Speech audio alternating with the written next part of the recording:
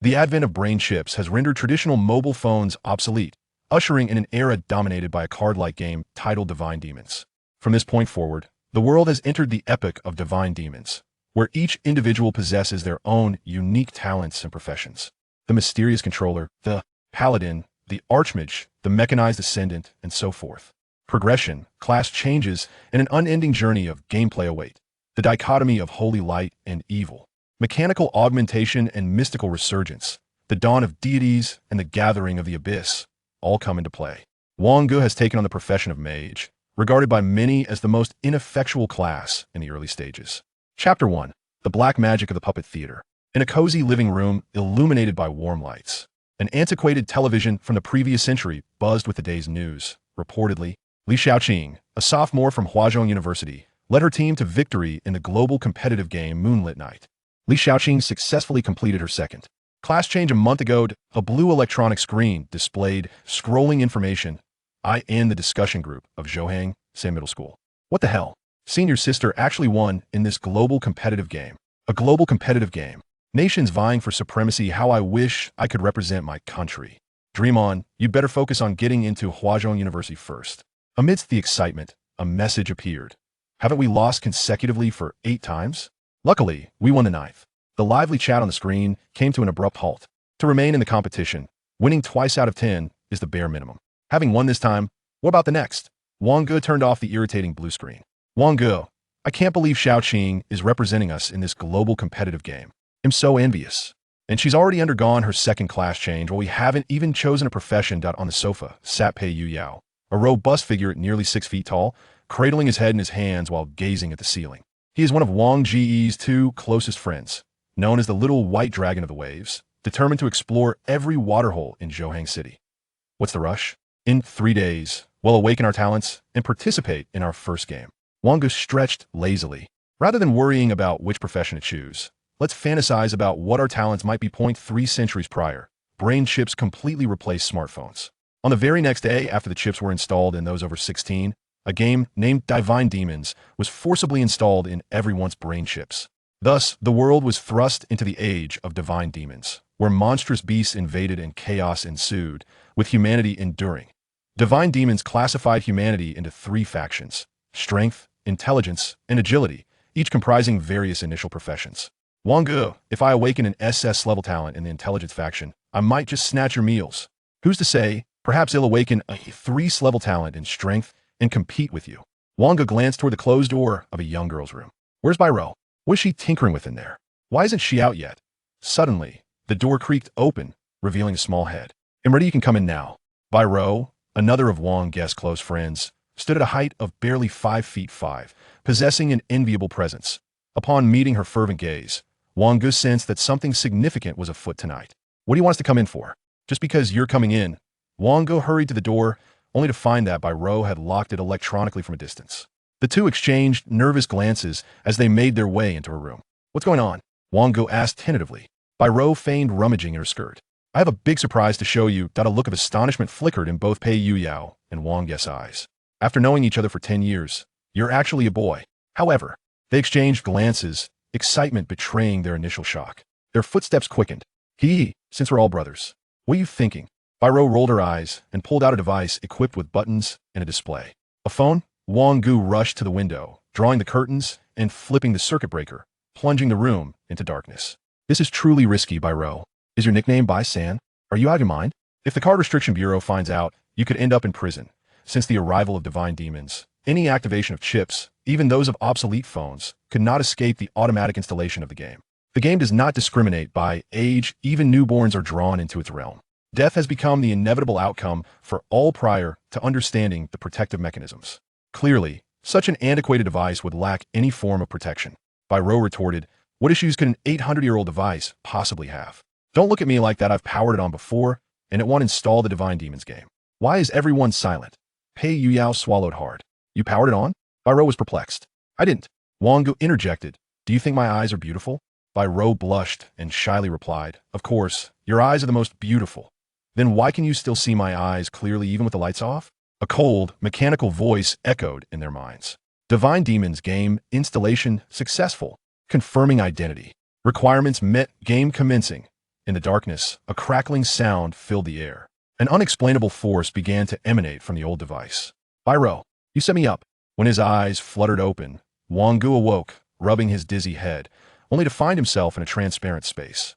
Outside, a brilliant river of stars flowed, breathtakingly beautiful, as if he were at the center of the universe. Before him stood a massive stone door adorned with intricate patterns, fresh moss exuding vitality. Please name yourself. Wang Ge. This naming held no significance regardless of what he chose. It would eventually be recorded by the state.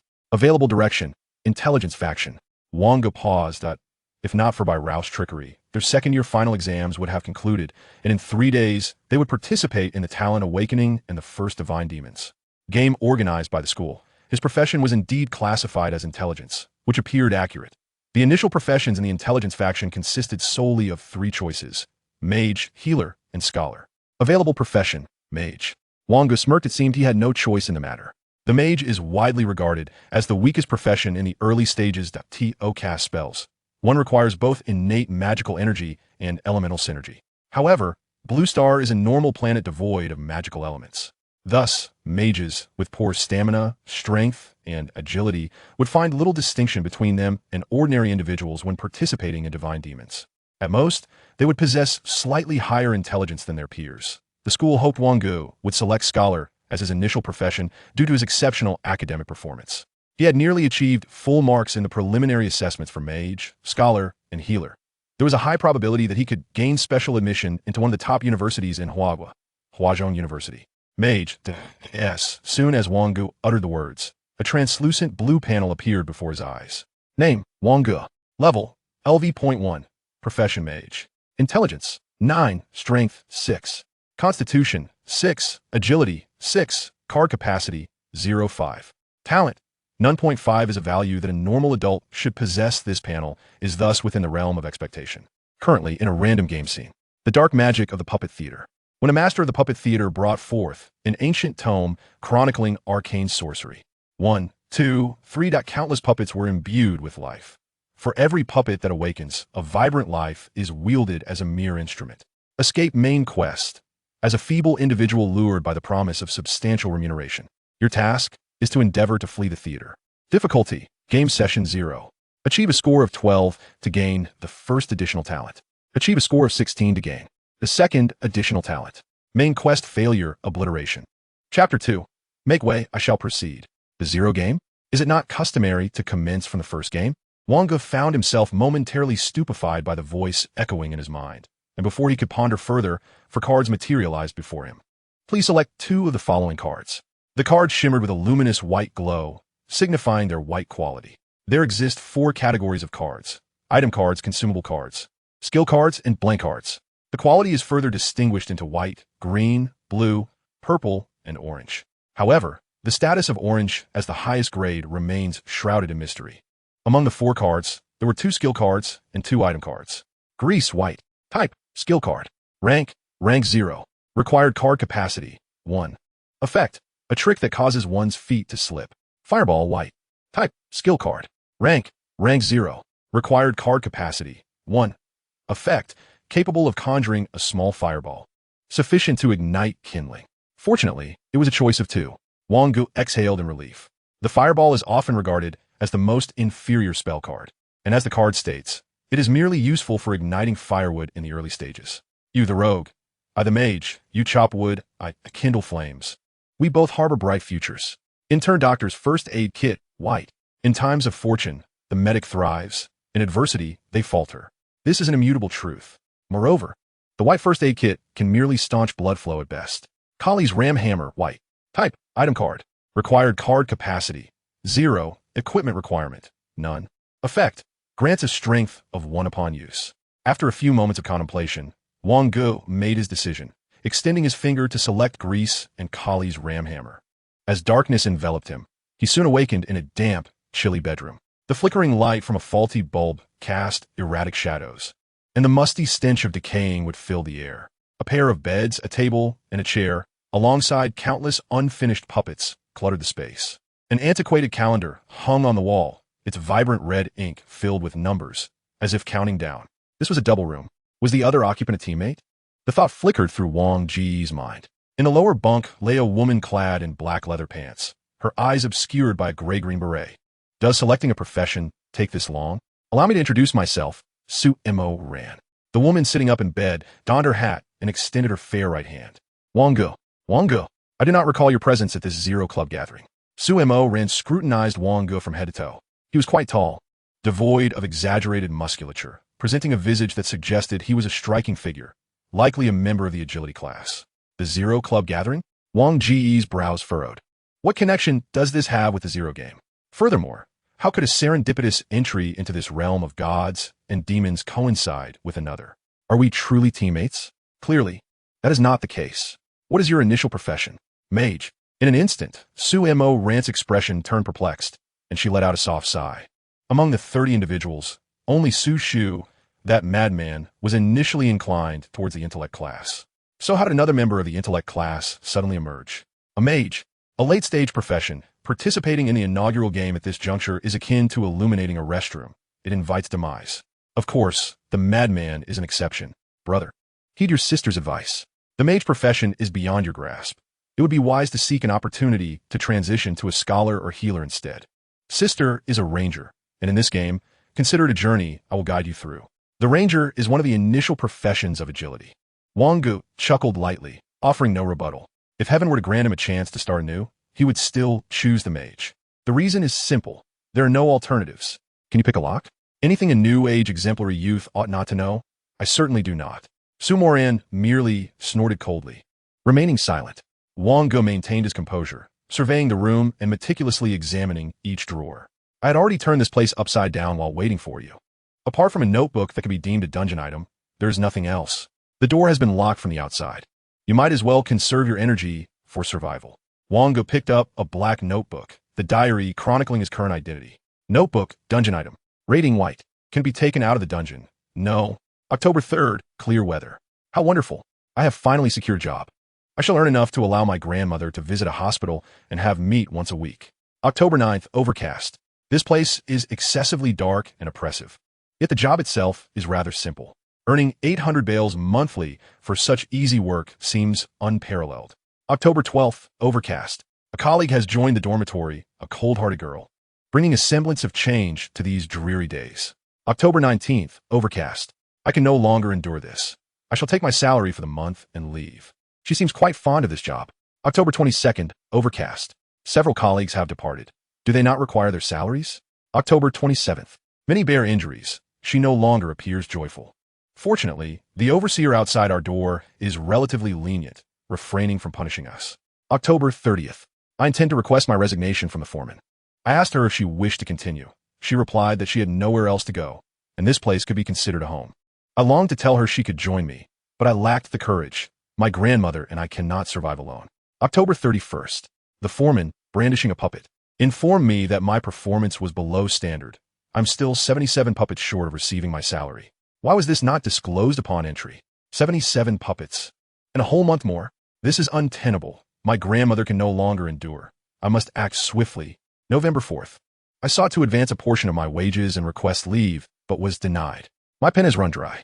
I must use the last of the ink to write a letter to my grandmother. Wang Ge closed the notebook and cast another glance at the calendar. The aforementioned numbers presumably represent a countdown to the number of puppets owed. By November 30th, that number reached 0. Approaching the door, I reached out to caress its surface. It was crafted from pine. To put it euphemistically, it was a door. To speak more bluntly, it was merely a plank of wood. Even the lock was a relic from the 1980s or 90s. Wooden door, unignitable. With a crisp sound, the door remained obstinately shut. Su Mo Rant's expression darkened. She had inadvertently damaged the lock. Step aside. Let me handle this. Wang Ge quietly extracted a crowbar from behind. Chapter 3. I merely pondered whether I could dismantle you. Bang, bang. 3 minutes later, with the resounding metallic clash of a lock against the floor, the door swung open. Before the two stood a dimly lit corridor, illuminated by oil lamps, leading into the depths. Distorted oil paintings adorned the walls, and vivid red handprints marred the surface, an unsettling sight. The air was filled with the crackling sound of the burning lamps, reminiscent of whispers from the unknown. Su Mo Ran inhaled deeply. Crossing this threshold marked the official commencement of the game. At the end of the corridor stood a boy, emaciated like a reed, his face devoid of color, holding a puppet that was merely the upper half of a figure. It seemed their arrival had stirred it from slumber. The puppet's mouth twitched as it exclaimed, "At last, at long last. Another disobedient slave wishes to escape. I have waited far too long." Wang Ge cast a sidelong glance at the puppet.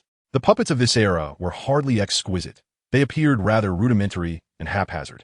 Wang Ge shook his head, finding no discernible utility in such antiquated creations. These puppets were evidently not artifacts of the occult. At best, they were mere parasites. Could the arcane truly endow them with immense strength? Their speed was contingent upon the humans they were parasitizing. The puppet, too, sensed Wang Ge's aggressive gaze. "Do you wish to voluntarily become my slave?" it inquired. Wang Ge replied with a shake of his head, "You overestimate yourself. I was merely contemplating whether I could dismantle you." The puppet's expression shifted dramatically, and it struck the wall with a fist. Instantly, the entire corridor trembled, the wall shattered, and countless fragments scattered. Yet, after a brief pause of 3 seconds, the corridor's walls reverted to their former state. "Did you see that? This is my power.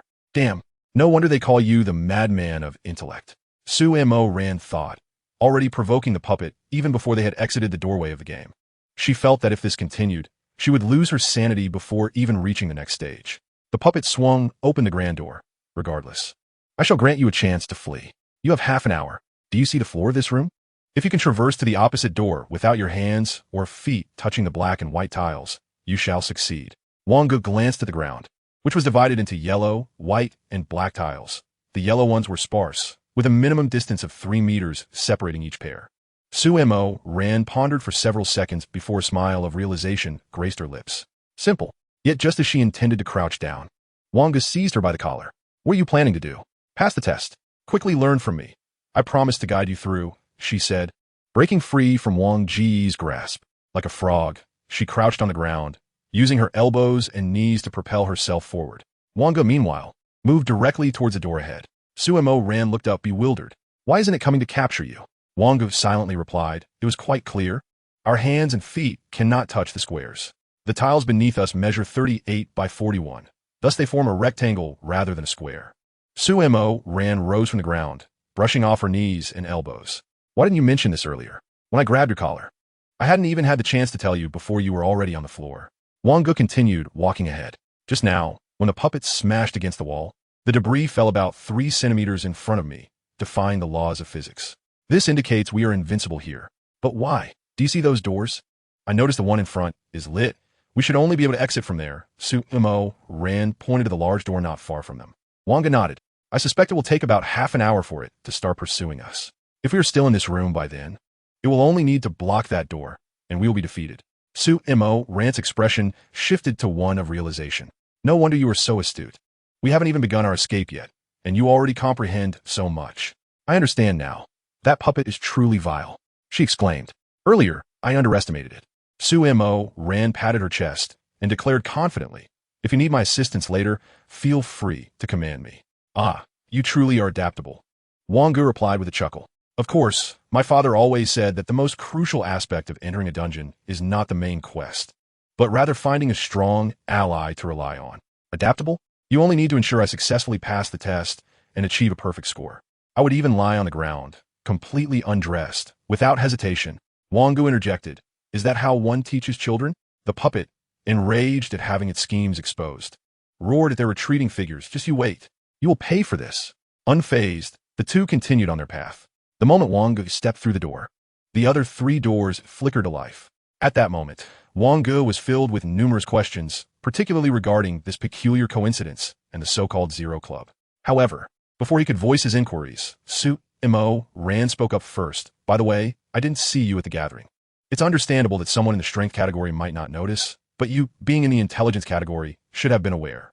Su Mo tapped her head, suddenly realizing, "Oh, I see. You were probably initially classified as agility type." Wang Ge maintained his composure. "What?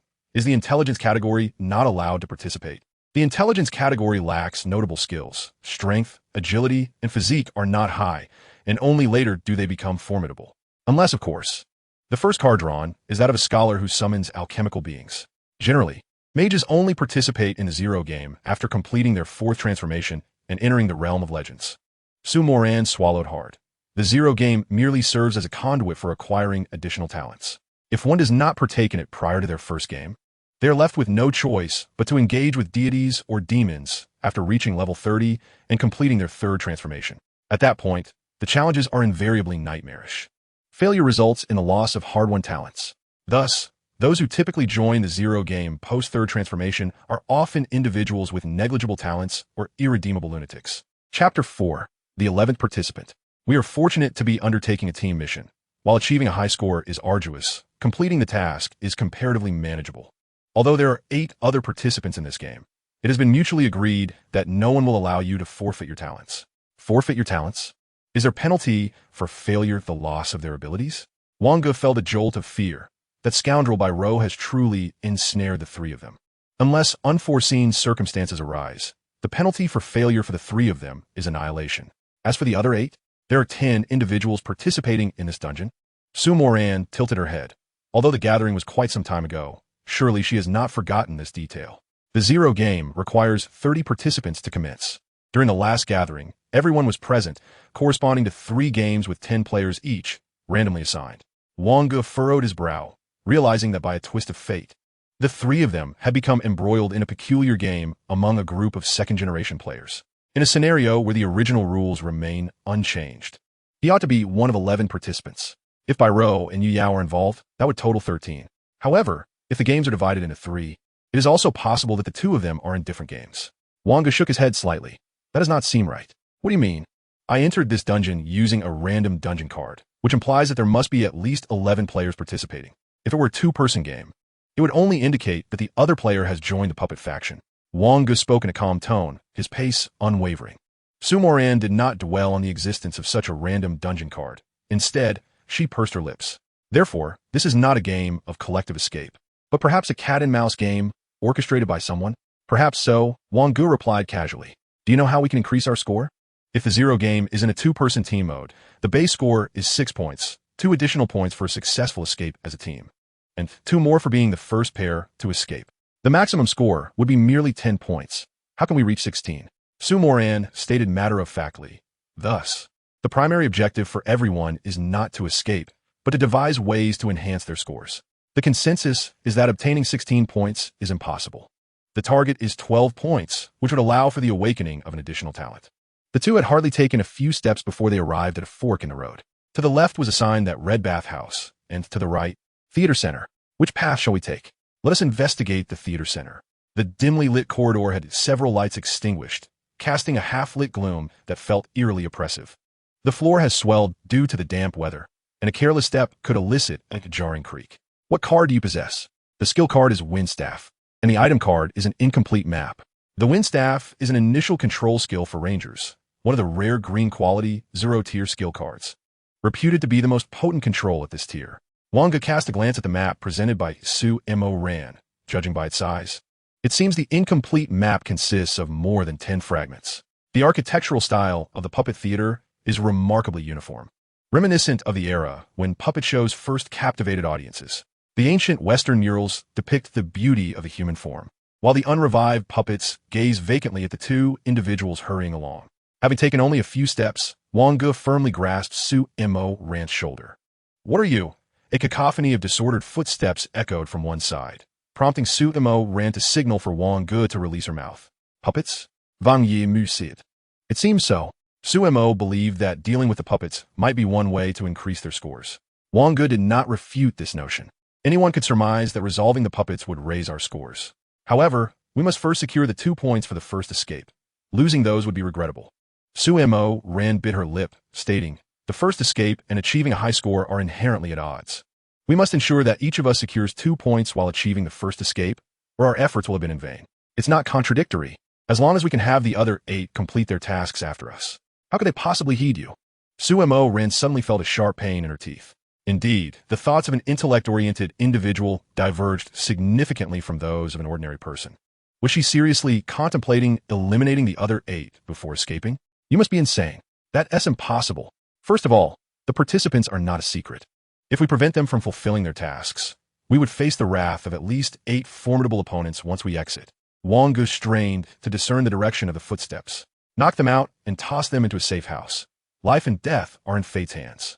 Should we really relinquish our scores out of fear of pursuit? While this reasoning held merit, Su Mo Ran wanted to retort, and you think you, a mere mage, could accomplish that? Yet, seeing the hammer tightly gripped in Wang Ge's right hand, she could only swallow her words. Su Mo Ran sensed that if she expressed any desire to abstain from participation, this madman would undoubtedly swing the hammer at her. Once the sound of the puppet's footsteps faded, the two resumed their journey toward the theater's center. Yet, faint footsteps began to echo once more in their vicinity. These cautious, careful steps, laden with the fear of being overheard, were starkly different from those of the puppets. Wang Ge casually picked up a common puppet displayed in the center cabinet of the theater and raised it with one hand. Can you perform ventriloquism? Su Mo Ran stammered. Her throat constricting, her lips cracked. Brother, can you? Wang Ge frugen non comitali. Didn't you say that you wouldn't possess any skills that a new century model citizen shouldn't have? Isn't ventriloquism a skill that a new century model citizen ought to possess? Wang Ge glanced at Su Mo Ran, reminding her, remember, if someone falls, use your skill. Understand? Su Muran made an okay gesture. Understood. Brother, feel free to unleash your potential. Wang Ge tried a few steps and instantly mastered the puppet's movements, bringing them to life with each step. Top, top, top, in the shadows around the corner. Su Lei remarked cautiously, no wonder this is the center of the theater. We just encountered a puppet, and here we have another. Brother Lei, shall we take action? The number of puppets should be limited. If we hesitate, others might seize the opportunity. Su Lei strategized, you go out first to lure them. Then make a circle and turn left towards the intersection where we encountered the puppet earlier. I'll come from the right and pounce on the puppet. Brother Lei, what if I get caught? What are you afraid of? Don't you have a life-saving card? Wang Ge, holding the puppet, spotted a short, thin figure darting out from the corner and quickened his pace. I see you, delectable human. You can't escape. The person, looking frantic, took off running. What a day. Can puppets actually eat humans? Wang Ge squinted. The intent to lure was too evident. Slippery feet. Slippery feet, mastery 14. In an instant, the person slipped and fell hard. As he attempted to get up and continue fleeing, he discovered he was immobilized by something, unable to use his life-saving card. Wang Ge seized a hammer and charged forward, striking the back of the man's head with precision, rendering him unconscious. Su Muran looked on, dumbfounded. You also possess a strength-based skill, stun?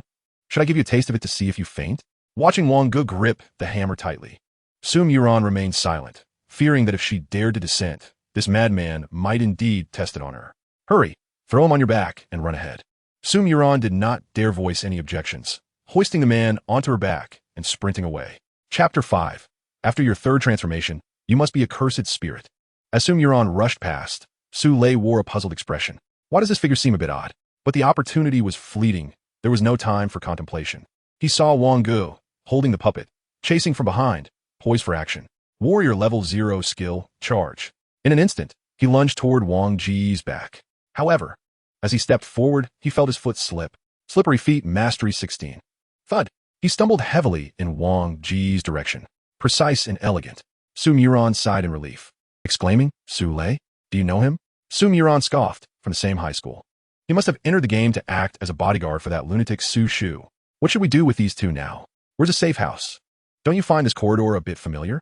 Su Muran looked up to see the signs for bathroom and theater center glaringly hung on the wall, her surprise evident. I didn't expect you to remember the way. Wang Ge queried. Are you implying you don't know the way? How could you claim you could lead me out earlier? Is it because of your overly pert backside? Su Muran blushed, scratching her head and patting her rear. Is it really that pert? Wang Ge found herself at a loss for words, pondering the folly of the girl who had managed to gain entry into this place, oblivious to the magnitude of the family that had allowed it. Brother, I have a compass with me, she remarked. A lack of direction has nothing to do with a compass. After securing the two individuals in the safe house, her unease prompted her to give both a gentle tap on the back of their heads. She then proceeded to search their belongings. From each, Wang Ge extracted a fragment of a map. Straining to discern the locations depicted, she noted that one fragment indeed indicated the whereabouts of this very safe house. Estimating the distance, she concluded that it would take less than 10 minutes to reach the main entrance of the building, which could not possibly be so straightforward. The earlier commotion had been too loud. We must exit through another door. The card from a zero game might well represent the accumulated wealth of a fourth-turn family over 2 years in the battlefield of gods and demons. Regardless of the circumstances, this game would undoubtedly unleash a tempest of bloodshed upon our exit. The threshold of the Su family might very well be trampled in the chaos. Yet, One must look out for oneself. Otherwise, the heavens will exact retribution. Could there be a discussion regarding who deserves the second gift? After all, little Sue was merely an accomplice, not the mastermind. Wang Ge cast a sidelong glance at the absent-minded Su Moran. You aren't contemplating selling me out, are you? Su Moran's heart skipped a beat, and she struggled to maintain her composure. Have you ever seen a cat sell its own leg and survive? If one sells out early enough, who can say for certain? Wang Ge waved her left hand casually, inadvertently placing the hammer behind her back. But I believe little Sue would never betray me, right? Su Moran nodded vigorously, akin to a chick pecking at rice. Of course, little Sue is the epitome of loyalty. Then little Sue would surely be willing to sign a demonic contract with me, wouldn't you? Little Sue's expression faltered. A demonic contract represents the final bastion of trust. Moreover, the most ludicrous aspect is that once signed, one would be scrutinized by the witnessing deity or demon. She mused inwardly. This fellow will undoubtedly become a demon mage after the fourth turn. What with ventriloquism and distance gauging, such abilities are clearly beyond the norm. Not to mention that hammer technique that renders one unconscious with precision. And he dares to boast of being an exemplary youth. No wonder those with intelligence attributes who reach the third turn often have a few screws loose. Ironically, this individual currently seemed to be somewhat unhinged. Although he might still prove to be a formidable ally in the future, it was a pity to waste such a handsome visage. What are you thinking about? Su Moran gazed at Wang Ge with a gentle expression, her body involuntarily trembling. All right, brother, little Sue is absolutely fine with that. Following the map's guidance, the two arrived at a door leading to the outside world. The large iron door, coated in black paint, had succumbed to the ravages of time, now rusted and marred. Two blood-red handprints bore witness to the tragic events that had unfolded here. Su Moran tentatively pushed the door, only to be surprised when it swung open effortlessly.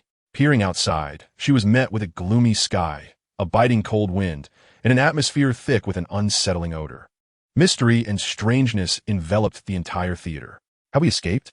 No, we are still within the theater. Wang Ge cast a glance outside, silently shutting the heavy iron door. It was evident that the outside world was far from welcoming, and he could only wonder what awaited beyond. One thing was certain. Had he been a puppet, he would have instinctively guarded the exit, capturing anyone who dared to approach, an almost effortless endeavor. Yet, it was likely that there was more than one exit, otherwise. This scenario would be unsolvable. Wang Ge retrieved his notebook and a pen he had pilfered from Su Lei, meticulously completing the map. A rudimentary floor plan sprang to life upon the page. However, a piece of the map remained unattached, presumably belonging to another structure. This area was not extensive. Su Moran gestured at the map, stating, "For what I glimpsed outside, it resembles a manor. Where should we venture next? Assuming this edifice is square. We have yet to explore these sections." Wang Ge folded the map, saying, "Let us investigate those areas. If we encounter any puppets, we can easily subdue one." A silence enveloped them for a brief moment. "Brother, are you discussing this with little Sue?" she inquired. "What else could it be?" he responded, clearing his throat. Su Moran coughed lightly. "Little Sue will always trust you, and you can always trust little Sue in return. So, what do you wish to convey?" Brother, you can decide," he replied, scratching his nose. In truth, he was merely asking casually. If Su Moran disagreed, he would have to compel her to acquiesce. However, this way would indeed save him some effort. He discreetly stowed away the hammer he had concealed behind him. The bathroom lay in the farthest corner of the theater, its faucets adorned with dark red rust, and the floor was thickly coated in dust, indicating it had been long abandoned. "Brother, if we find ourselves trapped in here, there will be nowhere to escape," Su Moran remarked. Just as Wang Ge was about to respond, a cacophony of disordered footsteps echoed from outside. He shot her a fierce glare. "You jinx! You must be some sort of harbinger of doom." Su Moran quickly covered her mouth, shaking her head vigorously. Outside, a bizarre and mocking voice rang out. "I see you, my dearest employees." Chapter 6, A Slash. Wang Ge pulled Su Moran behind panel, suddenly acutely aware of a prying gaze upon them. Yet, upon turning, he found only a bare wall. To his astonishment, he spotted a fist-sized eyeball staring back at him, its sclera marred with deep crimson veins, the inky pupil ceaselessly rotating. Eye of Peering, dungeon item. Rating white. Can it be taken out of the dungeon? Yes. The deity could indeed take the eyeball from the dungeon. The Eye of Peering was an artifact of the arcane. Practitioners of the arcane arts were not the most esteemed among scholars, often struggling to advance to the next tier while easily succumbing to the bizarre. In essence, this object was akin to a surveillance device. Only those versed in the arcane could establish a connection, rendering it worthless outside its realm. With decisive force, he smashed it with a hammer. "What is this thing?" Suemo Ran inquired. "The Eye of Peering," he replied, as the footsteps grew closer, lingering at the bathroom door. A distorted shadow elongated from the entrance to the opposite wall. "It's coming in," Suemo Ran whispered. "Do not hide. I'm aware of your presence. You are merely lurking behind there. The game is over." Wang Ge, Windrod. A dark green bow materialized in Suemo Ran's hands, shimmering with flowing light. After gathering power, she released an arrow directly aimed at the puppet. Whoosh! In that very instant, Wang Ge charged forward, facing the wide-eyed puppet. He swung a hammer down twice onto the knee of the person controlled by the puppet. In an instant, flesh was mangled and bones shattered. The puppet collapsed to the ground. Damn it! Damn it! My slave! The puppet swung a punch towards Wang Ge, while Wang Ge retaliated with a kick to the chest of the puppet. The entire puppet, along with the puppet it held, was sent flying. One more wind rod. This was Suemo Ran's final attempt. A green wind rod grazed past Wang Ge's ear, startling him. This was an indiscriminate attack. If it struck him, he too would be immobilized. He had already witnessed the puppet's power in the safe house. A single punch could obliterate 3 of his heads. Fortunately, as a scion of a prominent family, Suemo Ran's archery skills were assured. The puppet's punching motion faltered once more. Wang Ge firmly pressed down on the puppet's right arm with his left foot, while his right hand forcefully smashed the puppet's right hand to pieces. With his left hand, he yanked the puppet with great effort. It felt akin to pulling a cork from a kettle, and the puppet instantly flew out, landing beside Suemo Ran. "Ah!" Suemo Ran let out a shrill scream and kicked the puppet again. In this era, the supporting puppets in puppet shows lacked legs and required a person to manipulate them. This meant that the puppet could only crawl, not walk. Suemo Ran hurriedly ran to Wang Ge's side. The puppet struggled to climb towards them. Damn it! Damn it! The master will emerge soon. You all must die. You all must." The puppet's voice grew fainter, its movements increasingly stiff. Eventually, it supported itself with its left hand on the ground while raising its right hand, frozen in a pose of a survivor. A beam of white light erupted. "Key to door 2, usable 2 times. Indeed, there is a key." Simultaneously, a voice resonated in Wang Ge's mind. "Kill the second puppet. Contribution 662, not greater than or equal to 667. Rating 1. Suemo Ran exclaimed in surprise. "My rating increased by 1. Brother, did you receive it too?" Wang Ge furrowed his brow. If it were a team dungeon, the rewards would be shared equally, and losses would likewise be collective. It wouldn't be calculated so distinctly, down to the precise contribution. Wang Ge exhaled in relief. Addressing the now unconscious puppet, "My apologies." The puppet, lying on the ground, slightly quivered its eyelids. It struggled to open its eyes to see clearly, but prolonged closure rendered them incapable of accepting any light. Fortunately, the illumination in the bathroom was not intense, allowing it to barely crack them open. "Wang Ge, you are beyond salvation, aren't you?" Suemo Ran. Shouldn't a normal person ask if he could still be saved? Ugh, ugh. The parched throat had lost its functionality. Upon realizing the futility of resistance, he merely parted his lips and uttered 2 words. "Thank you." Subsequently, he closed his eyes once more. Wang Ge nodded slightly. Rescuing him from his plight surely warranted gratitude. Suemo Ran soon grasped the situation. "Wow, we truly did eliminate a puppet. But did you collect the key?" Wang Ge shared the details of the key, further solidifying his belief that this instance was not a cooperative endeavor, but rather a solitary mission. Thus, the initial escape could hardly be described as a group effort, nor was there a division of spoils for a collective escape. Wang Ge glanced at Suemo Ran, who suddenly shivered. "Brother, what's wrong?" "It's nothing. Hee hee." Suemo Ran chuckled awkwardly. "Let S move." Your earlier shout was rather loud. It was exhilarating, understandable, to shout a bit. Suemo Ran exclaimed, invigorated. "Besides, what puppets? One appears, and we eliminate it. Can you still unleash the wind staff?" Suemo Ran smiled sheepishly. "I've recovered somewhat. I can manage to cast it once more." Skill cards occupy card slots. The primary distinction between a skill card and a consumable card lies in the former, granting the user mastery of the skill. Once proficiency reaches 100, one can learn the contents of the card. A blank card allows the learned skill to be converted back into a skill or consumable card. Wang Ge nodded slightly. Intelligence correlates with mana to some extent, yet the release of a 0-tier card requires none of that. With his current intelligence, he could only cast it approximately 5 times. Let S go. As their exploration progressed, Wang Ge nearly mapped out the entire structure of the building. 3 bedrooms indicated. If all went as expected, 6 individuals, 3 puppets, leaving 2 individuals and 2 puppets. Su Ran found it peculiar that they had traversed the entire theater without encountering anyone. Just as she was about to speak, she caught Wang Ge's vigilant gaze. Someone is watching us. Someone? Wang Ge nodded slightly, his eyes flickering. It felt akin to being scrutinized by the earlier observing eye, yet this time, the gaze was more fervent, laced with hostility. Prepare the wind staff. As the two turned the corner, the two following them quickened their pace. As a ranger, Su Ran perceived their subtle footsteps. Had it not been for Wang Ge's warning, she likely would have overlooked those faint sounds. You to the left, I to the right. In an instant, they pivoted toward the corner. A wind staff was launched forward, while Wang Ge's agility locked onto the target. Under the dim, flickering light, 2 crouched shadows appeared on the wall. Chapter 7. The Mysterious Arrival of the Puppet Body. Su Ran leaned in for a closer look. How is it them? Do you know them? Wang Ge searched the 2 figures. They must have been tailing us since we came from bathroom. Your shout was too loud. The puppets have poor hearing, but it certainly attracted them. This gathering prior to the commencement is indeed intended for mutual care and consideration. Su Ran rolled her eyes, exclaiming, who knew a madman would appear out of nowhere? Lin Yu and Lin Tai are the 2 brothers hailing from the renowned family of thieves, the Lin clan. It is likely they have already mastered the skills of a level 0 thief to a considerable extent. The skills of a thief are rather straightforward. Anyone with experience can teach them effectively. However, for professions like rangers and mages, which require the manipulation of elements, there is no such thing as a preparatory class. At most, one might begin meditation early and practice archery. Wang Ge discovered 2 daggers on the brothers. Bronze dagger, white. Type, item card. Required card capacity, 1. Equipment requirement, none. Agility 1. Sharpness 20 upon contact with biological entities. These are indeed valuable items, boasting at least 2 attributes.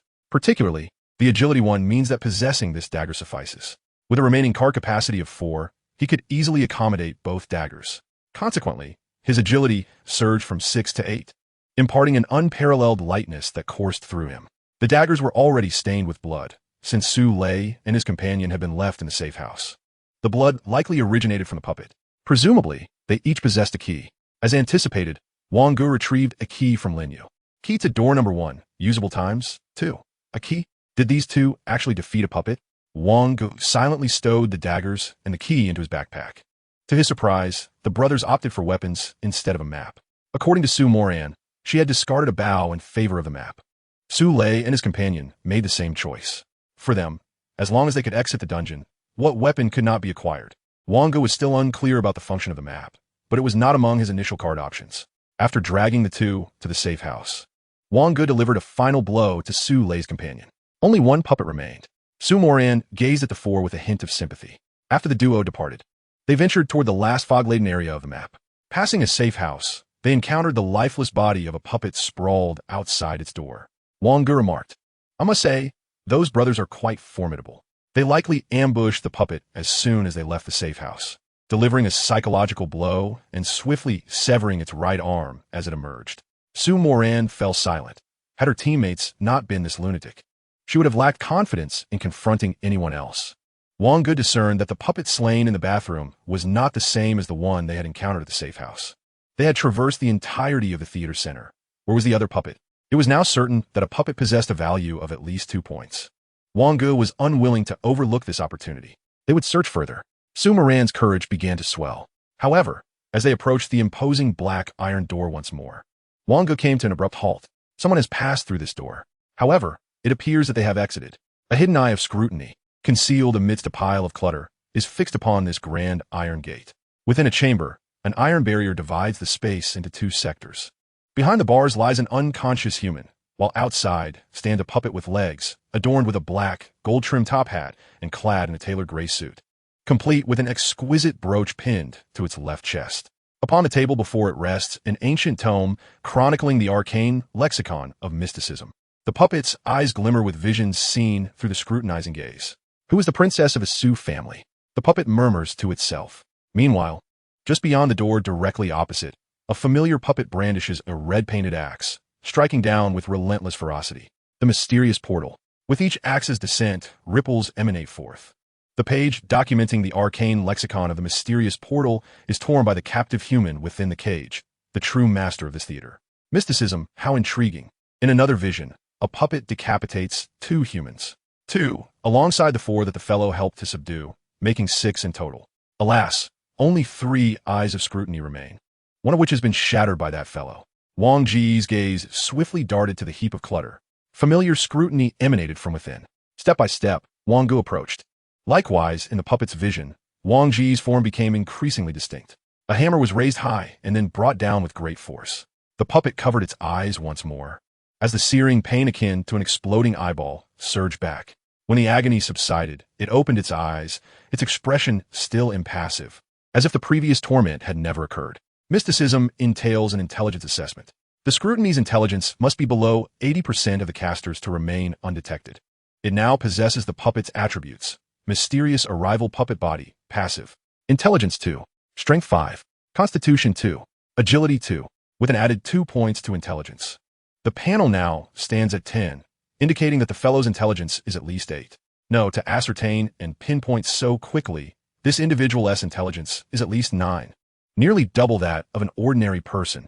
What sort of monster has emerged?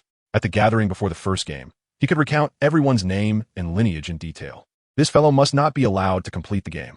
Regrettably, Su Lei, that fool, has already fainted. He muttered. Those large eyes are truly repugnant. Wang Ge licked his lips. It seems the 11th player randomly assigned to the puppet is currently gazing at us. Wang Ge nodded slightly. It is highly probable. Things are finally becoming interesting. However, what does this eye of scrutiny signify in this context? All players in the theater have been dealt with, leaving only one puppet remaining. The words spoken by that puppet before its demise in the bathroom have piqued Wang Ge's interest, hinting that the master will soon emerge. The master in question, if I am not mistaken, is most likely the 11th player. This implies that they will soon emerge, suggesting that they are currently confined in some location. Brother, should we venture out to investigate? No. Wang Ge closed his eyes, the myriad images of the theater flashing vividly in his mind. After a moment, he opened his eyes and turned to a fresh page in his notebook. A meticulously detailed floor plan was sketched out with precision down to the decimeter. On this new diagram, 2 regions remained unknown. Chapter 8, The Hidden Door. The second puppet, only the last of the 11, the final eye of observation, hesitated. Should they guard the entrance to the mysterious door, or should they be utilized to monitor the movements of the 2 individuals? Resolutely, he thought. Since 10 had already been captured, 6 in total, the score should be sufficient. Summoning the remaining 2 puppets, he decided to breach the mysterious door, liberating it to facilitate the completion of subsequent tasks. With a mere thought, a simple command was transmitted to the 2 puppets still in other rooms. One of the puppets had already dissected the chests of the 2 decapitated corpses, blood spilling profusely, the scene a chaotic mess. Clutching 2 crimson hearts, still pulsating under the theater's enigmatic influence, the puppet made its way toward the door. The other puppet had cornered a pair of girls, its body creaking ominously. A massive axe raised high, yet in the next moment, it turned without a hint of hesitation and walked toward the door. Sister, have we been saved? The one referred to as sister pressed her lips together. Puppets possess intelligence. This scenario resembles an order from mystical texts, forcibly suppressing the faint intelligence inherent to their creation. Sister, your explanation is too complex. I do not understand. In simpler terms, it has received a command to undertake a matter of greater significance. What shall we do then? We need a key to exit. Thus, we must follow them. Wang Ge led. Su Mo ran to the first unexplored unknown area. Brother, this is just a wall. There are no rooms here. Creak, creak, creak. With the sound of gears turning, a small chamber appeared before them. The room measured approximately 20 square meters. Exceedingly rudimentary, the air thick with a hint of sanguine scent. Inside stood an antiquated safe, a desk, and a wooden chair. Additionally, there was a glowing inscription array radiating a gray-green light. Is this a private office? What is this inscription array? Mystical Revival Array, low level. Mystical Revival refers to the array that bestows mystical life upon objects. However, this type of array demands offerings to procure enduring life. But what might those offerings be? At the center of the array lay 7 hearts, 4 of which had shriveled, and 1 devoid of any color. When had Su Mo Ran ever encountered such a scene? What is this mystical revival array? Did you even pay attention in high school? I ranked in the top 10 before our final exams in sophomore year. Did they teach such knowledge in high school? Wang Ge remained silent.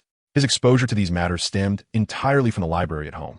Both his father and mother were scholars by profession, yet they vanished when Wang Ge was merely 11, leaving behind a plethora of books, but not a single letter. Wang Ge sought assistance from the authorities, but they merely reiterated their lack of jurisdiction. Even if he could prove he was their biological son, he would still be met with the same refrain of insufficient authority. Nonetheless, Wang Ge harbored a firm belief that his parents were still alive. 3 years prior, they had sent him a small pendant shaped like an inverted pyramid, which now hung silently at his collar, its purpose eluding him despite his thorough examination of every book in the library. The mysterious resurrection array could bestow life upon inanimate objects through offerings, Wang Ge remarked casually. For instance, figurines or dolls favored by some individuals. This array held considerable value in the outside world, as the insatiable desires of certain individuals knew no bounds. Su Mo Ran attempted to sketch the array with paper and pen, but her efforts resulted in a squiggly line resembling a worm, prompting her to abandon the task. Wang Ge cast a fleeting glance.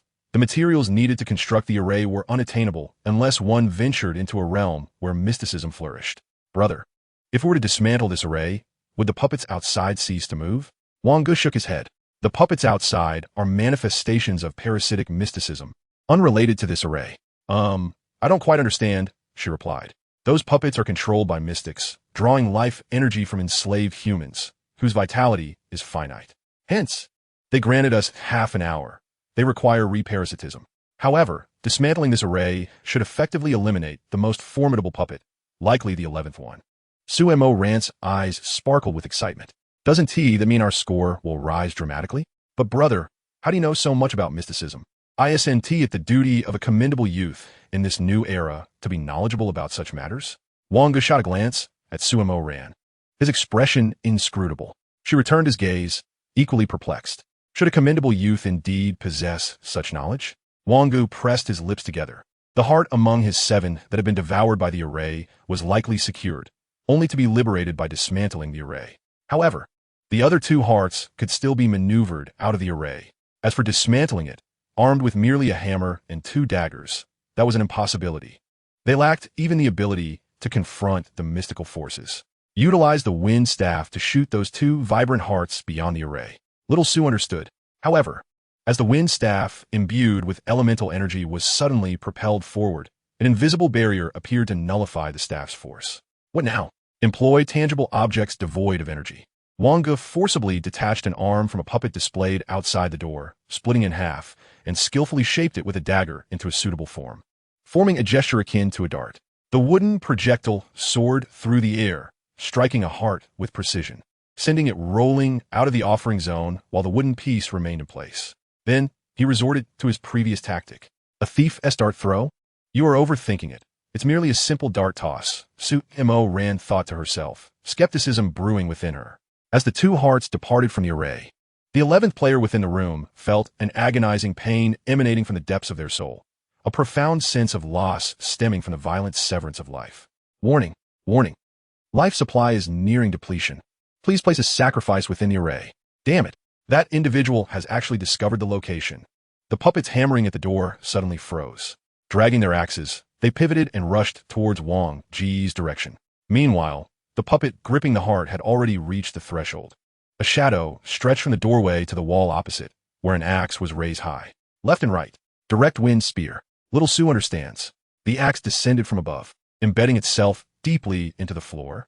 The 2 of them executed a simultaneous roll, but as Su Mo Ran regained his balance, he was astonished to find Wang Ge poised to strike. Is this intellect-based agility even higher than mine?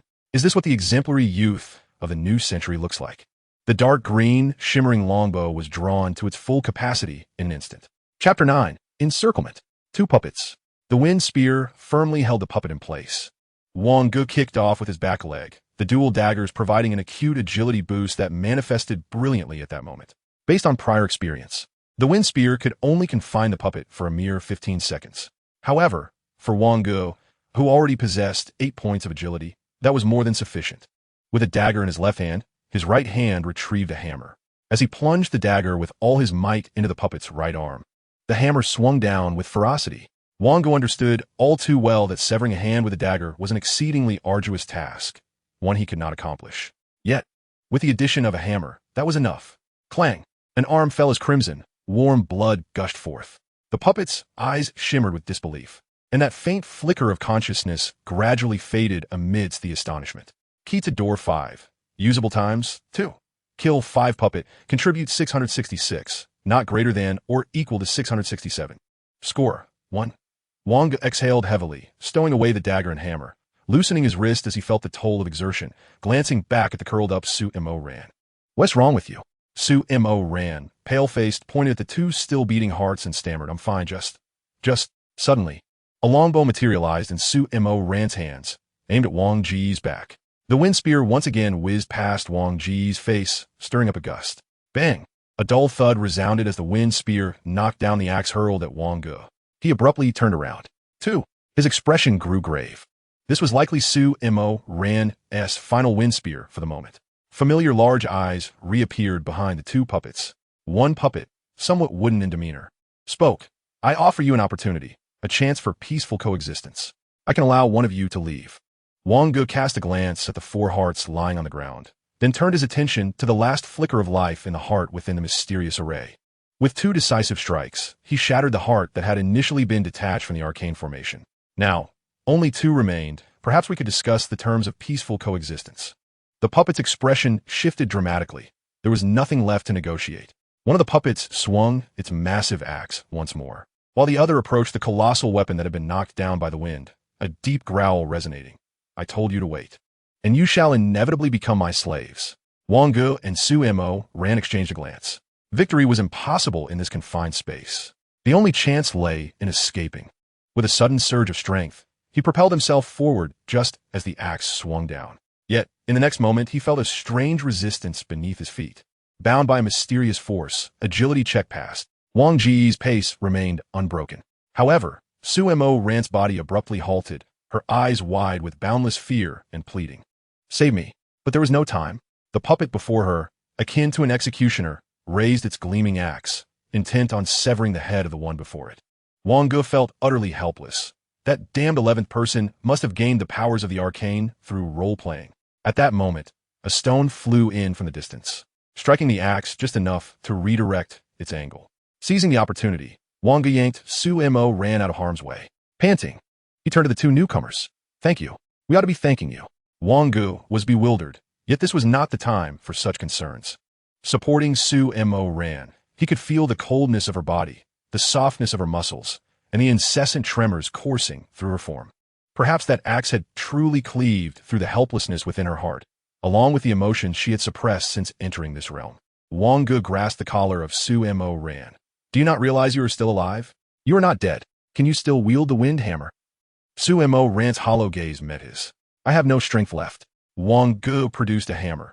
In that case, rather than letting the puppet strike you down, it would be kinder for me to send you away first. Her eyes flickered with a glimmer of life as she shook her head vigorously. She felt that perhaps she could still be saved. The puppet, wary, did not pursue. One guarded the entrance while the other cradled the 2 vibrant hearts, carefully protecting them against its chest. Yet, it appeared that time was of the essence, as the puppet dashed madly towards the array. The 2 sisters, arriving hastily, were completely oblivious to the situation at hand. Wang Ge quickly declared, we cannot allow the puppet to place the 2 hearts into the array.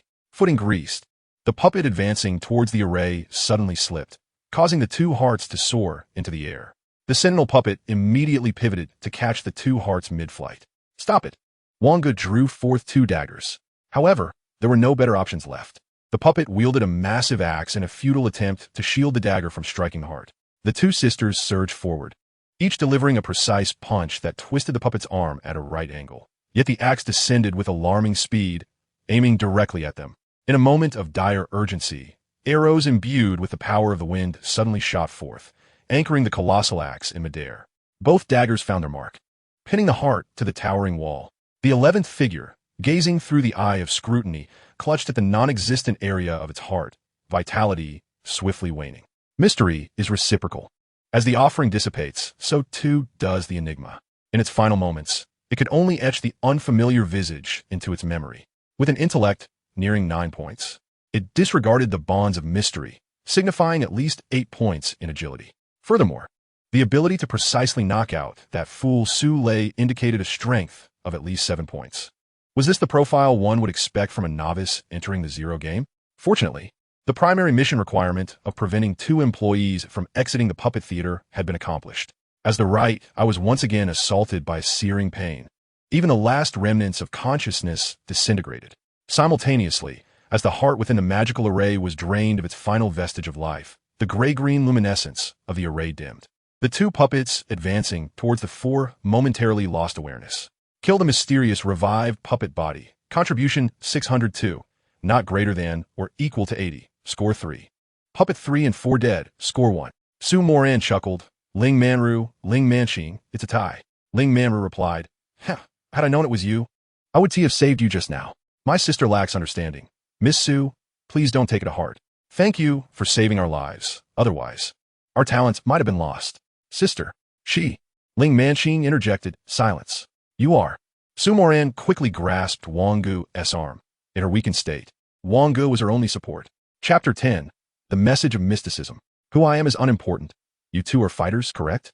And you must be a rogue, given your precision with daggers.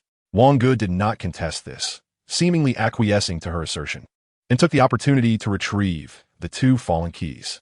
Key to door 3, uses 2. Key to door 4, uses 2. If this puppet theater possesses only 5 keys, then all keys are now in hand. This undoubtedly constitutes a collaborative dungeon. There are 5 doors, yet each key can only be used twice. Should they all fail, even eliminating all the puppets would not suffice to clear the challenge. Nevertheless, at this moment, the score for the first successful passage had already been secured. The scores from puppets 3 and 4 would be divided equally among the 4, yielding 1 point each. Together with the 3 points from the 11th figure and the previous puppet's 1 point, the total had reached 5 points. If the base score is 6 points, then factoring in the score for the first escape, accumulating enough points for an additional talent was already within reach. Ling Manxing inquired, what on earth has transpired? Su Mo Ran stubbornly remarked, regardless, you all are holding the scores, so what is the point of asking so many questions? In the end, we'll all be eliminated. His sister, Ling Manxing, appeared exceedingly composed. Does that mean we have successfully cleared the level? Who knows? Ling Manru interjected, I just spotted the key. Those who see it should at least be entitled to a share, right? Wang Ge slightly shook his head, sure, but you'll need to come and get it yourself. In an instant, Ling Manru rushed forward, but just as she was about to reach Wang Ge, she stumbled and collided into him with a thud. Bang! Ouch, sister. That hurt. Ling Manxing cast a deep glance at Wang Ge. Let the first escape score be yours. Su Mo Ran retorted. What do you mean by letting it be ours? As if you could snatch the key from us. Ling Manxing said nothing further, taking Ling Manru and departing. Creaking sounds followed as she pressed her ear against the door, listening to the sound of machinery whirring, slowly twisting the knob with great deliberation. Su Mo Ran watched with wide, curious eyes. With a click, 3 minutes later, the safe swung open. Brother, didn't you say you couldn't pick locks? Wang Ge replied, this is unlocking, not picking. Su Mo Ran was left speechless, silently accepting the notion that a fine young man should be capable of unlocking but not of picking locks. Inside the safe were numerous currencies and several pieces of parchment, seemingly torn from an unknown book. Acquire consumption card, mystical door white. Type, consumption card. Uses, 1. Requirement, intelligence 8. Effect, the mystical door can close, and naturally, it can also open. Acquired game clue, message of mysticism. Message of mysticism green. Type, consumption card. Uses, 1. Requirement, limited to the 3rd or 4th game. Effect, upon entering the game, one can choose whether to enter the instance indicated in the message. Wang Ge was taken aback. This card could undoubtedly be taken out of the instance. The mystical door held little value, but the message of mysticism was precious. This was likely a class change book for mysticism. It wasn't enough for a scholar to simply wish to transition into a mystic. One must delve into the world of mysticism to seek opportunities. Alas, it was unfortunate that there were so few who cherished mysticism, destined to fetch a low price unless one encountered a foolhardy buyer. Wang Ge stuffed all the money into his pockets. Su Mo Ran questioned, but you can't take this money out. What is the point of having it? Do not ask meaningless questions. Little Su, do not inquire. But you must ensure you do not abandon me. I hold a grudge against the Ling sisters. Little Su gazed at Wang Ge with anticipation. Intrigued, Wang Ge, while stuffing money, asked what kind of grudge. When we were young and naive, they stole my belongings. So I gave them both a beating and stuffed them into their doghouse, even locking the door. A minor issue. Who told them they couldn't withstand you? Well, the main issue was that their male griffin two-headed dog happened to be in heat. At that time, Wang Ge was left without words. No wonder if looks could kill. Su Mo Ran would have met her demise countless times by now. Can you truly overpower those from the power faction? Su Mo Ran retorted. Why wouldn't I be able to? When we were young, we were all the same. It was merely a matter of who was tougher. In our neighborhood, no one could match little Sue's ferocity. She was the leader. Let us go, there's south, just one last place we haven't visited. After which we will have completed all our tasks, she added, referring to another unknown space on the map. If all goes as expected, it should be the chamber where the 11th person is imprisoned. Facing a wall that felt utterly unremarkable to the touch, Wang Ge attempted to strike it with a hammer. To his astonishment, the wall rippled as if all force had been dissipated. A notion of a mysterious door emerged in Wang Ge's mind, lingering persistently. He retrieved the recently acquired card labeled Mysterious Door and chose to utilize it. A simple wooden door manifested before them. Su Mo ran, ever the curious child, was entirely oblivious to the unfolding events. Taking a deep breath, Wang Ge pushed open the door. Inside appeared to be a prison, separated by an iron barrier that divided the room. An elaborately dressed puppet lay sprawled across a table, with a book pinned beneath it. The open pages of the book bore an uncanny resemblance to those found within the safe. Ancient sorcery, mysticism, dungeon item. Rating, green. Can it be taken out of the dungeon? Yes. Note, taking it out will yield 3 random mysticism skill cards, 70 white, 28 green, 2 blue. A remarkable find. Wang Ge openly collected the item, and then glanced at Su Mo Ran. She quickly stepped back, exclaiming, was there something on the table just now? How did I miss it? The pressure of completing their task dissipated, and Wang Ge offered a gentle smile. Such a considerate little Su. Though her words could be a bit much. So cool, Su Mo Ran mumbled. Wang Ge turned his attention to the human within the cage, a scruffy middle-aged man. Presumably the theater owner mentioned in their quest. As Wang Ge raised his hammer to smash the lock on the door, an announcement resonated in the minds of all players within the dungeon. Zero Time Puppet Theater's dark magic cleared. Score, 2. It was about time to leave. Su Mo Ran muttered to herself, calculating their score, before breaking into a silly grin. Hey, hey, hey. As the two stepped through the imposing black iron door, they were finally met with a biting cold wind. The enigma and eeriness enveloping the theater began to fade. A brilliant ray of sunlight pierced through the clouds, bathing them in warmth. Wang Ge remarked, let us consider this as me guiding you through this challenge, shall we? Well, without you, little Su would have surely frozen. She replied, surely, little Su would be willing to assist me once more? What kind of help? Su Mo Ran suddenly had an ominous feeling. Could it be that she was indeed expected to lie down, stripped of her clothing? Take a few steps forward. Su Mo Ran cautiously walked a few steps. Wang Ge fixed his gaze on her legs. Speed up a bit. Su Mo Ran pressed her lips together, glancing at her legs. Little Su will show you, she declared, suddenly adopting the demeanor of a runway model as she strutted forward. Slippery Soles. Slippery Soles Proficiency, 21. Chapter 11, Return. Slippery Soles Proficiency, 7692. It was not until her proficiency could no longer be increased that Wang Ge finally released Su Mo Ran from her plight. Covered in mud, her black leather attire was caked with damp clay, and her legs trembled uncontrollably, her eyes filled with terror. Who would practice on their own teammate like this? It would be better to let her lie down and strip bare. Wang Ge unlocked the grand door of the theater. Well then, brother, this is where we part ways. Regarding that divine contract, Wang Ge shook his head slightly. No need for that.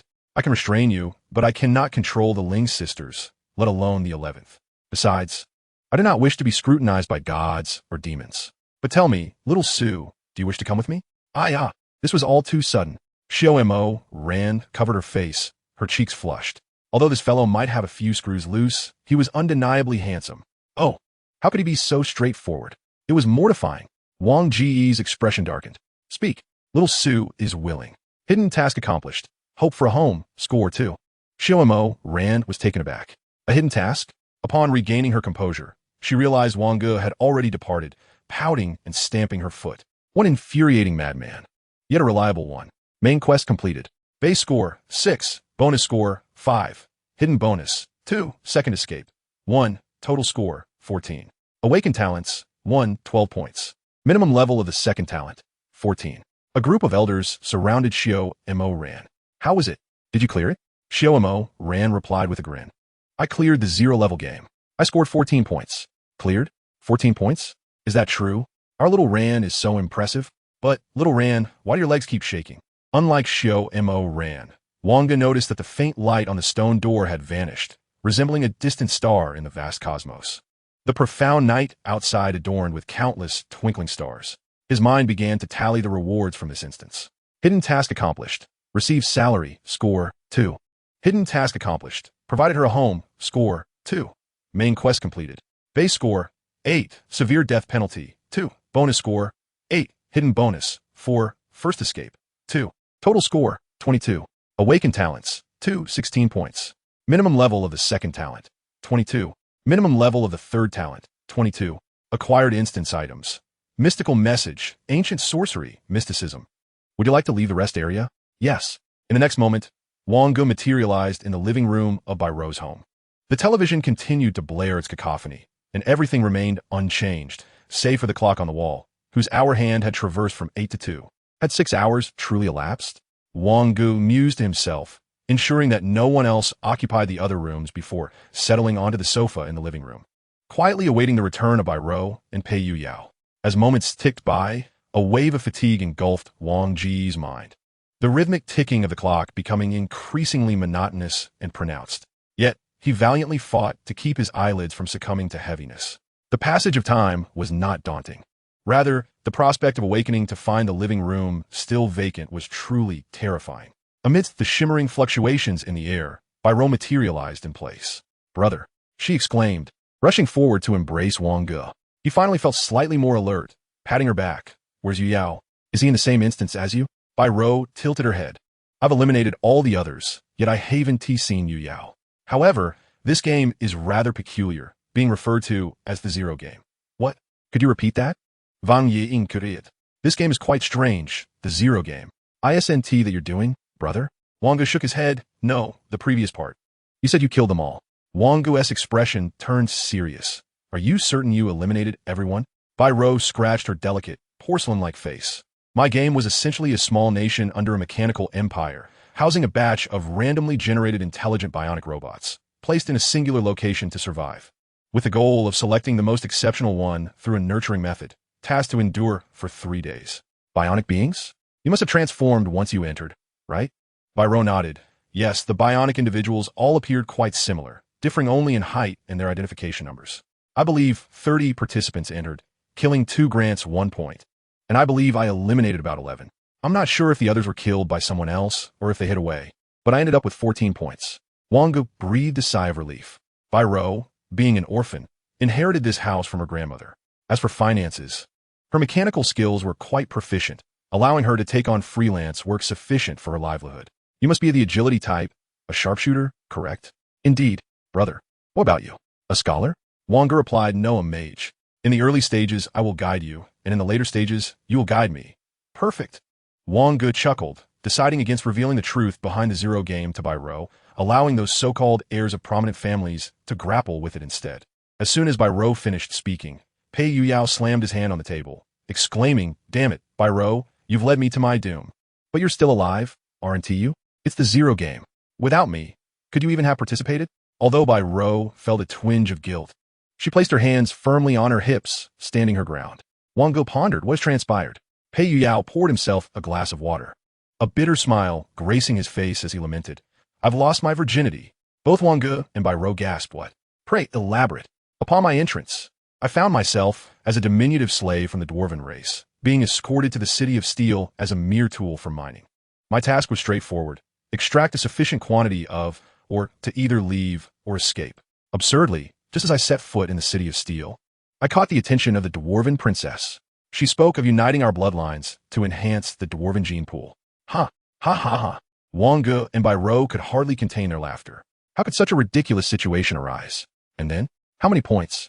14 points, Pei Yuyao remarked, lamenting the last 2 points that eluded him. 8 points for the Foundation, 2 for escaping slavery, and 4 for achieving a close relationship with the dwarves, nothing more.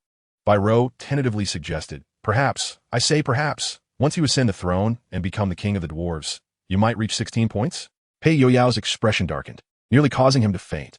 Chapter 12, Distant Ant. Wang Ge, what about you? Wang Ge, I can awaken 2 talents. You obtained 16 points. I knew Ge was the most formidable. Wang Ge sipped the now tepid chrysanthemum tea, still faintly sweet. Byro blocked the doorway, exclaiming, "It wasn't easy, was it? You must be thrilled." Wang Ge's demeanor shifted to seriousness as he warned, "This time, it doesn't matter if you has knowledge. You must keep the events of this 0th game to yourself. Not a single word can be uttered." Byro, misunderstanding his concern as regarding her secretive phone, nodded sheepishly. I understand. That's good to hear. Get a good night's sleep tonight. In 2 days, you will awaken your talents. Pei Yao empathized, clutching his side. Indeed, a good night's sleep is necessary. I haven't had one in days. The night was thick, with clouds obscuring the stars, and the streets were suffused with the fragrance of flowers and herbs. The feeble white light of the street lamps illuminated the path, while the robotic sentinels remained on duty. Players from the technological side had introduced numerous advanced technologies, resulting in an unusually peculiar development of the tech tree. Some technologies remained archaic, while others surpassed this era by centuries, even millennia. Fortunately, such advanced technologies could not be extracted from the game unless a corresponding tech tree was matched. As of now, the brain had not yet been implanted with a chip, rendering it impossible to connect to the demon and god game. Naturally, items acquired from the 0th game could not be utilized. Upon reaching the ground floor, I noticed that the lights in the room of my elderly neighbor, Aunt Ming, were still aglow. Just as Wang Ge was about to enter, Meng Ting's expression grew slightly serious. Had she fortuitously entered the demon and god game? It seemed tonight was the time for new members of the Zero Club to participate in the 0th game. Meng Ting waved her right hand, and a pale blue screen materialized before her, displaying the discussions within the Zero Club's chat group. A voting session had evidently concluded, with 30 participants casting 30 votes. Only 3 had scored above 12 points. Astonishingly, 14 individuals had lost their chance to awaken their first talent. The black magic of the puppet theater, 2 individuals. The escape of the androids, 8 participants. The slaves of the dwarves, 4 participants. The disaster zone is the second instance, where nearly no one survived. Among these 3 games, only the black magic of the puppet theater is a new title. The escape of the androids has always been present, generally regarded as a second or third playthrough, and the slaves of the dwarves has had similar precedents. Unexpectedly, these 2 instances faced the brunt of the calamity. As Meng Ting observed, she noted that in the black magic of the puppet theater, most players reported that after being knocked unconscious, they awakened to find themselves informed of their game completion. Did players in the 0th game directly clear an instance equivalent to the difficulty of the second game? Meng Ting pursed her lips and lightly tapped the table. Those who passed truly were remarkable. That murderous android did not seem to be a player. Indeed, no matter what coded signals I uttered previously, they proved futile. You cannot imagine the despair of being threatened at gunpoint by her. Are you referring to that android, just over 1.50 meters tall? That fellow chased me relentlessly, but fortunately, I leaped into a ruin and evaded disaster. One person consoled. Alas, just accept it. The android instance occasionally features exceptionally formidable adversaries. An ill-timed remark surfaced. Su Shu. No, this time, more than just our 30 participants took part in the 0th game. Like a thunderclap, the chat group erupted with fervor. Even the veteran players lurking in the shadows emerged. What? Is that true? Do you have any proof? Su Shu. Su Mo ran, his partner, is not among our 30. Su Mo ran. Oh dear, so you're the one who aimed to eliminate all 10 of us, standing opposed to our group? This is hilarious. You couldn't even manage that yet still achieved game completion.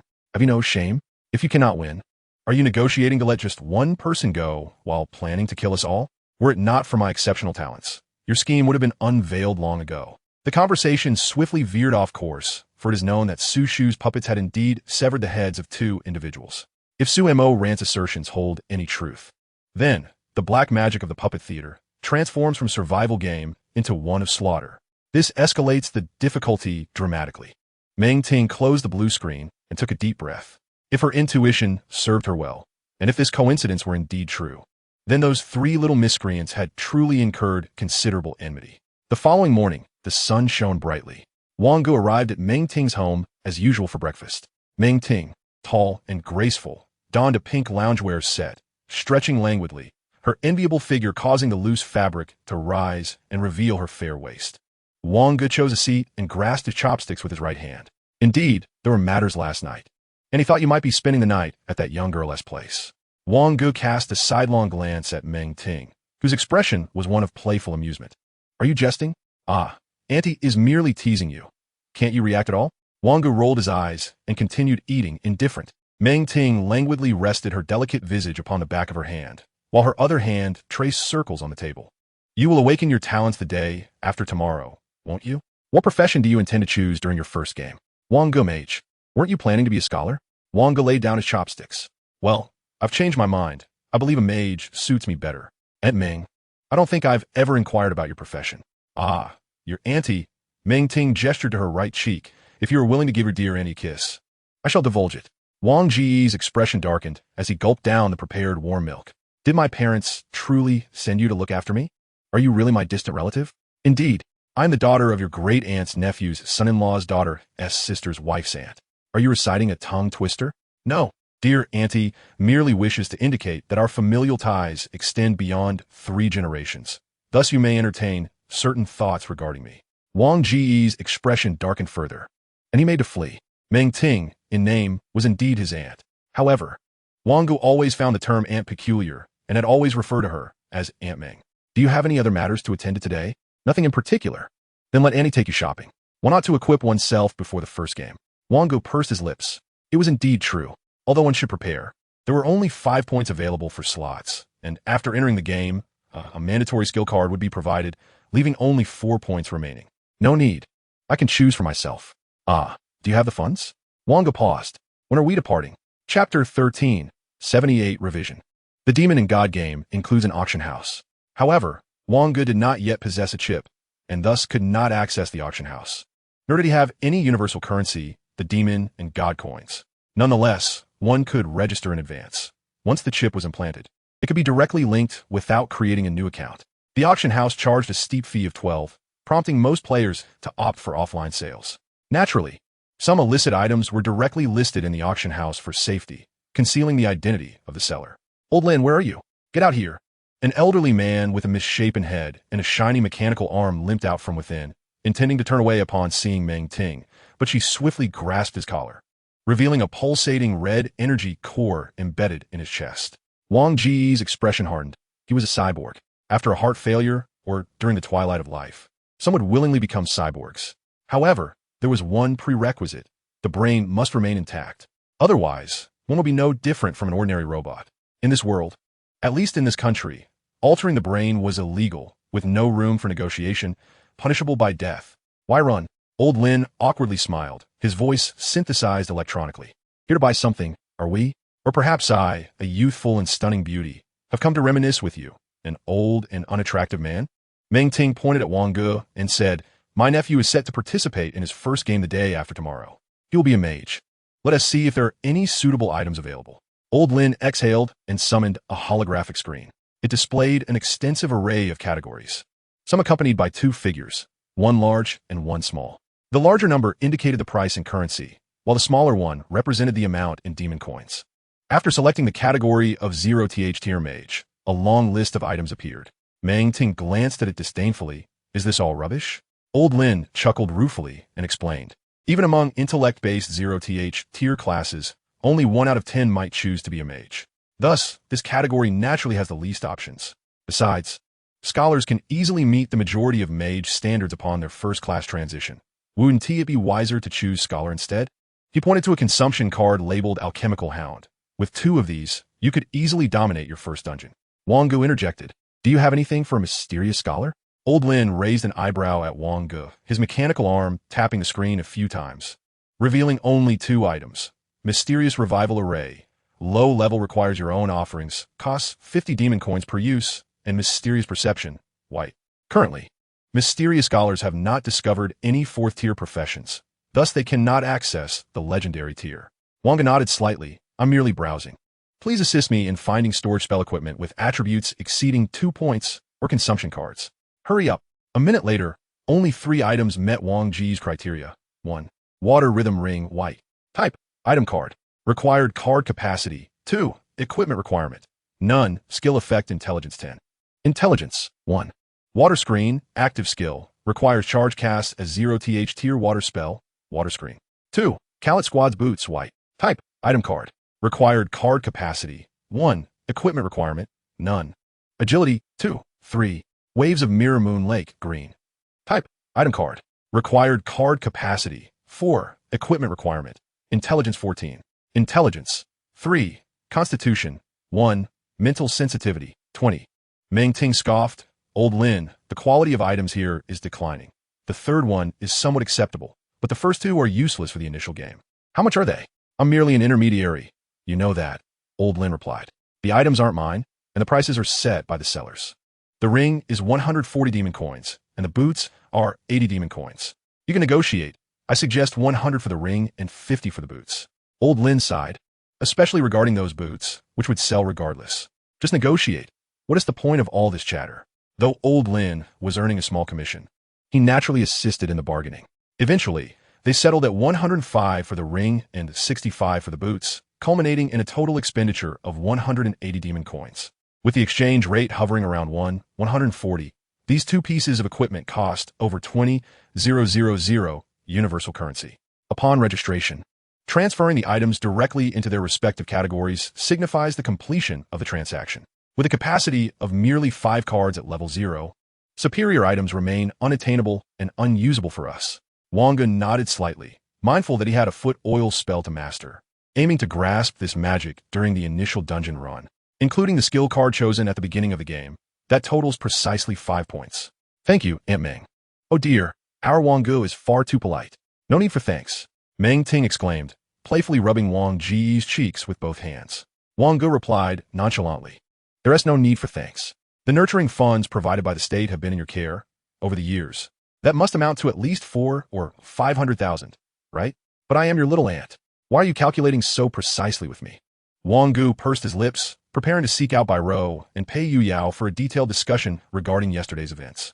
Before he could speak, he hurriedly departed. When the trio reconvened, Pei Yuyao appeared significantly rejuvenated, chattering excitedly about the contents of the dungeon. Almost all three could be deemed to have completely cleared the game. Bai Rou, did you purchase anything? Yes, I bought a few casual items. Pei Yuyao added, my family prepared some things for me too. Bai Rou, you must have saved up quite a bit by now. Bai Rou proudly showcased her homemade equipment. 78 modification, green. Type, item card. Required card capacity, 3. Equipment requirements, strength 6, constitution 7, agility 6, mechanical level 4. Magazine capacity, 187. Agility 3. Strength 1. Load charge. Active skill carries a powerful electromagnetic cannon, requiring a 12-hour recharge after use. Self-controlled fireworks. Passive allows selection of the number of ammunition fired at once. Pei Yuyao swallowed hard in awe. Wang Ge appreciated. Transforming the 78 base active gun into this is quite impressive. Your experience in the mechanical side may have already reached level 5. By the second game, you can directly consider transitioning your specialization. For a gunslinger, aside from level progression, the technology tree level is paramount. Without it, one cannot learn or access advanced knowledge. However, acquiring every skill is a daunting task unless one possesses an abundance of skill cards. Typically, gunslingers tread a singular path until the end. Hehehe, flattered by Wang Ge's compliment. Bai Rou blushed for a brief moment. Can you use this gun now? Bai Rou responded, yes, the mechanical aspect differs from others. As long as one meets the equipment requirements, even an ordinary person can use it without significant mishap. Shall we test its power at the secret base in the old housing area? Chapter 14. Flesh and Blood's Weakness, Mechanical Ascendance. At this moment, a peculiar street in Zhouhang City unfolded. On one side stood old, dilapidated, yellowed earthen houses, while the other boasted a technologically advanced mechanical park. A middle-aged man wearing a duckbill cap placed a black metallic block in the center of the road. Suddenly, countless blue grids emerged from several defensive lines, forming an immense cage. Fang Zheng, the captain of the 3rd Division of the Zhouhang City Card Control Bureau. Captain Fang. The fugitive has escaped into the old housing district. Fang Zheng waved his hand, retrieving a reddish-brown cigarette from his pocket. After igniting it, he took a deep drag and said, there is no need for concern. Who still resides in such decrepit houses? They merely await new demolition plans. Is it another fully transformed individual? Fang Zheng settled into a position. It should be. It underwent a complete mechanical transformation, including its brain, during the second game. Is it all right for us to remain here? This time, Meng Laohu happened to be nearby. She must have already pursued the fugitive into the old district. With her around, do we even need to intervene? Fang Zheng patted his subordinate on the shoulder. Let us just wait quietly. This mission might be the simplest one we've encountered in a while. The subordinate remained anxious. Boss. Those from a research institute mentioned that such transformations are not voluntary, but rather coerced. What if we enter that world and are forced into transformation as well? Fang Zheng kicked his subordinate in the backside. Come on, can't you think positively for once? He exhaled a smoke ring. But if it would be transformed, the outcome would likely be the same. The mechanical cult promotes the so-called frailty of flesh and the ascension of machinery. Their true goal is merely to control the minds of the fully transformed to fulfill their own agenda. Wang Ge and Pei Yuyao, with Byro's assistance, have become somewhat addicted to shooting with their handguns. It's worth noting that while the technology required a mechanical level of at least 4 to use, that was merely a prerequisite for the demon game. In reality, anyone who could fire a gun could utilize it. Let me take a turn. It's my time to shoot. Wang Ge casually glanced up and noticed a transparent net interspersed with blue lasers, causing his expression to harden. The primary function of this laser net is to damage the brains of mechanical creations, specifically designed to imprison those whose brains have been altered. Generally, if someone has reached the point of brain modification, they're considered fully transformed. Could it be that a fully transformed individual has entered this old housing district? Escaping from this area would take at least 15 minutes. Stop playing around and hide, Wang Ge urged. What is happening? Byro inquired. There's a fully transformed individual in the old district. Byro's eyes brightened. A fully transformed individual? If we could capture one, their energy core would be at least level grade. Wang Ge rolled his eyes. A complete mechanical transformation would have a strength of at least 2nd tier. Even 100 of us wouldn't stand a chance. Pei Yuyao nodded in agreement. Instantly, silence enveloped the dim, confined room as a dust-laden scent filled the air. Remnants of shattered glass used to shield against the wind. Byro hesitated, wishing to speak. Keep your voice down. There's nothing to worry about, Wang Ge reassured her. Byro pondered, a fully mechanical transformation should have infrared detection. Is hiding here even useful? Wang Ge froze. A wave of intense unease washing over him from head to toe. Boom! The ceiling collapsed under the weight of descending feet, dust swirling, revealing a faint silhouette of a person. In its eyes flickered an eerie azure flame, its limbs marred by numerous battle scars, revealing a complex mechanical structure beneath a synthetic skin that glimmered with metallic sheen. Wang Ge suddenly exclaimed, "Run!" The trio immediately took flight. However, how could 3 novices hope to outrun a being nearing its 2nd transformation? After a brief moment of contemplation, it pursued Wang Ge without hesitation. A blazing electromagnetic cannon shot forth from behind, aimed directly at his back. Boom! In a violent explosion, the fully transformed figure was sent sprawling, its body ignited instantaneously. The synthetic skin was charred beyond recognition. A robot, entirely composed of metal, rose from the ground. Half of its face retained a human semblance, while the other half revealed a terrifying mechanical visage. Excellent. 3 mere insects, it mused, effortlessly tearing away the cumbersome synthetic skin. With a powerful leap, it propelled itself forward, azure flames trailing behind. At this critical juncture, Wang Ge proclaimed, "Flesh is frail, machines ascend."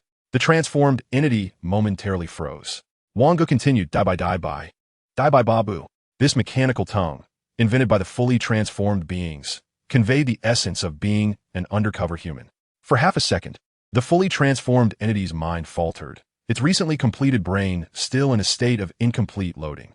Within the mechanical doctrine, the status of an undercover agent far surpassed that of a mere brute like the fully transformed. Meng Ting, initially believing the fully transformed to be a trapped prey, leisurely arrived at the old district, her expression suddenly grave. Are there civilians? Upon sensing closely, she discovered it was indeed Wang Ge and his companions. Instantly, she summoned a colossal hammer imbued with sacred light, swinging it toward the fully transformed being. Divine energy descended, and the inscribed hammer crashed down with thunderous force. Bang! In an instant, the mechanical structure was shattered into fragments, as if bisected, leaving only half of its form. Fang Zheng was momentarily taken aback, murmuring, "Is this transformed being truly that formidable?" Meng Laohu even deployed the judgment hammer. Such tremendous power, it must have consumed at least half of her sacred energy. "Hey, is this transformed being this strong?" "No, there are civilians. The rest is yours to handle." Byro swiftly dashed to Wang Ge's side, her complexion slightly flushed from the overwhelming recoil of the electromagnetic cannon. "Brother, are you all right?" Wang Ge shook his head, recalling that the previous attack had likely been the judgment hammer of a paladin. Paladins are 3rd tier, while light paladins are 4th tier. Regardless, they are figures of legendary stature. But where are the others? Satisfied that Wang Ge was unharmed, Byro gritted her teeth against the pain coursing through her body and carefully dismantled the energy core of the fully transformed being, cradling it delicately in her hands.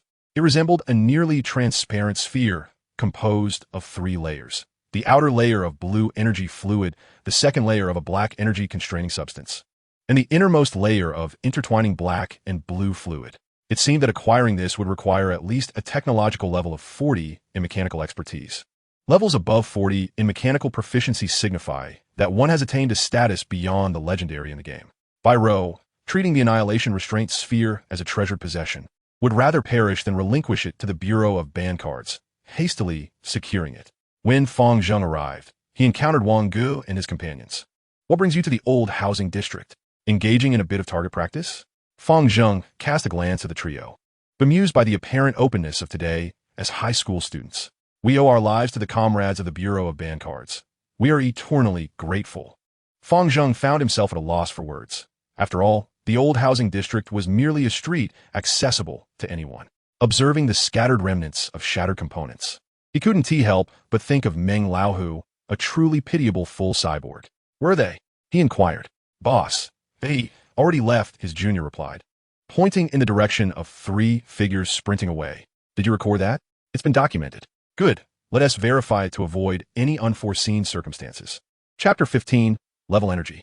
After the Bureau of Ban Cards had tidied up the aftermath in the old housing district, several individuals hastened to the scene, where 7 or 8 alchemical creatures were summoned to conduct an extensive search. However, they only discovered damaged buildings and debris scattered across the ground, along with mechanical parts that had long fallen into a dried-up, foul-smelling ditch. It is the power of the holy light, remarked a man clad in a blue trench coat, furrowing his brow. Are there believers in the holy light within the Bureau of Ban Cards in Zhohang City? It seems unlikely. It's uncertain. A passerby claimed to have witnessed a golden hammer descending from the heavens, likely the hammer of judgment. Could it be someone from the Council of Judgment? The middle-aged man in the blue coat shook his head slightly. After expending such great effort to smuggle the annihilation restraint sphere, we ended up with nothing. Nevertheless, the successful smuggling of the annihilation restraint sphere at least indicates that such an endeavor is feasible. Next time, we shall surely succeed. Pei Yao gasped, you truly frighten me. Wang Ge smiled wryly. Who would have thought a trip to the old housing district would lead us to encounter a full cyborg? Yet, employing level energy on a full cyborg seemingly possessing only second transition abilities appears utterly illogical. A single annihilation restraint sphere could sufficiently empower a third or even fourth transition cyborg. By Ro, treating the annihilation restraint sphere as a precious gem, produced it with great care, drawing the curtains so that the dim room was suddenly illuminated as if it were daylight. This item may prove difficult to manage. Ro was acutely aware. While there are numerous worlds containing annihilation restraint spheres, extracting one into the real world is nearly impossible due to insufficient levels of personal technological civilization, as the rules of the divine and demonic game prevent the transfer of such items. Otherwise, one could simply detonate the level energy and bring about the end of the world. Energy remains the core issue in the development of restraint technology. Nations across the planet are striving to uncover skill cards related to technological energy. Only skill cards from the technological domain can fully harness a technique, enabling replication with blank cards, thus allowing more individuals to master it. Relying solely on study will not suffice to elevate knowledge to a full mastery of 100, which is essential for the use of blank cards for replication. When we be done, I have no intention of returning it to the Bureau of Restrictions. Wang Ge considers himself to be sane, while Bai Ro is deemed mad. Bai Ro is a girl who emerged from the slums armed with a makeshift handgun. Since the moment she pulled the trigger for the first time at the tender age of 7, her hands have long been stained with blood, cold-blooded and demonic. She has nearly become synonymous with those traits in the slums. You must find a way to safeguard yourself. For now, let us refrain from meeting. The Bureau of Restrictions will certainly conduct a thorough investigation into the recent incident in the old district. Meng Ting leaned out of the window. Are we having noodle for dinner again? No, the last time was both salty and bitter. I think ordering takeout would suffice. I heard there's a full transformer in your secret base in the old district. Wang Ge finally halted his steps. Yes, I nearly fell into the hands of the full transformer. Fortunately, the Bureau's personnel arrived just in time. I'm not sure if it was a 3rd-tier Holy Knight or a 4th-tier Light Knight, but one blow was enough to obliterate that full transformer. A smile danced in Meng Ting's eyes. That person is so formidable? Indeed, quite impressive. Is that all? Wang Ge asked, bewildered. What more is there? Bang! Meng Ting abruptly shut the window. Although most had already seen it, they had only given it a cursory glance before. Scholars of the arcane, masters of the mysterious. Upon reaching the 2nd tier, one must choose a path in the arcane studies. The known paths include mystic psychology, prophetic divination, and arcane magic. However, None of these three paths have yet revealed any prerequisites for a fourth-tier legendary profession. Arcane studies, intriguing indeed. Existence is reason enough, perhaps merely undiscovered. There must be a path to the fourth tier. The meditative technique was left by his parents, yet without hints from the demon god game. He had no way of knowing if he had fully mastered it. He could only fumble through meditation, usually falling into a deep slumber after about 3 hours. Meanwhile, a guest arrived at Meng Ting's home. Fang Zheng appeared somewhat awkward upon entering. Meng Ting poured a glass of plain water. "What's the matter? Just reward me directly. There's no need for you to come in person." Fang Zheng took a sip of water, his left hand gently tapping on the wooden table. "You took the energy core from the full transformer, didn't you?" Meng Ting maintained her languid demeanor, tossing her hair. "So what if I did? Consider it my trophy." "A level energy core, such a prize, is exceedingly tempting," Fang Zheng replied. "I merely came to confirm, to ensure it wasn't taken by those three little rascals. If it were an unstable level energy core, or even higher, an explosion could very well level Zhohang City. Not quite that dramatic, even if it were unstable. Do you think those three have the capability to trigger it?" Fang Zheng smiled wryly. As a member of the Bureau, he naturally had to consider broader implications. Meng Ting continued. "Moreover, even disregarding the possibility of leveling the city to affect the entirety of Zhohang City, it would at the very least require a level energy core. Don't you think a full transformer that I could crush with a single blow would possess such energy? At most, it would be a level core. And the energy shield is something we cannot breach, even together."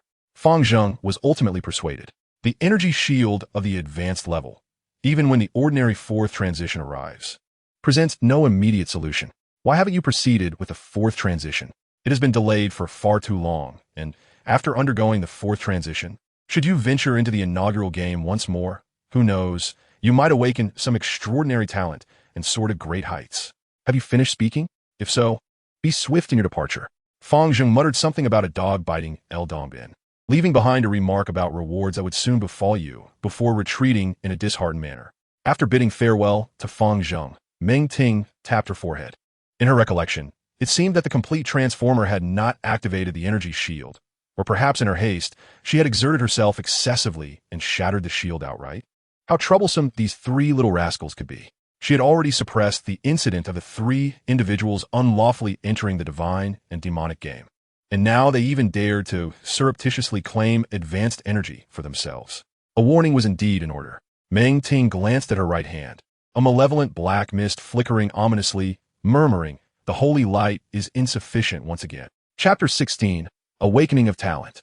The inaugural game. Today. This day marks the most pivotal moment in your lives. Today, you shall determine your professions and embark upon your first divine and demonic game. Today, you are the dawn of tomorrow, the pillars of our nation. The situation on the battlefield of divine and demonic entities grows increasingly dire, new regions continuously emerging, and a greater crisis silently encroaches. In the grand playground, the principal of Zhohang Third Middle School, sporting a Mediterranean hairstyle, was delivering a speech from a high platform. Principals are typically adept at the second or third transitions and are predominantly scholars, their voices imbued with a hypnotic cadence that stirred excitement among the students below. The battlefield of divine and demonic entities serves as a test of this world through the divine and demonic game, divided into countless regions. Should any area falter, the monsters within will invade the real world to wreak havoc. Half an hour later, the principal, still eager to continue, declared, "Next comes the awakening through chip implantation. Of course, the moment you awaken, your talents will manifest. You may choose not to report the nature of your awakened talent, but the level of that talent must be disclosed. We respect your privacy, yet hope you will not complicate matters for us. As for the profession you choose, I trust you have long had your own answers in mind. However, choices must align with your talents. Do not select recklessly, for you are accountable for yourselves. Without further ado, let's begin. For the glory of Zhohang Third Middle School, for the glory of the new world." Over 1,000 students in the second year of Zhohang Third Middle School shouted in unison. Following the emergence of the divine and demonic game, the population plummeted. Despite the implementation of countless reproductive policies, the birth rate continued to decline. Especially after the second transition, the birth rate plummeted to alarming lows. Centuries have passed, yet the population has not rebounded to the level seen before the onset of the divine and demonic game. Pei Yuyao chuckled. If I awaken an intelligence-based talent, Wang Ge, we might have to compete for our meals." Wang Ge's cheeks twitched slightly. What could have inspired a towering man of nearly 2 meters to contemplate pursuing an intelligence-based path. Although it has always been the case, I find myself exceedingly intrigued by the prospect of transitioning from a scholar to a professional pharmacist. By row, the initial games are predominantly single-player experiences, and thus should present no significant challenges. Well, it is now your turn. Due to her height, Bai Rou is the first to undergo the chip transplantation. Wang Ge and Pei Yuyao enter last, coincidentally being the final group to proceed. All students entering the chip transplantation chamber are imbued with hope. This represents a chance for commoners to rise, a fair opportunity surpassing any examination. Everyone has fantasized about awakening formidable talents, progressing through the first and second transitions, entering legends, ascending to divine tiers, and even transcending to demonic realms. Of course, transcending to demonic realms remains merely a concept, a tale whispered by those of the fourth and fifth transitions after they stumbled into the game. The chip transplantation is painless and remarkably swift.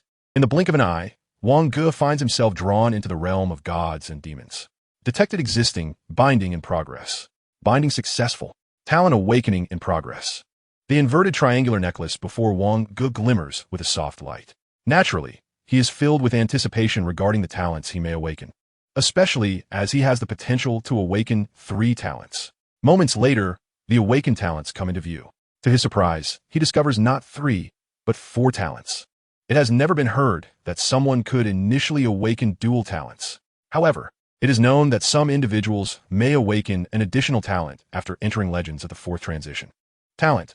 Magical memory. Passive reduces instant magic casting time and allows for the storage of magic. Reduction in casting time and magic stored capacity depends on intelligence. Talent. Elemental body. Passive affinity for all elements, capable of equivalent transformation of elements, excluding special elements, including but not limited to light and darkness. Upon upgrading, full transformation is possible. Talent. Magic analysis. Active capable of analyzing skill type consumption cards. Success rate depends on intelligence and talent level, requiring a minimum of 1 blank card and 5 non-blank cards of equal quality or higher. The more cards consumed, and the higher their quality, the greater the success rate. Failure results in the loss of consumed items. Cooldown time, 72. Curiously, the first 3 talents are all distinctly those of a mage. No wonder the only class available during the initial game was that of a mage. The first 2 talents are growth-type talents. Generally, any level of talent has a probability of being a growth-type talent, though the upper limit of growth remains uncertain. The final talent, however, leaves Wang Ge somewhat bewildered. It is currently known to be the least desirable talent level, yet from the description, it appears to be a coveted talent for many. Suddenly, Wang Ge feels the inverted triangular pendant on his chest, radiating a slight warmth. Magic analysis crystal, white. There are no explanations provided. However, as the name correlates with the final talent, a flicker of understanding crosses Wang Ge's eyes. Is the last talent bestowed by this necklace? Detected that player Wang Ge has participated in the initial game. Panel update complete. Suddenly, before Wang Ge, in the vast and magnificent space of demons and gods, a card appeared, its exquisitely intricate back shimmering with iridescent light. A mage must possess elemental affinity, which can be singular or multiple. The implication is that the initial skill card aligns with Wang Ge's elemental affinity. However, Wang Ge remained indifferent, as under the elemental body ability, he could unleash spells of any element, barring the special ones. The card slowly flipped over, radiating a soft white glow. Wang Ge could not help but internally scoff at the absurdity of the ritualistic flair. Gravity amplification, white. Type, skill card. Rank, level 0. Required card capacity, 1. Effect, can amplify the gravity of any object. The degree of amplification depends on intelligence. Much like the spell Grease, it was devoid of elemental attributes. All level 0 skill cards do not require corresponding energy. The only condition for use is meeting various attribute standards. For spells like Grease and Gravity Amplification, possessing merely 7 points in intelligence should yield a noticeable effect. Please select the card to integrate into the game. This was a decision Wang Ge had already contemplated. Without any hesitation, Grease, Kali's Horned Hammer, Kali's Special Forces Boots, Water Rhythm Ring, totaled 4 points, and with the recently acquired Gravity Amplification, it perfectly reached 5 points. Randomly generating game scene. Declining Magic Empire. Difficulty, first playthrough. Chapter 17, Elemental Empire. As the world's elements began to wane, it signified the decline of the Magic Empire. Yet it also marked a new beginning for newcomers. Quest Objective 1. Main quest: generate mana. Become a mage. Quest Objective 2. Side quest master 1 spell and 1 meditation technique completely. Quest objective 3. Ultimate quest obtain your own elemental seed. Game duration 14 days. The first 2 quests were straightforward, while the elemental seed in the ultimate quest was of paramount importance to a mage. Once the elemental seed takes root and flourishes, it will give rise to elements, enabling the mage to cast spells in any world devoid of elements. Suddenly, a flood of memories inundated Wang Ge's mind. His name remained Wang Ge, an ordinary individual beneath a small town called Kejimo in the Elemental Empire. Yet, it would be more accurate to say that he was an idealistic dreamer, yearning to become a mage and rise to nobility. Yet in truth, he was utterly incapable of entering the mage's tower as a mere scrap of iron. He resided in a modest rental with 2 mercenaries, occupying the smallest, darkest room facing west. Although the Elemental Empire had declined, legends of 4th-tier elemental masters still persisted, and 2nd-tier sorcerers were not rare figures in memory. Thus, mages still held a significant position, wielding influence over the empire like nobles. Wang Ge, will you take on the bounty for hunting the toad pig? Asked by Sikalin, a bounty hunter residing in the eastern room, presumably a high-level ranger. Yes, wait for me a moment. Kylan donned a suit of leather armor, her ears tapering to a fine point rather than rounding at the top. She sat in a corner of the room, idly handling her arrows. Are we still going, just the 2 of us? Kylan replied, yes, just the 2 of us. The flame boar is not a particularly challenging beast to deal with. Wang Ge, who was tidying up his belongings in the room, paused for a moment in silence. In his memories, Kylan was always the kind-hearted one, initially inviting him to join various bounty groups. However, upon learning that he would be a burden, every group declined to take him along. Despite this, she chose not to abandon him, opting to venture forth solo with him instead. Name, Wang Ge. Occupation, mage. Level, 1. Intelligence, 12. Strength, 6. Constitution, 6. Agility, 8.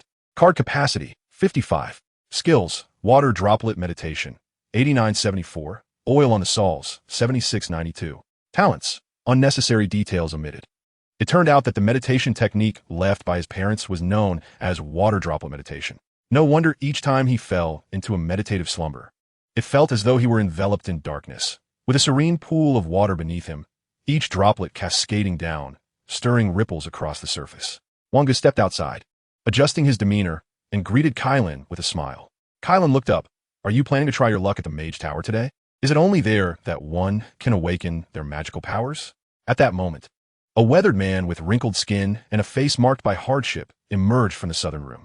If your talent is sufficiently great, you may sense the elements during meditation, and by drawing them into your being, you can manifest magical energy.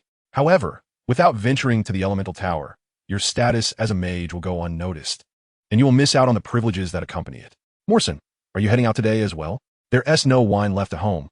I must procure some. Morrison glanced outside. I also need to stop by the bounty hall. I'll fetch today's wine myself, but you too should exercise caution. There have been disturbances in the northern forest recently. Kylan spun an arrow in one hand, loosening her neck. Our target is merely the flame boar. If we encounter anything too formidable, I will ensure we make our retreat. Morrison remained silent, about to step out when he suddenly turned and fixed Wang Ge with a penetrating stare. His eyes, a muted green-gray, held an unfathomable stillness, devoid of any spark of life. Mental impact received intelligence 10.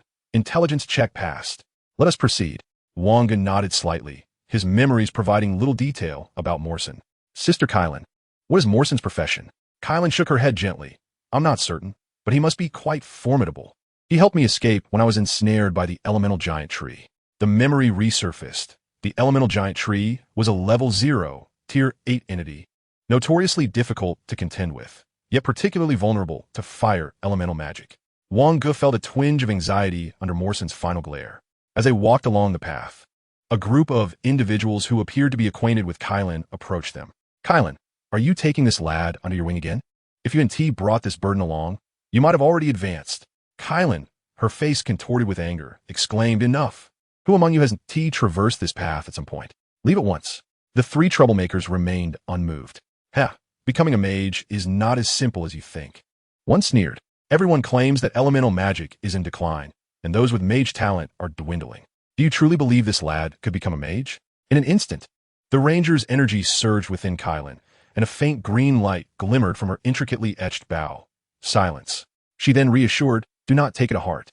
If you cannot become a mage, being a ranger is quite commendable.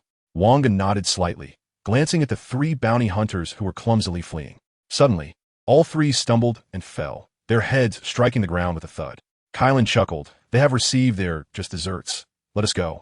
The Tauhog, classified as a level 0, tier 2 magical beast, possesses a minuscule grasp of earth elements. While incapable of casting earth magic, their tough skin renders them formidable. Recently, for reasons unknown, they have been emerging in droves from the northern forest, intent on invading the city. However, Tauhogs are not only difficult to kill, but also yield little reward. Furthermore, once targeted, they fight fiercely, deterring most adventurers from engaging them. Consequently, even with the Lord's bounty posted in the guild, few are inclined to pursue them. Wang Ge remained silent for a few seconds, then said, I appreciate your help during those previous days. Kylan paused, slightly taken aback by the sudden sentimentality, her lips pressed together. It was no trouble. We are friends, are we not? Chapter 18, Kill. You stay here and watch the trap while I lure the Tauhogs over, she instructed. Wang Ge nodded slightly, gripping the rope tightly. I will keep a close watch on the trap. No need to be so tense. The Tauhogs cannot catch up to me. I shall go. Like a forest sprite, Kylan vanished into the underbrush without a sound. A proficient hunter should be so adept. Moreover, they posed no threat, incapable even of climbing trees. As the sounds of running drew nearer, Wang Ge spotted 4 Tauhogs pursuing Kylan. He tightened his grip on the rope. Just as Kylan dashed past, Wang Ge pulled the rope, and a massive net suddenly erupted from the ground, ensnaring the beasts. With their limbs off the ground, the Tauhogs could no longer exert their strength. Kylan soon arrived, panting, and praised, you pulled it off just in time. 4 Tauhogs, which along with the bounty, amounts to 20 silver coins. Find 2 more, and you should have enough for the mage tower, right? Suddenly, an arrow flew in from a distance. But it was not aimed at the 2 of them. Rather, it targeted the Tauhogs caught in the net. Kylan's expression turned grave as she recognized the archer. Lucy, have you truly sunk to stealing spoils? Wang Ge turned to see 3 individuals approaching. The one called Lucy held a short bow, while another wielded a shield and short sword, and the third brandished 2 axes. They resembled a standard party from an online game. 1 tank, 1 ranged, and 1 warrior. Lucy laughed. Spoils? By what right do you claim those Tauhogs as your loot? He approached the fallen boar, retrieving the arrow that had just been shot. Do you see this? It is my arrow. I declare this as my trophy. Do you dispute it? Kylan pressed her lips together, suppressing the anger within her. Wang Ge, let's depart. Wang Ge remained indifferent. Sister Kylan, have the 3 of them completed their first transformation? It is not so simple. In fact, they're slightly weaker than I, yet there are 3 of them. Do not jest. If we do not leave soon, they will come to seize our spoils. Wang Ge, with a detached gaze, replied, are you truly willing to let them take our trophies? What can I do if I am unwilling? Wang Ge assented. I can cast spells now. Trust me. Kylan, momentarily taken aback, regarded the flickering confidence in Wang Ge's eyes. Gritting her teeth, she resolved not to swallow her pride any longer. In Wang Ge's memory, these 3 had already pilfered their spoils no less than 5 times. Kylan turned to face Lucy, drawing her longbow, and with an infusion of wind energy, unleashed a swift arrow. Wind-piercing arrow. Lucy's pupils constricted in shock. He never anticipated that this woman would dare to strike. The arrow pierced through his outer leather armor, halted only by the heart shield on his chest. Yet the force propelled him back several steps. Damn it! By nightfall, the city will echo with news of your demise at the hands of the Treants. The shield warrior and the axe wielder surged forward, aware that rangers possessed no close combat prowess. Wang Ge effortlessly executed 2 oil underfoot maneuvers, sending the 2 men tumbling in exaggerated fashion. The faster they ran, the more violently they fell. Sister Kylan, subdue Lucy. Leave these 2 to me. Kylan sprang into action, drawing her bowstring once more. As Lucy prepared to raise his short bow to defend himself, a gravitational force suddenly enveloped it. A chilling sensation surged from the crown of his head to his feet, causing his body to tremble uncontrollably, the arrowhead becoming increasingly vivid in his vision. Thwack! An arrow shattered Lucy's right eye. The other 2, finally regaining their footing, saw Lucy's lifeless form and turned to flee, yet were met with 2 more oil underfoot strikes. Without hesitation, Kylan sent both of them to their doom with 2 swift arrows. She skillfully produced a vial of corpse-dissolving fluid, pouring it over the 3 bodies, causing their skin and bones to disintegrate entirely, leaving only their equipment behind. Naturally, these were mere trinkets of little value. Leather armor, dungeon item. Rating white. Provides minimal protection. Can be taken out of the dungeon. Yes. Kylan turned to Wang Ge. Have you become a mage? Wang Ge shook his head. Not yet, but I will soon. A look of joy spread across Kylan's face, akin to a parent witnessing their child finally achieve success. They discovered nearly 3 gold coins among the 3 individuals. Kylan retrieved a parchment scroll from Lucy. Elven Archer, job change scroll, dungeon item. Rating green. Cannot be taken out of the dungeon. No. A job change scroll for the Elven Archer? Kylan murmured. Can you recognize it as well? Unbeknownst to me, Lucier has already acquired the job transfer book for the Elven Archer. He is currently in search of the blood of the elves, which implies that his intent all along was to hunt me. Is Sister Kylan an elf? Kylan chuckled softly, self-deprecatingly remarking, how could I possibly belong to such a noble race as elves? However, might I have that parchment? A twinkle of mirth danced in her eyes as she jested. Oh, esteemed mage, a throng of individuals set forth from Kejimo, venturing into the heart of the forest. Have you heard? The northern woods are overrun by treants, causing even the wild boars to flee. Overrun by treants? Surely not. It has been ages since a significant number of treants appeared in the northern forest. This cannot be false. The lord of the city has even organized a guard to exterminate them. Discussions regarding the treant infestation filled the streets. Yet, the two were indifferent. One sought to purchase materials for a job transfer in the black market, while the other aspired to ascend the Mage Tower to become a mage. The Mage Tower. Why is it you again? Wang Ge casually produced a gold coin. May I enter? The guard, upon seeing the gleaming coin, fell silent, though he stubbornly retorted. Wasting a gold coin to test your talent is hardly worth it. You might as well buy some meat instead. Look at your gaunt frame. Wang Ge paid him no heed and approached the reception area of the Mage Tower, addressing a girl clad in a robe and wizard hat.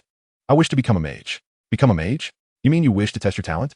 The girl, her hair styled in 2 braids, cheerfully replied, 1 gold coin. Wang Ge tossed a gold coin her way. Here, please fill out this form with your contact information and testing time. Should you dispute the results, you may request a second assessment, but if the results remain the same, a fee of 10 gold coins will be required. Chapter 19, Becoming a Mage. Wang Ge was led into a small room, just over 10 square meters. There were no windows, and the ground glimmered with multicolored lines, culminating in a crystal ball the size of a tennis ball. At the center of the room stood a crystal orb the size of a soccer ball, shimmering with vibrant colors under the white light above. Place your hand upon it. Wang Ge extended his right hand to the crystal orb. It felt cool and smooth. It seemed to be ensnared by something. His consciousness was drawn into the familiar waters of the pond. However, this time, he was not enveloped in darkness.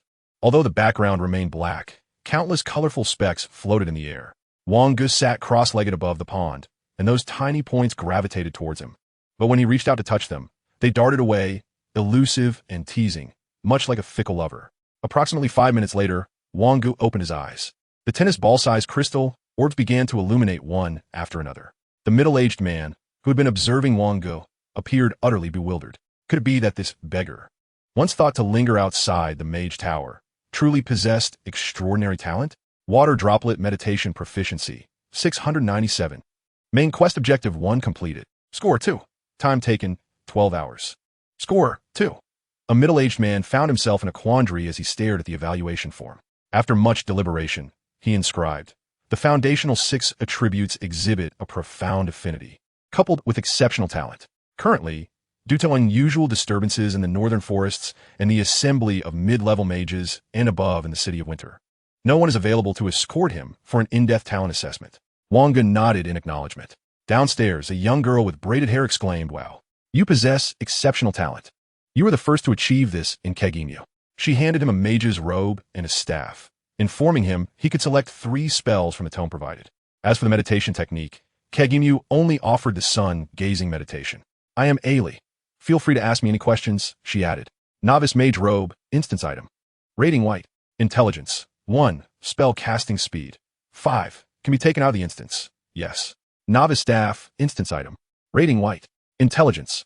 1. Spell Casting Speed. 5. Can be taken out of the instance. Yes. Wang Ge donned the robe and waved the staff, yet felt it lacked the comfort of a hammer. The rating for the sun-gazing meditation was similarly white. He perused the spell directory, which cataloged the foundational 6 attributes: lightning, wood, water, fire, earth, and ether. The directory featured a selection of 0-tier spells from these foundational categories. With a focus on selecting the most valuable, Wang Ge chose the wood spell, healing, the earth spell, earth shield, and the lightning spell, thunderstrike. 0-tier skill cards are not limited to specific professions. resulting in a surge in the prices of cards with healing properties. Possessing a healing card allows one to forego the need for a healer who, at the onset, is of little assistance beyond treating external injuries. The Earth Shield needs no further explanation, as there are few defensive skills at the 0 tier.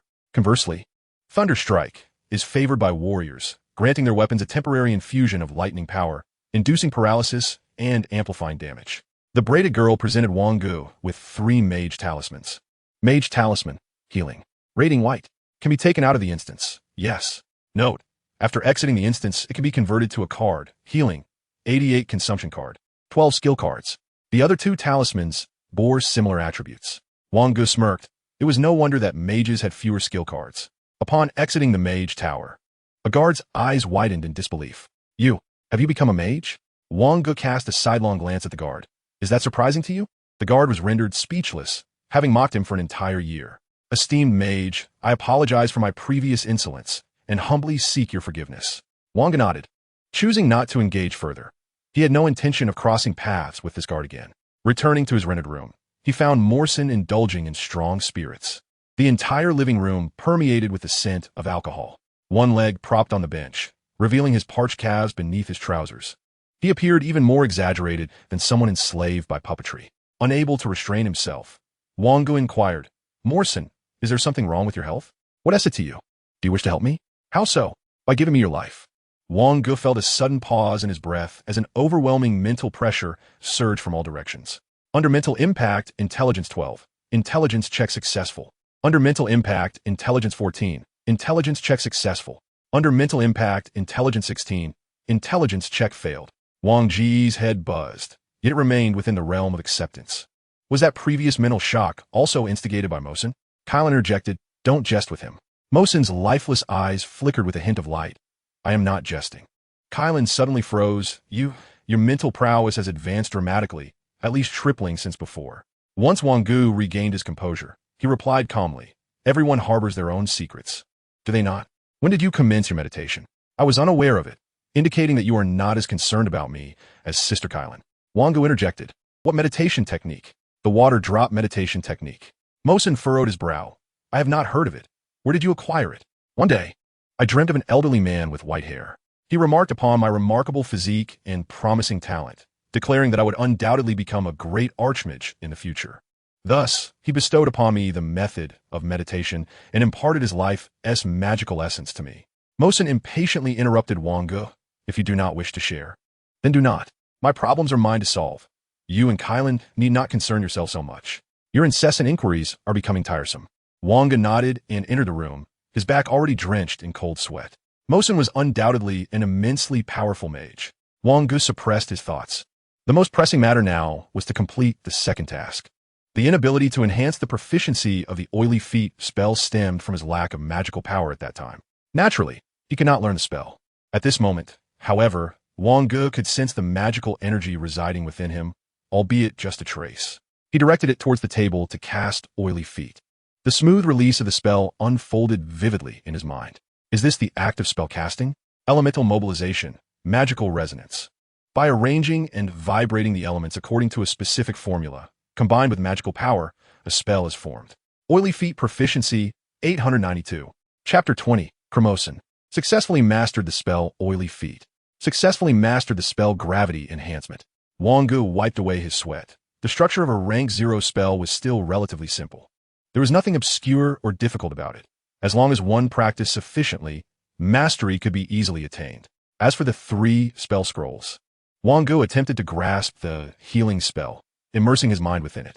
It was akin to testing his talent. His consciousness was instantaneously drawn into a different realm, where the release of the healing spell unfolded before him in a remarkably intuitive manner. However, after merely 2 observations, Wang Ge's mental energy was exhausted, forcing him to withdraw. Phew! Compared to skill cards, this was truly lacking. Wang Ge muttered to himself, casually attempting to cast Healing Spell, but there was no response. Healing Spell Mastery 12. No wonder it is said that without skill cards, mages cannot learn spells at all. It appears that the incantations inscribed on these 3 spell scrolls must be temporarily set aside. First, I shall focus on fulfilling the requirements of the meditation technique outlined in Task Objective 2. Sitting cross-legged upon the bed, I swiftly entered a meditative state within mere seconds. Outside, Mosen was taken aback. Such rapid meditation.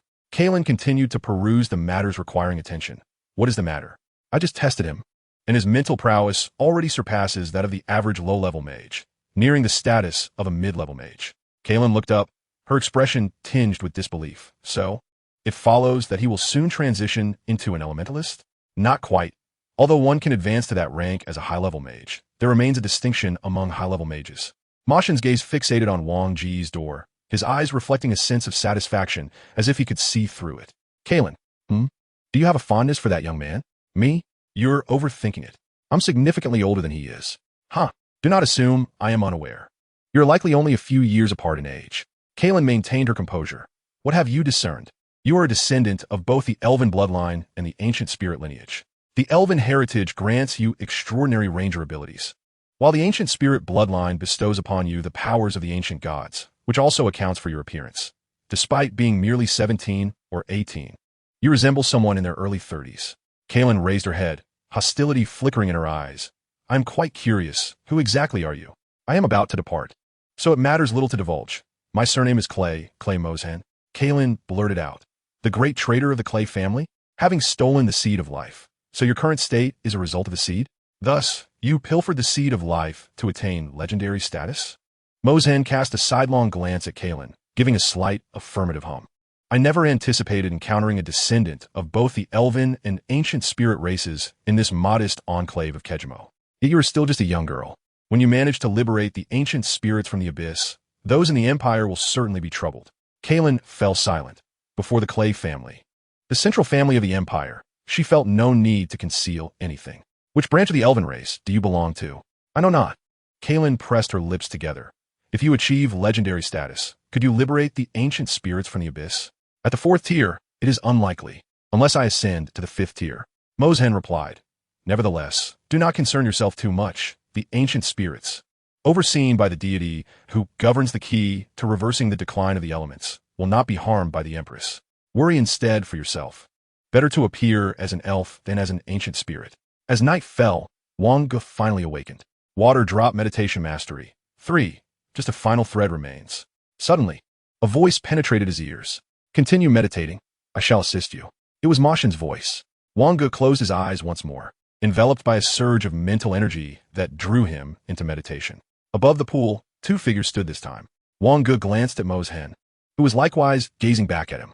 Your meditation is far too passive. Meditation can be approached actively. Mosen waved his hand, and in an instant, the small ancient pond surged with tumultuous waves, drawing in countless tiny specks of free elements from the air beneath the water surface. Do you understand? Wang Ge nodded slightly. In a heartbeat, he was pulled from his meditation once more. Successfully mastered the meditation technique. Water drop meditation green. Secondary task, objective 2 completed. Score 4.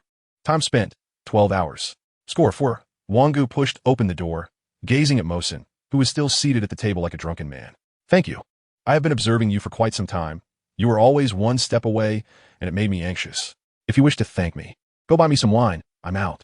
Wang Ge chuckled softly, sensing a benevolent nature in him. Mosen added, in the future, do not immerse yourself entirely in meditation. It can be fatal. However, you are still too weak. No one will have any designs on you. Was that a reminder or a jab? It felt like a gentle encouragement followed by a playful slap. Wang Ge pursed his lips. Yes, I understand. Suddenly, a woman, barely standing at 1.60 meters, emerged from Kylan's room. With golden hair cascading down to her waist and clad in a light white fitted attire, her exposed fair arms were strikingly eye-catching. She bore a striking resemblance to Kylan, though her ears were more pointed, and she lacked the mature aura of Kylan, who stood at over 1.70 meters. Does Kylan have a sister? Kylan, pursing her lips, replied, I am Kylan. Huh. The mature woman has transformed into a lowly? What does that mean? No. I was just speaking casually. Could it be that upon becoming an elven ranger, one's physique undergoes such a dramatic transformation? Wang Ge inquired, so, did you transform into this form after becoming an elven ranger? No. Kylan's voice had taken on a much clearer tone. I apologize for deceiving you. I actually possess elven blood. This is a bloodline transformation. As long as the bloodline purity is sufficient, one can shift forms at will. Wang Ge's mouth fell open in astonishment. So, you can be both alluring and youthful? This was quite the revelation. Although he was curious about Kylan's age, Elves were known for their agelessness, making it impossible to discern their years. Besides, who would care about age when one truly fancied an elf? Mosin, I just received word of a significant task in the Northern Forest. I still need a Wind Whisper Stone for my class change, and, coincidentally, there's one among the optional rewards offered by the Lord. Mosin raised his eyebrows. What task? Has it been discovered? He murmured. The surrounding families of Mage and Mo should not be able to handle it. Furthermore, Winter City could not possibly sense life seeds from such a remote location. Wang Ge paused and asked, somewhat out of place, is something major happening in the Northern Forest? Chapter 21. Actually, I could give it a try. Once again, Kylan emerged from her room, transformed into a tall, mature figure, her fair arms encased in leather armor, her hair now a deep chestnut. Sister Kylan, what were you just doing? Kylan's expression appeared somewhat unnatural. Wang Ge, I may soon be leaving this small town of Kijamo for a larger realm. Venturing into the grand metropolis is indeed a splendid prospect, and dear Kylan, you are on the cusp of your transition, undoubtedly heading towards a realm rich in resources. This transition resembles the leap from elementary to middle school, where one must contend with the so-called district housing, let alone the complexities of high school.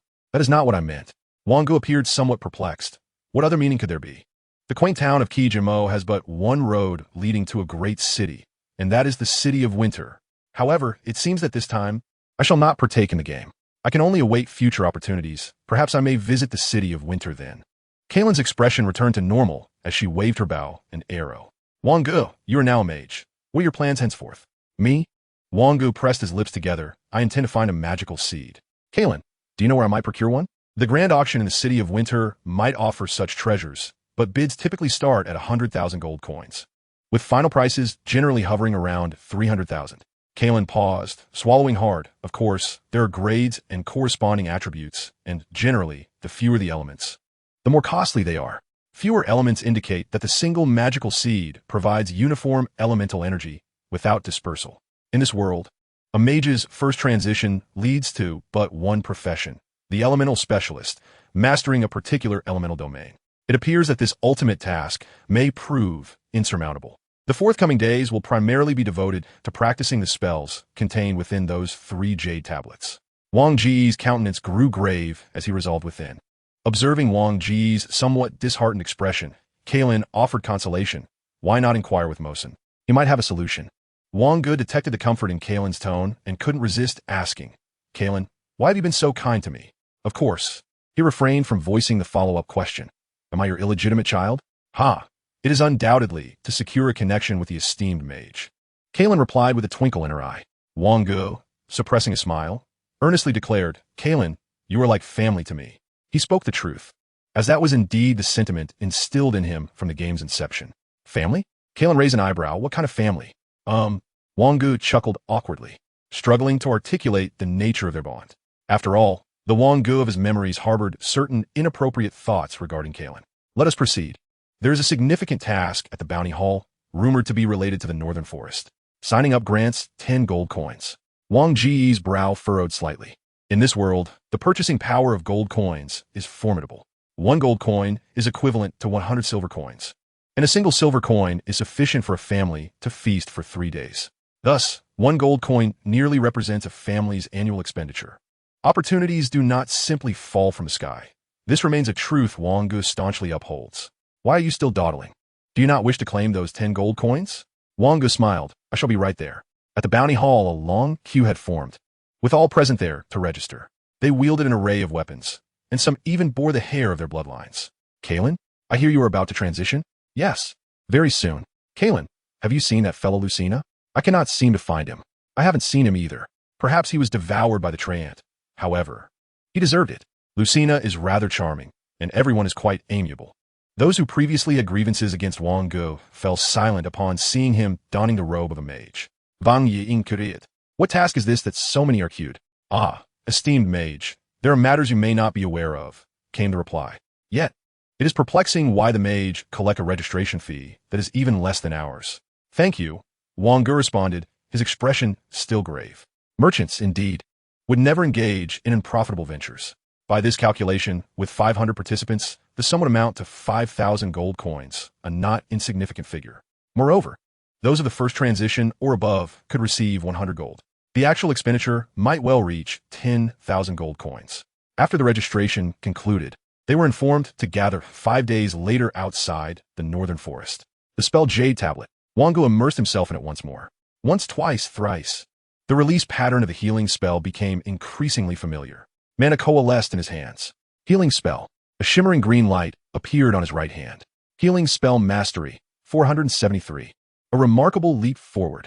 Yet, his mental strength was limited, allowing him only a few opportunities to peruse the spell Jade Tablet.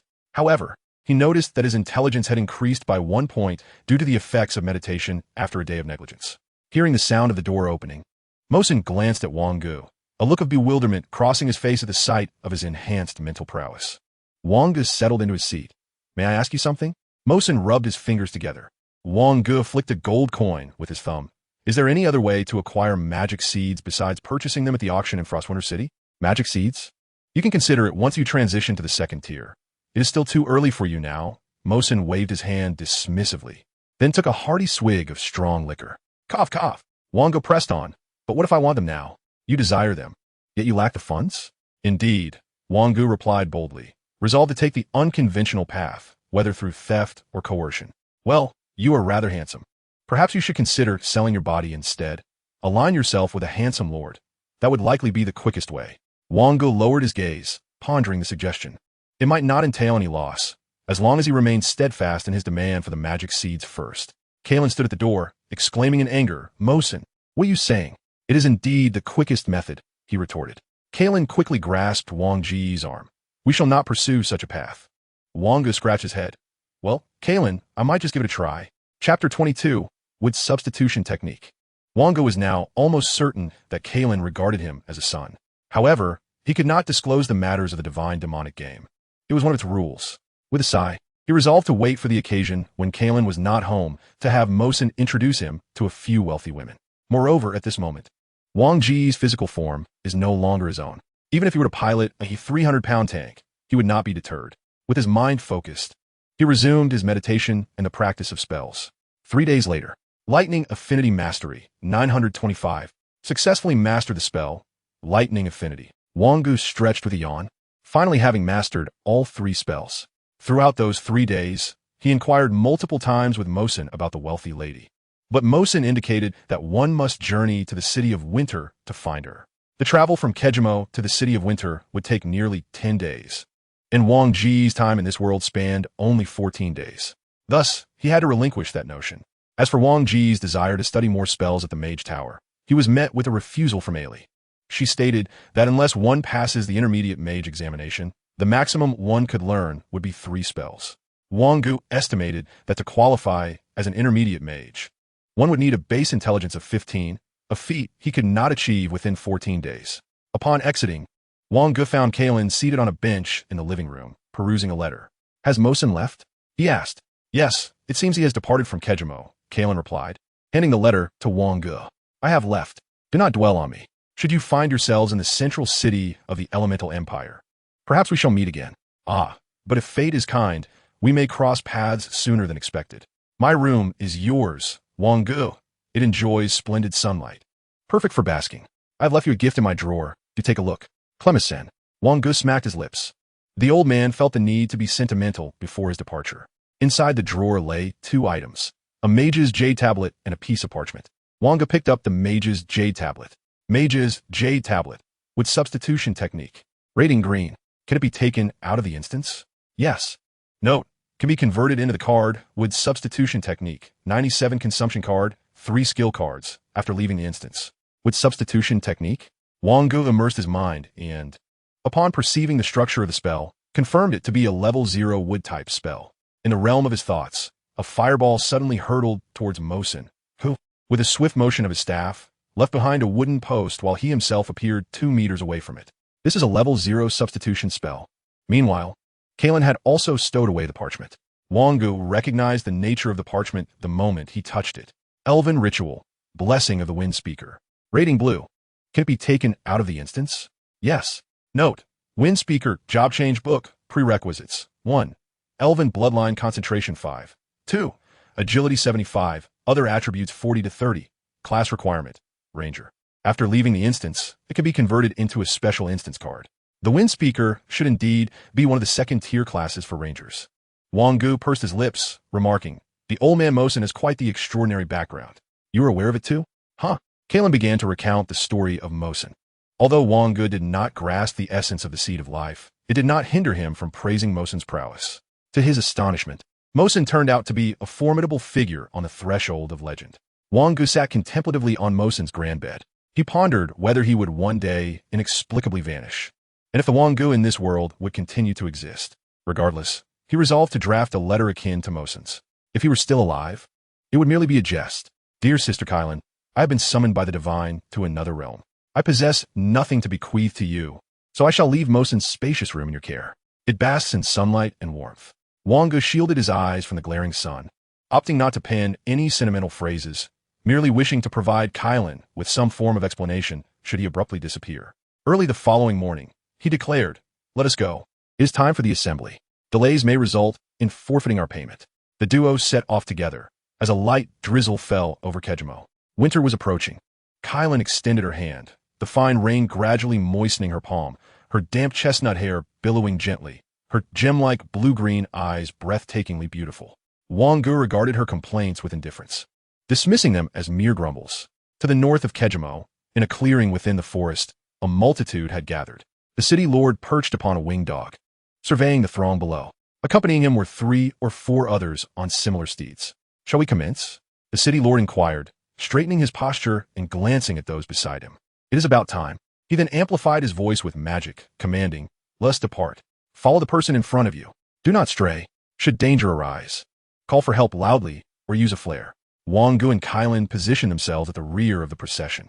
Wang Ge, he turned to find that it was the middle-aged man from the Mage Tower who had assessed his talents calling him. "A merchant caravan is passing through Kejimo. Once we resolve the matters in the northern forest, you may accompany them to the City of Winter." The man tossed him an envelope.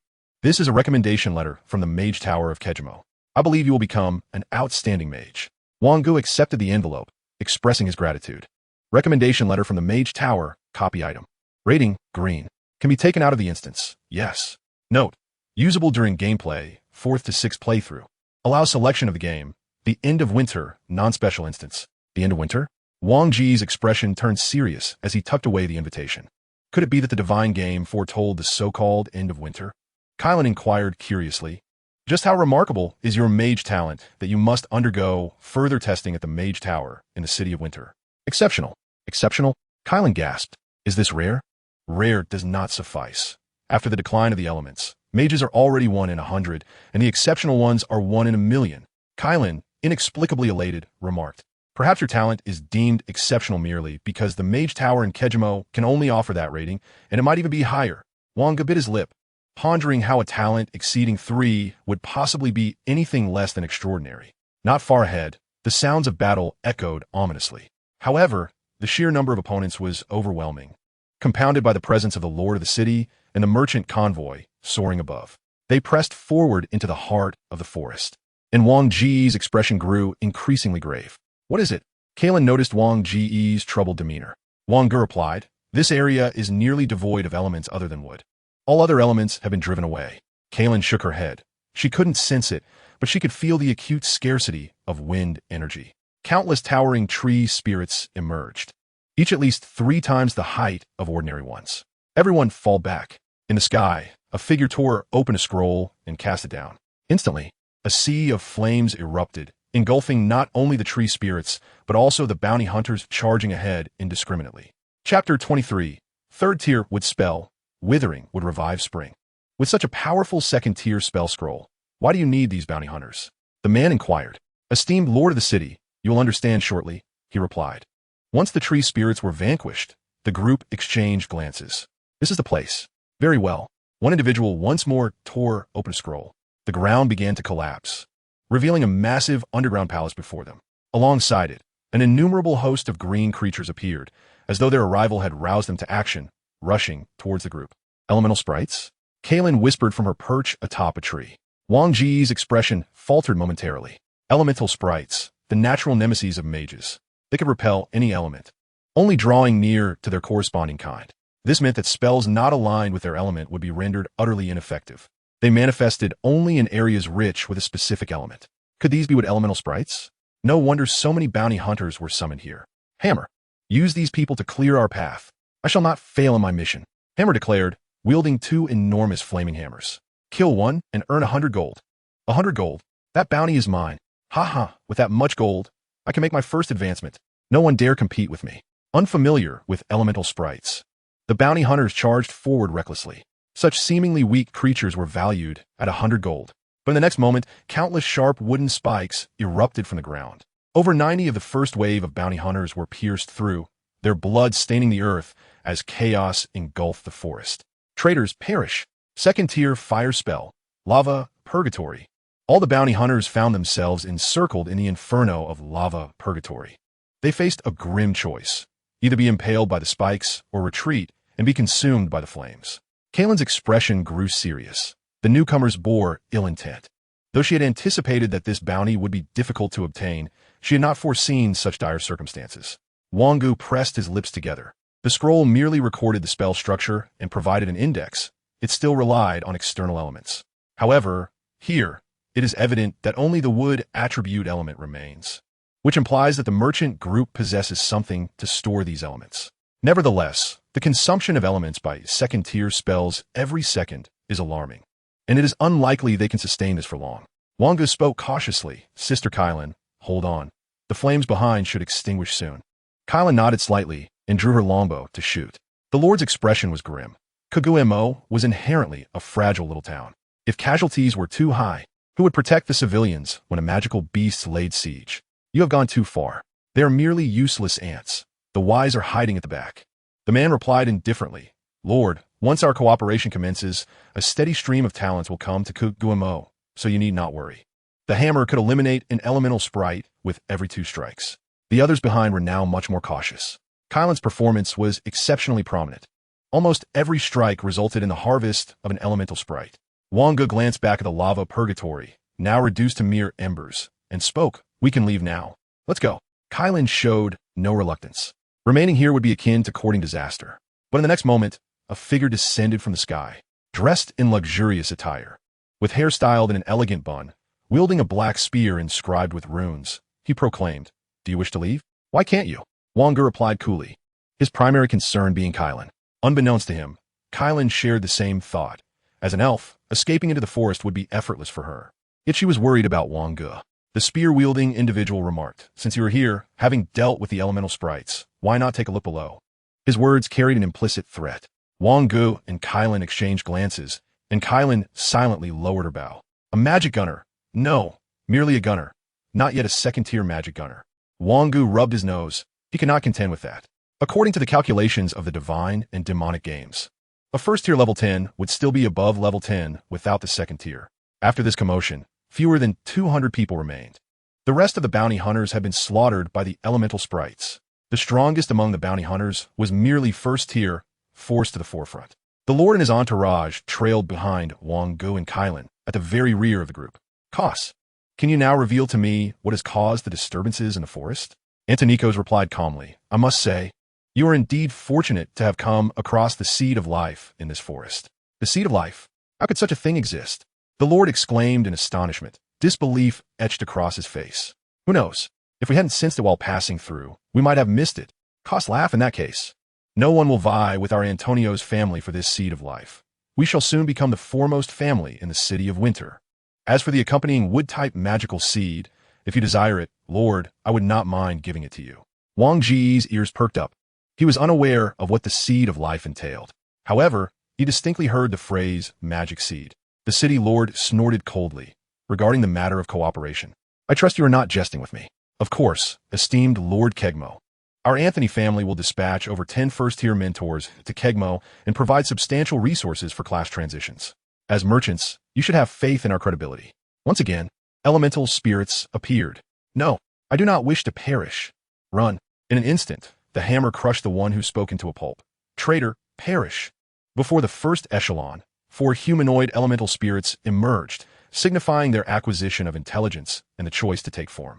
Their bodies surged with elemental energy, unleashing a barrage of wood-based spells. The 2 shield warriors at the forefront braced their shields with all their might. The previous gunner sensed the overwhelming magical aura. Instantly, the entire subterranean chamber was drained of wood elements. He fled in a frenzy. The next moment, the 4 humanoid elemental spirits cast a high tier wood spell together. The third tier would spell stiff wood springs. Wherever it reached, everyone began to gradually transform into rigid wood from their heels. Within seconds, their legs became 2 wooden poles, even sprouting tinderbuds. The most terrifying aspect was that this spell caused no pain. In their stupor, they transformed into humanoid trees, sprouting vibrant green branches. Both the gunner and the great hammer narrowly escaped disaster. Have they finally unleashed their ultimate move? A third-tier spell, how impressive! The members of the Anthony family chuckled, entirely disregarding the lives of those bounty hunters charging ahead. Meanwhile, the few dozen who were not affected stood frozen in fear, desperately fleeing towards the exit of the subterranean chamber. Just as Kylan grasped Wang Ge's hand to run together, he shook his head. "Sister Kylan, you go ahead. I have a way to escape." Chapter 24. The First Game Settlement. This time, the Anthony family did not intervene, but instead focused all their energy on the elemental spirits. The gun emerges like a dragon. The thunder hammer descends upon the earth. The 4 humanoid wood elemental spirits, having lost their magical abilities, were swiftly eradicated. Wang Ge gazed at the humanoid trees, softly murmuring, "Indeed, were these individuals merely destined to be cannon fodder? Why do you not flee? After all this effort, why not seize the generous rewards offered by the illustrious Anthony family before departing?" Coast chuckled. "Such courage. Rest assured, your rewards will not be diminished. You may also choose to join our Anthony family and gain unfathomable resources. Let us proceed. We have resolved all complications. And now it is time to seek the seed of life." The city lord, trailing behind, remarked somberly, "If there had been a wood mage present, such a tragedy would not have occurred." Only a few hundred have perished. How can that be considered a tragedy? At best, they merely fulfilled their inherent value. Coast pondered for a moment, seemingly unsettled, and countered, "Yet, it is indeed unfeasible to urgently summon a wood mage from Winter City without alarming the other families there." A group of individuals, excluding the Anthony family and the lord of the city, consisted solely of Wang Ge as they approached the final gate. Before them unfolded a corridor, aglow with a soft green light. You walked at the forefront, while Wang Ge was given a gentle push by Kos. Wang Ge maintained a calm demeanor, steadying himself. This underground palace and its passageways were constructed by elemental spirits of humanoid form. After navigating through numerous twists and turns, the group finally beheld a tender sapling swaying gently, surrounded by an atmosphere saturated with the essence of wood elements. Magic seed wood, dungeon item. Rating, orange.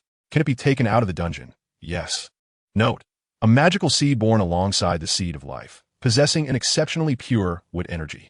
A hint of fear flickered across Wang Ge's face. "Can I not go?" Just moments ago, he had displayed great courage. Now, however, he seemed to lack resolve. Kos abruptly kicked Wang Ge's back. "Hurry up." Cautiously, Wang Ge approached step by step, his heart resolute. No matter what transpired, he must obtain this magical seed. Suddenly, the cave trembled. Without hesitation, Wang Ge activated the ring on his hand. A water barrier. A thin veil of water shielded him from a massive vine's onslaught, though it only held for less than half a second. The memory of magic conjured 7 earthen shields that swiftly appeared before him, finally blocking the vicious vine. Wang Ge lunged forward, covering the sapling with a stone bottle. Kos, in a fit of urgency, shouted, "Throw the stone bottle to me." Wang Ge raised the bottle high. "You save me first. Otherwise, I will shatter it myself. Even if I die here, I will not relinquish this." Kos's expression darkened. If it shattered, he feared the vine would devour them both. Without the protection of the elemental spirit, the magical seed was inherently fragile. The staff in his hand crackled with brilliant lightning, unleashing a bolt that surged towards the vine that had breached the water barrier. Sizzling, the vine paused for but a moment before once again advancing towards Wang Ge, its target unmistakably the stone bottle in his grasp. Its speed was such that it could pierce Wang Ge's heart in an instant. With substitution technique, 5-second countdown concluded. In that spot, only a fragment of wood remained. Wang Ge and the stone bottle containing the magical seed had vanished without a trace. The members of the Anthony family wore expressions of confusion. Where had he gone? As the vine lost its target, it turned its wrath towards the Anthony family. It was a second-tier magical plant, the deadly wood-murdering vine. After enduring numerous hardships and revealing their hidden cards to eliminate the wood-murdering vine, the Anthony family, along with the Lord, finally discovered the cave where the seed of life was said to grow. Upon entering, they found a figure standing within, a frail and stooped silhouette resembling that of an elderly man. Who are you? Mosen slowly turned around. Climosen, I believe you have heard my name. The notorious Climosen. What are you doing here? Notorious, you say? Mosen scoffed with a smirk. At least I am not like you, bringing hundreds of innocent souls to their doom without even a flicker of hesitation. Morrison, you have become the Empire's most wanted fugitive. Do you really wish to provoke the Anthony family? And what manner of family is the Anthony lineage? You, Kos was about to speak. Silence. Suddenly, an immense surge of magical energy surged forth. The third-tier wooden spell, Eternal Wood Burial. A colossal wooden coffin engulfed all members of the Anthony family. The lord of the city's expression tightened. Morrison, my lord, I trust all is well. Huh. The lord inhaled deeply. I had wondered why you chose to linger in my humble Kejimo for the past 5 years, only to discover that it is here that the seed of life resides. Morrison appeared even more haggard than before, teetering on the brink of collapse, as if at any moment he might blink and never reopen his eyes. I have waited a full 5 years. At last, it has matured. You now. The Lord paused slightly. Are you allowing the newly birthed seed of life to consume the one within you? Morrison revealed a grin with teeth interlaced in shades of black and yellow, his smile menacing. Since it does not acknowledge me, it must serve as nourishment for the new seed.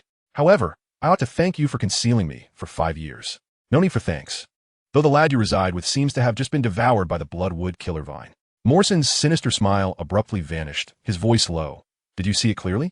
I believe I did not err. The bloodwood killer vine has now been dealt with by the Anthony family. No, that cannot be right. Morrison waved his staff, murmuring, within this entire palace, there are no living beings left apart from us. After the Lord finished speaking, Morrison licked his lips. Has he mastered the wood substitute technique so swiftly? Moreover, can he teleport dozens of meters to the surface? No, he cannot move such a distance using the wood substitute technique. Could it be that there is not even a remnant left behind? He himself did not care. But that girl, Kaylin, would surely be heartbroken. Hidden task achieved. Oppression of the past, score 2. Task objective 3, ultimate task completed. Score 8. Base score 6. Additional points 20. Hidden bonus 2. Total score 28. Draw attempts 3, base 2. Draw range, first tier. Draw probability, 70 white, 25 green, for blue. 1 purple, 0 gold. Note, the initial game probability was 98 white, 2 green. Level 5, 28 points. Free attribute points 6, 28 16, 2. Obtained 5 60 demon coins. Acquired dungeon items. Recommendation letter from the Mage Tower, Novice Staff, Novice Robe. Mage Jade Tablet, 4 magic seeds. 8 cards slowly materialized before him. Their identical backs, radiating an indefinable mystery. Can I select 5? Chapter 25, Spirit Surge. Can I select 5? Wang Ge muttered, gazing at the 8 cards. He raised his right hand and pointed into the air. One by one, the cards flipped over. White, white, green, green, white. Indeed, the probability of 4 is still too low, Wang Ge murmured, fixating his gaze upon the 5 cards. Ultimately, he could not escape the favor of the small fireball. Among the 3 white cards, one was unmistakably a skill card, Fireball. The other 2 were blank card, consumption card, and short bamboo bow white. His luck remained questionable, yet it was still a satisfactory outcome. However, the highlight lay in the 2 green cards. Mental Surge green.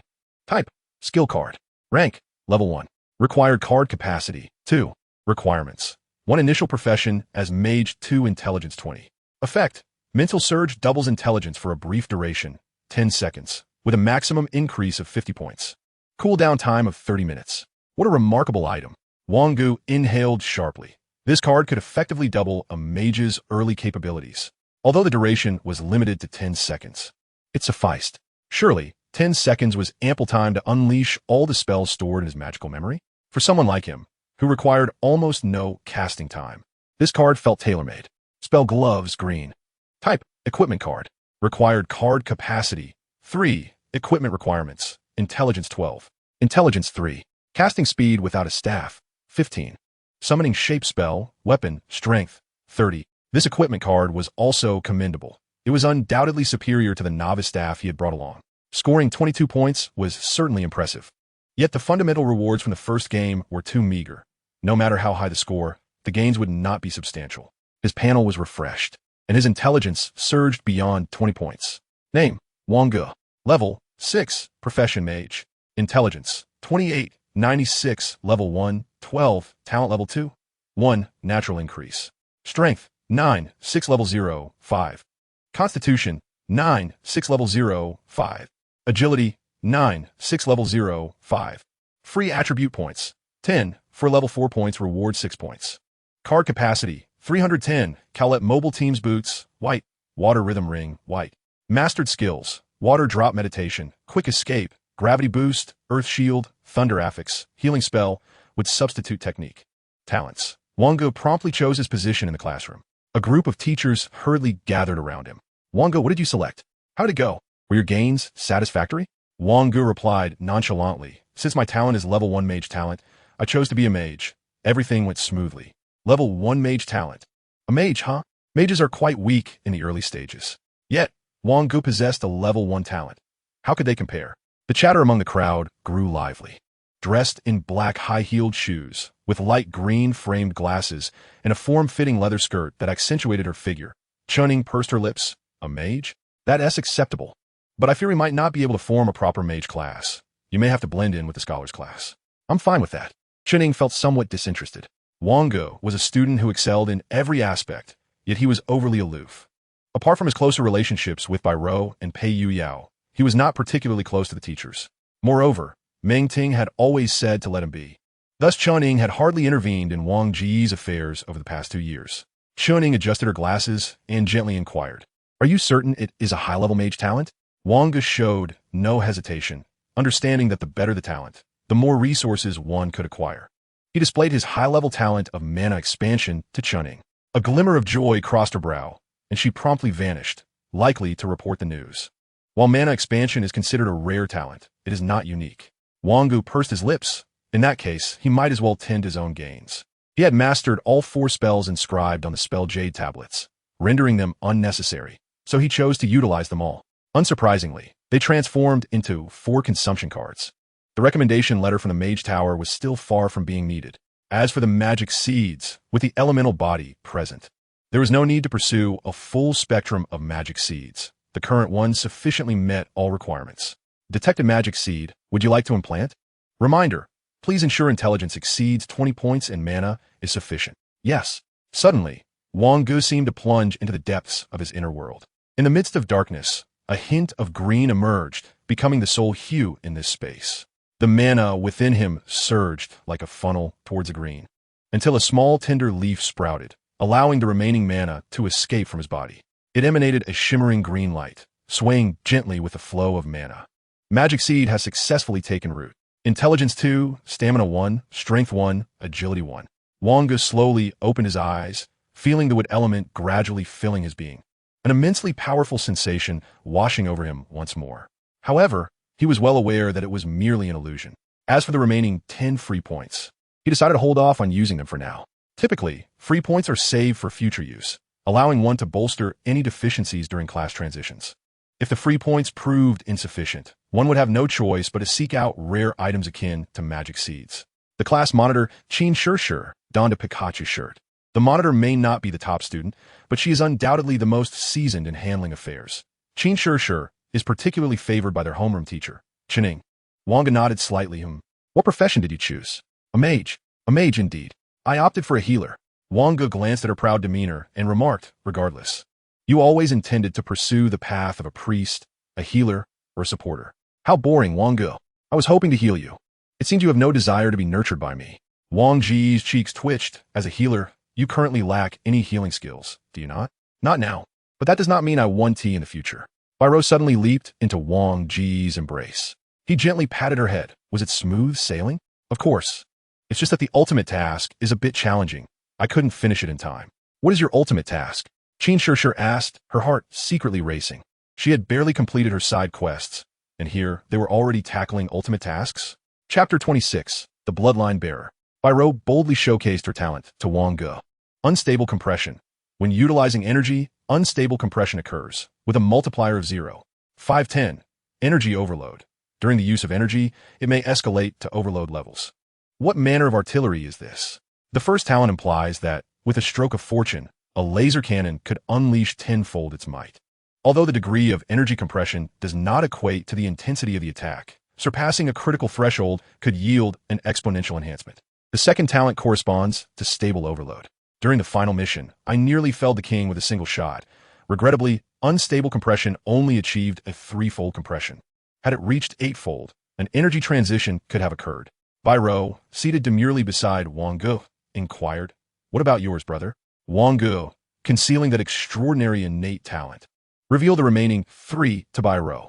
Lacking comprehension of the significance of mage talents, she merely noted that Wang Ge possessed 6 while she had 3, leading her to conclude that he was undoubtedly superior. When Chuning inquired about talent levels, Bairo promptly showcased the unstable compression talent to Chuning, mirroring Wang Ge's display.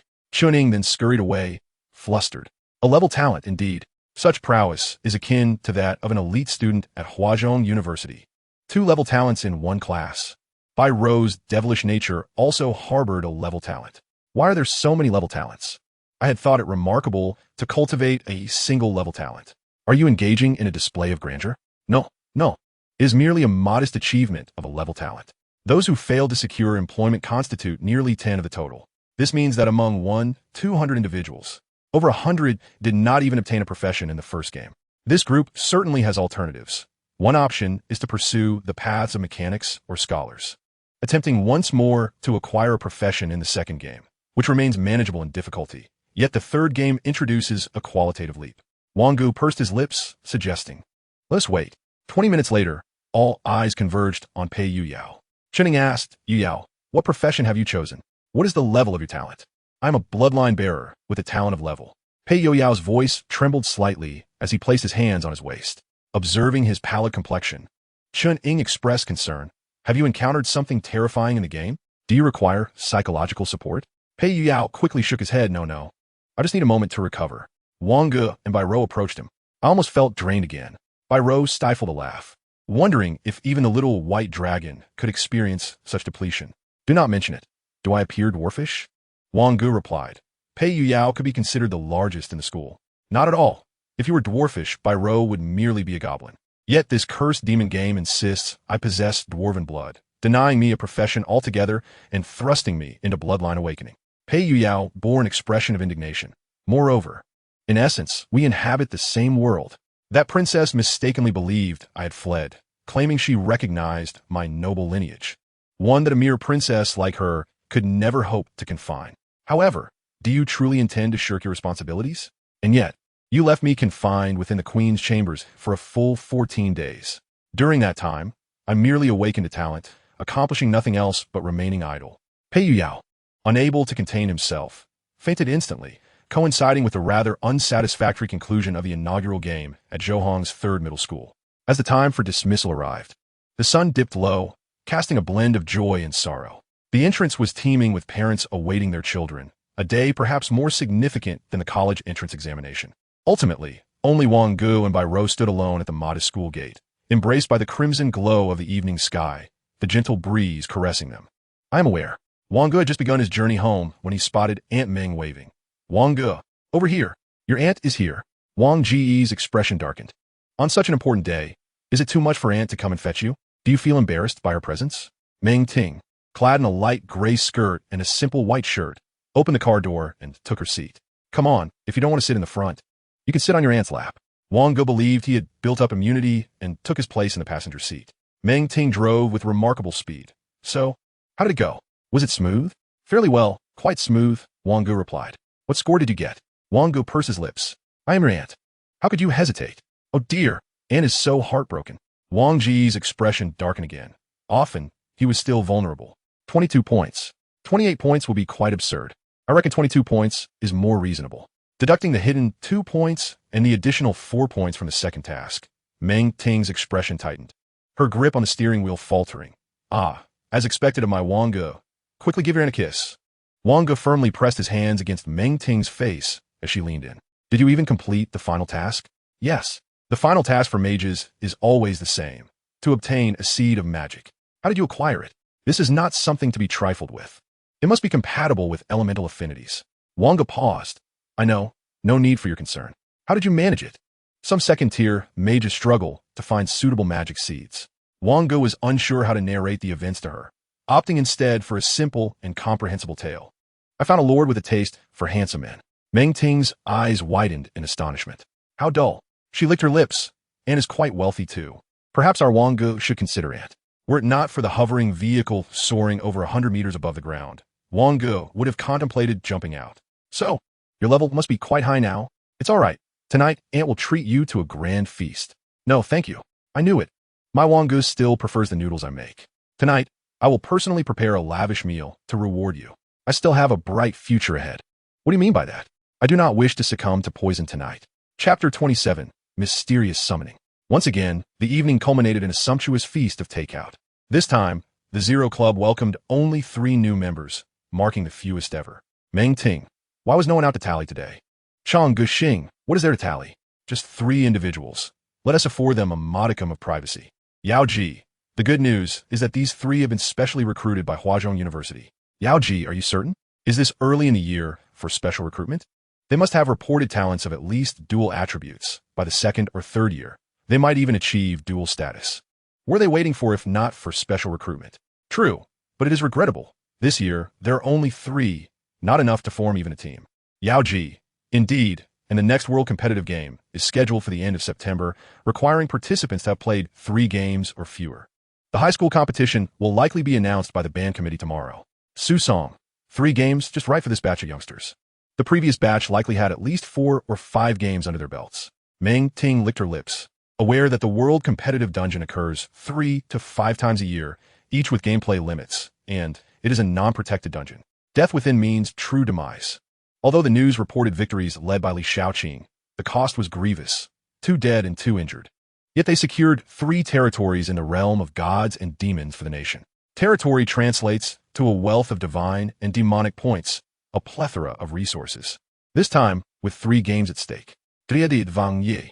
He didn't even allow my aunt a glimpse of her talents. Meng Ting muttered, fully aware that Wang Ge and his companions had entered the Zero game and had wreaked havoc. If Su Moran can awaken 2 talents, then surely they can too. Meng Ting, are you prepared? Meng Ting, not in a rush. I could delay a bit. Will you assist me? Su Song, that endeavor is too perilous. If you were to encounter a nightmare, those of us without the holy light would be doomed. Su Moran, Sister Meng, I will help you. Su Song, silence. Are you seeking another beating? Let us see whether your father will strike you or me. Meng Ting pinched her Qingming acupoint, closed the chat box, and instinctively glanced at her right hand. The holy light seal remained intact, but an unsettling premonition lingered. Ancient sorcery, mysticism. You can acquire 3 cards of mysticism. Although this item could also be directly sold at the auction house, Wang Ge resolved to tempt his luck. With 5 dungeons already cleared, surely these 3 would yield a blue card? Are you sure you want to use it? Yes. Acquired Mystical Bond white, Mysterious Summoning green, Mystical Prophecy blue. A blue card indeed? Wang Ge hurriedly opened his divine and demonic game card inventory. Inside, he found 3 cards quietly resting. Mystical Bond white holds little significance, somewhat akin to the attribute-less spell Stagnation. Mysterious Summoning green. Type, skill card. Rank, level 1. Required card capacity, 3. Request, 1 intelligence 202 sacrifice. Effect, summon a mysterious creature, which requires a sacrifice. The nature of the summoned entity is linked to the offering, and the lower the intelligence, the more likely the creature will retaliate. A scholar of the arcane with sufficient intelligence will not face this backlash. Lacking a summon skill card? Wang Ge felt an irresistible urge and decided to contribute a bottle of cola, eager to discover what enigmatic being might be called forth. Mystical Prophecy blue. Type, skill card. Rank, level 2. Required card capacity, 8. Requirements, 1 intelligence 1002, first class profession of arcane scholar 3, requires a sacrifice. Effect, capable of foretelling danger. The higher the intelligence, the more valuable the offering, and the more extensive the prophecy. Wang Ge shook his head. While this card was undoubtedly precious, it was of no use to him. As for selling it, after a moment's contemplation, he opted against it. Firstly, he was not in one of demon coins at present, and secondly, second-tier skill cards were exceedingly rare, even those belonging to the arcane scholars. They might prove beneficial in the future. Regarding the second card, he would consider selling off the useless items such as Golden Dagger and Novice Robe, along with various other expendable cards later on. Rising to his feet and stretching, he felt the satisfaction of having managed his first dungeon S rewards. Next, Wang Ge resolved to experiment with a mysterious summoning. This would suffice as a sacrifice. He He retrieved a bucket of instant pickled vegetable beef noodles. Mystical summoning. The mystical summoning is currently communicating through the sacrifice. Receiving the first response. Suddenly, a foot wrapped in white cloth manifested before Wang Ge, an eye glaring from the instep. What on earth is this? Corpse foot, mystical summoning. Level 0 Tier 2. The foot opened a gaping maw, releasing an overwhelming stench that engulfed the room. It voraciously devoured the pickled vegetable noodles. Is there anything you require of me? The voice seemed to express satisfaction. Wang Ge. No, just get lost. It reeks terribly. Aunt, you have angered me.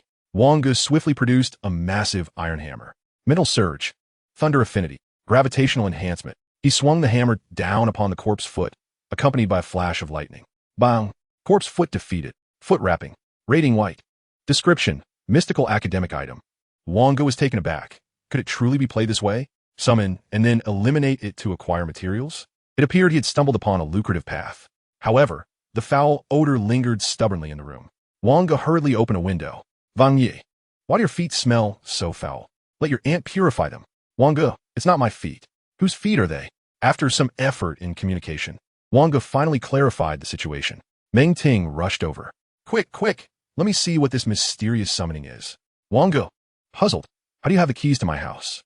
Well, I'm your aunt. How could I not have them? Your parents gave them to me. Without further ado, let us present this to my aunt.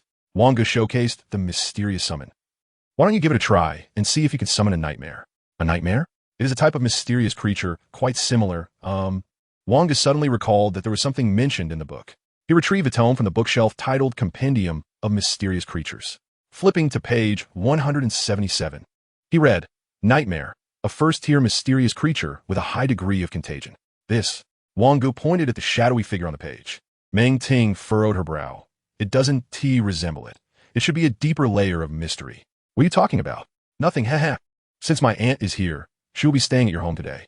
Chapter 28. A sudden acceleration. After tinkering with the magical analysis crystal in his room for a while, he read, Please insert the consumption card you wish to transmute. Wang Ge glanced at his backpack and placed the, with transformation technique, consumption card inside. However, he lacked a blank green card and 5 other green cards. So he had to abandon the attempt. The next day, after the usual breakfast, it was time for class allocation. The school would group students with the same initial profession into the same class for more effective teaching. Yohao, are you feeling better? Pei Yohao shot Wang Ge a glare. Once one has seen the vast ocean, no other water can compare. My good brother, it seems I cannot fulfill our previous agreement. Bai Rou curiously leaned in. What agreement? Of course, it's that good brothers should indulge together. Wang Ge immediately covered Pei Yohao's mouth, whispering, If you don't want Bai Rou to shove a gun barrel in your mouth, you should remain silent. On the playground, the crowd was immense. Intelligence types to Area 1, Strength types to Area 2, Agility types to Area 3. Wang Ge inquired, If you're a bloodline bearer, what category do you fit into? Pei Yohao scratched his head. Don't all basic professions have attribute enhancements? Aside from agility, my other 3 attributes all have a coefficient of 11. So I could fit into either strength or intelligence, right? This implies that for every level Pei Yohao ascends, all attributes except agility would increase by 11. If agility is considered 0.7, this means his attribute increase upon leveling up would be 4 points. Meanwhile, a typical 0-tier profession only has 25 points. Thus, my good brother, I naturally choose to align with you in the intelligence category. After the allocations, they began to categorize further. Please, all mages step to this side. In the entire designated area, for mages, only Wang Ge and Pei Yohao stood. After a long wait, a young girl entered. Pei Yohao remarked, It's Li Yan from Class 3. Wang Ge nodded slightly. She had consistently ranked second in exams, firmly beneath him. The head teacher of the mage class was a balding man, the vice director of the academic affairs office, known as Su Jiansheng. It is said that one year, when teachers' benefits were not distributed, Su Jiansheng directly ran to the Education Bureau and protested naked for his dues. Wang Ge inquired, Are there only 3 mages this year? No, just 2. Pei Yohao doesn't T-count. Su Jiansheng said nonchalantly, No worries with fewer students, we 1T have to attend class, right? After all, mages don't have much to learn. I impart to you the arcane arts, without venturing into the battlegrounds of gods and demons, and devoid of elemental essences. You shall find it impossible to learn. I share with you the meditative techniques, yet similarly, without the elements, mastery remains unattainable. Am I to drag you to enhance your physical prowess? Li Yan interjected, Then you could teach us in the battleground of gods and demons. However, The designated areas assigned to schools within that realm allow each student only a limited time, unless they venture into the open zones. Suzian Seng Zipli, never tense. It's of no consequence. I have meticulously compiled an entire curriculum. Once you have perused it, you shall advance to university. As for the zero-tier skill cards, I have exhausted my quota for duplication. You must procure them from the auction house. It appears that Su Jiansheng's reliability is indeed questionable, far beyond what was anticipated. What shall we do about the college entrance examination? That requires an expedition to the battleground. Oh, I recall now. Su Jiansheng patted his bald head. You possess the aptitude. The university's requirements for mages have a slightly lower threshold. It is well known that we mages flourish in the later stages. While the agility track at Magic City University demands 600 points, we require merely 500. Furthermore, the cultural subjects contribute 300 points. And you too consistently rank first and second in the entire school, correct? Scoring 250 in those subjects should be a breeze. Adding your innate talent grants an additional 50 points, and a level bonus adds 20 points. What a total that amounts to. I have calculated it all for you. There is no doubt you will succeed. Pei Yuyao cast a sympathetic glance at Wang Ge. Wang Ge remained unconvinced. Su Jiansheng was indeed an excellent teacher. However, one must think of ways to learn more spells, for possessing a multitude of spells is never a burden. After all, if you learn them and do not use them, it incurs no loss. Teacher Su, are you a second or third transition? Su Jiansheng patted his chest, second transition, comparable to a third. The three of them flinched slightly. Why add that last phrase? It was mere self-deception. For someone of Su Jiansheng's age, to still be a second transition signifies that the prospect of a third transition is nearly non-existent. His gameplay difficulty has reached a formidable level, and his personal attribute points no longer suffice for a third transition, unless extraordinary opportunities and resources are available to bolster them. As for the notion of dividing you into classes of healers and scholars, will that knowledge serve us any purpose? It will not. Thus I outright decline the proposal from the academic office. Henceforth, you shall constitute the most leisurely class within the school, free to engage in your whims. Su Jiansheng conveyed this with an ease that was both refreshing and forthright. At that moment, the head of education, Tong, an elderly lady with graying hair, approached Su Jiansheng from behind. What are you discussing? I was informing them that for the upcoming year, I shall subject them to rigorous training, ensuring they all gain admission to Huazhong University. Tong, leaning on her cane and adorned with reading glasses, remarked, Very well, let them get acquainted. We have a significant meeting in the first conference room. Once the two departed, Li Yan attempted to approach Wang Ge. My name is Li Yan. Wang Ge. And this is Pei Yuyao. We are to be classmates henceforth. Wang Ge replied with a faint tone. Pei Yuyao's eyes reflected no worldly desires. He was no longer the carefree youth who once frivolously dubbed himself the Little Dragon. Clearing her throat, Li Yan mustered her courage. Wang Ge, what was the first skill card you acquired in the game? Have you mastered it? Shall we exchange skill cards? It is quite commonplace to trade skill cards, albeit limited to those of the zero tier. Wang Ge inquired, What is your skill card? The Mage's Hand, replied Li Yan, a zero tier spell devoid of attributes. Wang Ge continued, You may choose between gravity enhancement and swift feet. I shall opt for gravity enhancement. Thus, the two engaged in a transaction within the realm of the divine and demonic game. Thank you, Li Yan expressed. No need for thanks. It is merely an equitable exchange. Wang Ge remarked as he equipped the Mage's Hand. A colossal hand descended from the heavens, delivering 2 resounding slaps before vanishing without a trace. Mage's Hand Mastery, 2,745. Li Yan gasped. Her Mage's Hand was nearly the size of her own hand, and she had expected it to summon only such a size, exclaiming, This is far too large. Wang Ge nodded, finding the spell rather practical, particularly since trading it for gravity enhancement was not a loss. However, it seemed he had not explored the game interface thoroughly the previous night. Upon closer inspection during the transaction, he noticed a section titled Update Notice. The next update is scheduled for the year 572 of the Divine and Demonic Chronicle on August 29th. As it is currently July 14th, there remains a mere month and a half. Attention, students, an important announcement follows. Please prepare to enter the second round of the game at your earliest convenience. Additionally, strive to complete the third round before August 28th.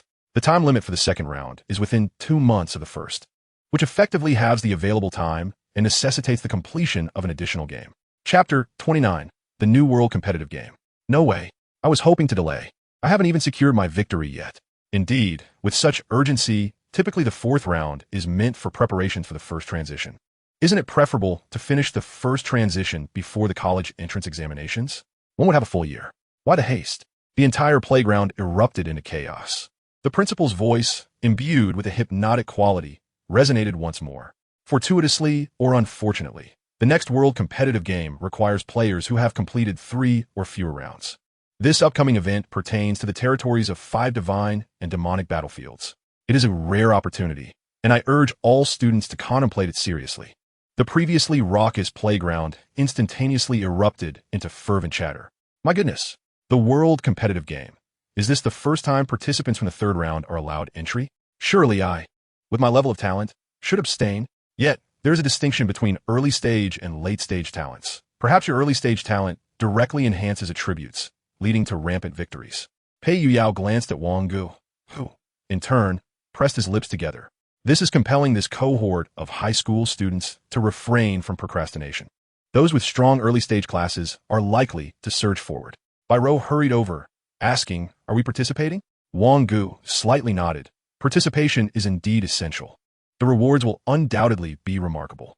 However, with some individuals potentially having transitioned already after 3 rounds, this poses a slight complication. Biro remarked, "Reaching level 10 in 2 rounds and transitioning in the third, is that truly feasible? It is not insurmountable." Wang Ge spoke in a deep voice. The special dungeon does not count towards the total number of dungeons. Although one can only enter it once within 3 months, it is sufficient for job advancement. This means that as long as we reach level 10 in 3 regular dungeons, along with 1 special dungeon, we can undergo our first job change. Pei Yuyao smacked his lips. How are we supposed to acquire a special dungeon card? It's not merely a matter of money or whether we can purchase it. Wang Ge rummaged through his backpack. The card labeled Mystic's Message Green was indeed a special dungeon card. One could tell from a name that it pertained to the Mystic job class. Although mages might also be able to transition, Wang Ge had no desire to tread the path of mysticism. Biro scoffed. "What are you afraid of? In the end, we can still take them down with a single shot. The difference between a first job change and not is negligible." Wang Ge gently patted Biro's head. "Don't speak nonsense. A level 0 class only receives 25 attribute points per level, but a first job change grants at least 5 points. Their overall attribute points will be at least 50% greater than ours, creating a significant chasm to cross." Li Yin listened quietly from the side, seemingly unable to interject. A 4-member team was required to participate in the competition, and their group no longer needed another mage. Moreover, what use would a mage from the third game serve? Will they merely be a mascot that sets off fireworks? Biro squinted and nudged Wang Ge's hand. "I possess an invitation for a special dungeon, but it seems I can only use it for my own job change. Precursor experiment of the mechanical city, green. Type, consumable card. Usage count, 1. Requirement, only usable in the 3rd or 4th game. Effect, allows the player to choose whether to enter the game, Precursor experiment of the mechanical city, upon entry." Pei Yuyao pursed his lips. "Actually, I've already engaged in the divine and demonic game." Wang Ge replied, "When I close my eyes, I still see that pristine bed adorned with red petals. I fear I may truly lose all earthly desires in the future. However, my first bloodline awakening is progressing swiftly. I should be ready for the 3rd game." "What about you, Wang Ge?" Wang Ge responded nonchalantly. "I am confident. It should not be a problem. However, we still lack 1 teammate." "Indeed, we need someone," Pei Yuyao remarked. "You and Biro are both ranged attackers. It would be best to have a control specialist or a tank." Wang Ge immediately thought of Xiao Su. Xiao Su, the ranger, should be capable of control. Nonetheless, as a mage, he could also handle control without issue. "Well, there's no rush for teammates," Wang Ge said, pursing his lips as he showed the 2 a card. "A substitution technique. A level 0 substitution spell," Pei Yuyao exclaimed, covering his mouth in astonishment. Substitution spells are nearly non-existent even at level 1, let alone at level 0. It is crucial to note that level 0 skill cards have no class restrictions. The value of this card would fetch an astronomical price at an auction. "All right, you both go buy a green blank card. Remember to purchase a skill card. I will replicate it for you." The 2 acted with remarkable swiftness, promptly trading 2 blank cards, green, skill card, to Wang Ge. Replication of this card requires 40 intelligence. Replication count, 33. 40 intelligence? This is exhilarating. In the blink of an eye, intelligence surged to 60 points. The 2 who gazed eagerly at Wang Ge instantly felt an indescribable mental oppression. "Well, I had intended to present this to you before the next game commenced, but it seems equally fitting to share it now." Bai Rou rummaged through her backpack and expressed her disappointment. I possess nothing that would be of use to you. Pei Yuyao shrugged. I only have some ores. If you provide me with your equipment, I could enchant it. Enchant? Pei Yuyao rubbed his head. Indeed, it sounds absurd. But my first awakened bloodline talent is Dwarven Hammer, and another should be the talent of Perfect Enchantment granted by the first game. Perfect Enchantment. Enchantment is guaranteed to be perfect, does not enhance success rate. Dwarven Hammer, bloodline weapon, increases crafting success rate, improves with bloodline awakening. It truly offers no assistance in combat whatsoever, Bai Rou remarked. You probably cannot perform mechanical enchantments yet, can you? Not yet, but I can manage with staves. Pei Yuyao replied. Wang Ge displayed his gloves. Will these suffice? Perhaps.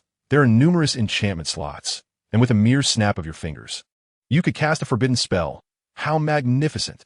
Fire Essence, Oregon rating, green. Description: a mineral that can be used for equipment crafting, enchantment, etc. Pei Yuyao had a plethora of similar ores in his backpack. As for processing gems and inscribing spells, that was beyond his current capabilities. He mumbled incessantly. What connection does this world-class competitive game in the third iteration have with us mages? I have merely 3 students. Can they even participate? It's utterly ludicrous. Su Jiansheng patted his chest. Did you hear the announcement? I did. We are mages. We are a late-game profession, and we must advance step by step. There is no need to compete for trifling early-game advantages. Understand? Chapter 30. You are indeed not suitable for the role of healer, like Qin Shi. Got it. The 3 responded in unison. Lian looked somewhat bewildered. Weren't you discussing what to do just a moment ago? Su Jianxing inquired. Lian, did you hear? Yes. I heard. Su Jianxing nodded and then, with a flourish, conjured several books. Su's Mage Theory. Come, each of you take one, finish reading, and you'll be ready for university. Wang Ge opened the first page. What is our motto? First is from the heart. Second is from the heart. And the third is also from the heart. Su Jiansheng. When do mages start to exert their power? We shall never exert our power until we are prepared. Su Ziansheng. After class assignments concluded, everyone had been assigned to new classes and began transporting books from their previous classroom. Qin Shi struggled to carry several books. Wang Ge, you plan to participate in the National High School Competitive Tournament, right? Naturally, I shall participate. Is there still a need for team members? We do not lack for healers. My talents are useful in the early stages as well. What talents? Qin Shi hummed and displayed her abilities to Wang Ge. With an additional boost, casting enhancement skills on objectives will grant an extra positive state, enhancing energy flow, damage, and healing. Quite splendid, wouldn't you agree? Hee. However, we do not require it. Qin Shi stamped her foot, causing a book to fall. Wang Ge glanced at her and remarked, You cannot carry so much. Take less each time. Which class are you headed to? Allow me to assist you. A glimmer of joy appeared on Qin Shi's brow. Class 7. With a flourish, a hand emerged from the void, grasping Qin Shi and whisking her away to Class 7 above. Dazed, she landed on the floor. Why are you moving my belongings? Why not just bring me over? In Class 15 of Zhoang No. 3 High School, the spacious classroom contained only 3 sets of desks and chairs. Hurry, hurry. Once everything is moved, we shall commence the class meeting, urged Li Yin, puzzled. A class meeting for 3 individuals? What else would you have me do? Fetch another? Li Yin fell silent. Once the 3 had completed their tasks, Su Jiansheng cleared his throat. Ahem. Next, we shall elect a class leader. The trio exchanged glances, bewildered. Very well. You 3 shall all be class leaders. Su Jiansheng continued. I have secured you a chance to be among the first to enter the demon and god battlefield. The area code we apply for a Zhoang No. 3 High School is 776,655. Do not mistakenly enter another open area. Tomorrow morning at 9, we shall gather for the battlefield. Ensure you are equipped. Dismissed.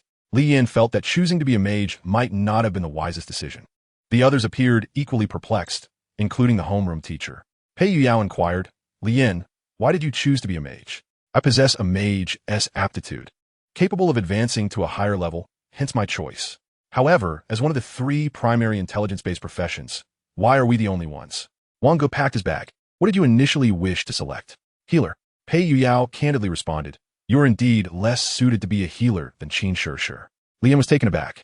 After Wang Ge and Pei Yuyao finished tidying up, they waited at the entrance of Class 11 for Bai Rou. I am the class leader. Do any of you dissent? Bai Rou declared from the podium, wielding a modified 78. No. How can we possibly dissent? We wholeheartedly support Bai Rou as our class leader, shouted their classmates. Some sporting bruises. Pei Yuyao murmured, Is it truly acceptable for Bai Rou to threaten them so openly? Wang Ge pressed his lips together and replied, "Which of your eyes witnessed by Ro threatening them? One must not speak carelessly." Pei Yoyao's eyes widened in disbelief, astonished at Wang Ge's defense.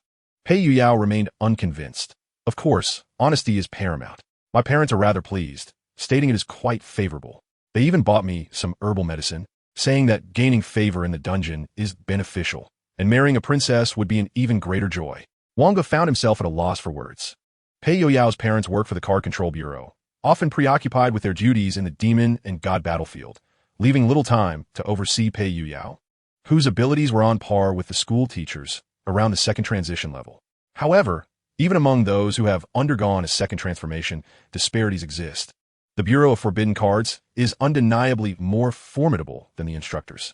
Yet this assertion holds some truth, as he himself is contemplating relying on the sale of his own body to fulfill his ultimate task. Simultaneously, the confirmation of the World Competitive Game ignited a fervor within the Zero Club's group chat. Yao Ji, where did you acquire this information? Is it truly authentic? Yao Ji responded, because dual talents are certainly superior to singular ones. The higher-ups reached out to me first. Unfortunately, we are unable to provide suitable candidates this year.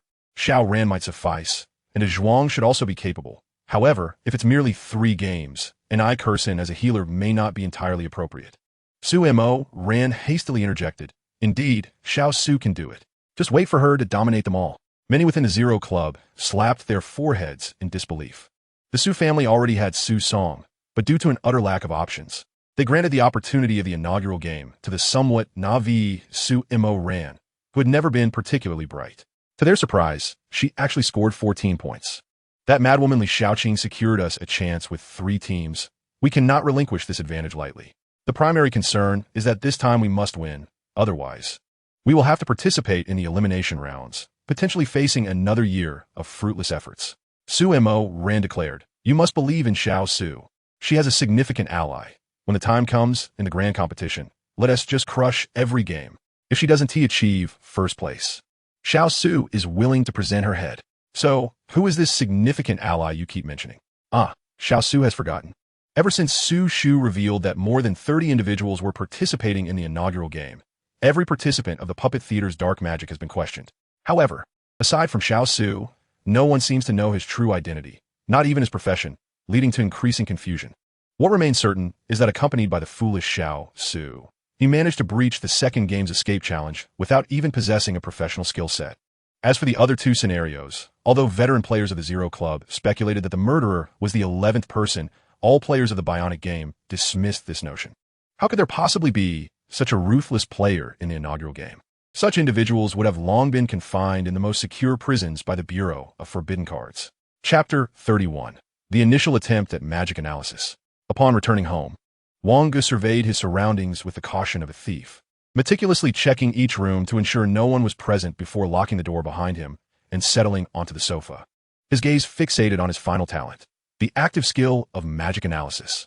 Although he currently lacked any consumable cards for transformation, his eagerness to experiment was insatiable. Wang Ge glanced at the auction house of the Divine Demon game. 0-tier spell skill cards were not inexpensive, particularly the healing spell, which was nearing 150 Divine Demon coins. I Spike. Type, consumable card. Usage requirements, none.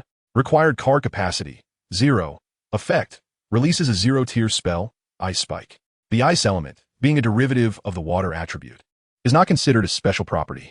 Subsequently, Wang Ge expended 10 demon coins to purchase 5 Fireball consumption cards and 15 demon coins for a white skill type blank card. The Ice Spike consumption card, Small Fireball consumption card, 5 blank cards skill cards, white, and Ice Spike skill card were acquired with a success probability of 47. With his spirits soaring and intellect doubled, the success rate surged to 81. He then attempted to incorporate the previously transformed lightning attachment and earth shield from the Mage's Codex. The success rate escalated to a perfect 100. Shall I analyze? Yes. Suddenly, the inverted triangle pendant emanated a mysterious gray luminescence. Analysis successful. Obtained skill card, Ice Spike. Wang Ge gazed at the Ice Spike lying in his backpack and calculated the costs. The auction house had no Ice Spike skill cards. However, the equivalent 0-tier ice spell, Ice Crystal Bow, demanded 45 demon coins. The costs were nearly equivalent to the selling price. After a moment of contemplation, Wang Ge surmised that the application of this active talent should not be as such.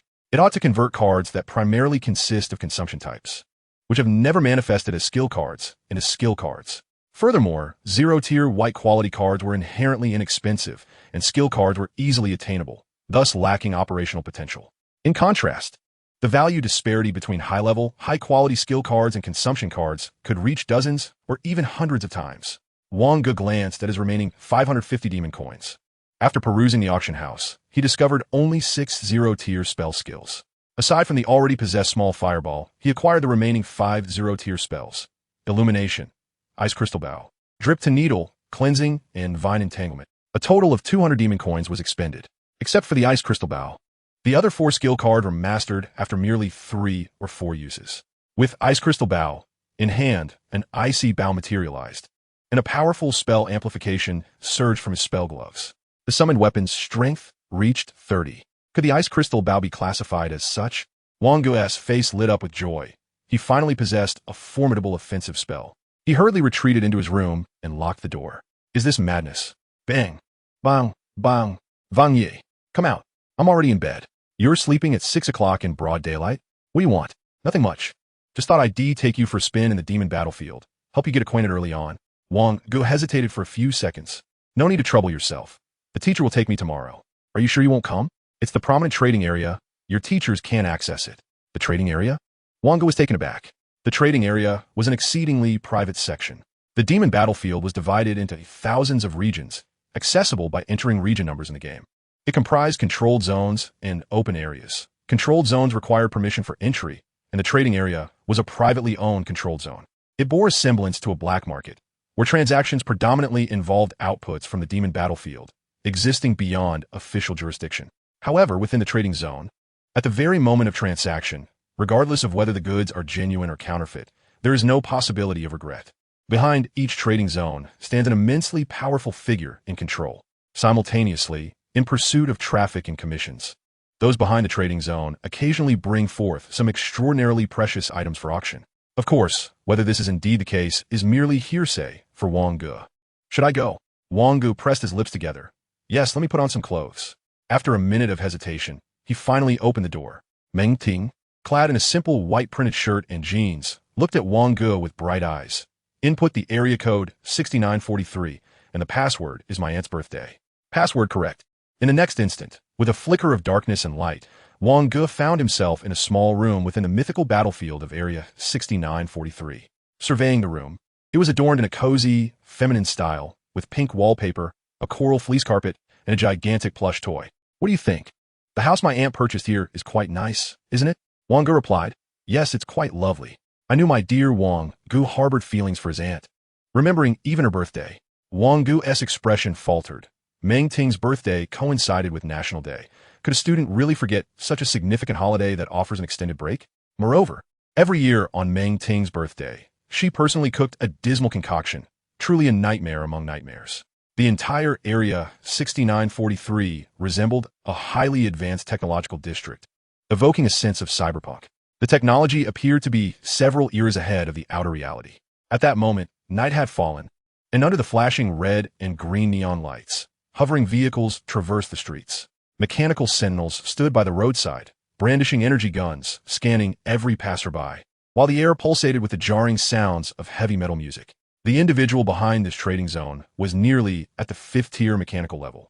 Having crafted all of this himself, Wang Ge nodded slightly, appreciating the enchanting scenery along the street, though it was not to his personal taste. Let us go. It's just ahead.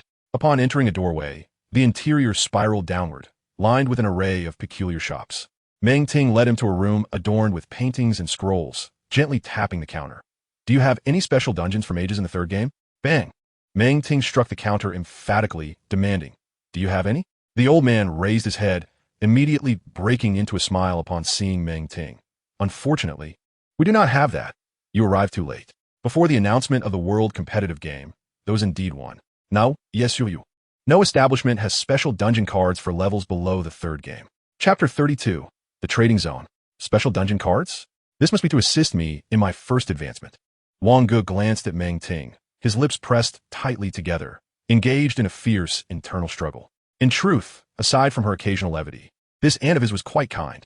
At the very least, she was the only relative who cared for him following his parents' disappearance. While other relatives and friends remained all but estranged, Wang Ge instinctively reached for Meng Ting's hand, wishing to inform her that the special dungeon card was unnecessary, only to find himself firmly grasped by her, who playfully squeezed his hand. With an air of determination, Meng Ting held on to him. "Come, let us descend and explore. Perhaps we may unearth something useful in the depths of the black market." "Let go of me," Wang Ge protested. Meng Ting, her eyes wide with defiance, declared, "Absolutely not. Release me, and I shall divulge something important." In an instant, Meng Ting relinquished her grip. "Speak," she urged. Wang Ge pressed his lips together. "There is no need for you to search for the special dungeon card. By my second game, I should reach the threshold for class advancement to level 10. By the third game, I will achieve my first promotion." Their gazes locked, and Meng Ting suddenly leaned in closer. "Our Wang Ge is truly remarkable. Come, let me give you a kiss." Instinctively, Wang Ge conjured a mage's hand to seize Meng Ting. Mage's hand? Wang Ge retreated a couple of steps, slightly flustered. "Meng Ting, what are you doing here? And who is this?" A man and a woman approached them. "I'm searching for a special dungeon," Meng Ting replied, "and this is my distant nephew, Wang Ge." She gestured towards Wang Ge. "These two are a pair of scoundrels. The man is Su Song, and the woman is Tang Yueyuan." "Your dog-ass tongue continues to produce nothing but nonsense," Su Song remarked, greeting Wang Ge before continuing. "You've arrived too late. All 3 free trading zones have been cleared out, and even before the news of the world competitive game broke, others had already begun purchasing. I can understand if everything else is sold out, but why even a mage's cards?" Meng Ting retorted. "Surely, no one truly believes a first-class mage possesses any real value. Do they? Who knows?" Su Song glanced at Wang Ge, momentarily unable to discern his true profession. "So, what class of special dungeon card are you seeking? Perhaps we can find a way to gather what you need." "Let us go, Wang Ge. If we can't buy it, so be it. We hardly require it anyway." Watching Meng Ting and Wang Ge walk away, Su Song felt perplexed. Why had they abruptly departed mid-conversation? If we cannot find it, Xiao Ran will struggle to advance. There's another way. Su Song squinted thoughtfully. Currently, Xiao Ran is at level 4. If she can attain level 4 in the next dungeon, the 2 levels she lacks can be compensated for in the Tower of Gods and Demons. 2 levels through 6 floors? That is exceedingly difficult, he mused. It would be best to secure level 5. But the points required for that Su Song could only pray to the gods. Please grant Xiao Ran a substantial boost in her next game. Tang Jueyun in Tazet. The Su family, from top to bottom, appears utterly unreliable. They are devoid of merit save for their beauty. Wang Ge, feeling anxious, stammered, "What do you intend to do?" "You've lied. To reach level 10 in 2 games requires level 45, and with only 22 points, you would only attain level 4. By daring to make such a claim, it indicates you must have secured level 5 in your first game. In this place, no matter how loudly you shout, no one will come to your aid. Unless you speak the truth, you will only descend into the clutches of your aunt." Wang Ge hastily corrected himself. "Actually, I scored 28 points. I merely feared you wouldn't believe me, hence my modesty." 28 points? A perfect completion plus a hidden quest? Wang Ge glanced at the exit button, realizing there were indeed no conditions for withdrawal. Damn it, I've been duped by this old bachelor once again. If we consider the thigh that Su Moran refers to as Wang Ge, then while Su Moran might score a respectable 14 points, Wang Ge undoubtedly surpasses him with at least 16 points, indicating that Wang Ge has awakened no fewer than 3 talents. Meng Ting arrived at a shop filled with potions. "Here, to purchase holy water again?" inquired a bespectacled man. "You should really find a permanent cure. Otherwise, no amount of holy water will suffice." Meng Ting crossed her arms and huffed as she collected the 6 vials of holy water from the counter. "No one has responded to my bounty task thus far. What can I do? How many months do you have left?" "Let's not discuss that. The debt remains." "Another debt? You've already owed for 6 months. I have no money now. Even if you beat me, I couldn't produce any." "All right then, I'll keep a note of it. Just remember to repay when the time comes." "Understood." This is so annoying. While she hadn't seen the entirety of the free trade zone, she knew that possessing the code and password would allow her access at any time. Not to mention, she could bring Pei Yu Yao and Bai Ro along. Quite the bargain. Wang Ge pressed his lips together. Indeed, this world competitive game had stirred everyone into action. He was uncertain about the rewards of the world competitive game, but to select a team to represent the nation would certainly yield substantial resources for training. Speaking of the rewards, a quick call to Sister Xiaoqing would provide clarity. Wang Ge's neighbor on the left was Meng Ting, while on the right resided the Li Xiaoqing family. Inside a sterile ward, Numerous fruit platters and snacks adorned the space. Overseen by a second-tier healer, Li Xiaoqing was wrapped in bandages radiating healing waves, clutching a rosy apple in her hand. A soft blue screen flickered to life. Sister Xiaoqing, it's me, Wang Ge. It's just the first game. It's not particularly challenging. Congratulations on winning the world competitive game. Huh. 2 out of 4 have perished, and another is set to become a cyborg. What is there to celebrate? Wang Ge's expression tightened. Is it that serious? And what about you, sister? I'm the luckiest of the lot. Let's not dwell on that. Why did you call? I wanted to ask what profession you transitioned into and how the rewards from the world competitive game fared. You know, my initial class is fighter, and I transitioned to martial arts master for my second class. As for the rewards from the world competitive game, Chapter 33, The Sinners. Li Xiaoqing's eyes glimmered with curiosity. The second-tier healer interjected. A new world competitive game has emerged, requiring participation in 3 games or fewer. 3 games or fewer. Doesn't that mean only the new generation can participate? Wang Ge, will you take part? Wang Ge humbly replied, it's too early to say, but I will likely join the high school tournament. First and foremost, the nature of the world competition game is crucial. The rewards I received were approximately 3 purple cards, 12 freedom attribute points, and a collection of miscellaneous items. By the way, what was your profession again, Wang Ge? Scholar? If a scholar can transition into those classes, they can be quite formidable. Goblin Scholar, Inventor, and the mysteriously summoning Mystic Scholar are all quite powerful. Wang Ge moved his lips slightly. No, it's the Mage. Perhaps you should reconsider the Mage. A Mage must at least undergo a second transition. In the early stages, there's simply no match for other professions. Wang Ge replied softly, yes, I understand. After hanging up the phone, Li Xiaoqing sighed, muttering to herself, little Wang Ge remains a steadfast pragmatist. Ever since he was young, Wang Ge would refrain from undertaking any endeavor that did not serve his interests. The healer beside her chuckled. What's this? Your brother wishes to participate in the world competitive games? Is this the handsome younger brother you intended to introduce to me? Suing, enough of that. When did I ever say I would introduce him to you? Li Xiaoqing pressed her lips together. He is a mage. A mage? That seems rather difficult. Currently, it appears that there are very few mages participating in world competitive events with fewer than 12 games. Although there are 3 team slots this time, which means 12 participants. Your brother Li Xiaoqing cast a sidelong glance at Su Qing. What would you know, you big cow? If he were a scholar, I believe he would undoubtedly be selected. But why choose to be a mage? All right, I may not understand now. But once you introduce him to me and we engage in a thorough yet simple discussion, I shall comprehend. 1ti? Go away. Su Qing feigned seriousness for a few moments. Speaking of such perilous places, you have already experienced it once. Do you truly wish for your brother to participate? We only have one last chance left. The next world competitive event will surely be a hunt by those teams on the brink of elimination. Images of the trio flashed in Li Xiaoqing's mind, and she remained silent. Wang Ge hung up the phone. For dead? Too injured? It seems that only Li Xiaoqing would emerge unscathed. The news reported it with a sense of nonchalance. This time, there were no reports of casualties. Perhaps because the next encounter would be even more brutal.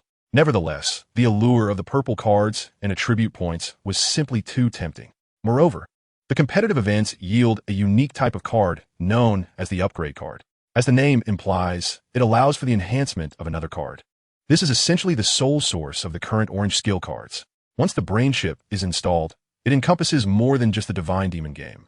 It is a highly integrated high-tech chip. Countless forums are now buzzing with discussions centered around world competitive games. After casually browsing a few, Wang Ge quickly lost interest. His long-registered account had automatically been added to the school group. Zhouheng, Sanzhong. Seeking teammates. Game participation must align in progress. 2 lacking 2. 3 lacking 1. Looking for a mechanical role. Level requirement above 3.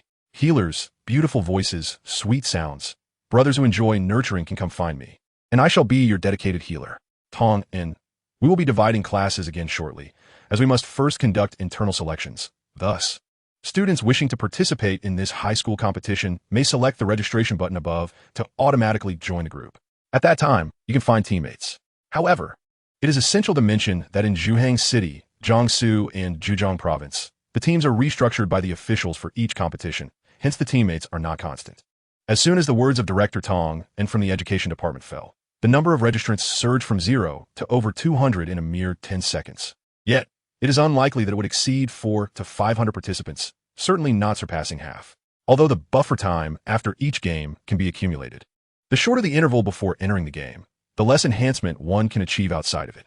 For instance, Wang Ge's magical seed, if nurtured for a month, can certainly yield considerable enhancement in attributes, thus instilling greater confidence for the next game.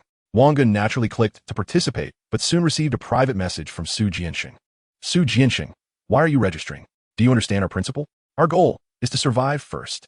We will exert our strength once we reach the second transition. Wang Ge, I am merely testing. If I find the difficulty of the second game too high, I will withdraw.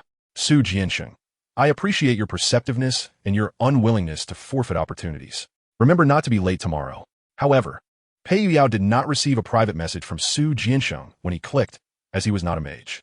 Bloodline practitioners hold a significant advantage in the early stages. But choosing to be a bloodline practitioner necessitates continual bloodline awakening.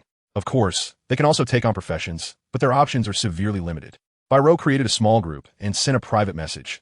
We are short one person. Should we find another? Pei Yuyao, certainly. Otherwise we will not meet the competition standards. What kind of profession should we seek? I think a tank is ideal. Both you and Wang Ge are too wary of rogue assassins, and I cannot manage another ranged character. Wang Ge pondered and replied, there is no need. Let us just go all out and choose someone formidable. Pei Yuyao, but given our reputation at school, it might be. Biro, are you implying it's my fault? No. Wang Ge felt quite helpless. Their trio, due to Biro's influence, did not enjoy a favorable reputation at school, resulting in a lack of peers they could consider friends. Biro, brother, do you remember the mouse? The mouse? Are you referring to the one from the slums involved in illicit activities? Yes, he recently participated in chip transplantation. Did he manage to get his identification? He must have joined the most dangerous frontline reserve of the Bankar Bureau. Wang Ge contemplated for a few seconds. The slums are divided into two categories of people, the truly impoverished and the so-called criminals. The impoverished possess identities, whereas the criminals are stripped of theirs, rendering them incapable of undergoing chip transplantation. Of course, there exists a gray market for illegal transplants, but those chips lack protective mechanisms, and being discovered equates to a death sentence. Their avenues for redemption are scarce, the simplest being to join the reserve of the Bankar Bureau, which mandates undertaking the most perilous missions in the divine and demonic battlefield upon graduation. Moreover, they can never leave the divine and demonic battlefield for life. Chapter 34. The first step into the divine and demonic battlefield. The following day, under a radiant sun, Wang Ge awoke and directly entered the divine and demonic battlefield. Zhuheng, 3rd Middle School Lounge. In the lounge, Pei Yuyao and Li Yan had already arrived, while Su Jianshang sat in meditation. The presence of extraneous elements is crucial for meditation. Typically, mages prefer to meditate in the battlefield of gods and demons. Upon noticing Wang Ge's arrival, he opened his eyes. Firstly, within this area, resources are limited, allocated to us from Jiangsu and Zhejiang province in the form of points, with the stronger individuals receiving more. Therefore, what shall we do if someone attempts to seize your resources? Li Yan's cheeks flushed as she donned a pale yellow shirt, inquiring, what should we do? Su Zian, somewhat helpless, glanced at Wang Ge. Wang Ge replied, just kill them. Su Jianxing's expression turned even more resigned as he then looked at Pei Yuyao. Pei Yuyao nodded in agreement with Wang Ge's suggestion. Su Zian Zima? Is it because he has long known how to navigate these situations that he shows no concern for the new students? This cohort appears remarkably fierce. No wonder Chinning insisted, I keep an eye on those two. Coughing lightly, he added, killing is prohibited in this area, but conflicts are permitted. Teachers cannot intervene unless lives are at stake. This means as long as you do not kill, there should be no significant issues. Su Jianxing emphasized, do not kill. Do you understand? In unison, the three responded, understood. Su Jiansheng felt a sense of relief. Although he was unsure of their thoughts, their obedience sufficed. However, with only 2 mages and 1 bloodline user among them, he pondered what great turmoil they could possibly stir. Perhaps he was overthinking it. I will observe you from behind, watching your practicals, skill releases, and so forth, then summarize it for your review. Now, let us proceed to accept tasks. As they stepped out of the lounge, the cacophony of voices filled the air.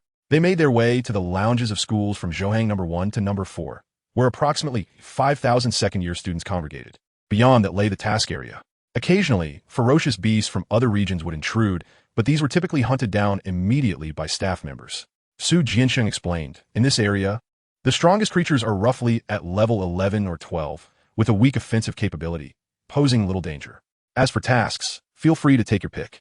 Today is merely for familiarization. Wang Ge glanced at the scrolling information on the large screen, noting that most tasks involved hunting ferocious beasts and collecting their materials. with only a handful pertaining to the search for wild materials. Li Yin asked, "How many tasks can one person accept?" Su Jiansheng casually replied, "Without accepting tasks. You want to know the locations of the spawns. Hunt the wild bull, collect wild bull horns, 19,500, 3 points each. Hunt the flame cat demon. Collect cat demon fire bladders, 12,200, 5 points each." Wang Ge inquired, "So, isn't it just a matter of killing whatever we encounter?" Su Jiansen bao said, realizing he had overlooked this detail. Well, you could say that, he admitted. Final task. Hunt the marsh turtle, level 11, 01, 500 points. Wang Ge immediately accepted this final task. Pei Yuyao followed suit, and after a moment's hesitation, Li Yin also decided to take it on. It matters not if the task cannot be completed. Wang Ge reassured. It is of no consequence if the mission remains unfulfilled, is it not? Su Jiansheng scratched his bald head, unable to refute this assertion. Very well, although I shall observe you from the shadows. I may not be able to intervene in time. Do not overestimate your capabilities, understood?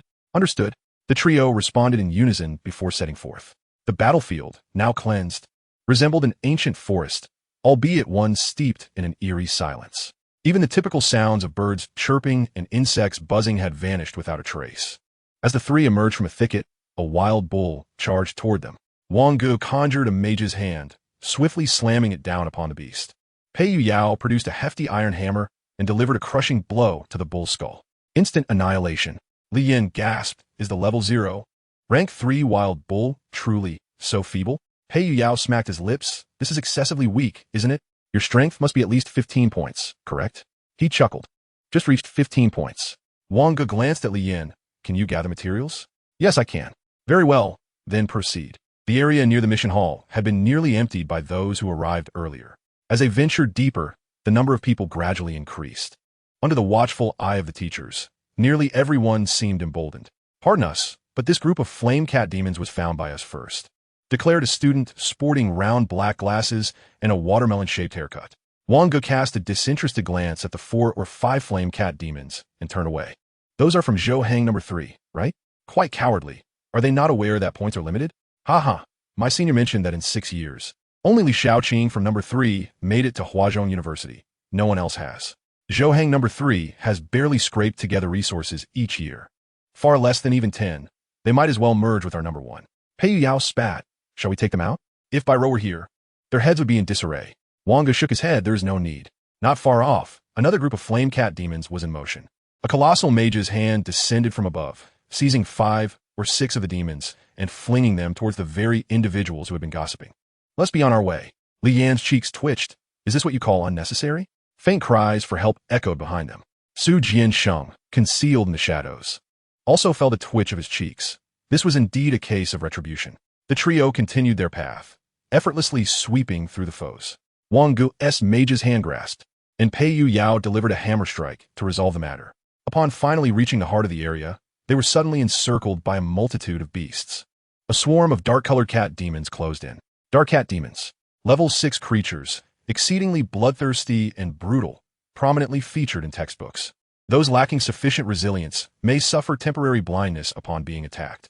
Li Yin, somewhat apprehensive, suggested, "There seem to be too many. Should we lure a few out first?" Pei Yuyao, equally unnerved, remarked, "There are nearly 20 of them in this dense mass." A surge of energy coursed through them. Wang Ge cast an enhancement spell, imbuing Pei Yuyao's hammer with lightning. Continuing from the previous scene, the singer wielded a delicate, pale blue longbow, instantly drawing it taut. An arrow could surely pierce the body of a shadow cat demon. "Leave one for me," Pei Yuyao exclaimed as he smashed the last shadow cat demon's head with a single blow. Su Jiansheng lamented. He had already gathered his magic to save someone, only to be forced to disperse it. The shadow cat demon was an exceptionally aggressive creature for a novice player. Encountering even one could be troublesome. "This is nothing like my experience at the initial stage," Wang Ge mused, pursing his lips. Had he known, he wouldn't have been so exuberant. They were considerably weaker than he had anticipated. Li Yin had already become a proficient gatherer, joyfully declaring 792 points. "This area must be intended for first-time players. It's rather dull. Let us quickly complete today's tasks, and then clear everything visible. We should be able to accumulate 3 to 4,000 points. If we come every morning, that should suffice." Pei Yuyao's eyes brightened. "I just saw the items available for exchange with points. They seem quite good. Even skill cards are included." Li Yin fell out of her depth. Having only mastered 2 spells thus far, one for gravity enhancement and another, the Mage's Hand. Let us proceed. According to the given coordinates, the marsh turtle is just ahead. Allow me half an hour to recover my skills. Then let us clear some minor creatures in the meantime, Su Jianxing suggested. This type of resource is typically maintained once every 7 days. The number of people visiting each school and their timing are all prearranged, as points are tantamount to resources. During yesterday's 4-school meeting, when the principal of Zhoang number 3 middle school mentioned that 3 members of the mage class would be the first to arrive in the morning, the principals of number 1 and number 2 middle schools immediately cast their votes in favor without a second thought. Moreover, they expressed their goodwill. We are aware that in previous years, we at number 1 and number 2 have taken more than our fair share of resources from you. No need to elaborate. Regardless of how many students from the mage class at number 3 middle school arrive this year, we shall raise no objections. Chapter 35. The Marsh Turtle. In the midst of a swamp, a colossal turtle with a shell exceeding 3 meters in diameter lay in slumber. This area had only just been officially opened today, and no one had yet ventured this deep. Meanwhile, the other creatures near the marsh turtle had already been cleared by the trio. Pei Yuyao gazed at the enormous turtle, hesitating for a moment. Shall we wait for Bai Rou to arrive? I doubt my hammer will have any effect. Lian quickly nodded in agreement. Yes, yes. We're only 3. Wang Ge waved his hand dismissively. Regardless, we must at least give it a try. Suddenly, a fireball spell was cast, striking the turtle's shell, but the marsh turtle merely stirred slightly and continued its deep slumber. We must strike its head, Pei Yuyao advised. The second fireball accurately hit the marsh turtle's head. Its eyes abruptly opened, and an overwhelming pressure descended. Subject to high-level biological pressure, judgment passed. Another fireball was hurled towards the marsh turtle's eye. Su Jianxing watched from the shadows, feeling intensely anxious.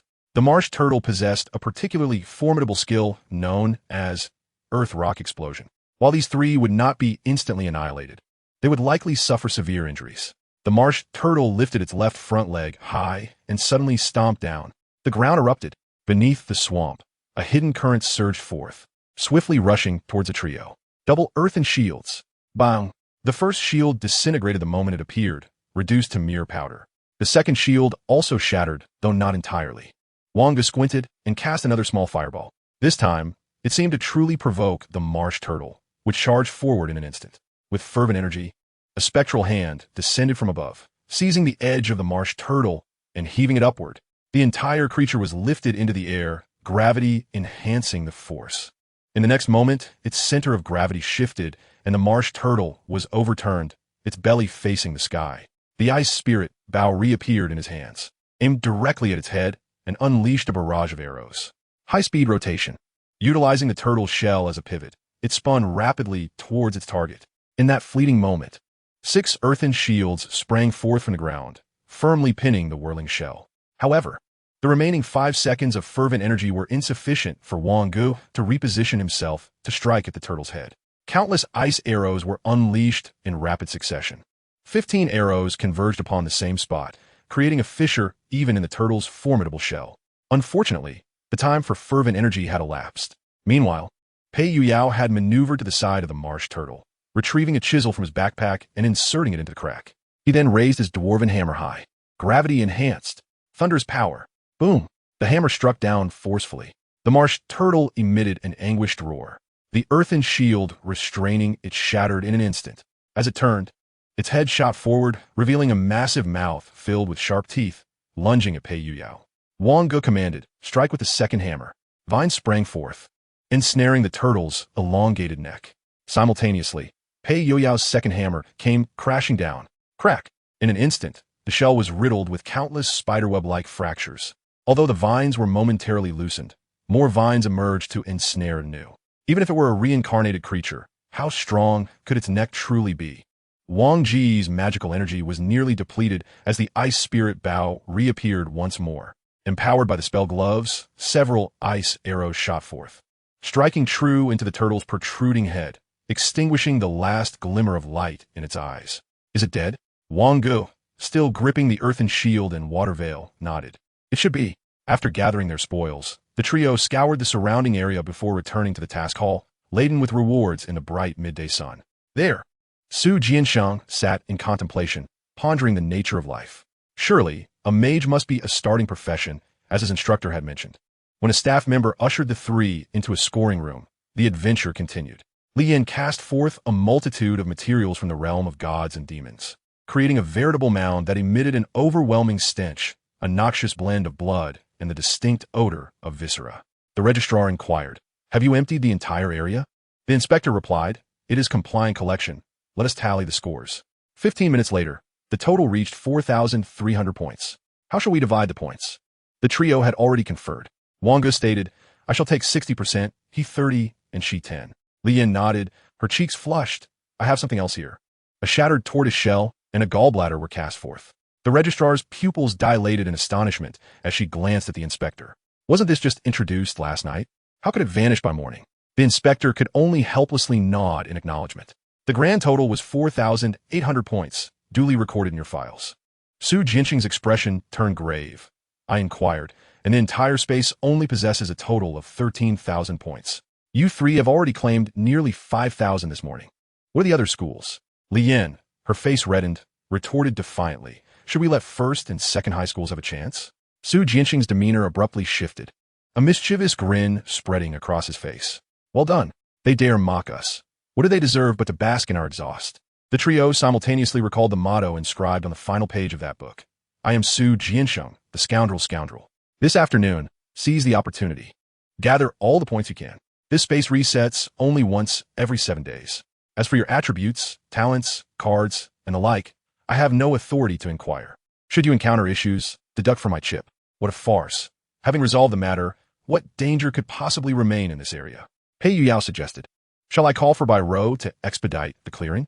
Wang Ge nodded slightly. "Indeed, that would prevent lingering thoughts. Bai Rou's arrival would hasten our efforts." 5 minutes later, Bai Rou appeared. "How infuriating. You abandoned me. We called for you. Now hurry. Our points are dwindling." With Bai Rou's arrival, Wang Ge felt considerably more at ease. At 2 p.m., the individuals from Zhouhang First and Second High Schools finally entered. The leading teacher from First High School stated, "The forces from Third and Fourth High Schools will not arrive for another 3 days. This time, we aim to clear the area within 3 days." The teacher from Second High School remarked, "This time, Third and Fourth High Schools are all in, promising to act decisively, banking on our inability to secure many points in the first 3 days. Hunt the Savage Bull. Collect Savage Bull horns, 496,500, 3 points each. Hunt the Flame Cat Demon. Collect Cat Demon Fire Sacks, 188,200, 5 points each. Hunt the Dark Cat Demon. Collect Cat Demon Fire Sacks, 129,150, 7 points each." The leading teacher cautiously inquired, "Is this task panel displaying correctly?" The receptionist, pursing her lips, unsure how to clarify, could only nod in affirmation. "It cannot be. How could there be so few left after just half a day?" The teacher from First High School exclaimed, "Ah, I see now. The 496 refers to the remaining number. Ha ha ha. You're truly mischievous, giving us quite a fright." Chapter 36, The Mouse. The receptionist displayed a professional smile. "Greetings, esteemed teacher. Only 4 Savage Bulls remain in the entire space." The teacher inquired, "What transpired? Did they run amok?" "No, they were simply depleted by the students who arrived this morning. It seems not many came this morning. During the handover, it was mentioned that the points collected were insufficient. Goodness, each one of them is quite the dramatist, all from the same school, yet they hid it so well." However, the teachers from both schools shared a tacit understanding, their faces adorned with smiles. The entire hall began to brim with a joyful atmosphere. The teachers exchanged glances. Since one area was inadequate, they decided to strive for 2 areas. After all, it was all for the benefit of the students from both schools. With so few exotic beasts in such a vast area, it seemed a waste of time. Indeed, and the numbers are far too scant. Then why not grant us another area? The students are innocent. Many have yet to arrive, especially those from the 3rd and 4th middle schools. We cannot deny those who have not yet entered the opportunity for experience. The teachers from both schools sang in unison, speaking with righteous fervor, all for the sake of the students from the 3rd and 4th middle schools.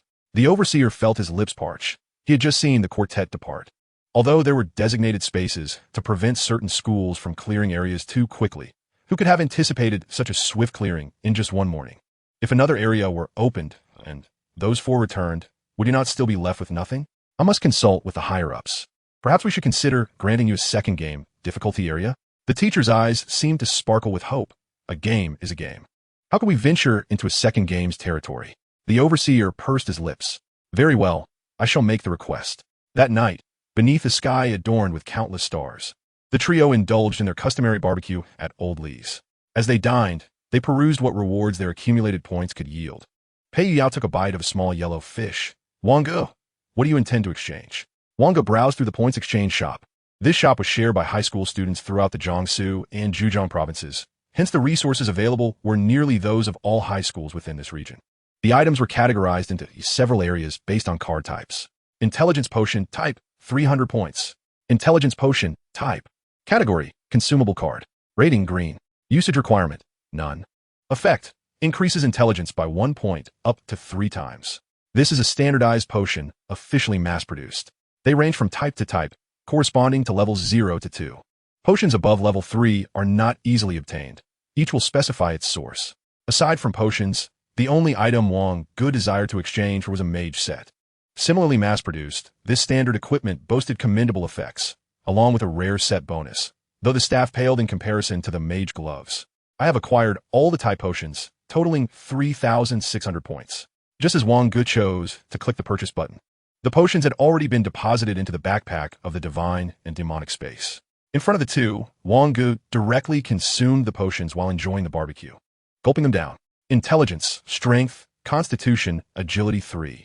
Bai Rou pouted, I still lack 1,200 points. You call me too late. I'll buy it for you. Wang Ge replied nonchalantly. I have nothing else I wish to purchase. Little lady, I am at a loss for how to repay you. Wang Ge reached out and pressed his hand against Bai Rou's forehead, rendering her attempts to retaliate futile. Enough of that. Your best repayment is to avoid causing trouble. Bai Rou grumbled as she consumed 12 potions, then let out a contented burp. Let us go. We still need to visit the slums today. After settling the bill, the trio made their way toward the slums. The slums were an old street nestled between two districts. The ground beneath their feet felt greasy, and a foul stench wafted up from the sewers, prompting the three to involuntarily hold their breath. Countless individuals lay along the roadside, their tattered clothing barely providing shelter as they used pieces of cardboard as makeshift bedding, a testament to their claim over this land. The expressions of those they passed were tinged with fear. The presence of normal individuals in the slums often signified impending misfortune. A scruffy 11 or 12-year-old girl with sparkling eyes watched the trio pass by. Sister Bai Rou. Bai Rou nodded slightly. Xiao Mo, has anyone been bullying you recently? Xiao Mo shook her head. No, the overseer takes good care of me. Has the rat family moved again? Take me to see. Xiao Mo began to run, but her right foot clearly struggled to keep pace with her left. Wang Ge commanded, stop. Xiao Mo, frightened, leaned toward Bai Rou.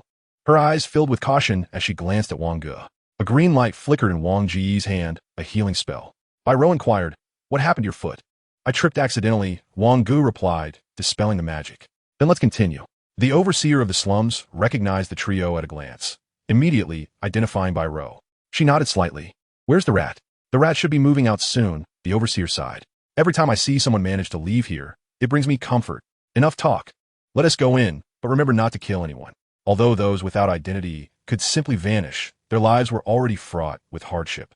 If it weren't for their fear of death, who would willingly remain in such a place? The trio arrived at the rat's doorstep, which was one of the few buildings on the street that provided shelter from the elements. Knock, knock, knock. A shifty-eyed man opened the door. Boss, you've come. Are you all packed? Yes, I can finally escape this place. The air outside is intoxicating. I can't wait any longer. Bai Rou stated, in that case, let us leave together. We came to find you. Find me? The rat reached into his pocket, but abruptly, a mysterious hand from somewhere seized his wrist firmly. If there is no trust at all, let us just leave directly. The mouse wore a smile, saying, I merely wanted to see if you had taken the keys. You're about to move away. Do you still care about them? Besides, who dares to enter your home in this neighborhood? The mouse endeavored to introduce himself in a normal tone. I am Lao Shu, formerly a criminal.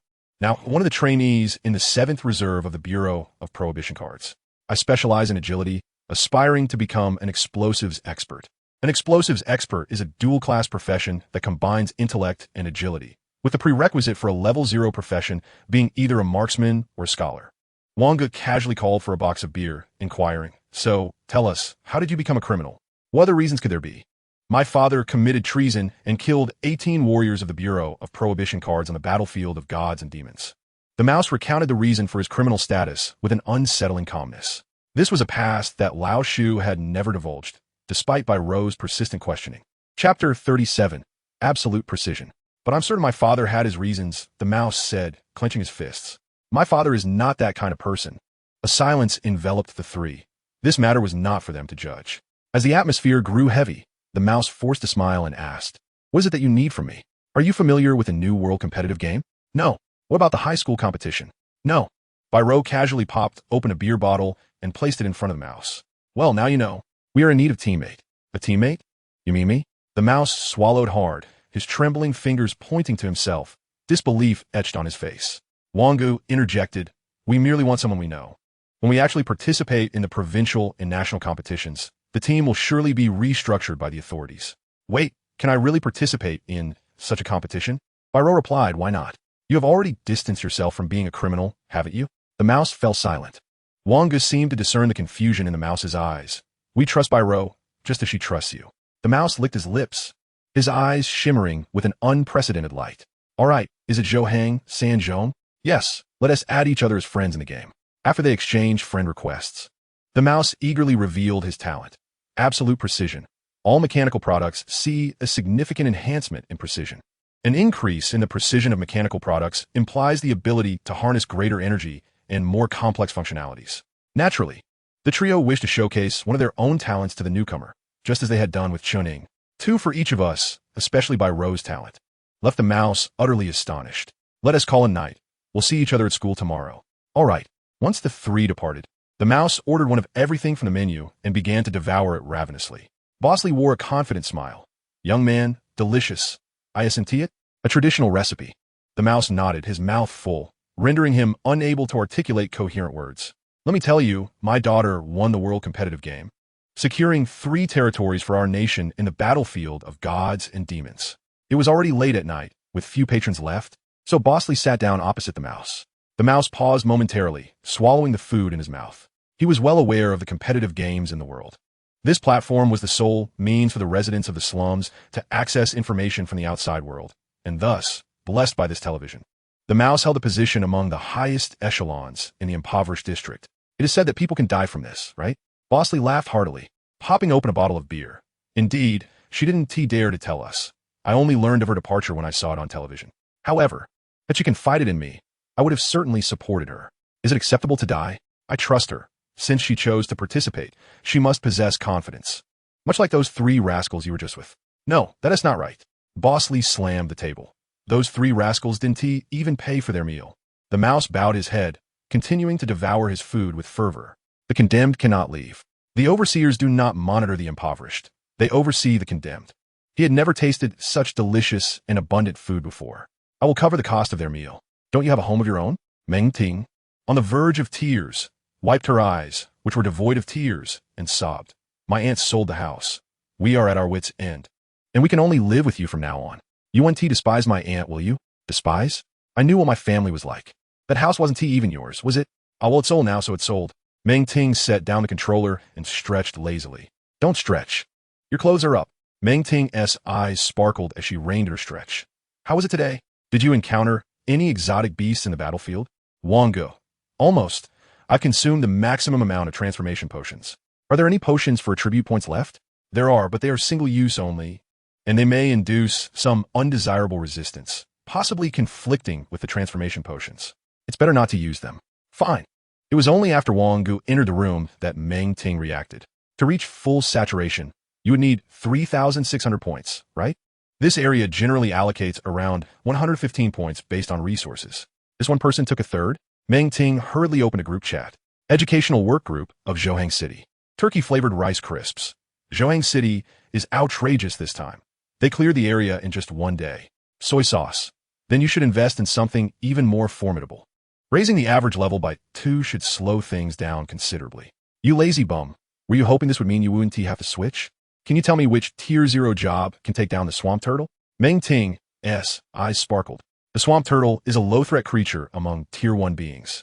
It is exceedingly troublesome to deal with. Without sufficient attack strength, one cannot manage the swamp turtle at all. For a Tier 0 to kill a swamp turtle is akin to chasing a wild dream. Meng Ting, when shall we venture into the open area? The lowest level open area requires 3 rounds of games.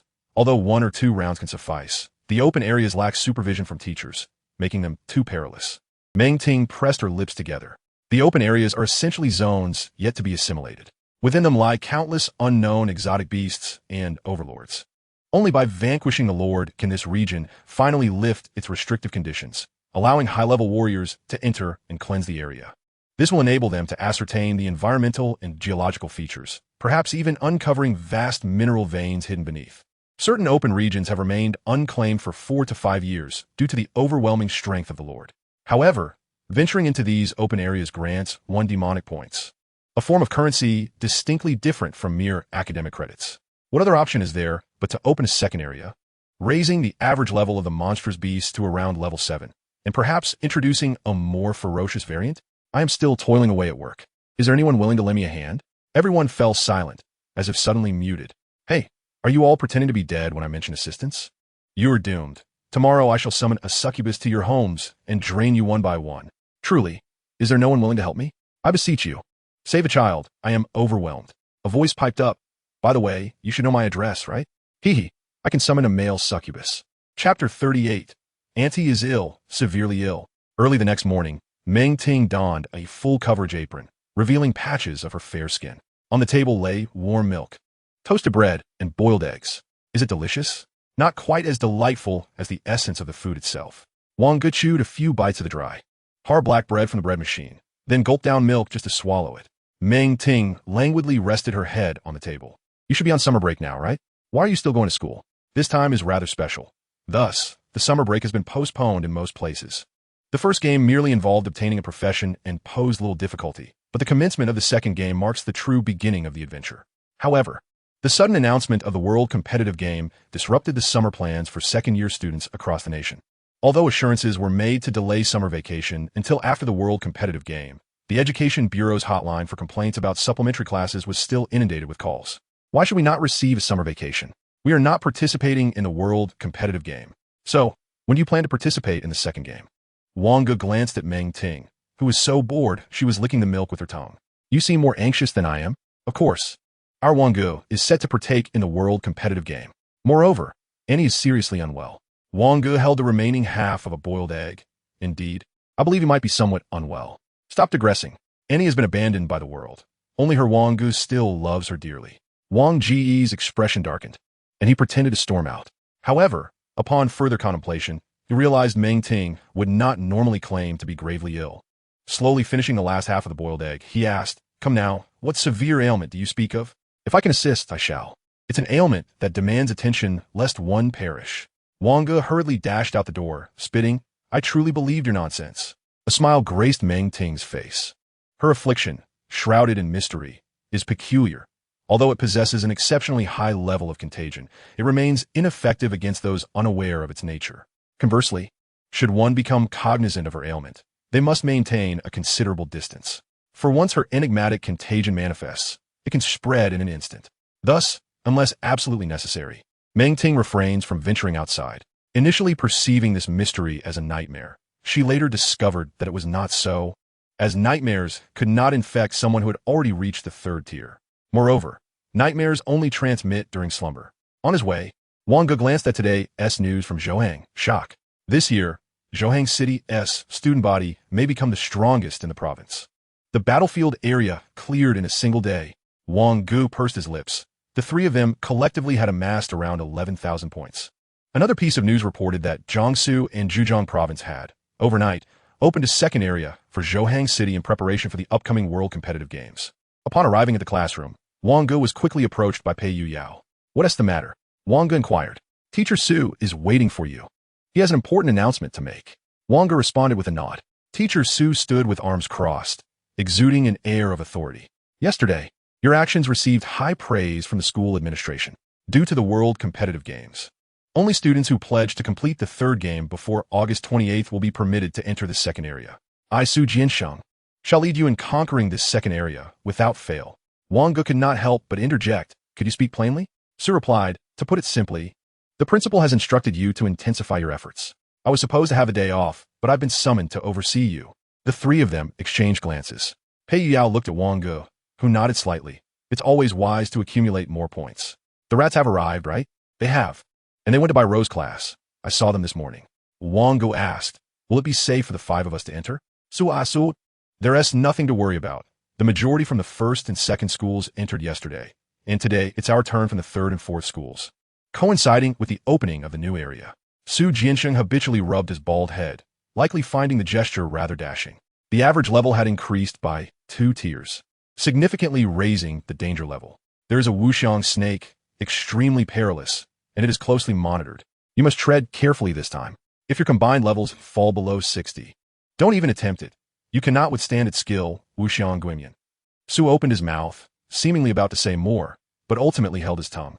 If all goes as expected, the rest area for Zhouang's third school would likely be obstructed. The first and second schools would not let yesterday's events pass without retaliation. It was highly probable they would issue a warning, using permissible methods within the Area S rules. When Bairo arrived with the rats at Class 15, the 6 of them once again entered the battlefield of gods and demons. Su Jiansheng declared, as per our usual arrangement, I will observe while you unleash your potential. Once Su vanished, the rat excitedly exclaimed, Is this the battlefield of gods and demons?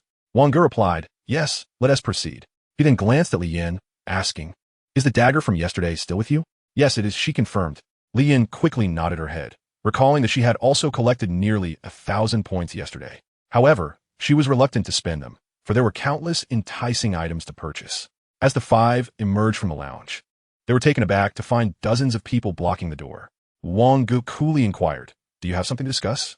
Are you the ones who cleared the first area? Just this few? Surely, Sanzhong isn't deceiving us? Wang Ge continued, What does this have to do with you? Suddenly, several enormous magical hands descended from above, pinning over 20 individuals firmly to the ground. Bairo, Wang Ge called. Bairo silently drew her gun, asking, Is it permissible to kill here? Killing is not allowed, but one can incapacitate, came the reply. In an instant, a barrage of 78 bullets was unleashed. Yet, a protective barrier stood firm before them all. Wang Ge glanced toward a group of individuals who appeared to be teachers and said calmly, You have violated the rules. Violated? If a bullet were to stray into the heart or head, wouldn't that pose a fatal threat? One teacher approached, voicing the concern. Su Jiansheng observed from the shadows, curious about how Wang Ge and his companions would navigate the predicament, yet surprised by the immediate display of violence. Internally, he mused that perhaps he should heed Chen Ying's advice. These young men ought not to roam freely, for trouble was bound to ensue. Wang Ye smeared kid coldly. Then please remove the barrier. Yu Yao, step forward. Pei Yu Yao promptly brandished his dwarven hammer, and Wang Ge enhanced it with a surge of lightning. Let us see if this can't knock some sense into them. The 20 or so individuals pinned to the ground looked at the teachers with pleading eyes, their strength utterly drained, unable to resist the weight upon them. Enough. You have gone too far, Wang Ge declared, his gaze icy. Smash. The onlookers felt a surge of fear. Had it not been promised that the outside world was a wondrous place? Indeed, those alongside Bairo were formidable characters. Pei Yu Yao showed no hesitation, raising his dwarven hammer high. Chapter 39. The Second Area. The average level in this region was exceedingly high, prompting each school to send forth their elite teams for initial exploration. Meanwhile, Zhouang Sanzhong and Xizhong were still engaged in evaluations and team formations, lacking the efficiency of Yizhong and Erzhong. Thus, only one team had arrived, and the 4 from Xizhong, emerging from a lounge, were left utterly astonished by the scene before them. Hey, is that Sanzhong? One exclaimed. Gosh, it is Sanzhong. Am I seeing things? No, you are not mistaken. How fierce. Counting carefully, they noted 24 individuals, regardless of gender, their limbs a gruesome sight. In the next moment, the teachers cast a healing spell. Though their wounds would mend, the excruciating pain would forever linger in their memories. Let us go, Wang Ge said, and do not let me see you outside again, unless you wish to experience this once more. Bairo and Pei Yu Yao remained expressionless, accustomed to such encounters, while the onlooker felt a thrill of excitement. And Li Yan's cheeks flushed bright red, as if greatly inspired. Once the 5 had departed, Su Jiansheng quietly emerged from the shadows, remarking, I told you to keep your students away from them. Why would you not listen? However, I advise you not to entertain any misguided notions. Given your current state, you remain far from my equals. Moreover, the overseers have yet to intervene. Do you not possess an inkling of the situation? Su Jiansheng strode out with an air of confidence, followed promptly by the students of Zhouang 4th Middle School. The teachers from 1st Middle School gazed at Su Jiansheng's receding figure. After 3 years, do you intend to incite a clash over resources again? Our previous compromises stem from our inability to do otherwise, given the state of student enrollment, Yet this does not imply we are intimidated. We have always engaged in fair competition, and this time, it is merely that you cannot even surpass us in an unfair contest. As you can see, even if you were to double your numbers, what difference would it make? After Su Jianxing departed, the overseer appeared, coldly stating, "To indulge students is not the conduct befitting a teacher. I shall report this as a serious incident." This declaration placed full accountability on first and second middle schools for the event. Wang Ge casually glanced at the large screen displaying the mission tasks, still seeing assignments involving the elimination of targets. Each participant had accepted 3 tasks, with the objective merely to enhance their positioning. The mouse could not help but inquire, is it truly permissible to act in such a manner? Is this allowed by the rules? Bai Rou was altogether oblivious to the rules, merely following Wang Ge's lead. Wang Ge replied calmly, "Indeed, within the confines of the rules, it is permitted to seize prey, but one must not cause death. However, under normal circumstances, there is little need to contest for points. It would be more prudent to invest that time in accumulating more. As for provocations, a response like the one earlier suffices." The mouse nodded earnestly. In the impoverished districts, it is strictly forbidden for the wrongdoers to take lives. Killing signifies their own demise. The rules governing the wrongdoers dictate that nearly every action is deemed erroneous. They are permitted only to engage in the most basic of human functions. Your rights amount to the mere privilege of existing as a human being. Li Yin murmured, "But will our actions not incite conflict between schools?" It was Pei Yuyao who clarified, had our actions been inappropriate, Su Jianxing would have intervened. The absence of such intervention implies tacit approval. Although Li Yin found it difficult to grasp entirely, she was profoundly shaken. The total points for the region typically hover around an average level of approximately 2,500, suggesting that this area might collectively possess nearly 18,000 points. Compared to the area from yesterday, this region boasts a significant number of pawns. In the realm of the divine and demonic battlefield, water is often associated with peril. Water sources are an exceedingly scarce yet indispensable resource in this battleground. The first aberrant creature the 5 encountered was a colossal frog. The snow dragon frog, a level 70 rank beast, exhibited a striking pattern of snow white and deep green, reminiscent of dragon scales, hence its name. Upon sighting the 5, it instantly extended its long tongue, poised to ensnare the diminutive Bai Rou and swallow her whole. Bai Rou deftly evaded, while the mouse hurled several mechanical devices glimmering with red light, which were subsequently engulfed by the snow dragon frog. In the next moment, a muffled explosion resonated within the creature, and it silently collapsed. Bai Rou inquired, "Is that a portable explosive device?" "Indeed," the mouse nodded, "but with my modifications. Its power has been increased by approximately 20. Upon witnessing the scene, Wang Ge immediately dispelled the spell. "Bai Rou, you and the mouse shall proceed together. Li Yin will accompany you as well, while I team up with you, Yao." Wang Ge remarked, "The efficiency of 5 individuals is rather sluggish." Bai Rou nodded slightly in agreement. Su Jianxing appeared bewildered. "Goodness, the average level in this area is nearly level 7. The average level in the second game area was only around 75. How can you split into 2 teams? Which side should I watch?" After dividing into 2 paths, Pei Yuyao sighed, "I feel as if I am the weakest here, yet my attributes are not lacking. I have consumed potions and equipped myself, and my strength has surpassed 20 points. You're a bloodline bearer. What do you have to worry about? The dwarven race is blessed by the gods. How many bloodline bearers possess the potential to awaken to divinity?" Pei Yuyao swung his hammer in frustration, exclaiming, "Why can't I even crush a level 5 forest leech?" Wang Ge produced another unsold exquisite dagger and plunged it into the body of the forest leech. "You're using a hammer. Although the forest leech's defense is low, its ability to dissipate force is remarkably adept. You might as well purchase an axe, as this region is rather inhospitable to hammers and blunt weapons." Having accumulated several hundred points the previous day, Pei Yuyao purchased a silver axe from the point shop. Type: military battle axe. Category: item card. Required card capacity: 2. Equipment requirement: strength 11. Strength 3. When strength reaches 20 points, sharpness 30. Pei Yuyao swung it a few times casually and struck a forest leech, instantly cleaving it in 2. "Isn't this much faster?" he remarked. "Wait a moment. I shall buy a tier 0 warrior card sweep." All the forest leeches began to cluster in one area, for they are strictly social creatures. One forest leech may be feeble, but when countless others swarm, if even one manages to pierce the skin of a creature and inject its paralyzing neurotoxin, a multitude will follow, draining the life from the creature and subsequently reproducing more forest leeches. observing the mass of wriggling forest leeches approaching. Pei Yuyao brandished the battle axe. We can't possibly kill them all. We should retreat. Wang Ge. Suddenly, 3 colossal hands of a mage descended from the heavens, firmly grasping nearly all the forest leeches. In the next moment, fireball spells, regarded as trivial by Tier 0 mages, were consecutively unleashed. Basketball-sized fireballs relentlessly struck the palms of the mage's hands before erupting violently. As the mage's hands dissipated, countless forest leeches fell to the ground, and the aroma of charred flesh began to permeate the air. Nonetheless, some forest leeches continued to inch towards the two. Wang Ge sighed. This is all I can manage for now. We still lack offensive spells. I must seek them out earnestly after this outing. Chapter 40. Re-entering the free trade zone. When the 5 reunited at noon, Biro wore a dejected expression. The energy was compressed 74 times, and with my deliberate twofold overload, my gun couldn't withstand it and has become useless. Wang Ye shit.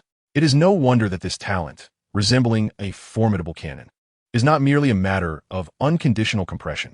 What could have happened to necessitate the use of laser beams? Biro remarked. It is indeed peculiar that most of the aberrant beasts in this area are gregarious. Luring them out for combat is exceedingly laborious. So I thought to eliminate them in one fell swoop, and thus it transpired. Pei Yuyao reflected deeply.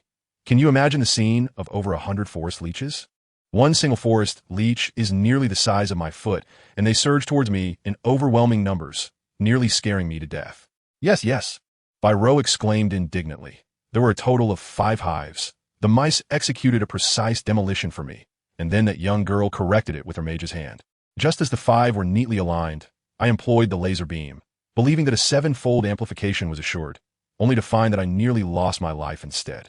I recall that the blood crystal bees are level 7 aberrant beasts, with one scoring 12 points, totaling about 200. Lian nodded quickly. Yes. We almost annihilated them all. Let me check. There are exactly 187 blood crystals. Su Jiansheng emerged languidly. Had it not been for me, you 3 would have blown yourselves to bits. Lian sweetly replied. So, isn't it fortunate that you're here? Wang Ge looked at Biro. Please be more cautious next time. Yes, I will be more careful. Upon their arrival at the task hall, the group noticed that the individuals from Class 1 and Class 2 were still waiting in the hall. Wang Ye smiled faintly, as it seemed that the harsh words left behind had indeed left them intimidated.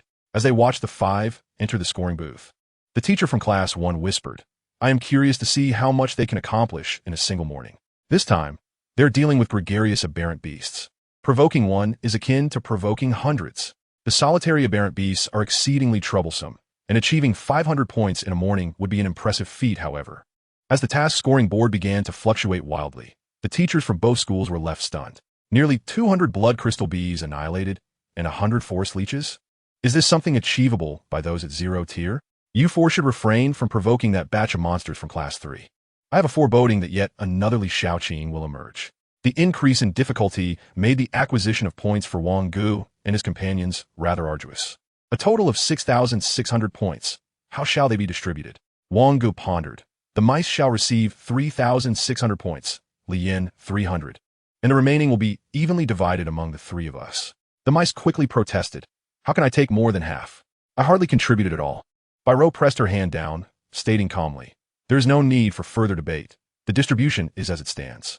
The mice could only awkwardly nod in agreement. It was not until they learned that a full potion required 3,600 points that the realization finally dawned upon them. Through their interactions that morning, the mice seemed to have grasped a simple survival rule within this team. When Wang Ge is present, one must always heed his counsel. Pei Yuyao inquired, shall we hunt this afternoon? No, Wang Ge replied coolly. Upon reviewing the remaining options, they are all both scattered and difficult to tackle. It will be a waste of time. Instead, I shall take you to the trading area to replenish some supplies, preparing for our second venture. The trading area? Wang Ge nodded. Let us go then and have a meal. Li Yin was not with the quartet, for she had never been a member of this small team. Su Jiansheng merely stroked his bald head, lamenting the fact that these individuals were indeed the most perilous of dangers. However, it is worth noting that this year's exemplary youth of a new era in Jiangsu and Zhejiang provinces was once again Wang Ge from the sophomore class of Zhoang 3rd High School. Upon entering the pink room, the 4 were momentarily bewildered. Wang Ge remarked, this is a house my aunt purchased here. Pei Yao complimented. Your aunt truly possesses a childlike spirit. Having visited once, Wang Ge felt like Lu Lao Lao entering the Grand View Garden, let alone the newcomer, Mao Shu. Bai Rou was utterly enchanted, as if she had stepped into her dreamland. The four had undeniably become a unique sight within this trading zone. A woman clad in a form-fitting black outfit approached them, inquiring, "What are you young ones here for?" "We're searching for items of rank 0 and rank 1, such as skill cards and equipment." "Rank 0 and rank 1, you say?" The woman pondered for a moment. "These items have minimal profit margins and are rarely sold. Here, we generally start at rank 2. However, if you must know, at 18, Merck Street, that eccentric old lady enjoys collecting some low-tier rarities, albeit at a steep price." "Thank you." The woman observed the departing quartet and sent a message to Meng Ting. Lin Yun replied, "You let 4 little children in? What? I see 4 children tagged with your label." "Oh, they must be my nephew and his teammates. Please keep an eye on them." Lin Yun smirked. "Surely you are unaware of how much you owe here? Aren't you afraid those individuals will capture the 4 and coerce you into repaying your debts?" "Huh, not at all. I'm unwell. Anyone who dares to seize them shall face my contagion." The woman retorted, "What an unreasonable lunatic. Your nephew must be that handsome lad. He appears considerably more normal, thank goodness. It seems I can only keep a closer watch on Meng Ting now." At 18, Merck Street, amidst a technologically advanced thoroughfare, stood the sole humble abode, a small room constructed of blue bricks, markedly out of place. As a guest arrived, a strange voice echoed from behind. When the 4 turned around, they beheld a blind old woman with disheveled white hair. "We wish to purchase some items of rank 0 or rank 1. "Rank 0 and rank 1, you say? Come inside." The interior mirrored the simplicity of the exterior, a modest room furnished with a single bed measuring 1.20 meters, a bamboo chair, and a small table. The old woman waved her hand, and 4 pale blue screens appeared before the quartet. "Choose for yourselves. There are in team many items, and prices are non-negotiable." Wang Ge's intentions were clear: equipment that enhanced attributes and possessed formidable offensive spells. He immediately spotted a skill card. "Icy Arrow, 1200 demon coins. Icy Arrow green. Type, skill card. Rank, 1. Required card capacity, 2. Requirements: 1 initial class as Mage, 2 water element affinity, 3 intelligence 30. Effect: the imbued with formidable ice energy, is enhanced by bow and arrow equipment." Wang Ge was taken aback by the price. The first tier green card, though not as rare as the 0 tier green card, averages around 10 times that of the 0 tier white skill card, approximately 500 demon coins. This is almost double the market price. Chapter 41, Fusion Explosion. Wang Ge cast a glance at the remaining 3 cards, discovering none possessed suitable spells. A strict hierarchy exists. A first-tier skill cannot be learned by a 0-tier individual. Without the ability to learn, one cannot store it in magical memory. Furthermore, most first-tier skill cards occupy over 2 points of card capacity, and having already equipped the card of mental surges, there is no surplus capacity to accommodate these less useful skill cards. Wang Ge's attention was immediately drawn to a green quality consumption card. A green quality consumption card likely corresponds to a blue card. Fusion Explosion green. Price, 400 demon coins. Fusion Explosion green. Type, consumption card. Usage count, 1. Requirements: 1 elemental affinity type, 22 intelligence greater than or equal to fusion element type, 203 initial profession, Mage. Effect: capable of fusing and compressing elements until they explode, with power determined by the types of fused elements and intelligence. Joy sparkled in Wang Ge's eyes. This was a divine skill for him. Moreover, this card had a high probability of being an exceedingly rare first-tier blue card. Although to fully unleash its potential, at least 100 points of intelligence were required. He was slightly lacking in attributes at present. Wang Ge spoke first. "I wish to purchase Fusion Explosion green and green." He glanced at the trio. Each of their eyes gleamed with excitement, but upon observing the items they selected, he noted their considerable value. Bai Rou opted for several rare 0-tier and 1st-tier mechanical technology knowledge skill cards and a compact silver revolver. Pei Yuyao set his sights on a piece of exclusive dwarven equipment and a 1st-tier green skill called Storm Hammer, a power-based control skill. As for the mouse, he was almost dazzled, unsure of what to buy, yet he was acutely aware that he lacked the funds. He simply did not possess enough money for any of the items. "We be paying together or separately? Do you wish to sell items here?" The old woman, quietly seated in her chair, inquired. "Of course, where there are sellers, there will be buyers. What do you wish to sell?" Wang Ge pondered for a moment, preparing to produce something, when a voice drifted in. "Granny, let this amount be on credit for now." It was Meng Ting's voice, assertive and unwavering. The old woman shook her head. "No, I do not offer credit. Even if the lord of this region were here, the rule remains the same." Meng Ting pouted. "Come on, Wang Ge, and we'll take you to another place. We can't buy here. Aunt cannot extend credit." Wang Ge's höchst shit involuntariety. This ant truly had a knack for making astonishing statements. The art of skilled credit purchasing. Will it truly be repaid in due time? Wang Ge shook his head in refusal. There were items he must acquire. Thus, he presented the only somewhat superfluous blue card from his backpack to the enigmatic woman. Mysterious prophecy, blue. What is its worth? The woman paused, her emotions surging dramatically as she grasped Wang Ge's right hand. Where did you obtain this card? Do not concern yourself with its origins. What is its value? Meng Ting abruptly pulled Wang Ge aside. This card, we shall not sell. The woman's seemingly absent gaze fixated on Meng Ting. An aura of mystery enveloping her. What are your intentions? Meng Ting narrowed her eyes. Have you perhaps discovered a path to the legendary scholars? After a moment's hesitation, the woman slightly nodded. Meng Ting boldly declared, 100,000 demon coins, plus a favor once you enter the legend. Agreed. It is settled then. Whether selling or not selling. This is the immutable principle of trade. Meng Ting widened her eyes, astonished that the woman had readily acquiesced to her audacious demand. The market price for a second-tier blue card fluctuates greatly, yet rarely exceeds 30,000. Moreover, skill cards in the realm of mysticism seldom find buyers unless there is a specific demand. I should have asked for a higher price, Meng Ting mused wistfully. However, perhaps once the woman becomes legendary, she might help unravel the unknown mysteries that beset her. Upon the completion of the transaction, each party acquired what they desired. Wang Ge calculated his card capacity. He could no longer equip any additional cards, and thus relinquished the notion of purchasing further gear.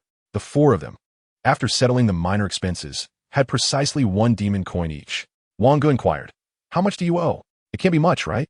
Meng Ting herself could scarcely recall how much she owed externally. In any case, the 90,000 demon coins would barely make a dent. It was certainly insufficient. Hith. Good Wang Ge, are you intending to assist your aunt in repaying her debts? Wang Ge replied nonchalantly, if your debts are substantial, I shall sever our familial ties. Pei Yuyao interjected, is this your aunt? What is the matter? Do you mind having another uncle? Cough, never mind. As the four exited the trading zone, night had fallen, prompting them to find a modest eatery to settle down. Wang Ge, consider this money as a debt owed to you. Wang Ge glanced at Pei Yuyao and nodded slightly. Yes, you all too consider it as a debt to me for now. Bai Rou protested. What is mine is my brother S. Bang! Wang Ge delivered another merciless blow to her head. Then, the second game commenced. Mouse, do you have confidence in achieving the first transition after the third game? The mouse fell silent. It seems unlikely to transition after the third game. Reaching level 10 post the third game is no trifling feat, Wang Ge remarked calmly. If you desire it, you can attain it. Should you fail to reach level 10 after 3 games, you will scarcely stand a chance at the provincial competition, let alone the national contest. Did you not mention a reorganization would occur by then? Bai Rou responded in a similar tone. If that is your belief, do you think the 3 of us are insufficient? Even if we were to bring in someone who merely sings and dances as part of the atmosphere, I firmly believe we could still triumph at the national competition. Do you not wish for all 4 of us to stand upon that stage together? The mouse lowered its head. After a long pause, it lifted its gaze, eyes gleaming with determination. I will certainly find a way to achieve this. Chapter 42. The Legacy of the Spellcaster. The following evening, the cooldown period of 72 for the magic analysis finally concluded. Fusion Explosion Green. Wang Ge swiftly swept through the auction house, acquiring all the most affordable first-tier green cards. Preparing for the magic analysis, the success rate startled him. Success rate, 17. With a mere 17 chance of success, should he fail, only the Fusion Explosion card would remain. Each attempt cost approximately 800 demon coins. His Spirit Sword. Success rate, 40. Although directly augmenting the cards to achieve a 100 success rate was not cost-effective, Wang Ge was not one to gamble on probabilities, especially since each analysis required a 72-unit cooldown, a duration he could ill afford to waste. As another green consumable card was introduced, the success rate climbed to 47. He continued to insert 8 additional consumables, causing the cost to surge from 800 to nearly 1,600 demon coins. This already exceeded the price of the Frost Arrow, purchased from the nefarious merchant, the Grim Wish. Analysis successful. As the crystal of magic analysis radiated a mysterious gray glow once more, a blue card lay triumphantly within the confines of his demon game inventory. Fusion Explosion Blue. Type, Skill Card. Tier, 1. Required card capacity. 3. Requirements. Elemental Affinity Type 1. Intelligence 22. Fusion Element Type 203. Initial Profession, Mage. Effect. Capable of fusing and compressing elements until they explode, with power contingent upon the types of fused elements and intelligence. Equipping this card alongside the Frost Arrow, Wang Ge reluctantly removed the boots of the Cowlet mobile squad. Otherwise, there would not be sufficient card capacity. In the next instant, he descended alone into the second area. Even at night, the atmosphere remained vibrant with voices. For players on their first game, a small monster in this region was akin to a mere trifle. Wang Ge made his way directly to the location of the Formless Serpent. Presently, his base intelligence stood at 34 points, and after the surge of his spirit, it doubled to 68 points, augmented by the Mage gloves to a total of 71 points, barely sufficient to fuse 3 types of elements. An observer hidden in the shadows suddenly regained awareness. What brings someone to such a perilous place at this late hour? Without a moment's hesitation, upon sighting the Formless Serpent, Wang Ge unleashed the fusion explosion. Fire, water, and wood, 3 elements fused. Instantly, a cacophony of explosions resonated throughout the central area, flames soaring skyward. The Formless Serpent sensed the overwhelming, nearly insurmountable force of the chaotic elements, and silently pondered with a question mark hovering above it. Surely, this was the right place? In the blink of an eye, the Formless Serpent was hurled into the air. Yet alas, it still fell just short. Wang Ge drew forth the Ice Spirit Bow. An ethereal arrow of profound ice suddenly knocked upon its string. Whoosh! The arrow, imbued with potent, icy energy, sped forth like a bolt of lightning. Unseen ghostly countenance. Comprehensive attributes exceeding 65 points. Judgment successful. Before Wang Ge, an array of mesmerizing patterns materialized, inducing a momentary dizziness that dissipated in less than half a second. Only 3 remained. The unseen serpent withstood the first arrow in midair, lunging towards Wang Ge. Wang Ge readied another arrow of profound ice. The first tier spell was a tremendous drain on his mana, nearly exhausting all of Wang Ge's internal energy. Bang! The sound of the bowstring echoed. The second arrow found its mark, piercing the gaping maw of the unseen serpent. Just as the serpent was about to strike Wang Ge, it transformed into a sculpture of ice. Exhaling softly, Wang Ge stowed the Ice Spirit Bow and stored the unseen serpent in his backpack, departing under the cover of night. The observer was left in a state of bewilderment. He was on the verge of intervening as the unseen serpent activated unseen ghostly countenance. Yet he was astounded that this novice had surpassed the judgment of unseen ghostly countenance. He had previously tested it, requiring a total of 4 dimensions to reach 65 points, averaging around 17 points each. Generally, achieving such attributes before the first advancement was already remarkable. The prerequisites for the first advancement typically mandated a primary attribute of 20 points. Where did this monster come from? Poor Sheba would likely be working overtime again. Upon returning to his room, Wang Ge let out a long breath. Mages were regarded as late-game professions, primarily due to their weak offensive capabilities in the early stages, lackluster support abilities, and poor mobility. It is worth noting that a first-tier mage's intelligence might not exceed 60 points, while, invigorated, Wang Ge's intelligence had surpassed 70 points, barely enabling him to vanquish the unseen serpent. In the group chat of their 4-person team, he proclaimed, "I have dealt with the unseen serpent," before commencing his meditation. Hey, yeah, wow, impressive. I'm still working on Stormhammer. Viro shrugged, continuing to absorb the newly acquired knowledge cards. Meanwhile, the mouse, engrossed in external cognition, abruptly halted its page turning. I absolutely cannot be the one to hold the team back. A week swiftly passed. Thanks to meditation, his intelligence increased slightly, yet the magic seed remained dormant. Meng Ting, clad in a crop top and ultra-short shorts, sat on the sofa engrossed in a game. Are you heading out again? No. I'm merely here to inform you that I shall enter the second game. You need not order my takeout today. Do you need Andy to give you an extra boost before you go in? Wang Ge paused, what? Of course, Andy's affectionate hug. In an instant, Meng Ting sprang from the bed, her fair legs striding forth as she opened her arms and dashed towards Wang Ge. As Wang Ge's words fell, he vanished from the room. Meng Ting ground her teeth and stamped her foot. But the second game already? It has only been about 10 days. In the familiar realm of gods and demons, each arrival was met with profound awe. The second game lacked the flamboyance of the first. Wang Ge made his choice without hesitation, the Mage. In the realm of random dungeons, with the attributes meeting the criteria, he embarked on a unique journey as a spellbreaker mage. The game accommodates 20 players, set at a moderate difficulty for the second round. This niche profession, born of mortal flesh, yet capable of slaying gods, has etched a vibrant mark in the annals of ancient history. It is none other than the spellbreaker mage. Aiming to unravel spells, one must possess both the innate gifts of a mage and the cunning of a rogue. alongside a heart adept at balancing the duality of these vocations. The primary quest requires traversing 3 trials, while the secondary task involves mastering the art of spellbreaking. The ultimate challenge, though optional, entails acquiring the legacy. The game spans 7 days. Chapter 43. What is spellbreaking? Wang Ge had already devised a strategy regarding which cards to bring into the game. As darkness enveloped him, a voice resonated deep within his soul. He temporarily acquired the skill, spellbreaking.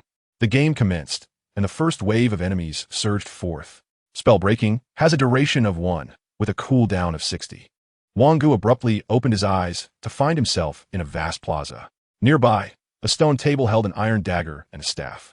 In the distance lay a desert, sprawling endlessly beneath a sky filled with swirling sands. A fierce wind arose, casting dust into the air. Is this a game of inheritance? Suddenly, a soldier adorned with an inscribed golden helm, radiating a yellow glow and wielding a spear, charged towards him. Instinctively, Wang Ge summoned the ice spirit bow and released an arrow. As it pierced the soldier's form, he disintegrated into a mound of yellow earth, only to rise again after 3 seconds. Wang Ge furrowed his brow and loosed another arrow, only to witness the same outcome. Could this be the secondary task of spellbreaking? Spellbreaking. Wang Ge felt an extraordinary force threatening to shatter his internal mana. Fortunately, remnants of spells lingered in his magical memory, allowing him to conjure a vine that ensnared the sand soldier. Finding a suitable spot, he sat down and calmed the tumultuous mana within, awaiting the cooldown to conclude. Spellbreaking. His mana imploded once more. Again and again. It was only on the 9th attempt that enlightenment struck him. Spellbreaking was not a tangible phenomenon. It resembled the negative pole of mana. If one could form a loop, it would not only preserve the integrity of mana, but also expedite its flow, facilitating swifter casting. Thus, utilizing spellbreaking required forcing the scattered mana into a cohesive cycle, hence the implosion. Wang Ge drew forth the ice spirit bow once more, aiming at the sand soldier. This time, he refrained from employing the spell-breaking granted upon entering the game, relying solely on his newfound understanding. The once chaotic flow of mana coalesced upon the arrows. With a resounding thwack, the arrow pierced through the body of the sand soldier, who instantly transformed into grains of yellow sand, swept away by the wind. 3 minutes later, a second wave surged forth. Wang Ge felt the mana coursing through him, no longer existing in a disordered manner. Moments later, 10 sand soldiers emerged abruptly. 9 arrows flew forth, striking true. The remaining 1 remained ensnared by the vines, tightly bound. As a mage, he possessed the ability to disrupt magic directly through his mana. Yet what a rogue! How could a rogue, bereft of mana, employ a countermagic skill? Wang Ge seized a dagger from the table and thrust it into the sand soldier's body, only to feel the soft, shifting grains of sand, while the soldier remained unharmed. Suddenly, a realization dawned upon him. He plunged the dagger once more, and the last sand soldier disintegrated into yellow sand, carried away by the breeze. 5 minutes later, a third wave approached. Countermagic was indeed a skill, but not one belonging to mages. Rather, it was an assassin's technique. In that moment, countermagic seemed an intruder, capable of shattering the mana within the opponent. Mana was the very essence that sustained the sand soldier's immortality. Upon transitioning to an assassin mage, the power of countermagic would be significantly amplified through one's own mana. Skill acquired, countermagic. Secondary objective 2 completed. Rating 4. Duration 2 hours. Rating 4. Wang Ge pursed his lips. It was somewhat easier than he had anticipated. Alas, the countermagic technique held little value for him as a mage. If it were a mage dueling another mage, countermagic might prove useful, but against other classes, it was nearly futile. 5 minutes later, a towering 5-meter golden giant ambled toward him from the distance, causing the earth to tremble and the yellow sand to swirl, stinging Wang Ge's face. Such ostentation, Wang Ge murmured as the frost arrow flew forth. The golden giant, still at a distance, reached out and grasped the frost arrow. However, at that moment, the entire right side of the giant began to dissolve into earth. Main objective 1 completed. Rating 2. Would you like to continue the challenge? Yes. Wang Ge decided without hesitation. If mastery of the technique was all that was required, he feared no challenge, regardless of its magnitude. The subsequent levels would be designed to thwart those mages and rogues who had yet to grasp the true essence of countermagic. Relying solely on the countermagic skill, which boasted a cooldown of 60 seconds but a mere duration of 1 minute, would be insufficient to progress. There were a total of 9 levels. and the final level merely consisted of 100 golden giants. Given their speed, they would become part of the earth long before reaching halfway. Completed all 9 levels. Rating 6. In the next moment, Wang Ge found himself transported into a stone chamber adorned with intricate murals, narrating the birth of the assassin mage through text and imagery. This world was originally exceedingly simple, reminiscent of the elemental realms of a nascent game, yet even more primordial with only a mere second transformation in existence. However, one fateful day, a deity descended, bringing forth calamity in its wake, establishing an empire of yellow sands known as Inkanda. Countless sand soldiers arose from the earth, and at the heart of the empire stood the Eternal Tower, a bastion of inexhaustible magical energy. With the aid of this magic, they became nearly indestructible wherever they marched. The ground was littered with bones, and the voracious sands followed closely behind. In the span of mere months, half of the planet's territory was transformed into arid desert, leaving humanity to cling to survival on isolated islands. It was not until a formidable assassin unraveled the secrets of breaking magic that, with the aid of skilled craftsmen, a remarkably unique dagger was forged. This assassin became the first of the dagger masters. As the winds of change swept through, humanity sounded the clarion call for counterattack. Though these initial strikes were merely feints, the first dagger master infiltrated the palace of the Yinkanda Empire and plunged the dagger into the slumbering body of the Sand Emperor. In that instant, all sand soldiers disintegrated, the yellow sands receded, and vitality returned to the continent. What remained was the Eternal Tower, which ensured the enduring prosperity of magic in this realm, thus giving rise to the profession of dagger master. Soon, 3rd and 4th tier practitioners began to emerge. Deities? What could possibly draw their interest to an ordinary continent? Wang Ge mused softly, his fingers tracing the exquisite murals. At the end of the mural, there lay a modest stone chamber. Inside was a wooden box, upon which was inscribed a line of text. Obsession, greed, unceasing magical power, the indomitable Eternal Tower, shall only bring forth calamity once more. Wang Ge pursed his lips. It appeared that future generations were discontent with the excessive reliance on the Eternal Tower. He reached out and opened the box. Inside lay a scroll and a dagger. Magic nullifying dagger, purple. Type, item card. Required card capacity, 0. Equipment requirement, mastery of magic breaking. The pierced individual is prohibited from all magical flow, 4th tier and below. Description, crafted to eliminate the deity's minions. This dagger serves as both participant and witness to humanity's triumph over the divine. Within the dagger resides a fragment of the essence that slays gods. Wang Ge smirked slightly. It was yet another seemingly useless artifact. Despite its purple quality, it lacked attributes and offered little practical application. As a mage, what right did he have to plunge a dagger into the body of a 4th tier mage? However, this was the essence of the dagger master, not the spellcaster, as the assassin held an undeniable advantage in the realm of stealth and assassination. Yet when Wang Ge picked up the other scroll, his pupils constricted suddenly. Chapter 44, What is Dongmei? Dagger Master Job Change Scroll Blue. Type, Consumable Card. Usage Count, 1. Requirements, 1. Initial class must be Mage or Thief, 2. Must possess both Mage and Thief talents, 3. Intelligence of 20 and Agility of 20, 4. Must comprehend Magic Breaking, 5. Level must reach 10. Explanation. The ability to directly transition to the Assassin Mage class and randomly acquire 2 exclusive skills of that class. An unconditional first transfer job change book. Having reached this point, he has already demonstrated the possession of both Mage and Thief talents. An Assassin Mage? Wang Ge murmured to himself, ultimately shaking his head. The Assassin Mage was not the path he sought, for this profession, at least in the realm of reality, had never been heard of, and it was a class birthed in a world that perhaps only boasted of a maximum of 4 tiers, indicating a high probability of a non-existence of 5th and 6th tiers. Each transfer essentially accumulates experience. Wang Ge, being a mage, choosing to become an assassin mage at the first transfer, meant abruptly shifting his profession from an intelligence-based focus to an agility-based one, inevitably leading to a dispersion of attributes. As he stowed away the Assassin Mage Job Change Book, Blue, a portal manifested before him. Logically, acquiring the Job Change Book should have completed the final task.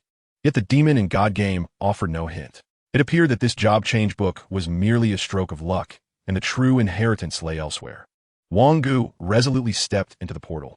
A strong sensation of weightlessness enveloped him, and in the next moment, he found himself in a grand hall. The yellow high walls beside him were riddled with traces of magical erosion. Yet the intricate inscriptions still revealed their original mysteries.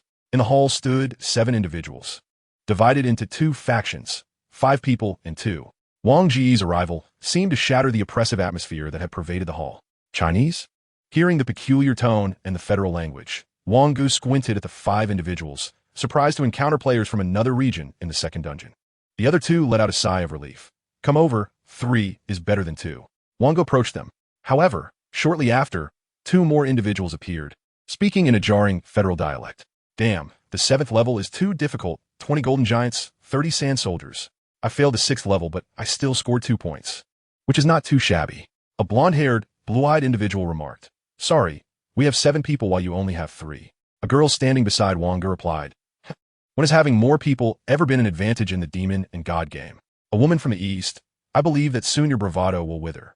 Wang Ge observed the opposing 7 with keen interest, 5 thieves and 2 mages. Through his mental perception, he discerned that the intelligence of the 2 mages across the way was likely around 20, already an exceptionally high attribute for a second-time player. The atmosphere became charged with tension. The first elimination round is complete. The second assessment begins. Trial of the assassin mage's soul. Those who endure beyond 60 seconds shall qualify. In the arena, a tall, brown-haired man instantly vanished. The hourglass in the center of the hall began to turn slowly. It would flip every 60 seconds. The crowd remained still, only prepared for action. Before long, the hourglass came to a halt. Wang Ge slowly exhaled a number, 34 seconds. Second challenger. Among the trio surrounding Wang Ge, another male, aside from Wang Ge himself, vanished from sight. The girl, who tightly clutched a dagger, whispered, "They're about to strike." Wang Ge replied coolly, "Is violence permitted here?" The absence of explicitly stated rules implies their non-existence. He cast a surprised glance at the female thief. This phrase was often uttered by Biro. As expected, in the next instant, their opponents launched an assault. Arc slash. A glimmering blade shot towards Wang Ge. He disdainfully remarked, "Seeking death." With a spellcasting hand descending from the heavens, it firmly pinned down the 5 individuals who had yet to move. The rogue, slipping on the ground, careened forward, only to be met by an earthen shield. A stone pillar erupted from the ground, striking him squarely on the forehead. Wang Ge conjured an ice spirit bow, sending an arrow that expelled him from this realm. Among the 5 adversaries, 3 had already freed themselves from the mage's grasp, leaving only the 2 mages utterly powerless under the suppression. Damn it! Attack together. Otherwise, none of us shall claim this legacy. The 3 surged towards Wang Ge with lethal intent. Shadow kill. Arc slash. Blink. The girl behind Wang Ge moved as well, initiating her own blink. In the next moment, 3 spells were unleashed simultaneously. Despite the swiftness of the arc slash and blink, Wang Ge's mental acuity allowed him to effortlessly track the positions of the 2 assailants. 2 mage hands emerged from the void, delivering a hefty slap to each of them. As for the one employing shadow kill, a soil shield abruptly manifested at Wang Ge's shadow. The girl swept her left hand across his neck, executing the martial arts skill, neck snap. During his momentary paralysis, the dagger sliced through his throat, blood gushing forth. How can you be so powerful? You are certainly no novice. Wang Ge addressed the 4 individuals restrained by the mage's hands. I'll leave them to you. As a mage, I lack your efficiency in dealing death. Oriental, I shall remember you, ma Dongmei. Wang Ge shrugged, but I cannot recall you. When we meet again, do remind me. By the way, what was that? Dongmei? The girl silently advanced, plunging her dagger into their hearts. However, when it was time for the last mage, the previous person's duration expired, and now it was his turn. Wang Ge quietly uttered a number. 52, still a bit short. Third challenger. The 2 watched the hourglass as each second slipped away. Wang Ge silently declared another number. 24. Fourth challenger. The girl beside Wang Ge abruptly disappeared. He pursed his lips. Was it a first come, first served basis? This time, he finally witnessed the funnel overturn, having nearly elapsed half the time. Fifth challenger. In the next moment, Wang Ge found himself in a sunken pit, surrounded by lit torches. Looking up, he beheld the blue-violet crystal atop the eternal tower, still radiating its magical essence. Before him stood a youth adorned with a crimson scarf, clutching a dagger that shimmered with a cerulean glow in his right hand. Come forth, the 5th challenger. In an instant, the air shifted. Was it a combination of attribute-less spells and the agile footwork of a rogue? This thought flickered through Wang Ge's mind, and in the next moment, he swiftly executed a maneuver. Yet his opponent, with a forward leap, deftly evaded the attack. The moment he landed, a stone pillar erupted from the ground. The adversary swung his dagger, shattering the earthen shield, then crouched to gain momentum, charging once more towards Wang Ge. Intriguing. Once again, Wang Ge initiated with his swift maneuver, only for the foe to employ the same tactic. This time, however, a dazzling illumination spell awaited him. Caught off guard, he instinctively shut his eyes. Another swift maneuver followed, but he landed and tumbled to the ground. As the ice spirit bow materialized in his hands, he found his target had vanished. The assassin's unique skill, substitution. A profound sense of peril surged from behind him. The wood's substitution technique. Wang Ge instantaneously vanished from his position, while the frost arrow was already knocked. Crack. Chapter 45, Ikanda, your emperor has returned. The figure wielded the dagger, which glimmered with an earthy hue, effortlessly cleaving the frost arrow in twain. Once again, the air shifted. Wang Ge pressed his lips together. Unless absolutely necessary, he was reluctant to unleash his mental surge. The mage's hand emerged from an uncanny angle, instinctively prompting his dagger to thrust towards it. Wang Ge, growing weary of pretense, decided that if he could not handle them one by one, he would simply unleash a flurry. The dagger descended upon the mage's hand, but the icy arrow followed in rapid succession. Clang, clang, clang. As he habitually swung the dagger again, a gravity-enhanced force abruptly slowed his movement by half a beat. The frost arrow pierced his heart in an instant. The figure dissipated, perfectly cleared the mage's soul. Score. 4. Wang Ge exhaled. This adversary was likely of a recent tier, and with the aid of his magic-breaking abilities, his spells had proven almost as fragile as parchment before him. At the moment of clearance, Wang Ge was transported to an entirely new realm. The sky above was bare, and under the sunlight, the dust floated through the air. Breathing became laborious, and he was enveloped by an overwhelming surge of magical energy. Wait a moment. How could you be here with only 57? Wang Ge paused. You can endure 84 because that is your limit. I can withstand 57. But it is your opponent who can only withstand 57. No, this is impossible. The foe is a first-tier mage assassin, and you are a mage. How could you possibly withstand the power of magic breaking? Wang Ge shrugged. If you do not believe me, there is little I can do. Lin, dagger in hand, maintained a delicately precarious distance from Wang Ge, as if a mere gesture could threaten his life. Allow me to introduce myself, Lin. Wang Ge, if you wish. You may draw a little closer. Lin offered an awkward smile. Thunder rumbled ominously. A sacrificial altar slowly ascended from beneath the ground. It was evidently a legacy-type replica, an encounter with such a replica akin to stumbling upon a stroke of extraordinary fortune. Generally speaking, the difficulty was not insurmountable, and one could even acquire a class change without any cost. However, the dilemma lay in the fact that, within legacy-type replicas, typically only one individual could receive the inheritance. Although Wang Ge had no desire to transform into an assassin mage, the ultimate task score held greater significance. Are you not going to make a move? Lin inquired, her voice tinged with apprehension. I cannot compete with you. I am merely a mage. Why not test your prowess against my arcane abilities? A smile graced Wang Ge's face as he extended a heartfelt invitation to Lin. Observing his devilish grin, Lin cautiously stepped back. Since you do not wish to seize it, I shall graciously accept. Wang Ge stepped into the altar.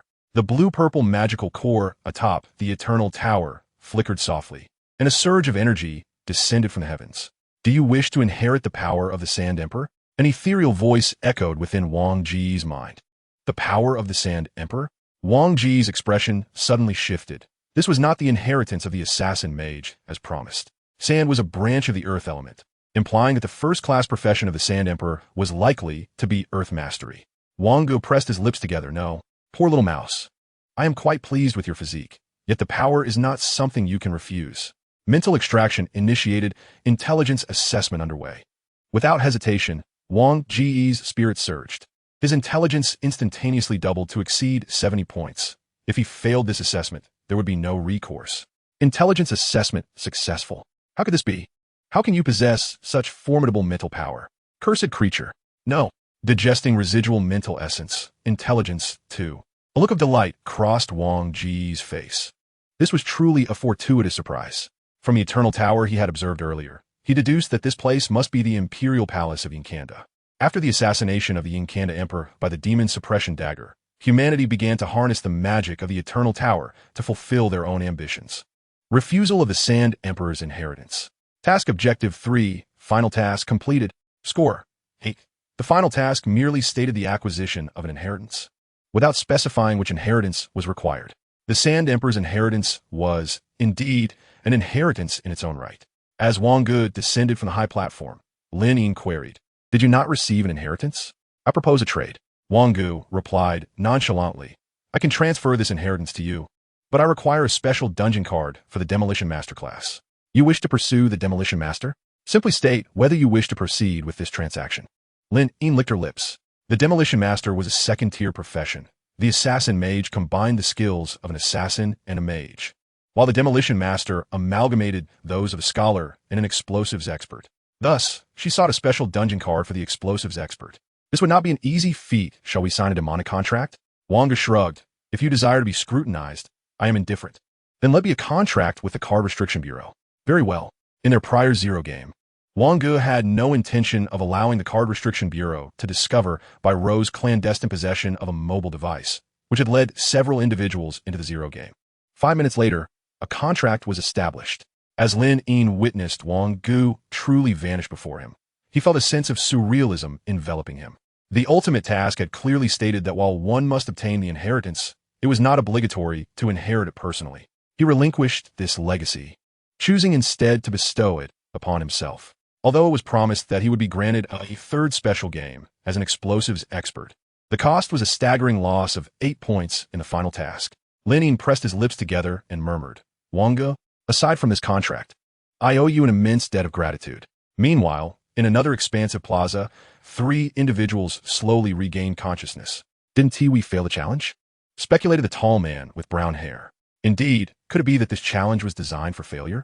Above, in the Eternal Tower, a brilliant blue-violet light emanated from a crystal. A throne began to rise gradually.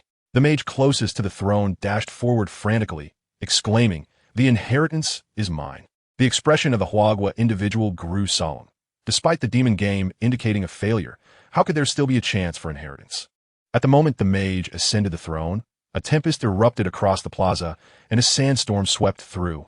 A derisive laughter echoed from the throne. Greed, truly a timeless trait of humanity. The two exchanged glances, fully aware of the unfolding events. This was akin to a complete transformation, with their minds overtaken by another entity. Nodding subtly, they sprang into action. However, countless sand soldiers obstructed their path. Beneath their feet, a massive desert vortex materialized. With sheer power, you cannot resist. Warning. Subsequent dungeon generated. Akanda's Rebirth. The 5th game will automatically select this dungeon. Chapter 46, Second Dungeon Settlement. Wang Ge, who had already appeared in the demon space, momentarily froze. Akanda's Rebirth? Could it be that someone inherited the power of the Sand Emperor? Could it be Lin Ying? Before he could ponder further, the settlement announcement resonated in his mind. Base score, 6 points. Additional points, 24 points. Total score, 30 points. Draws, 3, bases 2. Draw range, first tier. Draw probability, 65 white, 25 green, 8 blue, 2 purple, 0 gold. Note, the original probability for the second game was 90 white, 10 green. Level, 5, 30 points. Level overflow. No further level rewards can be obtained until the first transformation. Free attribute points, 7, 30, 16, 2. Acquired demon coins, 760. Items obtained from the dungeon. Magic resisting dagger, purple. Mage class change book, blue. This task evidently mirrored the difficulty of the 0th game. Conversely, if Wang Ge had recklessly gambled during the first game, the initial challenge may have been even more formidable. Within the demon space, 8 cards appeared once more. Wang Ge was suddenly struck by a question. Was the outcome of each card predetermined, or was it decided at the moment of drawing?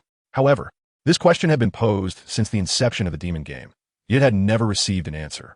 The back of the second game's card appears more enigmatic compared to the first, embodying the characteristics of this installment.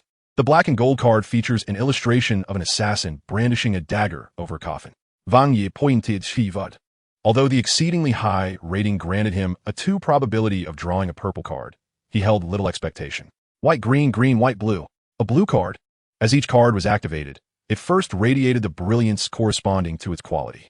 Gradually, it revealed itself. The 2 white cards were unremarkable. One was a Tier 0 Earth spell card, Quicksand, and the other depicted a dagger. Anti-magic arrow, green. Type, item card. Required card capacity, 1. Equipment requirements, intelligence 10, agility 15. Reserve, 10, restores 1 every 60 seconds. Agility 1, intelligence 1. Dispel, arrows with dispelling capabilities. If a creature is struck, it cannot cast spells. The cards produced in each dungeon are not random, but closely tied to the dungeons experienced. Thus, it is nearly impossible for Wang Ge to draw cards related to the mechanical side. Finally, the blue card slowly turned over. Mysterious Amethyst Necklace, blue. Type, item card. Required card capacity, 3. Equipment requirements, Intelligence 1, level 30-20, class, Mage. Intelligence 5, passive nurturing. Increases meditation effect by 20. Active activation. Casting speed, 100. Duration, 30 seconds. Cooldown, 10 minutes. Description. Once, a brave soul believed that the Eternal Tower would bring misfortune. Yet, expending all his strength, he managed to chip off a tiny amethyst from the tower, crafting it into this necklace. Wang Ge raised an eyebrow, aside from the seemingly useless dagger. This was his first piece of equipment with a description. Typically, equipment lacks such annotations, and having one signifies that the item possesses a story. However, despite its blue rarity, Wang Ge deemed its usefulness to be limited. A casting speed of 100 pales in comparison to magical memory, yet a meditation effect of 20 is commendable. He then cast a glance at his status panel. Name, Wang Ge. Level, 11, unable to increase. Class, Mage. Intelligence, 513, equipped. Strength, 16. Constitution, 16. Agility, 16. Free attribute points, 25. 10 points reward at level 10. 13 points at level 11, 2 points. Card capacity, 1016. Mastered skill, Ice Spirit Bow. Talent, level unable to increase. Wang Ge smirked. The higher the level, the more arduous the ascent. Some even speculated that the dungeons operated on an experience system, where completing only the main quest below the first transmutation could yield at least one level up. From the first transmutation onward, one would require 15 games of solely completing main quests to advance a single level, not to mention the second and third transmutations. Although there's only a 10-level gap between each transmutation, the disparity in strength is monumental. Regrettably, such a remarkable card as Spirit Surge has not yet reached its full potential before its first upgrade. Wang Ge pursed his lips. Should he acquire an upgrade card, he would consider bestowing it upon Spirit Surge. Upon entering the living room, the sound of water cascading onto the floor reached Wang Ge's ears. A glance at the clock revealed it was 23:55. The time spent in the dungeon had not been excessive. Suddenly, the sound of water ceased, and the bathroom door swung open. I'm outside. Wait for me to enter the room, Wang Ge called out. A damp head peered from the bathroom, glistening droplets clinging to its visage. As the door opened, the alluring scent of shower gel wafted into the air, a captivating fragrance of jasmine. How could it be so quick? 5 minutes later, Wang Ge emerged from the bathroom, finding Meng Ting sitting cross-legged on the sofa, a white towel in hand to dry her hair. I ordered takeout. What would you like to eat? She inquired. What Wang Ge eats, my aunt eats, he replied, settling onto a nearby sofa. Meng Ting's bathrobe failed to conceal her porcelain-like figure, and as she tilted her head slightly to let her hair cascade behind her, she remarked, Of course, Wang Ge would like to have something small. Shut up. Meng Ting smiled faintly, her predictions becoming increasingly accurate. So how is this dungeon? Wang Ge's expression grew more serious. This time, the dungeon was peculiar. First, it stated that my attributes met the requirements for a randomly assigned special dungeon. Meng Ting paused, her hands faltering for a moment. A special dungeon, you say? What were the attribute requirements for the second game's special dungeon? Wang Ge continued. Then there was a legacy dungeon. A legacy dungeon? What profession does it inherit? Assassin Mage. Oh, that one. Meng Ting licked her lips. The Assassin Mage is quite formidable. At first tier, it can rival most professions, as it does not undergo a second transition, only a third. From the first transition onward, the level-up benefits include those of the second transition, which is rather advantageous. Did you inherit it? Wang Ge shook his head. No, the Assassin Mage is not my goal. I relinquished it to a girl named Lin. How could you let it go? That must surely be the final quest, which grants a full 8 points. His aunt's irritation was palpable. Calm down, Aunt. Chapter 47. It seemed she became even more excited. After learning the circumstances, Meng Ting rolled her eyes. You truly are a soft-hearted person. How did I not notice this before? Perhaps, inadvertently, you've nurtured a genius for the world's competitive gaming. You are scheming against that young girl. Wang Ge defended himself. She cannot defeat me. Why would I scheme against her? This should be termed as assistance. Meng Ting, her cheeks puffed in indignation, struggled to counter him. Then you have slain those from the Free Federation? I hardly lifted a finger. It was mainly that young girl who did the slaying. The Free Federation must be furious. Instant death counts as the main quest completed, yet yields no points, resulting in a game failure. Wang Ge fruget. I didn't wish to engage them. However, they initiated the attack against us first. Ding dong. The takeout has arrived. Wang Ge ascended from downstairs with an assortment of barbecued delicacies. Yet, the enchanting fragrance emanating from Meng Ting overshadowed the aroma of the barbecue, rendering the meal somewhat unpalatable. I ordered this. You clean up, Meng Ting declared, arching her pristine neck. Annie has bathed. Even so, you shall tidy up. Wang Ge swiftly retreated into his room, locking the door behind him, and sat on the bed, donning the recently acquired, mysterious amethyst necklace to commence his meditation. Meanwhile, Meng Ting meticulously licked the spices from around her lips.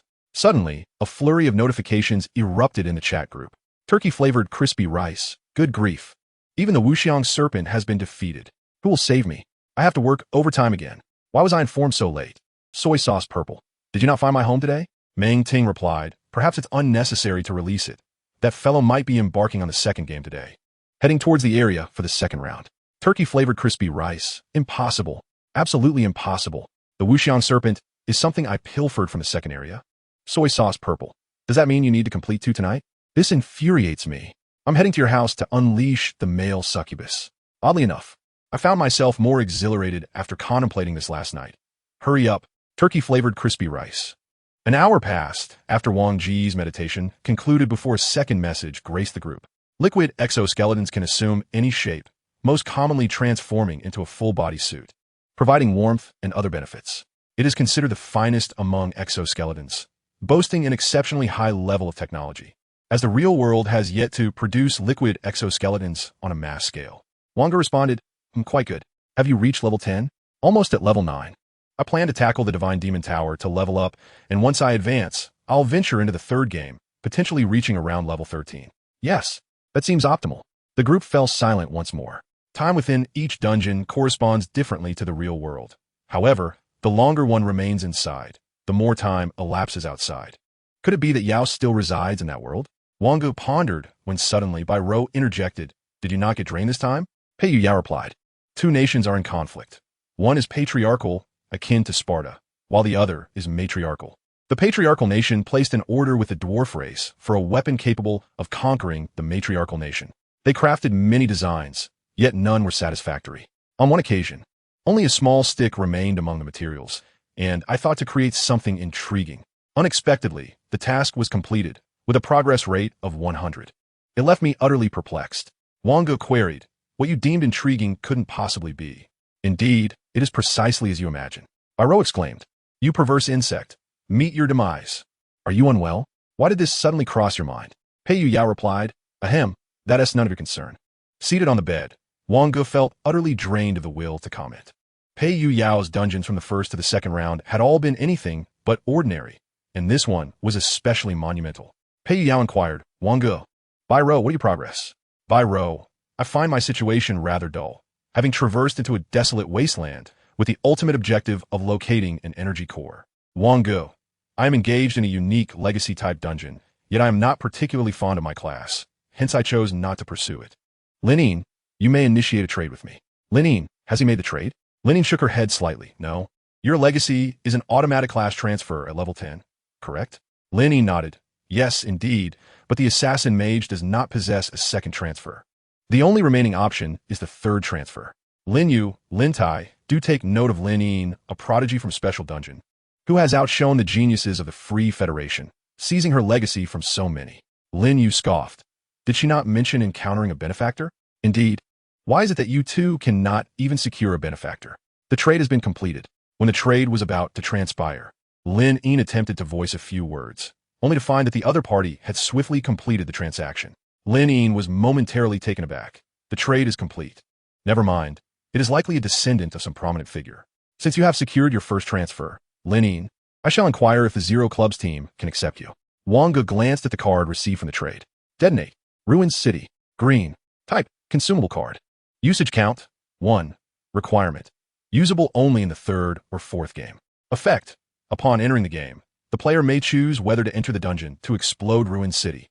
Wang Ge nodded in satisfaction. This way, the rat's first transfer is assured. Bai Rou, how is it? Just completed the final task. Yet I'm still only at level 8, 2 levels short. Wang Ge initiated a trade request, offering the special dungeon card he had just acquired to the rat, as long as one does their best. Chapter 48. The Missing Rat. Where's the rat? The three arrived at school early, only to discover that the rat had not come today. Biro tied her long hair into a ponytail and remarked, I'm not quite sure. I asked Chuning, and she said he had taken a leave of absence for some matters. Foolish, who helped him request leave after oversleeping. Wang Ge, let us not dwell on it for now. He seemed fine the day before yesterday morning, so there should be no cause for concern. This time, the trio's objective was, of course, the area corresponding to the second game. In the resource shop, aside from potions, there were also some 5-digit items. These items were resources obtained by the Zhuanghong City Card Bureau from the demon battlefields, not distributed uniformly by the state, making them both expensive and exceedingly rare.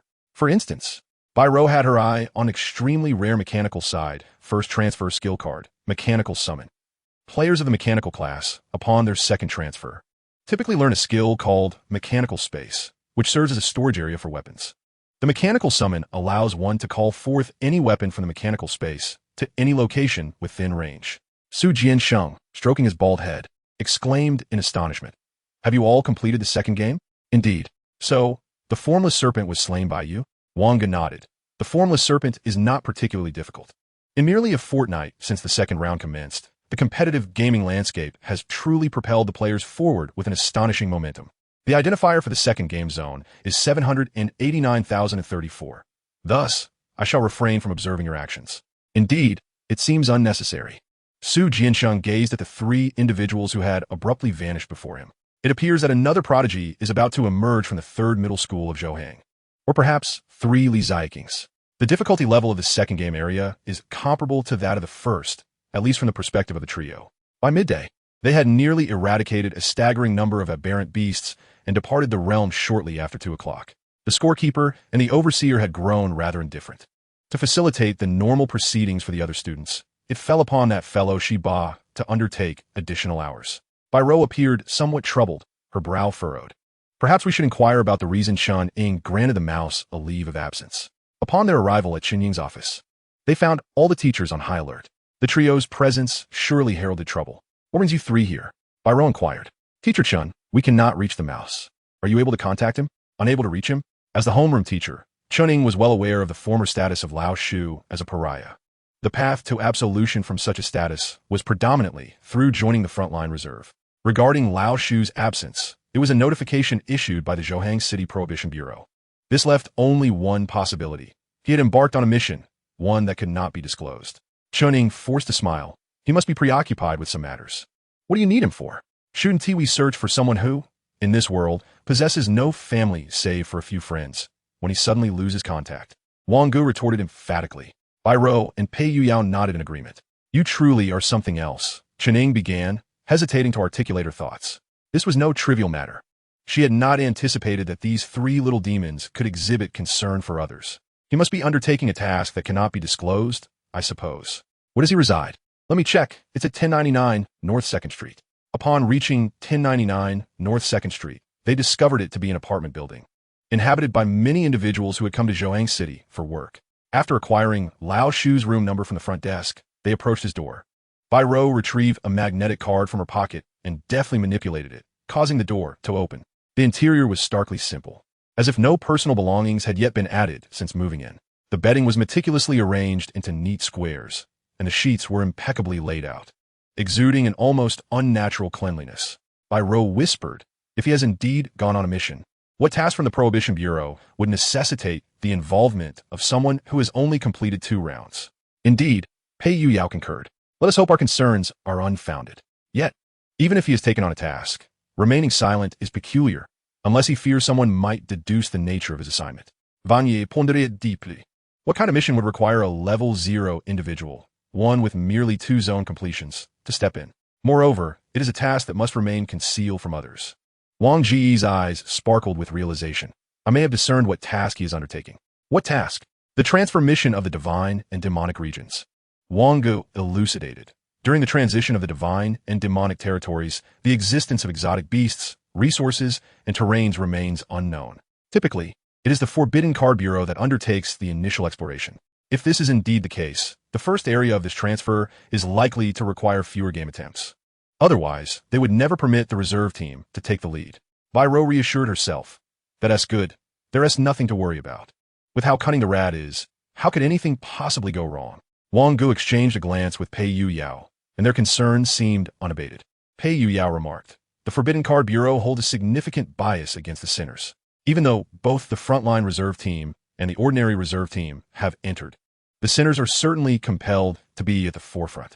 Bai Rou pressed her lips together, having emerged from the slums. She was acutely aware of the harsh realities that discrimination entails. Wang Ge continued, however, there is no need to fret excessively. The Rat's level 8 prowess should position him as one of the elite in the reserve team. On the way, Bai Rou appeared somewhat distracted. Wang Ge spoke up. It is true that we brought him out, but executing dangerous tasks is inevitable for him, regardless of our involvement.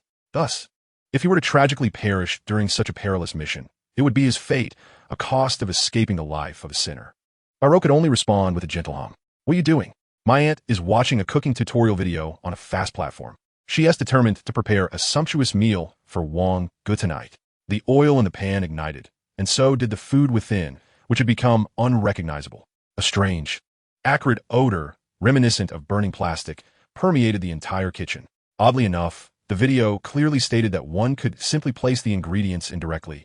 Why was my outcome so different? Perhaps, could it be that you neglected to remove the outer packaging? The video did not mention anything about an outer packaging. Wang Ge's lips moved slightly. The live-streaming seller certainly did not anticipate that the viewer would be so naive. Never mind, let us dine out tonight. Chapter 49, The First Transfer Area. Seafood Stall. Meng Ting possessed an astonishing appetite, necessitating 4 separate orders to satisfy her hunger. Stretching languidly on the sofa, she mused, if only there were some dessert to follow. Wang Ge, adhering to the philosophy of delivering one to the west, casually offered, what would you like? I can order takeout for you. No need to order. There is food at home. Wang Ge paused. He rarely utilized the refrigerator. If there is something in the fridge, then you can retrieve it yourself. I can't get it myself. I need Wang Ge's assistance. Wang Ge helplessly rose. What do you want? Meng Ting licked her lips. Yogurt. Wang Ge opened the 4-door refrigerator, which was neatly stocked with an array of food items. What flavor would you prefer? Handmade banana flavor. Wang Ge casually scanned with his mental energy and instinctively replied, there isn't any. His expression darkened as he randomly grabbed a can of strawberry flavor and tossed it to Meng Ting. The television broadcasted the news of the day. It has been reported that the transfer of the 3 regions of the arena for competitive games has commenced today. Idol singer Zhao Kuer has successfully completed her second transformation. Perhaps one might be fortunate enough to hear her sing a song live, enhancing one's minor dimensional attributes. Wang Ge inquired, with the transfer of the divine and demonic regions. Will players with fewer than 3 or even 2 game completions be required this time? Meng Ting, with a trace of milky residue at the corner of her mouth, rolled it back with her tongue before responding, how did you know? This information should not have been disclosed yet. A few games? She continued. The minimum for the divine and demonic regions is 3 games. However, due to the timing, the reserve team of the Prohibition Bureau will allow those who have completed more than 2 games to enter. What is the level of danger? It's hard to say. No conclusions have been drawn yet.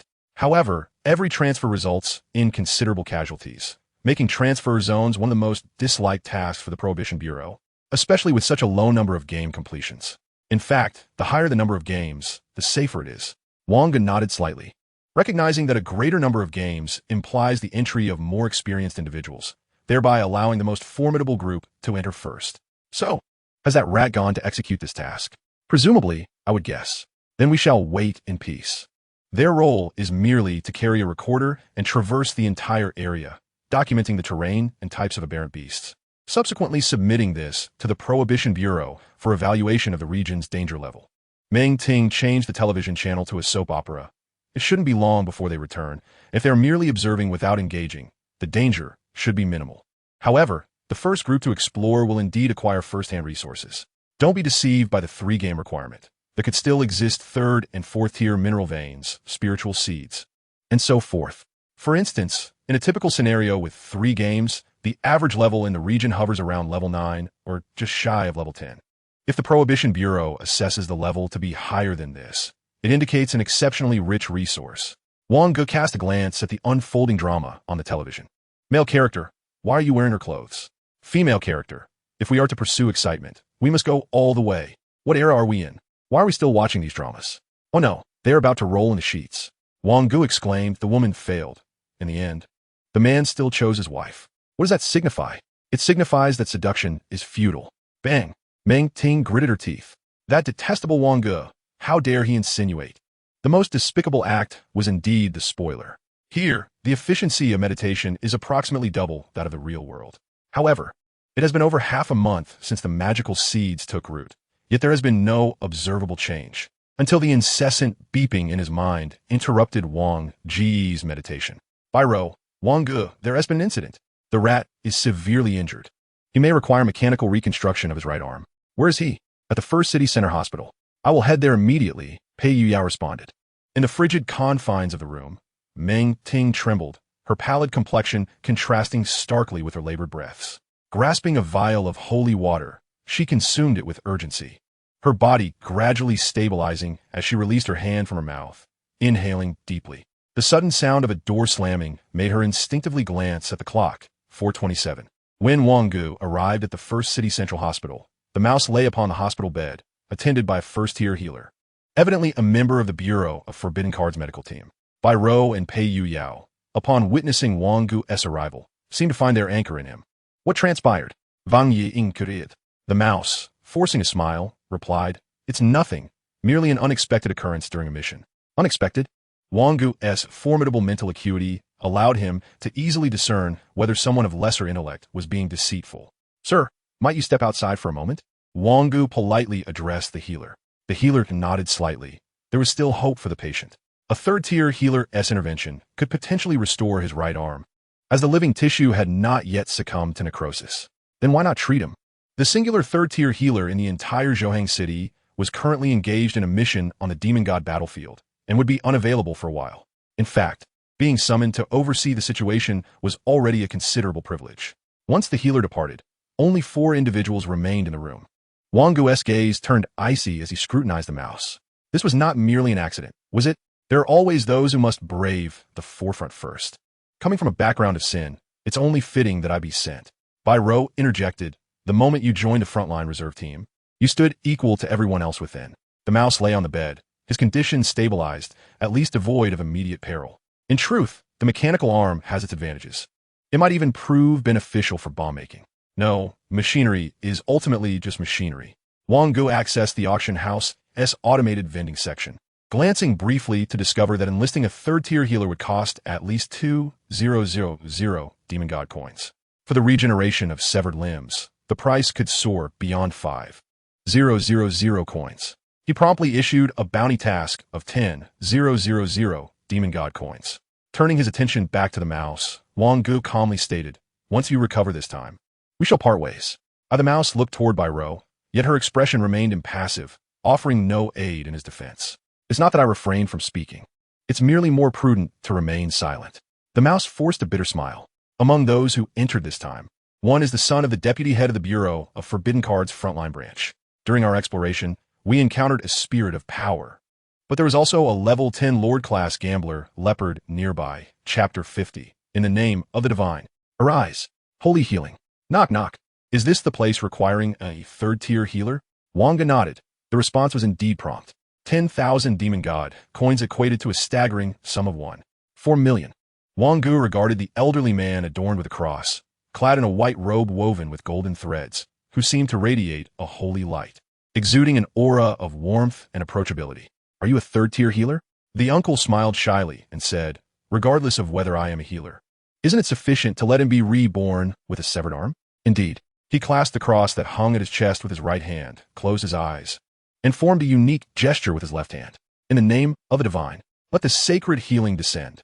Suddenly, a golden light cascaded from the heavens, enveloping the entire form of the mouse. A sensation of profound warmth and sanctity spread over the mouse's body. The right shoulder, now devoid of an arm, experienced an intense itch, yet he found himself unable to move. Likewise, the hidden injuries sustained from battles in the slums began to mend one by one. His constitution, strength, and agility imperceptibly increased. As the light fully entered the mouse's being, a smooth arm emerged into view. The uncle, somewhat lecherously rubbing his hands together, announced, well, that will be 10,000 divine demon coins, no negotiations. Without hesitation, Wang Ge chose to pay.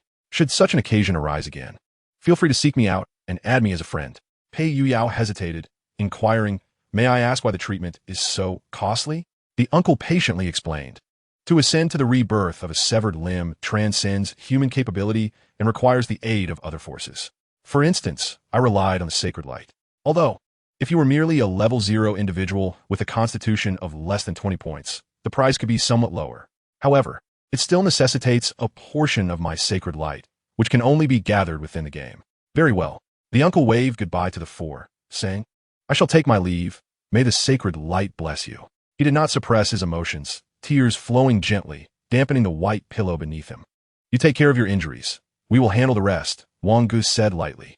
The mouse wanted to inquire how the three would manage, but ultimately refrained from voicing his curiosity. After the three departed, Bai Rou asked, what shall we do? Where do we go to capture someone? Of course, within the divine demon battlefield. Have you forgotten that this area was won by Sister Xiaoqing? Wang Ge's calm voice exuded an inexplicable confidence. With Sister Xiaoqing's influence, gaining entry for the three of us should pose no problem. Therefore, we must avoid taking direct action. What a pity. After the three parted ways, Wang Ge glanced at the time. It was 7:17. It was getting late, and he made a phone call. A blue screen appeared before him once more. Li Xiaoqing was nestled under the covers, revealing only her small head. Little Wang Ge, why are you calling me so early? Sister Xiaoqing, the first area has been handed over. May we three enter to have some fun? Li Xiaoqing's eyes widened, sensing something amiss. What are you planning? We're simply coveting the resources within. Li Xiaoqing pourset herlips. You may enter, as I have some slots available, but please do not cause any trouble. The difficulty this time is quite high, with an initial estimate of average levels around 10 for the lordly beasts. They are on the verge of advancing a tier. Understood. The area code is 097821, and the password is my 191919. Li Xiaoqing reminded him once more, please do not cause any trouble. Even if trouble arises within, it is unlikely to escalate into anything grave. The number of individuals present is scant, with myriad strange beasts roaming about. It is a feat in itself for them to survive. Very well, do your best. Take care of your health, Sister Xiaoqing. As the video call ended, a subtle smile graced Wang Ge's lips. This evening, at 7 o'clock. Very well. Wang Ge stifled a yawn. While meditation could substitute a portion of his requisite sleep, it could not entirely replace it. Coupled with the exhaustion from his morning sweep of the second game area yesterday, he trudged wearily towards home. At this moment, within the villa, Meng Ting opened the door. Shengde, why have you only just arrived? It's been half a month. Shengde chuckled helplessly. I was engrossed in the game. Couldn't you find someone else to do the harvesting? My holy light doesn't come free, you know? Well, you're a saint after all. Now, quickly bestow your holy light upon me. As the two crosses met, Meng Ting's cross flickered with a faint glow before gradually fading away. Shengde suggested, you should address the root of the issue. Otherwise, if you are forcibly summoned back into the game, your career path may well end at the third tier, and you will have to endure this mysterious torment. Are you going to assist me? I can't be of help. Well, that's just fine. You all are such cowards. Consider this a favor owed to me. Now hurry along. Shengde offered a wry smile. Anyone aware of that incident would be filled with trepidation. The Zero Club, reputed as the strongest team, has been rendered powerless, with each member confined to their own quarters. Fortunately, those at the 0 and first tiers, after being infected, could be barely cured, yet they still faced terrifying aftereffects. It was an exceedingly rare occurrence, classified as a malignant, mysterious event of the highest danger level. With a flicker of thought, Shengde realized this was the child he had spent 10,000 demon coins to save in the hospital. He mused internally. Let the premium be the reward for this portion of holy light. Wang Ge, what are you doing out so early? Nothing much. Meng Ting immediately noticed the holy light that clung to Wang Ge. Come quickly. Your aunt has prepared breakfast for you. Here, enjoy some yogurt scrambled eggs. This is grape juice with congee. I drank half of that bottle of grape juice last night because I was thirsty and thought it would be a waste to throw it away. And here is banana milk. Wang Ge pursed his lips, heading straight for the banana milk, as he considered it the only edible option. Upon lifting the cup and noticing the soft, floating banana in the milk, he inquired, is this banana milk? Indeed. Your aunt even cooked the banana and milk together. So you and tea catch a chill. Gulp. Wang Ge swallowed hard. Could you perhaps rein in your culinary talents that have nowhere to land? Chapter 51, Coincidence. At 7 in the evening, the three arrived at the safety zone of 097821. They surveyed the area, which now contained merely a few camps for resting. There were no proper buildings yet, but it was still brightly lit, housing over several hundred students from the Restricted Card Bureau's reserve team. The arrival of the three individuals went unnoticed by anyone, as even among the reserve team, everyone remained in a state of unfamiliarity. Thus, it was highly probable they were at the third tier. Wang Ge cast a glance at the portrait, which bore a distinctive appearance. Particularly notable was a large black mole on the right side of the face, serving as a striking hallmark. Let us put that aside for now. Let's first explore this area, he suggested. Is it the gambler leopard spoken of by the mouse? The gambler leopard is a particularly unique beast. It can unleash its skill, Giant Windblade, only once or twice. Although its power is formidable, once its abilities are exhausted. It pales in comparison to a 4th or 5th tier Black Panther, hence its moniker, the gambler leopard. I have but one chance. Either you perish or I do. Wang Ge turned his gaze towards the direction indicated by Bai, spotting a gambler leopard alongside a fruit emanating a green glow. The spirit fruit. Consuming it grants an unconditional boost to agility, and each individual can partake of 3. However, it is rare for anyone to consume it directly, as the spirit fruit is also one of the primary ingredients for 3rd-tier attribute potions. A hearty laugh resonated from deep within the forest.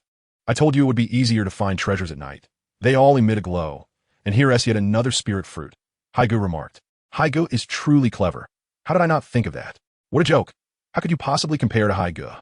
Bai had already drawn the revolver that had yet to be modified, her index finger poised on the trigger. Wang Ge swiftly restrained the gun barrel. If you fire, you will undoubtedly hit one of us, and Sister Shaoqing will face grave trouble as well. The individual swallowed hard, realizing resistance was futile, and cautiously raised his shield as he approached. The gambler leopard, sensing an intruder in its territory, began to gather its strength. It's a Lord-level gambler leopard, Pei Yuyao whispered. Suddenly, a colossal wind blade howled forth, exhibiting the strength of a mid-tier 1st rank. Even those in the frontline reserve team, having faced countless gambler leopards, felt a sense of trepidation. How could someone who has played the game twice withstand this? As the individual attempted to steady himself behind his shield, his foot unexpectedly slipped. Yet in the next moment, a massive barrier emerged, intercepting the attack. Zhang Haidong's eyes widened in shock, displaying a glimmer of concern, and he lunged forward, seizing the fallen man's collar and roaring. Are you trying to get yourself killed? Get over there. I didn't mean to. I just slipped.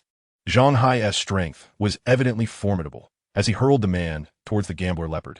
The 10th level Lord-tier gambler leopard began to prepare its 2nd colossal windblade. Suddenly, amidst the darkness, a small yet remarkably solid Mage's hand emerged and gave the gambler leopard a swift pat on its rear. In an instant, it split in two. Scalding blood gushed forth, and a series of screams shattered the tranquil night sky. Wang Ge and his companions recognized the urgency of their situation and began to depart slowly in a singular direction. Pei Yuyao patted Wang Ge on the shoulder. You intervened just now, didn't you? It couldn't have been mere coincidence. Bai cast a sidelong glance at Pei Yuyao, remarking, how could it not be a mere coincidence when it is indeed such? She continued, public opinion is perpetually the most potent weapon within society. And with the emergence of the divine demonic battlefield, it becomes even more uncontrollable. I have already recorded the recent video, which I shall post on the Divine Demonic Game Forum. Pei Yuyao's teeth trembled. This was truly a matter of striking at the heart. Do as you wish. But remember that the forum operates under real name registration. You must exercise caution. If this escalates, we shall have no one to safeguard us. The transfer of a new region had always been a hot topic on the forum, since Li Shaoqing led her team to victory in the World Competitive Games. The fervor had remained unrelenting. The video Bai uploaded detonated like a long-hidden time bomb. In an instant, the outcry was deafening. Damn, how could I have held such respect for the frontline reserve team, who protect our homeland, only to uncover such vermin among them? Good riddance, it serves them right. Naturally, the bedridden mouse also witnessed this video, his mouth agape, disbelief evident in his wide eyes, his hands clutching the bedclothes tightly as his body trembled incessantly. They often spoke of rules, yet the 3 most rule-abiding individuals shattered a nearly ironclad regulation. The mouse instinctively opened the group chat window, typed thank you, and immediately deleted it. Why should he express gratitude to them? What connection did they have to Zhang Hai's death? Clenching his fists, a chill coursed through him, not from fear, but from an overwhelming exhilaration. As a sinner from the slums, he understood all too well how to adhere to the rules. A first-tier healer seemed to notice the mouse's agitated demeanor. What is the matter? Has something happened? Haven't you been asking me why I provoked the gambler leopard? Indeed, isn't that courting death? The mouse smiled broadly, though to the first-tier healer, it appeared rather unsettling. This was the first time in nearly 2 days of observation that the mouse had revealed a smile in his presence. Look at the thread with the highest traffic on the Divine Demonic Forum. Chapter 52. You misunderstood. Who killed my son? Who is it? Who? Investigate. Find out. I demand that he pays for this with his life. If you cannot find him, then let my son accompany him to the grave. A middle-aged man with graying hair overturned everything on his desk, screaming madly at everyone. Suddenly, the door swung open, and a cold, female voice drifted in. Your son brought this upon himself. The video makes that abundantly clear. Impossible. It cannot be mere coincidence. A woman stood at the entrance, holding an ancient medieval sword, calmly stating, could it be that your son, kicking someone out to their demise, is also a coincidence? Those sinners. Even if my son kills 100 or 1,000. What of it? Huh? Sinners? The woman maintained her composed tone. It seems you have forgotten your solemn words upon entering the frontline reserve team. We gather here, united in equality, undeterred by the trials and tribulations that lie ahead, standing together to safeguard our homeland. The voice of the woman is laced with a hint of anger. Prior to her arrival, she had already investigated the casualties of the frontline reserve. Shafi, are you here to arrest me? Zhang Zhongqing readied himself for resistance. A forceful energy emanating from him. Shafi raised the medieval sword that was lodged into the ground. Do you wish to resist arrest? No, I refuse to believe that it is mere coincidence. Someone must have murdered my son. Yes, it is undoubtedly the person who disseminated that video. It must be him. Shafi smirked coldly. And why would she share the video? To showcase her valor? After Shafi departed, the office erupted in laughter, filled with a buoyant atmosphere. Within the Card Restriction Bureau, all personnel were notified regarding the mental examination mandate. Meng Ting muttered to herself, insisting on reading it. It was utterly absurd.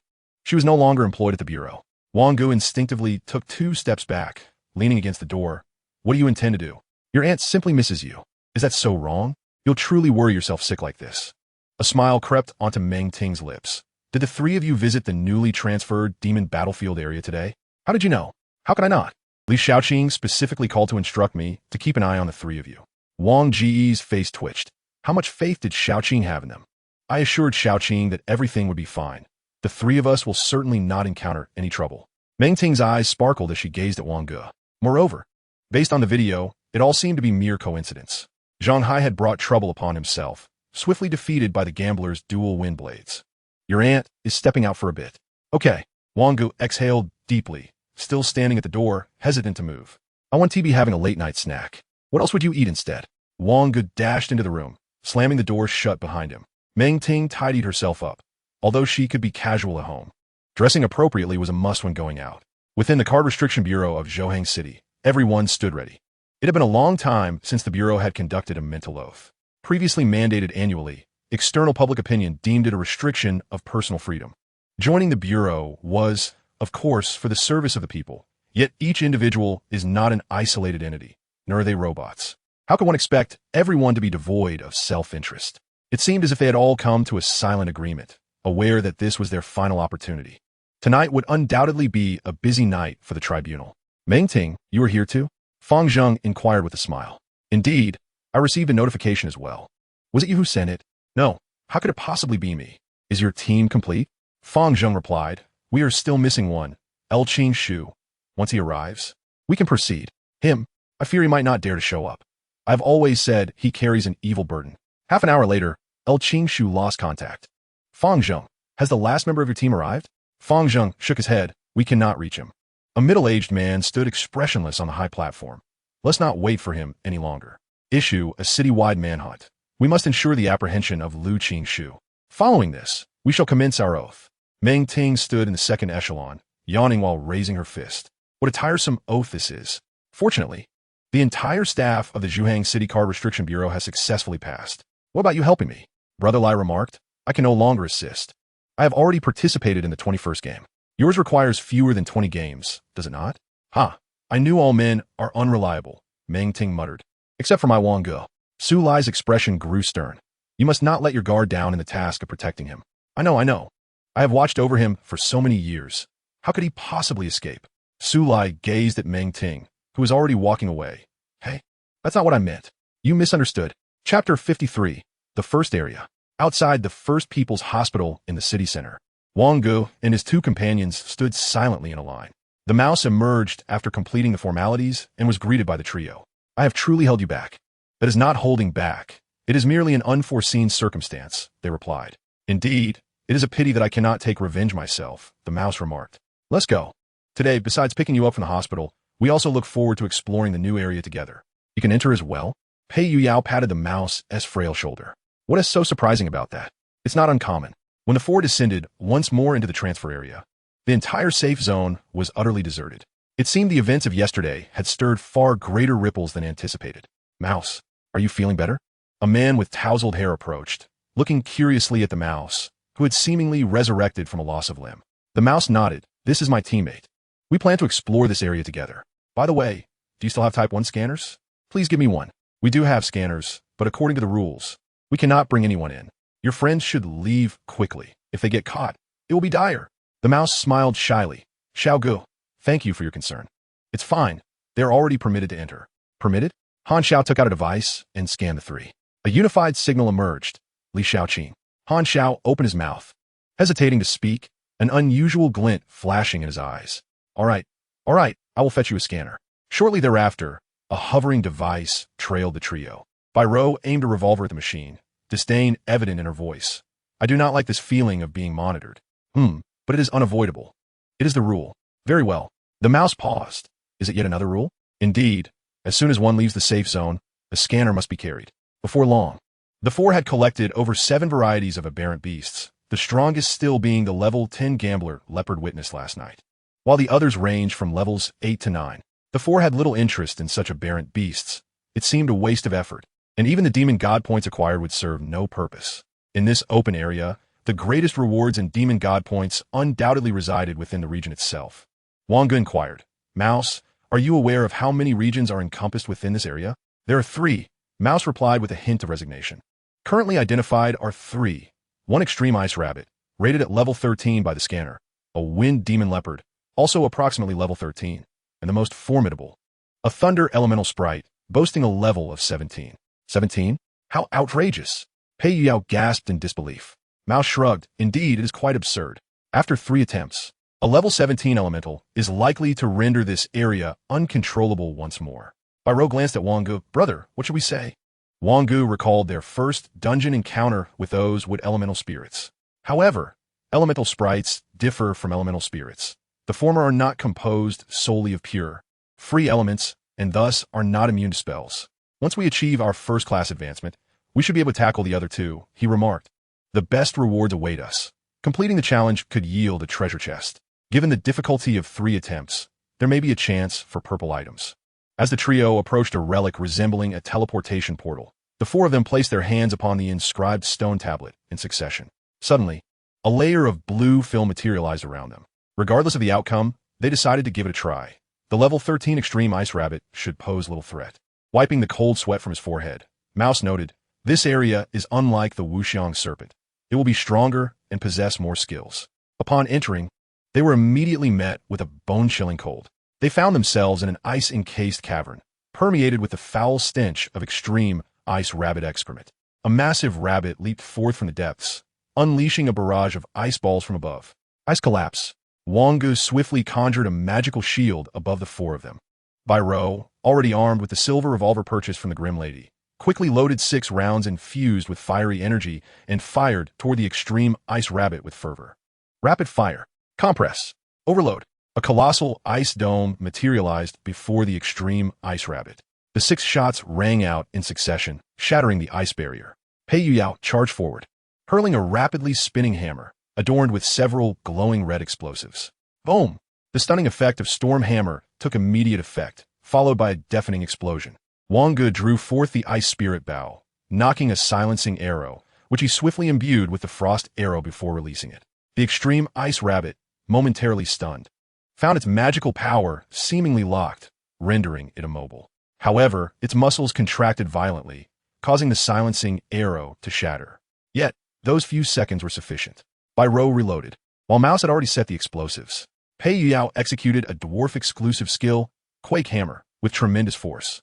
The extreme ice rabbit, attempting to flee, suddenly found its feet ensnared in the icy surface, bound tightly by countless vines. The cavern began to tremble violently under the force of the explosion. as if on the verge of collapse. Their seamless coordination left the extreme ice rabbit utterly defenseless, quivering in a gruesome state before finally succumbing. However, an overwhelming sense of peril surged forth as the water elements within the cavern underwent a violent transformation into ice elements. This was dire. With a surge of fervor, my intellect soared to an astonishing 100 points. Earth and Shield. Within the depths of Wang Ge's magical memory lay a total of 15 earthen shields, all of which he unleashed without hesitation. Under the influence of 100 points of intellect, the earthen shield manifested as a colossal wall of earth, standing resolutely before everyone. One must consider that even a newly ascended second-tier mage might possess merely 3 digits of intellect. Sacrifice of extreme ice. With a final, mournful cry, a tremendous surge of ice energy was unleashed, and the formidable frost swept across the entire cavern. Before each individual, at least 2 earthen shields shattered under the onslaught of freezing temperatures. Wang Ge rarely cursed, exclaiming, "Damn it, who can withstand this?" And to be ambushed on top of it all. It was crucial to understand that dying within this battleground meant true death. Pei Yuyao and Bai Rou fared better, but the mouse had wrapped its arms around itself, trembling from the cold. Frustrated, Pei Yuyao struck the corpse of the extreme ice rabbit with a hammer, lamenting, "Damn it, we nearly turned into ice sculptures ourselves." This illustrates that the existence of certain regions for decades is not without reason. Suddenly, a notification resonated within the minds of all present in the area.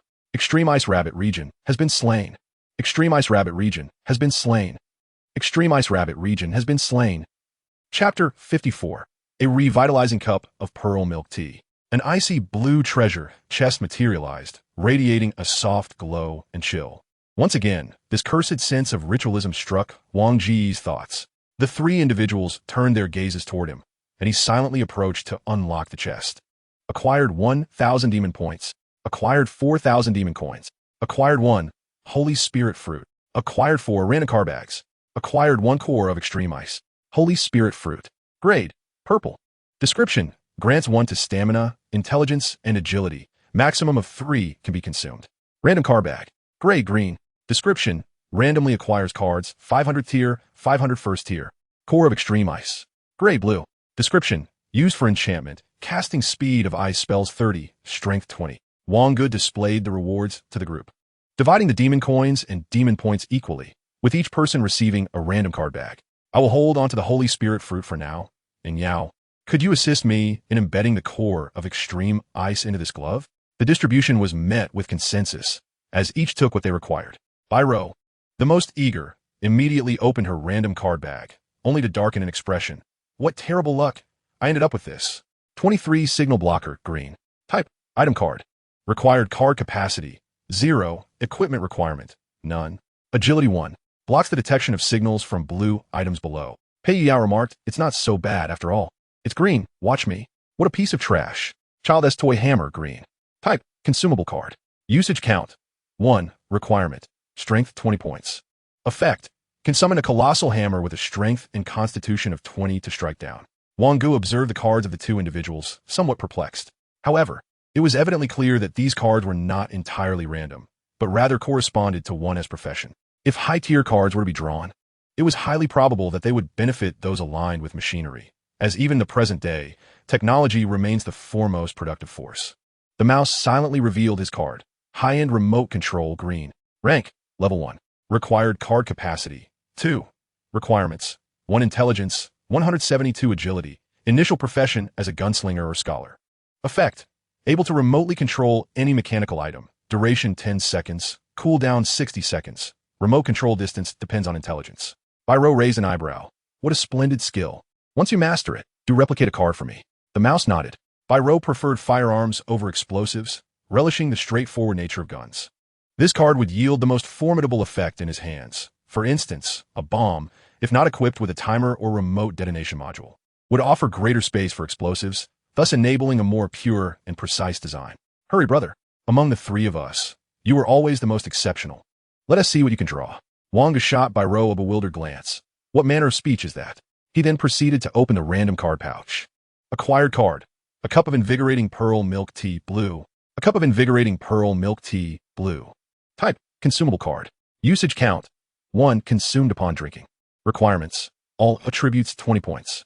Effect. Each sip increases all attributes. Duration 20 seconds. Wang Ge. Though it is blue, what on earth is this? Goodness, a blue card, which appears quite useless. Haha, what a treasure. Even a mouse couldn't help but comment. Isn't this a bit too trivial? Wang Ge produced a cup of pearl milk tea, still warm and adorned with a straw, taking a casual sip. A wave of sweet, smooth, high-quality flavor cascaded down his throat. He had never tasted such exquisite pearl milk tea. Attributes increased by 4. Duration 20 seconds. Wang Ge licked his lips, seemingly pleased with the enhancement, though drinking pearl milk tea in the midst of battle seemed rather odd. Nonetheless, it was a blue consumable card. Brother, may I have a sip? Biro rolled her small pink tongue. Pei Yao chimed in. I want some too. Wang Ge, feeling a pang of reluctance, said, just a small sip, only a small sip. Wow, so delicious. After 3 sips, only 880 remained. Wang Ge declared, all right, let's set aside the wind demon leopard for now. It's unlikely anyone will pass through so quickly. The regional rewards are indeed splendid, though there's only a limited amount each year. I wonder what the thunder elemental spirit will provide. Likewise, at the very moment the extreme ice rabbit perished, a shimmering, ice blue vein emerged, dust gradually dissipating to reveal the mineral deposit. Within the confines of the safe zone, everyone was bustling with excitement. Did you hear? The extreme ice rabbit has been slain. How astonishing. We still don't know who the assailant is. Regardless of their identity, the deed is done. What if they seize control of the area and refuse to relinquish it? Surely, the division of spoils would ensue, and we must remain wary of treachery. There had already been 2 such incidents that led to a halt in development over there, but that was no longer our concern. Meanwhile, the Central Bureau of Card Restrictions also received the news, with the elimination of the extreme ice rabbit prominently displayed alongside Li Xiaoqing's name. A phone call was immediately placed to Li Xiaoqing's chip. Xiaoqing, how is your health? Li Xiaoqing yawned, and upon recognizing the caller, her demeanor shifted to seriousness. I'm nearly ready for discharge. Is there a mission at hand? Do not be so anxious. Even if there is a mission, we cannot have our injured hero take the lead. The voice on the other end continued. Xiaoqing, you did share your entry into the handover zone with someone else, correct? Yes, why? Did they cause trouble? It's all my fault. Li Xiaoqing immediately responded, I should not have entrusted that to them. My oversight is to blame. If punishment is due, let it fall upon me. No. There was no trouble, Xiaoqing you. Li Xiaoqing Boja. Ooh, no trouble. Indeed, one of the 3 major zones of the first interface, the extreme ice rabbit has been slain, and I sought to confirm this. They did it. Yes, they did. Can you get in touch with them? The person hesitated. The extreme ice rabbit encountered a similar fate over a decade ago. Upon its demise, it releases a skill called Extreme Ice Sacrifice. That particular rabbit must possess first-tier strength, and this skill can elevate it to a second-tier intermediate level, I fear. Li Xiaoqing's heart raced, a wave of panic engulfing her mind. She quickly opened another chat window and sent a message. Are you all right? Her inner voice screamed in desperation. 20 seconds later. Wang Ge, what's wrong, Sister Xiaoqing? Li Xiaoqing exhaled heavily. It's nothing. Carry on as you please. You may also eliminate the other 2. The Thunder Element sprite is struggling. We'll deal with it after the first tier. What? Li Xiaoqing nearly stumbled over her words. You haven't even advanced to the first tier yet? Chapter 55. In the depths of your gaze, I discerned something. The matter of Zhang Hai continued to stir up considerable commotion. The moment the body was transported away, a middle-aged man donned in a leather hat, with a cigarette clamped between his lips, approached the corpse. 30 seconds later, he expelled a large smoke ring, his voice tinged with curiosity. What a remarkable coincidence. Time is not a particularly difficult rule to govern. If all one needs is to observe these occurrences, a second-tier time detective would suffice. The man nodded. However, our mission concludes here. My report will state natural causes of death. The woman smiled slightly. As anticipated, the assailant must be a clever individual. Is it possible that your fate assessment is erroneous? No. How could it be mistaken? The woman spoke softly. Fate's judgment is deemed correct. Case closed. 8 dead, 8 injured. Severe disabilities. Meng Ting's eyes suddenly sparkled. The term severe disability implies the necessity for a healer of at least 3rd tier. As she pieced together the events, a conjecture formed in her mind. Within the Zero Club, Changgu exclaimed, incredible. The first transfer zone was annihilated today. Su Song replied, is that so? I heard the difficulty is extraordinarily high. Yao Ji chimed in. The news is true. The one that was conquered was the extreme ice rabbit. Although we do not yet know who is responsible, one can be certain that they possess at least 2nd-tier defensive capabilities. Otherwise, they would not have withstood the extreme ice sacrifice. Su Mo Ram lamented, "What a pity. De Zhuang, Linning, and I were just about to charge in." De Zhuang retorted, "Don't be ridiculous. I can barely withstand a mid-tier, first-level attack. I have no intention of accompanying you to your demise. Such a coward. It appears I must seek support from little Su." Meng Ting thought, licking her lips, convinced it was indeed them. With a click, the door opened. Wang Ge stepped back, slightly alarmed. "Do not fear. Your aunt is not a villain," she said. "Did you handle the extreme ice rabbit?" Wang Ge nodded. "Yes, we dealt with it. But we almost fell victim to a trap. Was the reward satisfactory?" Meng Ting inquired. "It was decent. Why do you ask?" She replied. Meng Ting licked her lips, suggesting. "Annie advises you to quickly turn around and eliminate all areas outside, whether they are zones we control or public open areas, especially those below 3 games. Indeed, we have such plans." Wang Ge replied, looking wary. "Stop acting like a fool. It frightens me." Meng Ting quickly closed her mouth, nearly revealing her true strength. 3 hours without seeing my little Wang Ge. Come here for a hug." Meng Ting stood, and Wang Ge realized that this woman was completely unreserved at home, clad in an oversized gray tank top and extremely short shorts, her hair neatly tied back in a ponytail. "Stop. I am no longer the child I was 5 years ago. Is that so? Have you finally discovered your aunt's allure?" Meng Ting continued without pausing, one hand covering her mouth while the other rested on Wang Ge's shoulder. The finger on her mouth seemed to have picked up a glimmer, as if it wished to reach for Wang Ge's other shoulder. Wang Ge swiftly dodged, exclaiming, "How disgusting! That's filthy! You disdain your aunt?" Meng Ting's eyes widened. How many desired her, yet were denied, while only her little Wang Ge could elicit such a reaction. "Come, Annie will generously share with you." Wang Ge realized that his right shoulder was firmly pinned down, leaving him no chance to escape. With substitute technique, in an instant, only a wooden figure remained. Meng Ting pressed her lips against it. How infuriating! However, Meng Ting licked her lips, which now bore a hint of wood's flavor. A substitute technique? Truly remarkable. Having retreated into the room, Wang Ge finally exhaled deeply. The overwhelming pressure had been intensely formidable. Wang Ge entered the pink room of the trading area, gradually settling down to meditate. The solitary magical seed, which had only just begun to sprout, finally produced a tender shoot. However, Wang Ge remained oblivious to this development, instead standing above the tranquil pool, actively drawing in more ethereal elements. The objective of the 4 individuals was crystal clear. The 3rd game was about to commence anew. When Wang Ge slowly opened his eyes, he was met with a pair of sparkling orbs. The depths of those black pupils seemed to conceal something enigmatic, sending a sudden chill coursing through his mind. After taking a few deep breaths, he gradually regained his composure. Meng Ting, who had intended to approach him directly, noticed a hint of unease on Wang Ge's face. "What is wrong with you?"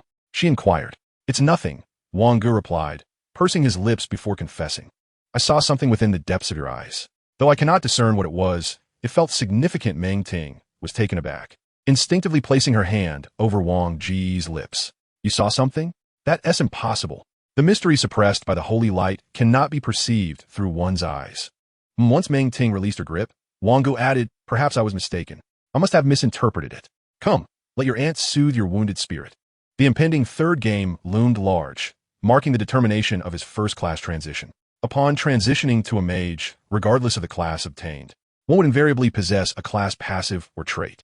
As he perused a tome titled Compilation of Mage Class Transitions, it became evident that whether one pursued elemental mastery or specialized in various attributes, or even ventured into a class akin to an assassin mage, none appeared to be flawless choices. It was only when Wang Ge focused on the final section of the book, titled Class Speculations, that he discovered a path untraveled by any before him, yet whispered about in the many worlds he had encountered.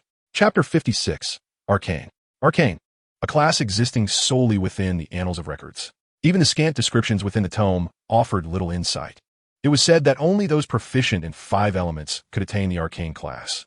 Whether this was indeed a 5th-tier profession following elemental mastery remained uncertain. But fragments of information suggested that arcane was merely a 1st-tier class, thus recorded here. Beneath the description lay conjectures, positing that arcane was indeed the mage's 1st-class transition. Yet the requirements for this transition remained nebulous. Wang Ge logged onto the Demon and God forum, searching for the keyword arcane, and unearthed only 2 threads. I encountered a class I had never heard of, arcane. During my class transition, unfortunately, I was already at 2nd tier then, and through our discussions, I learned that only 1st-tier individuals could transition, with exceedingly stringent requirements. If there were any zero-tier mages, they might wish to attempt this class. Wang Ge, eager to uncover the transition conditions, found himself at a loss. He clicked on the elaborate temporary dialogue box initiated by the thread's author. May I inquire about the transition requirements for an arcane mage? Wang Ge asked. Don't bother trying to transition. It's likely no one can meet the first-tier requirements. Came the dismissive reply. Wang Ge, thank you. What exactly is the arcane job transfer bonus? Boda Jingshun, I'm not certain. I only know that the most powerful mage in the realm where my quest is set is an arcane master, although I've never encountered him. The records indicate that he mercilessly slaughters the other races. After expressing my gratitude once more, Wang Ge lowered his head in contemplation. Generally speaking, the more conditions there are for a job transfer, the more formidable the profession becomes. Of course, this is merely a generalization. There are also professions with numerous requirements that are rather unhelpful. Wang Ge glanced at the second post. The second post merely contained the keyword arcane, and upon closer inspection, it turned out to be a meaningless entry. Arcane, he murmured softly, seeming to feel a profound connection to this profession. However, the absence of prior transfers implies that anything beyond the second tier remains shrouded in mystery. While this harbors risks, it undoubtedly presents a significant opportunity as well. After a moment's deliberation, Wang Ge arrived at a decision. For his first-tier profession, he resolved to choose arcane. The first-tier profession is interchangeable, but the zero-tier profession is not. Wang Ge believed he currently possessed the privilege of trial and error. With his choice of the first transfer profession made, his mind felt unburdened. However, aside from the essential items, Mage Gloves, Frost Arrow, Fusion Explosion, and Mental Surge, he had 6 card points remaining. The Amethyst required 5 points, and he would not include it for the third game. Generally speaking, 1 card point can be exchanged for 2 attribute bonuses, while the Amethyst only provides 5 points of intelligence. As for the other functionalities, they seemed rather superfluous to Wang Ge. He preferred to carry card with stronger functionalities. Su Jiansheng, Wang Ge, remember to come to school tomorrow. What is going on? This year's provincial 5 good youths for the senior class has been announced. And among the 3 from Zhouhang City, you are one of them. Wang Ge, there should be reward for the 5 good youths this year, right? Yes, a certificate. Wang Ge, all right, I will definitely be there on time. It seems you are teachable. Have you decided what to choose for your first job transfer? Su Jiansheng, I see your exceptional talent.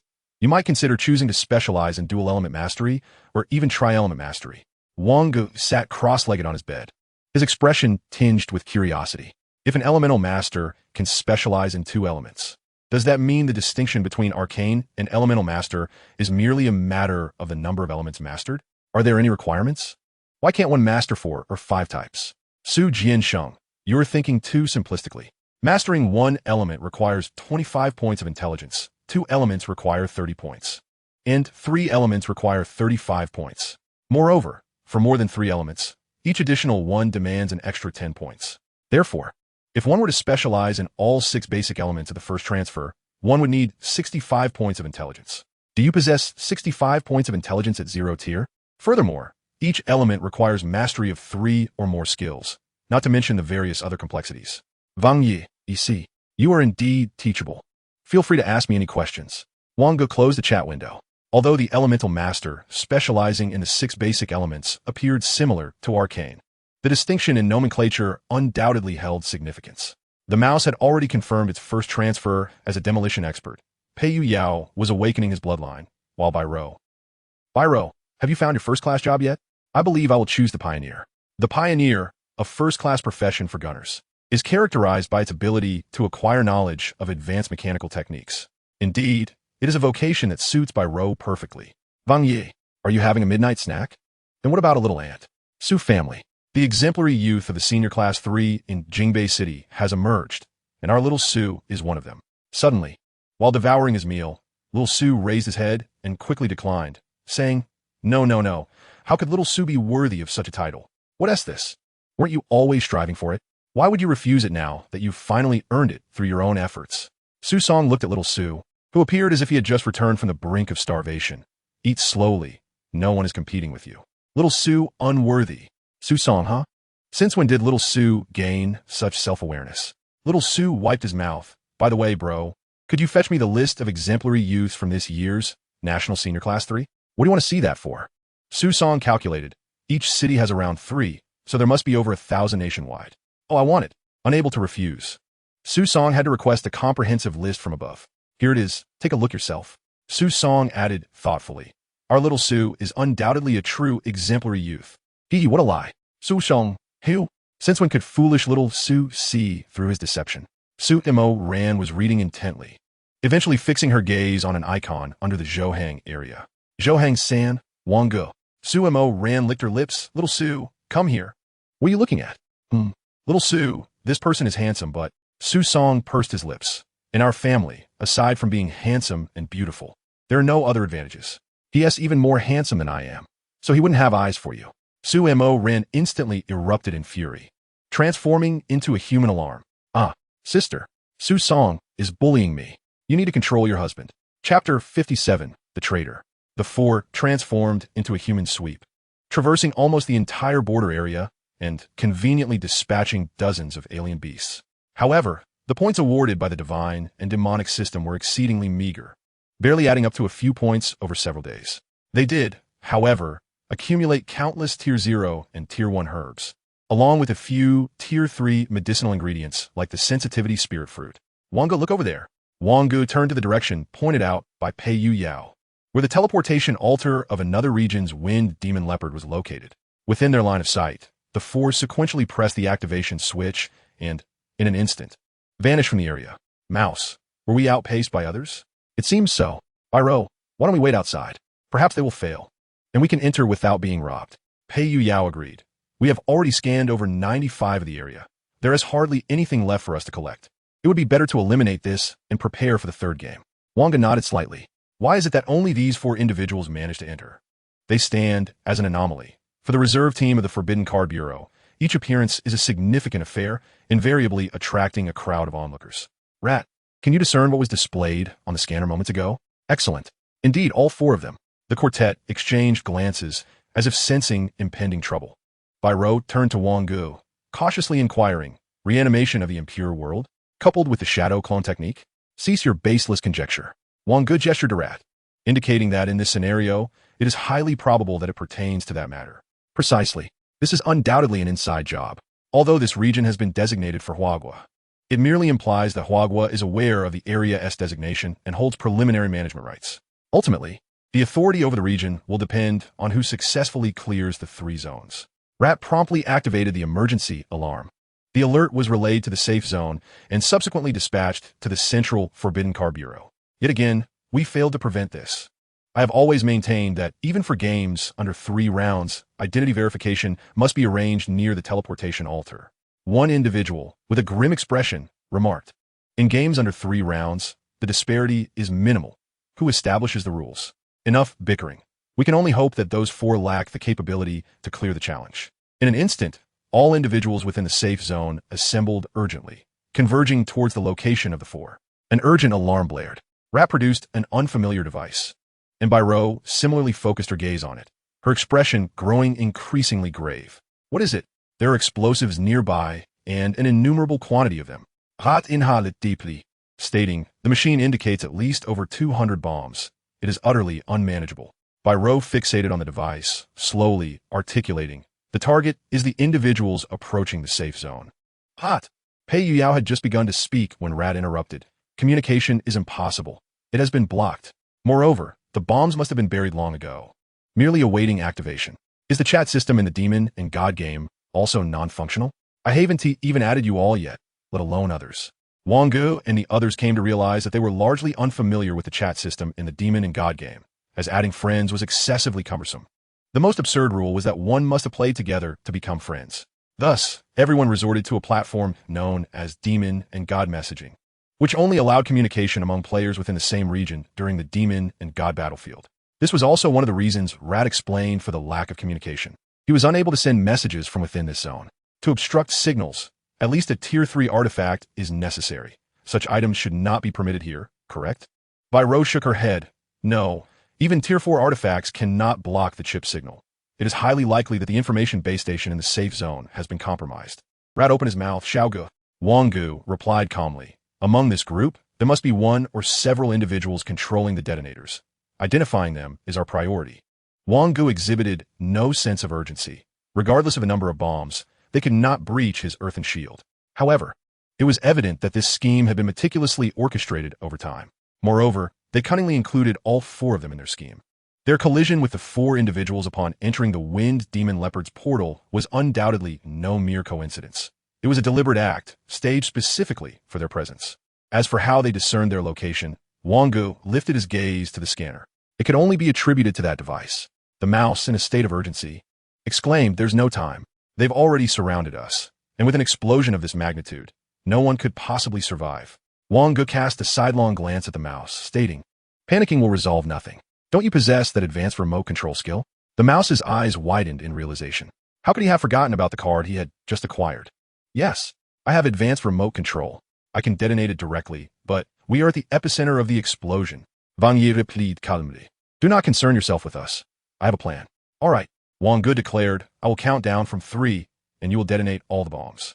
3, 2, 1. A surge of spirit coursed through him. Countless earthen walls erupted from the ground, encasing the 4 like fragile eggshells. Boom, boom, boom.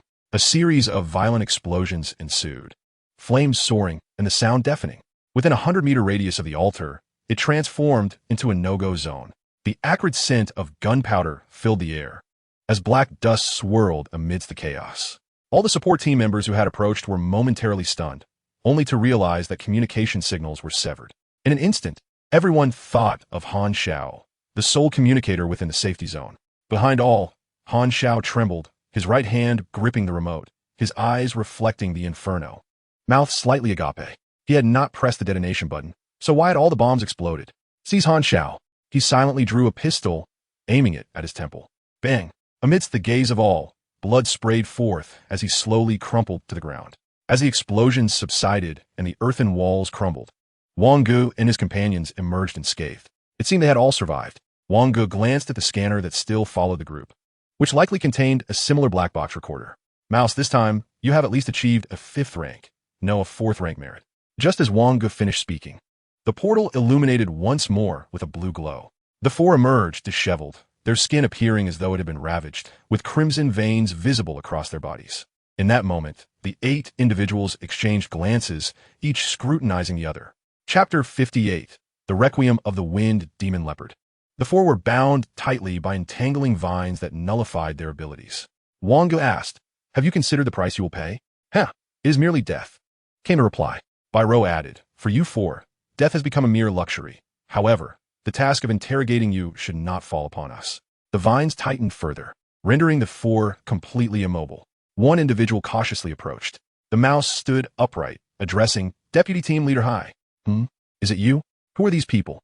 Captain Hai retrieved the scanner and, with a warm smile, inquired, "What has transpired?"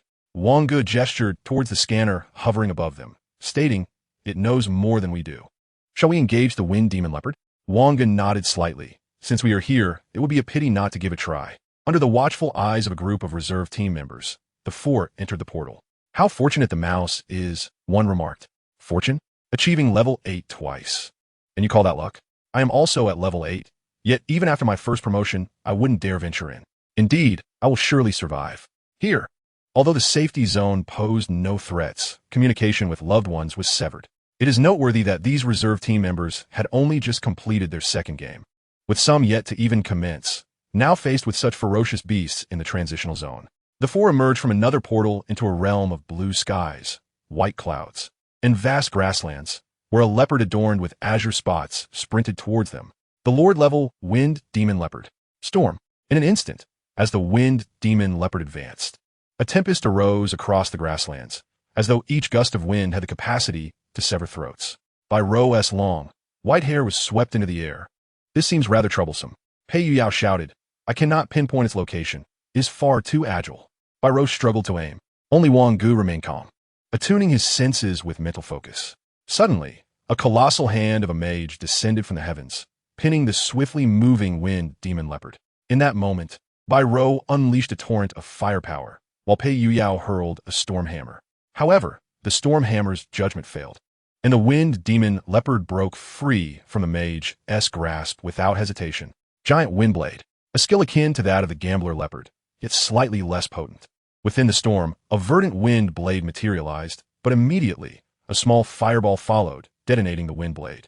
Wang Ge calmly stated, "I will control the battlefield. You may act freely, but do not allow it to close in."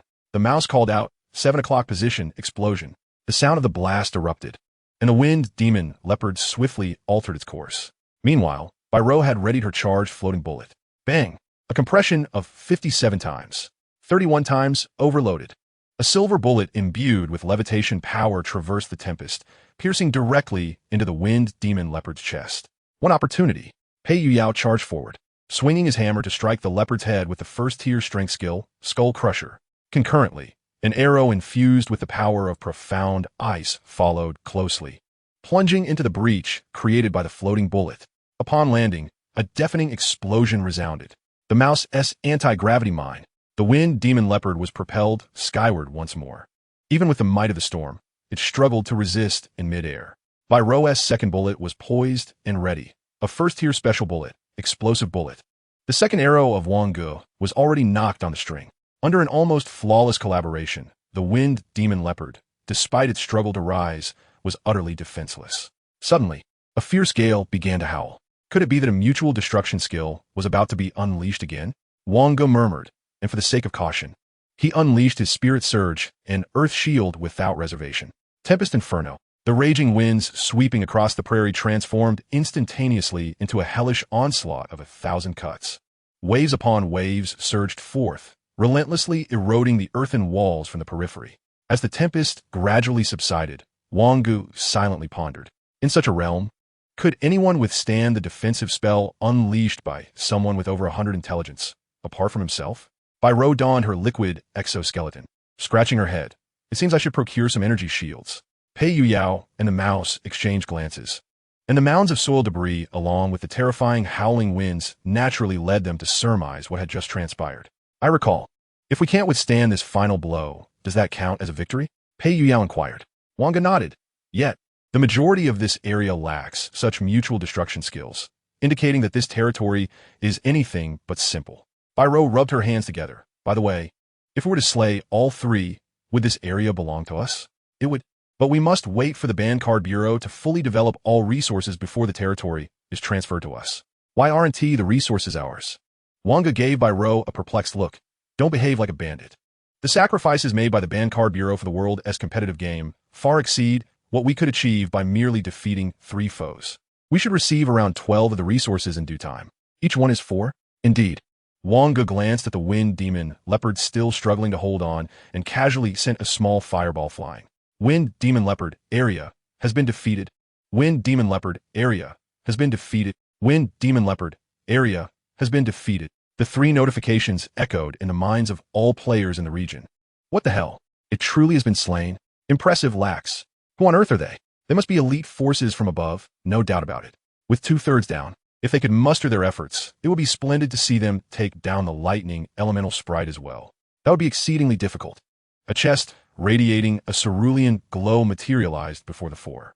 Mirroring the moment when they defeated the extreme ice rabbit, the chest was composed of the same distinctive special mithril. Wang Ge suddenly recalled something. Wait, didn't we forget to take the chest from before? Chapter 59 Blue Set. I'll take it. Pei Yuyao displayed the previous treasure chest. Extreme Ice Mithril. Rating Blue. Description. Material for crafting equipment. This can be used to create quite a few items. Then you should hold on to it. Wang Ge nodded and stepped forward to open this brand new chest. Although the wind demon leopard appeared to be of the same level as the extreme ice rabbit on the scanner, it was evidently far more formidable.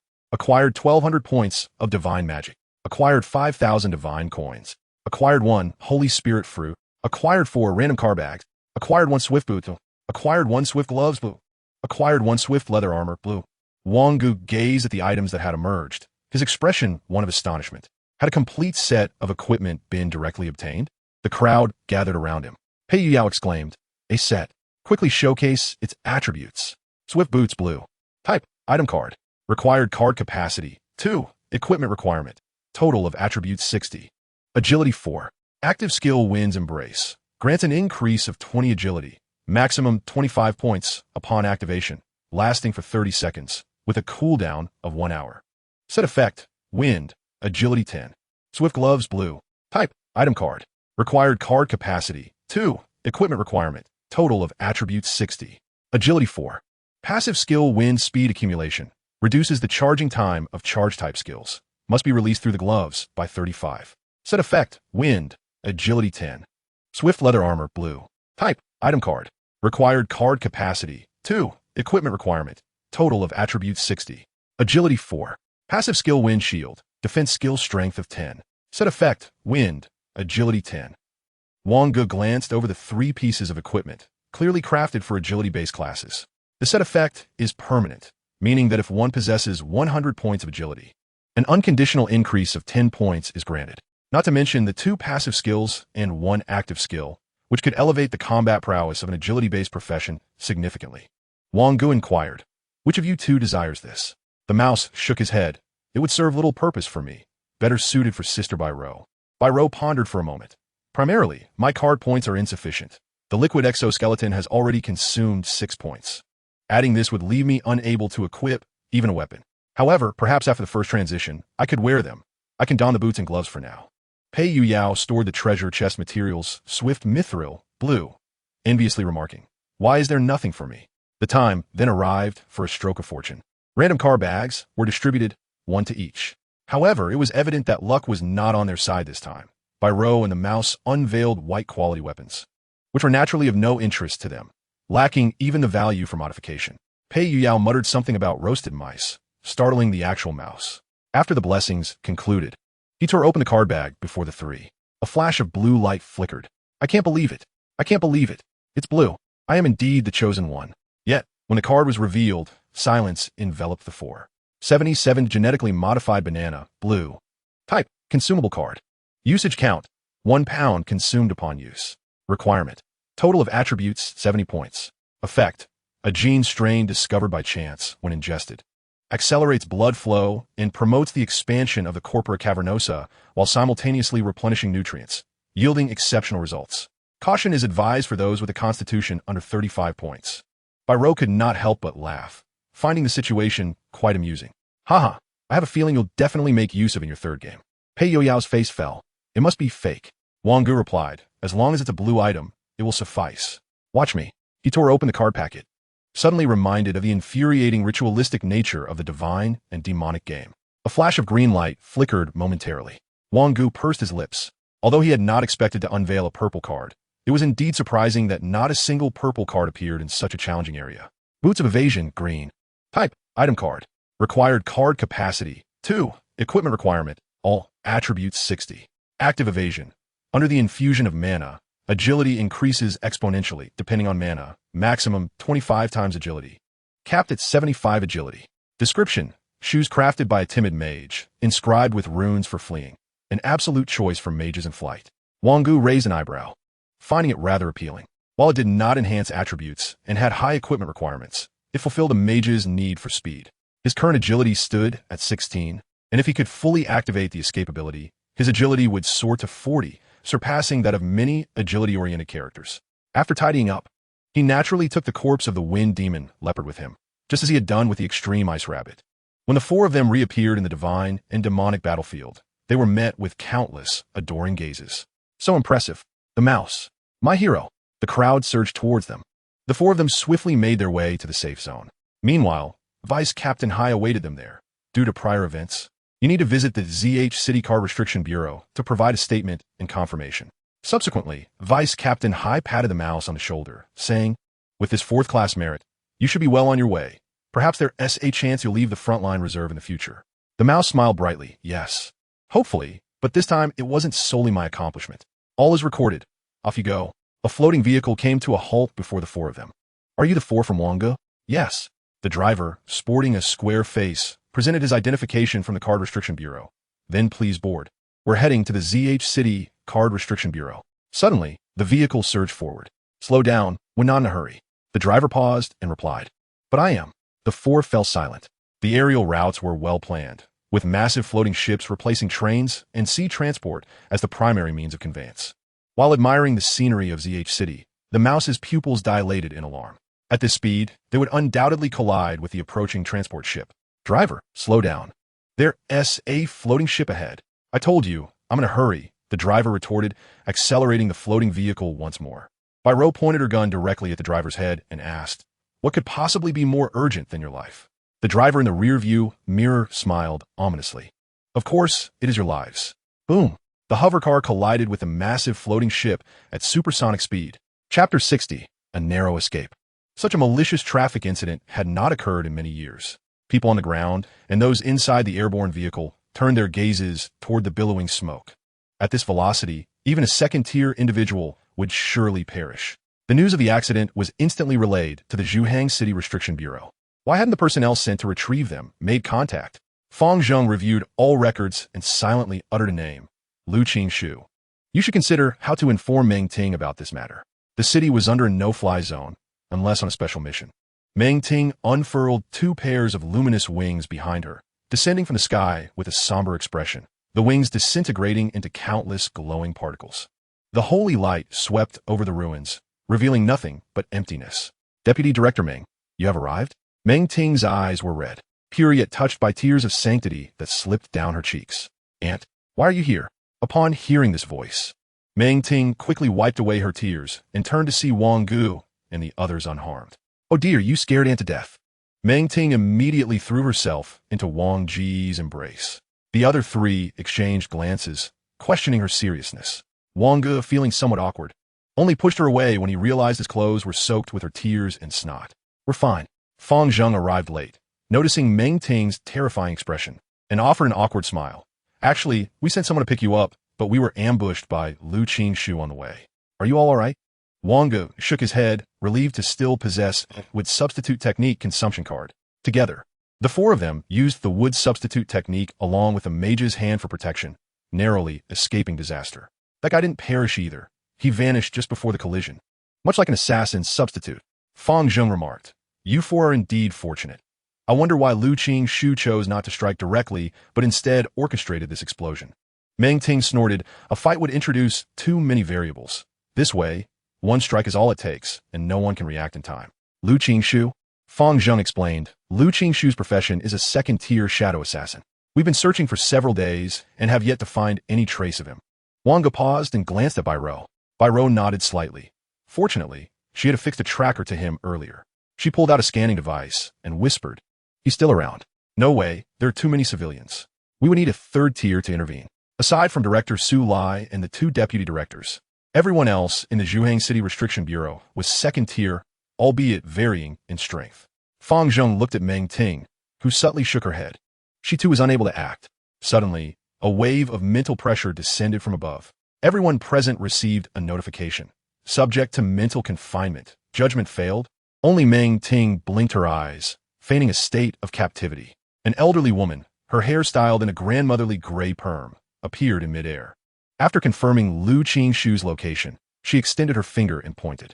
In an instant, the mental confinement was lifted from everyone except Lu Qingshu. Fang Zheng took a deep breath, feeling a chill run through him. This old woman always orchestrated such grand spectacles. The deputy director of the Card Restriction Bureau in Zhuhang City, Jin Manlu, was present. Meng Ting curled her lip, sharing an aversion for this woman. Lu Qingshu. A voice resonated within. Despite being mentally shackled, a coldness surged down from the crown of his head. Why did you betray the Card Restriction Bureau? In that moment, Lu Qingshu became a mere puppet in Jin Manlu's grasp, opening his mouth to speak. Jin Manlu sensed an impending crisis within Lu Qingshu. Her pupils constricted slightly.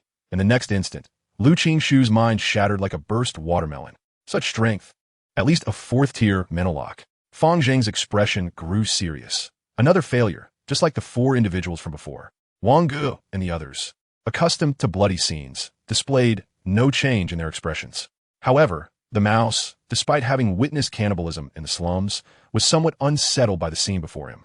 The various teams of the Card Restriction Bureau proceeded to handle the aftermath, while Fang Zheng escorted the 4 to the bureau in Zhuhang City. Majestic pillars, nearly 6 meters high, stood in orderly rows, supporting the soaring architecture above. Regardless of advancements in technology, people's aesthetic appreciation for buildings remained unchanged. Sulai looked at the 4 and smiled. It's good to see you all unharmed. The main reason I called you here is that rewards have been issued. Lao Shu, disregarding personal danger, successfully rescued hundreds of members of the Bureau's reserve team from the clutches of thieves, thwarting their nefarious plot and capturing them. After a lengthy enumeration, he was awarded a 4th-class merit. Congratulations! A 4th-class merit is quite commendable. It's certainly enough to appoint you as a captain, he remarked. His robust figure transformed into a warm smile. As for the other rewards, they were distributed alongside the 2 regions you defeated, each receiving 1,000 demon points. Given that each person only averaged 550 demon points from the 2 regions, this 1,000 points was indeed a substantial amount. Under normal circumstances, such generosity was unexpected. You've only participated in the second game, right? Look forward to your performance in the upcoming National High School competition after the third game transitions. After the 4 departed from the Card Restriction Bureau, Bai Rou pursed her lips. I never imagined I would arrive at the Bureau in such a manner. Pei Yao rolled his eyes. You didn't think you'd be captured, did you? Now, everyone has 1550 points. We should be able to purchase quite a bit. Wang Ge remarked, casting a glance at the Demon Merchant's shop. Demon Card Pack. Acquire 5 cards, 70 white, 25 green, 5 blue, for 500 demon points. Demon Card Pack. Acquire 5 cards, 20 white, 35 green, 25 blue, 15 purple, 5 orange, for 15,000 demon points. Before my eyes, an array of card packs unfolded, finally imparting a semblance of camaraderie among the 4 as they engaged in their card game. Yet, these packs remained unsold. The purple cards from the 3rd and 4th tiers were exceedingly common, while higher-tier cards were bound to specific professions, rendering them largely useless and difficult to trade. Zero Game. Orange participation in the Zero Game priced at 30,000 demon god points, out of stock. Wang Ge's eyes sparkled with intrigue. Is this the card for the Zero Game that Xiao Su mentioned? Chapter 61. Supplement before the game. Upon returning home, Meng Ting sprawled on the sofa, engrossed in her game, her fair legs swinging freely in the air. You nearly gave your aunt a heart attack. Do you know that? Meng Ting sent a trade request to Wang Ge. As Wang Ge beheld the card titled, Holy Light Strong Shield, that Meng Ting had sent, he paused momentarily. Thank you, aunt. No need for thanks. Look at your aunt. She is always in the shape of love for you. Wang Ge looked up and saw Meng Ting kneeling on the sofa, her hands forming a heart shape over her right chest, and his expression darkened abruptly. Holy Light Strong Shield Blue. Type, consumable card. Usage count, 1. Requirements, 1. Must infuse Holy Light before use. 2. 4-dimensional attributes, must exceed 100. Effect, can activate a Holy Light Strong Shield. Strength is contingent on the amount of Holy Light. A cursory glance at the auction house reveals that consumable cards with 4-dimensional attributes surpassing 100 are at least 2nd tier. Furthermore, Holy Light Strong Shield is a 2nd tier skill of the Holy Light Believers, undoubtedly superior to the current Earth Shield empowered by Mental Vigor. Meng Ting, barefoot and revealing her delicate white feet, scampered over. What are we having for dinner? Certainly not your cooking, Wang Ge retorted. Good. I thought my little Wang Ge would only be willing to cook for aunt in the future. Wang Ge's face darkened. Be quiet, or we shall resort to takeout. In the kitchen, Wang Ge cast a glance at Meng Ting, who sat in the living room watching television, her legs draped over the sofa, tossing snacks into her mouth. Meng Ting indeed had a hearty appetite. It was inconceivable that she could feel satisfied without a pre-meal snack.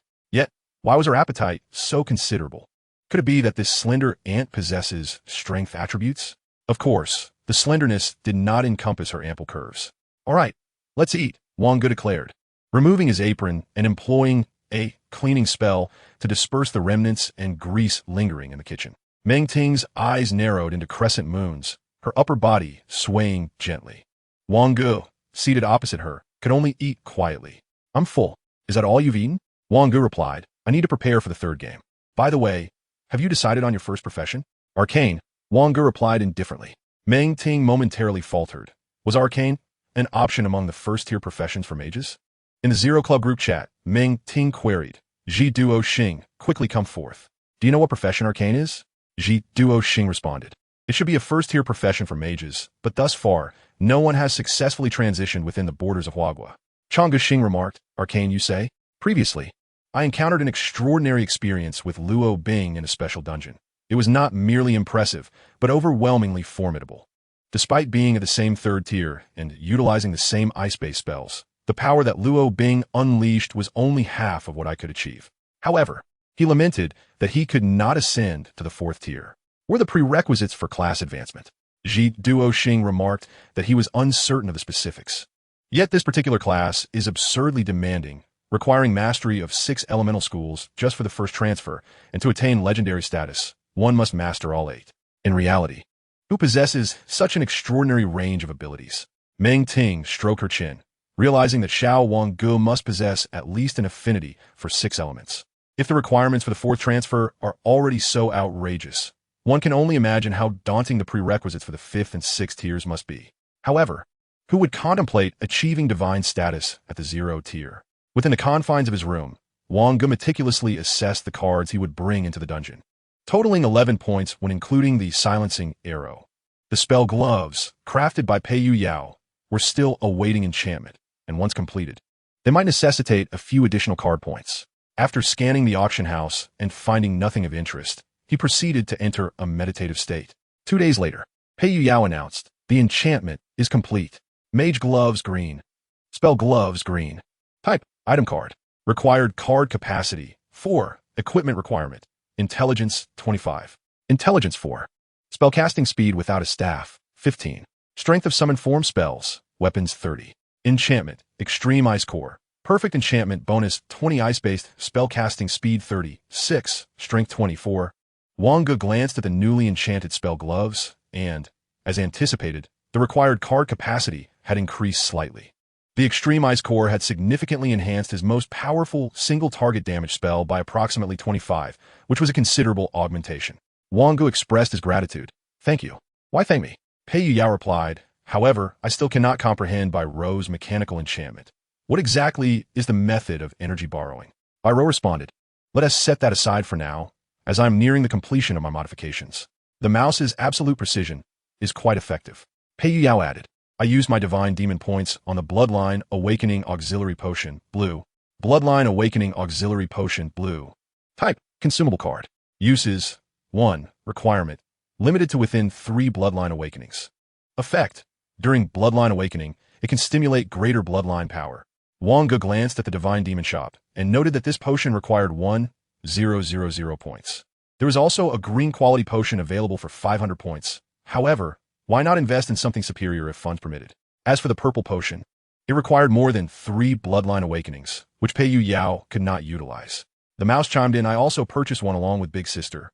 A purple toolkit that has proven immensely helpful basic mechanical modification kit. Purple.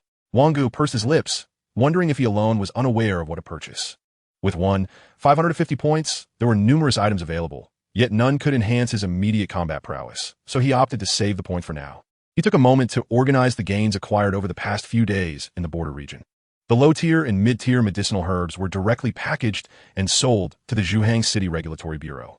Fang Zheng remarked that, after tallying, they accumulated a total of 1,078 points in divine and demonic credits.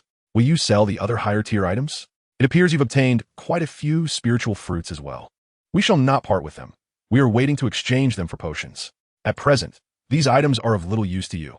It may be years before you can utilize them, and as new regions open, such items will not be scarce. Additionally, basic spiritual fruits can be acquired with divine and demonic credits, and they are quite affordable. Among the higher-tier items, there are 2 holy spiritual fruits, and precisely 2 of each corresponding spiritual fruit for the 4 dimensions. Wang Ge hesitated for a moment. Fang Zheng had a valid point. At least Tier 3 potions would require these items, and who knows how long it would be before they could reach Tier 3. However, the holy spiritual fruits are different. They cannot be purchased even with divine and demonic credits. How much for them? 8 of them. The exchange rate for divine and demonic credits is 300 each. We will buy them at a 30 discount, totaling 1,680. Adding the previous 1,078, I can make it 2,800 for you. Chapter 62, the third game. I have completed the modification. Viper 38 Silver Revolver Modified, blue. Viper 38 Silver Revolver Modified, blue. Type, item card. Required card capacity, 4. Equipment requirements, agility 25. Agility 5. Strength 1. Damage to mysterious undead and similar beings increases by 50. Active quick shot. Within an extremely short time, empty the chamber. Each bullet's damage decreases by 20. Passive overload. An intense performance release. Energy overload can exceed 404. Description. A madman's creation. Under overload, firing 6 bullets is already the limit. Bai Ro was instantly captivated by this revolver due to the passive ability, Powerful Overload. It had already been referred to as a madman's creation. Bai Ro unleashed some of the overload. Under Bai Ro's exceptional talent, each bullet fired represented the pinnacle of overload, and unlike energy compression of the same level, it does not produce negative pressure on the weapon. This degree of overload is not terrifying. What is daunting is that, while the bullet's damage exceeds the average, it can also possess such enhancements. Indeed, I shall give it a try. The first 3 layers should pose no difficulty. The Divine and Demonic Tower is located in the 9th zone of the Divine and Demonic battlefield. This is the smallest region within the battlefield, spanning merely a few dozen square kilometers, with a tower inscribed with mysterious runes soaring into the clouds. When the 4 arrived in the 9th zone, it was already teeming with people. The Divine and Demonic Tower's difficulty corresponds only to its layers. The 3rd layer is a constant challenge. Of course, the Divine and Demonic Tower is also an open and shared area, meaning individuals from all regions can come here. It possesses a rare set of rules within the battlefield. Outside the Divine and Demonic Tower, the use of any cards, abilities, etc. is prohibited, granting a slight advantage to those relying on brute strength. The 3 watched as Ro entered the Divine and Demonic Tower. 3 layers. She should be able to manage, right? Wang Ge nodded slightly, barring any unexpected events. The 3rd layer consists merely of 10 level 10 Lord-class beasts, and even professionals have not yet appeared. The mouse pursed his lips. What a pity. I am still 2 levels short. In the realm of the Demon and God Tower, where one is forbidden to employ any consumable cards and must rely solely on their strength, 3 individuals found a secluded corner to await Ro. The passers-by from both the Free Federation and the New World Federation paid little heed to the trio, as conflicts were not permitted in this space. A few golden-haired women from the New World Federation approached to tease Pei Yuyao. Wang Ge remarked nonchalantly, "You seem to have quite the charm, you." Mouse interjected, "Since the Demon and God Tower represents an additional level, why not join Sister Ro for the challenge? If levels are based on unknowable experience, the ranks within the Demon battlefield are merely supplementary and do not alter the existing experience bar." Wang Ge shook his head. "I cannot. I have already reached level 10 and cannot gain further levels until I undergo my first-class transition."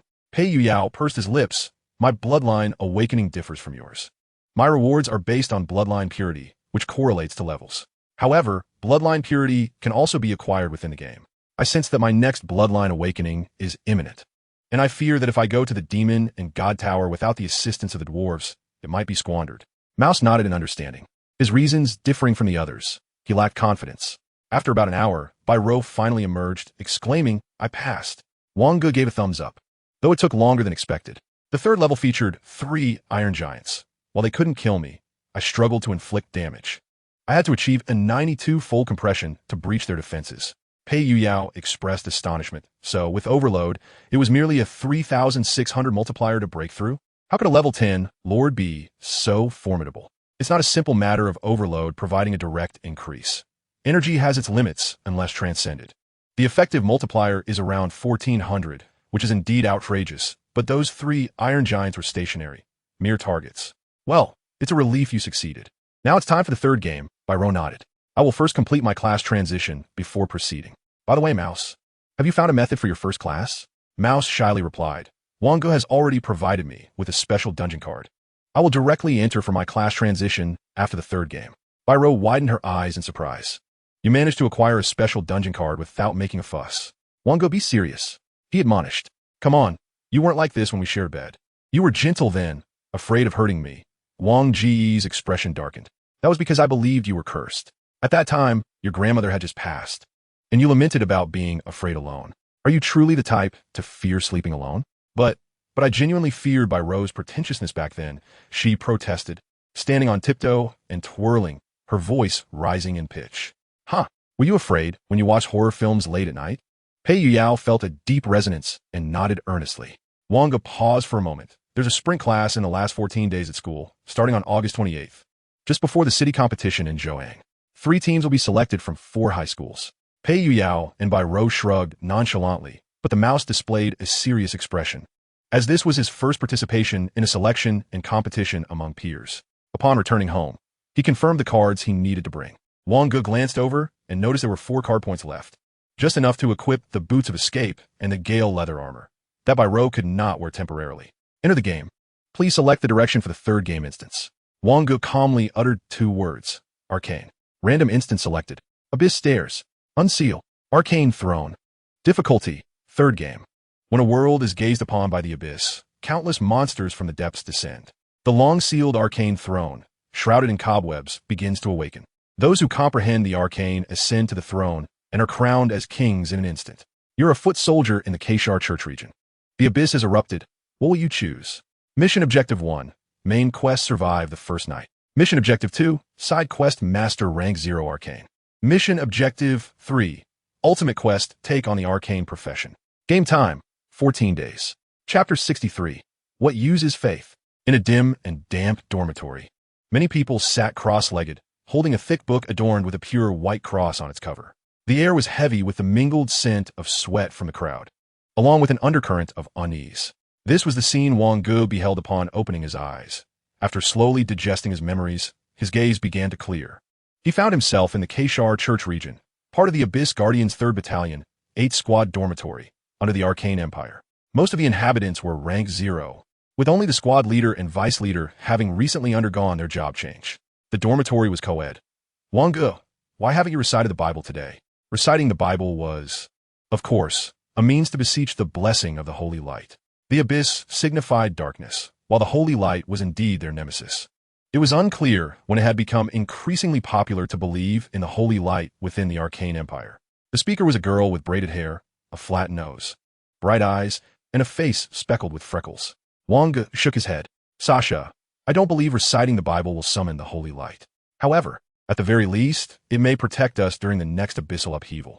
Sasha placed her right hand over her heart and began murmuring something. This was routine, as facing death was all too common for the Abyss Guardians. Faith, perhaps, was the motivation that allowed them to persist in such an environment. Wang Ge searched his memories, recalling that before the emergence of the holy light, the Arcane Empire also held a belief, arcane itself. Yet, as the arcane gradually waned, no formidable figure had arisen to sustain that faith. In the realm of the arcane, where the doctrine of might prevails, one finds no refuge in the thick tomes filled with indoctrinating rhetoric. Wang Ge, let us venture to the restroom together, suggested the boy from the adjacent bunk, Agalai. I shall not go, replied Wang Ge, for I fear the solitude. Was it not you who sought my company in your moments of dread? Reluctantly, Wang Ge acquiesced with a nod. Outside, an unusual scent lingered, neither foul nor pleasant, but distinctly peculiar. Agalai seemed accustomed to this odor. Making his way to the lavatory, where he hastily relieved himself. Suddenly, a thunderous alarm blared. Agalai quickly adjusted his trousers, exclaiming, Hurry! We must assemble. Upon their arrival in the hall, the assembly was fully prepared, yet all concealed their crosses. The faith in the holy light was strictly forbidden by the laws of the Arcane Empire. Many years prior, when the holy light first began to manifest, the Empress decreed a prohibition. However, belief is not easily extinguished by mere edict. It clings to the frailest aspects of human nature, and in this Arcane Empire, that is the most fundamental instinct of survival. The squad leader declared, the abyssal passage beneath the Kaishar Cathedral has suddenly expanded. Countless ghouls, accompanied by abominations, are surging forth. Good heavens, how could this happen so abruptly? Indeed, have we notified the Arcane Tower? We cannot hold our ground. Silence. The captain has already informed the Arcane Tower, but reinforcements will require time. Our 8th squad is tasked with defending Zone 8. We must not allow a single abyssal demon to breach the residential area. A collective sigh of despondency swept through the ranks. The squad leader, with a bitter smile, shared the sentiment that witnessing the dawn of the next day felt like a distant dream. Upon reaching Street 77, the 8th squad found that numerous ghouls and abominations had already infiltrated. The ghouls, with their crawling forms and cracked, desiccated skin revealing stark white bones, exuded a foul stench, while the abominations were merely corpses tainted by the abyss, appearing deceptively normal.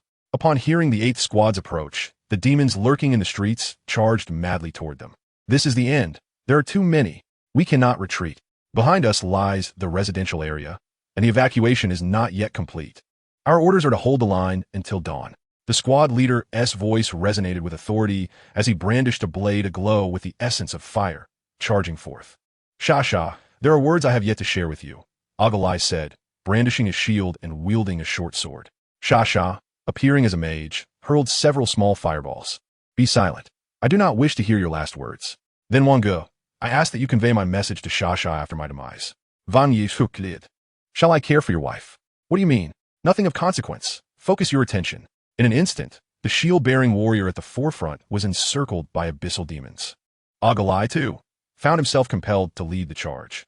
Following suit, Wang Ge cast a fireball, its size surpassing Shasha's by 3- or 4-fold. Boom!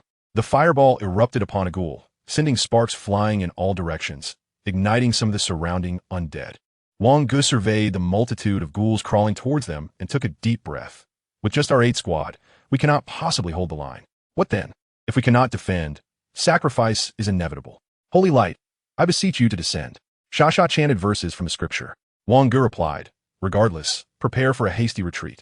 Undoubtedly, within mere minutes, all those at the forefront would be consumed by the abyssal demons. With a deft gesture, a mystical hand descended from the heavens, lifting Agalai and flinging him backward. Run! Agali's complexion turned pale. His legs trembled as he discarded his shield, stumbling repeatedly before finally making his way to safety. The agility of strength-based warriors was typically commendable, yet the same could not be said for those of intellect. Shasha found her ankle grasped by a ghoul, its foul maw opening wide to bite down. Help me! Save me! An arrow soared from afar, piercing through the ghoul's skull. A magical hand grasped Shasha, pulling her to Wang Ge's side. Belief in the holy light offers little solace and no true support. However, faith in formidable power provides a semblance of security.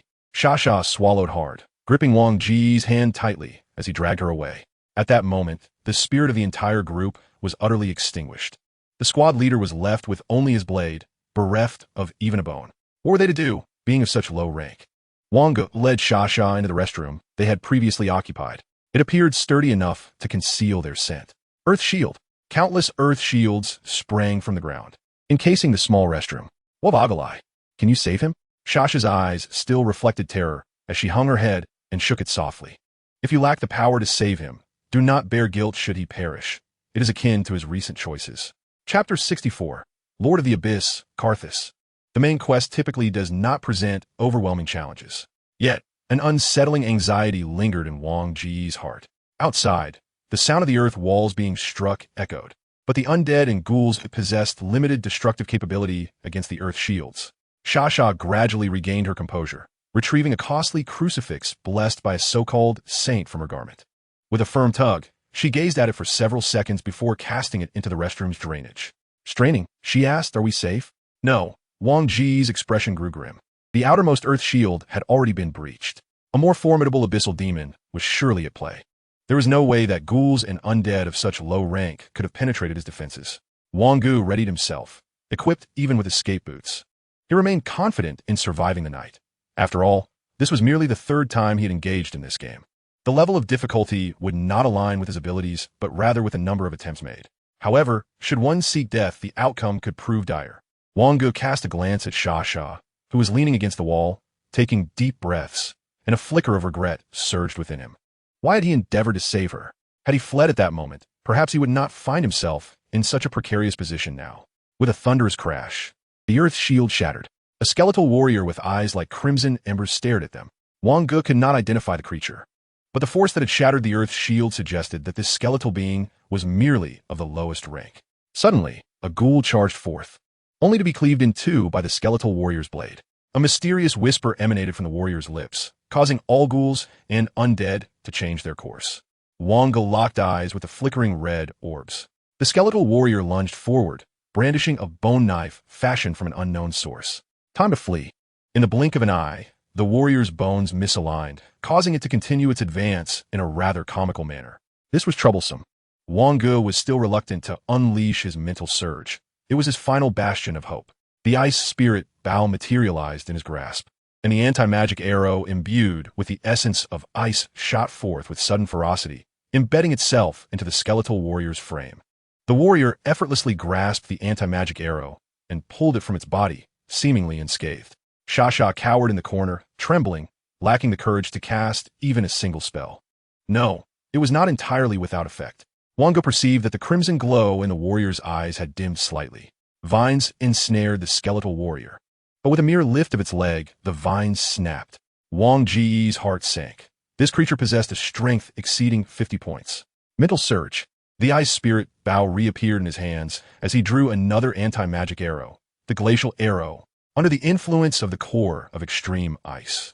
The temperature in the confined restroom plummeted to an unbearable chill. The skeletal warrior sensed a grave threat and hurled its bone knife at Wang Ge. Crack! Snap! The glacial arrow struck true, causing the skeletal warrior's bones to splinter, and the crimson light in its eyes began to dissipate rapidly. Wood replacement technique. Just in time, he evaded the swiftly approaching bone knife. 4 seconds remained. Countless earth shields surged from the ground once more, this time bolstered by the mental surge. The shield strength was far beyond what ghouls and undead could breach. Wang Ge exhaled in relief. Half an hour was all he needed. If he could endure for that duration, the mental surge would suffice. Shasha's form quivered. If words failed, it was better to remain silent. Wang Ge cast a sidelong glance at her. Saving this woman's life was perhaps influenced by his own memories, a gamble on a hidden quest. In her eyes, fear had morphed into an overwhelming desire for power. It turns out that even a zero-level mage could wield such strength. This night stretched endlessly. The sounds of crawling echoing from outside. Within the cramped, foul restroom, a solitary illumination spell provided the only light, allowing them to see one another's faces. 5 more minutes. Boom! The sound of the outer earthen wall collapsing echoed ominously. Damn, what now? Sasha bit her lip, urging, if you can run, just leave me be. Wang Ge replied, if I had disregarded you from the beginning, we wouldn't have reached this point. I will take responsibility for my own decisions. He then retrieved the cup of milk tea, with 880 remaining. Hopefully, it would grant him some attribute points. 30 seconds later, another crash resounded as the second earthen shield crumbled. It is worth noting that even the ultimate skills designed for mutual destruction in the area had struggled to breach a few shields. Wang Ge sipped his milk tea slowly. As long as he kept drinking, the augmented attributes would persist. The creatures outside appeared to be losing their stamina. A minute later, the third earthen shield shattered. 3 shields remained, and the cooldown for the spell mental surge was just over 3 minutes. When the final earthen shield fractured, only 7 seconds remained on the cooldown. As the dust settled under the blood-red moon, tainted by the abyss, Wang Ge beheld a pale, yellow mummy wielding a ceremonial staff. Human, you have slain my subordinate. The shock hit Wang Ge. The mummy could speak? Yet he quickly realized it was due to the divine and demonic game mechanics. Evidently, the skeletal warrior had communicated in a rudimentary tongue, while this mummy might be articulating the universal language of the abyss. You do not require such feeble subordinates. The mummy suddenly faltered, then spoke slowly, then, human, would you be willing to become a subordinate of my abyssal lord, Karsus? I must apologize. Wang Ge replied, just as the last sip of milk tea slid down his throat. Stamina, intelligence, agility, and strength at 60. Wang Ge's eyes brightened. It was indeed a blue consumption card. His entire being surged with newfound strength. His mind became exceptionally clear. Though it lasted only 20 seconds, it was sufficient. As mental surge lasted merely 10 seconds. Mental surge. In an instant, his intelligence surged nearly to 180 points. Fusion explosion. 6 elements. This was Wang Ge's inaugural deployment of the 6-element fusion explosion. It detonated like a nuclear bomb within the restroom, a blinding white light nearly obliterating the entire space. Elemental forces shooting skyward. A shield of holy light enveloped Wang Ge and Sasha, who was huddled in the corner. In the next moment, Wang Ge firmly grasped the ice spirit bow. With 180 points of intelligence, and augmented by the mage gloves and the core of extreme ice, the mystic ice arrow was unleashed. Amidst the explosion, a shadowy light charged towards the mystic ice arrow, yet remained unwavering, piercing directly into the explosion. Chapter 65. Arcane Foundation. Impacted by mental shock. Intelligence check passed. Afflicted by curse. Attribute check passed. Under abyssal gaze. Attribute check passed. Wang Ge did not hesitate. The second arrow was already in flight. Main quest objective 1 completed. Score 2. Slain skeleton soldier. Score 2. Defeating the Abyss Lord Karthus. Scores 4. Closing the abyssal portal early. Scores 2. Dead? Wang Ge finally exhaled, and as the effects of the milk tea faded, a profound weakness enveloped his body. This was not a side effect, but rather the discomfort that arose from the departure of formidable attributes. Previously, he felt a tinge of regret for saving this woman, but now that sentiment had completely dissipated. Indeed, fortune favors the bold. The primary task objective had garnered a full 10 points. The closure of the abyssal portal signified that ghouls and vile corpses could no longer emerge in endless waves. The crimson moon above the Keshar church began to wane, and the power of the abyss commenced its retreat. Wang Ge cast a glance at the mummy's corpse at the entrance, approached, and retrieved Karthus's staff. Abyss Lord Karthus's ritual staff, dungeon item. Rating, purple. Can be taken out of the dungeon. Yes. Note, the staff found in the fallen realm of the abyss is the most vital source of Karthus's power. The attributes remained unseen within the dungeon, and Wang Ge casually tossed it into his divine inventory. Rise, you have survived. Wang Ge extended a hand, helping Sha Sha to her feet. Have you always been this strong? Wang Ge shook his head. What is strength? Such feats could be accomplished by those of the 0 tier. Sha Sha opened her mouth, hesitating to speak. The dark night had passed. Dawn broke in the east, casting a beam of sunlight upon the earth. The ground was strewn with thick, black blood and countless mangled corpses. The arcane tower's personnel finally arrived, albeit belatedly. A middle-aged man, wearing a green cap, inquired, "You're still alive? Isn't that an obvious statement? Quite the character you are, young man." Xie Tian extended a hand. "I am Xie Tian from the arcane tower." Wang Ge reciprocated with his right hand. Wang Ge, a member of the 8th Squad of the 3rd Battalion in the Kaishar Church region. Did you slay the skeletal soldiers? Wang Ge nodded slightly. Yes, it wasn't particularly troublesome. You possess a basic affinity for all 6 elements. Xie Tian's pupils constricted, as the air around them was saturated with active elemental energy, and there were 2 individuals present. Wang Ge glanced at Xie Tian. Yes, indeed. And you? Xie Tian turned his gaze to Sha Sha. Sha Sha bowed her head and murmured, "So do I." Wang Ge's gaze sharpened. He hadn't realized that this young girl also possessed a basic affinity for all 6 elements. Ha ha ha, splendid. The arcane tower can finally add 2 more members. Let's proceed. Xie Tian cast a 2nd-tier, non-elemental spell, levitation, and soared with the 2 of them towards the rear. Are all the others dead? Xie Tian replied. Those who fled are alive. Those who did not have perished. Wang Ge smirked slightly, pondering why he had such a penchant for stating the obvious. However, it was peculiar that the abyssal portal had suddenly closed. Given the scale of the event, there should have been at least a 2nd-tier abyss lore involved. Sha Sha looked at Wang Ge, contemplating the disparity between 2nd-tier and 0 tier. Is this what is referred to as the power of faith? In the rear, the guardians of the Kaishar Church region were nearly all gone. It was a pity that Agaletha's figure was not seen. He had likely been consumed by the tide of demons.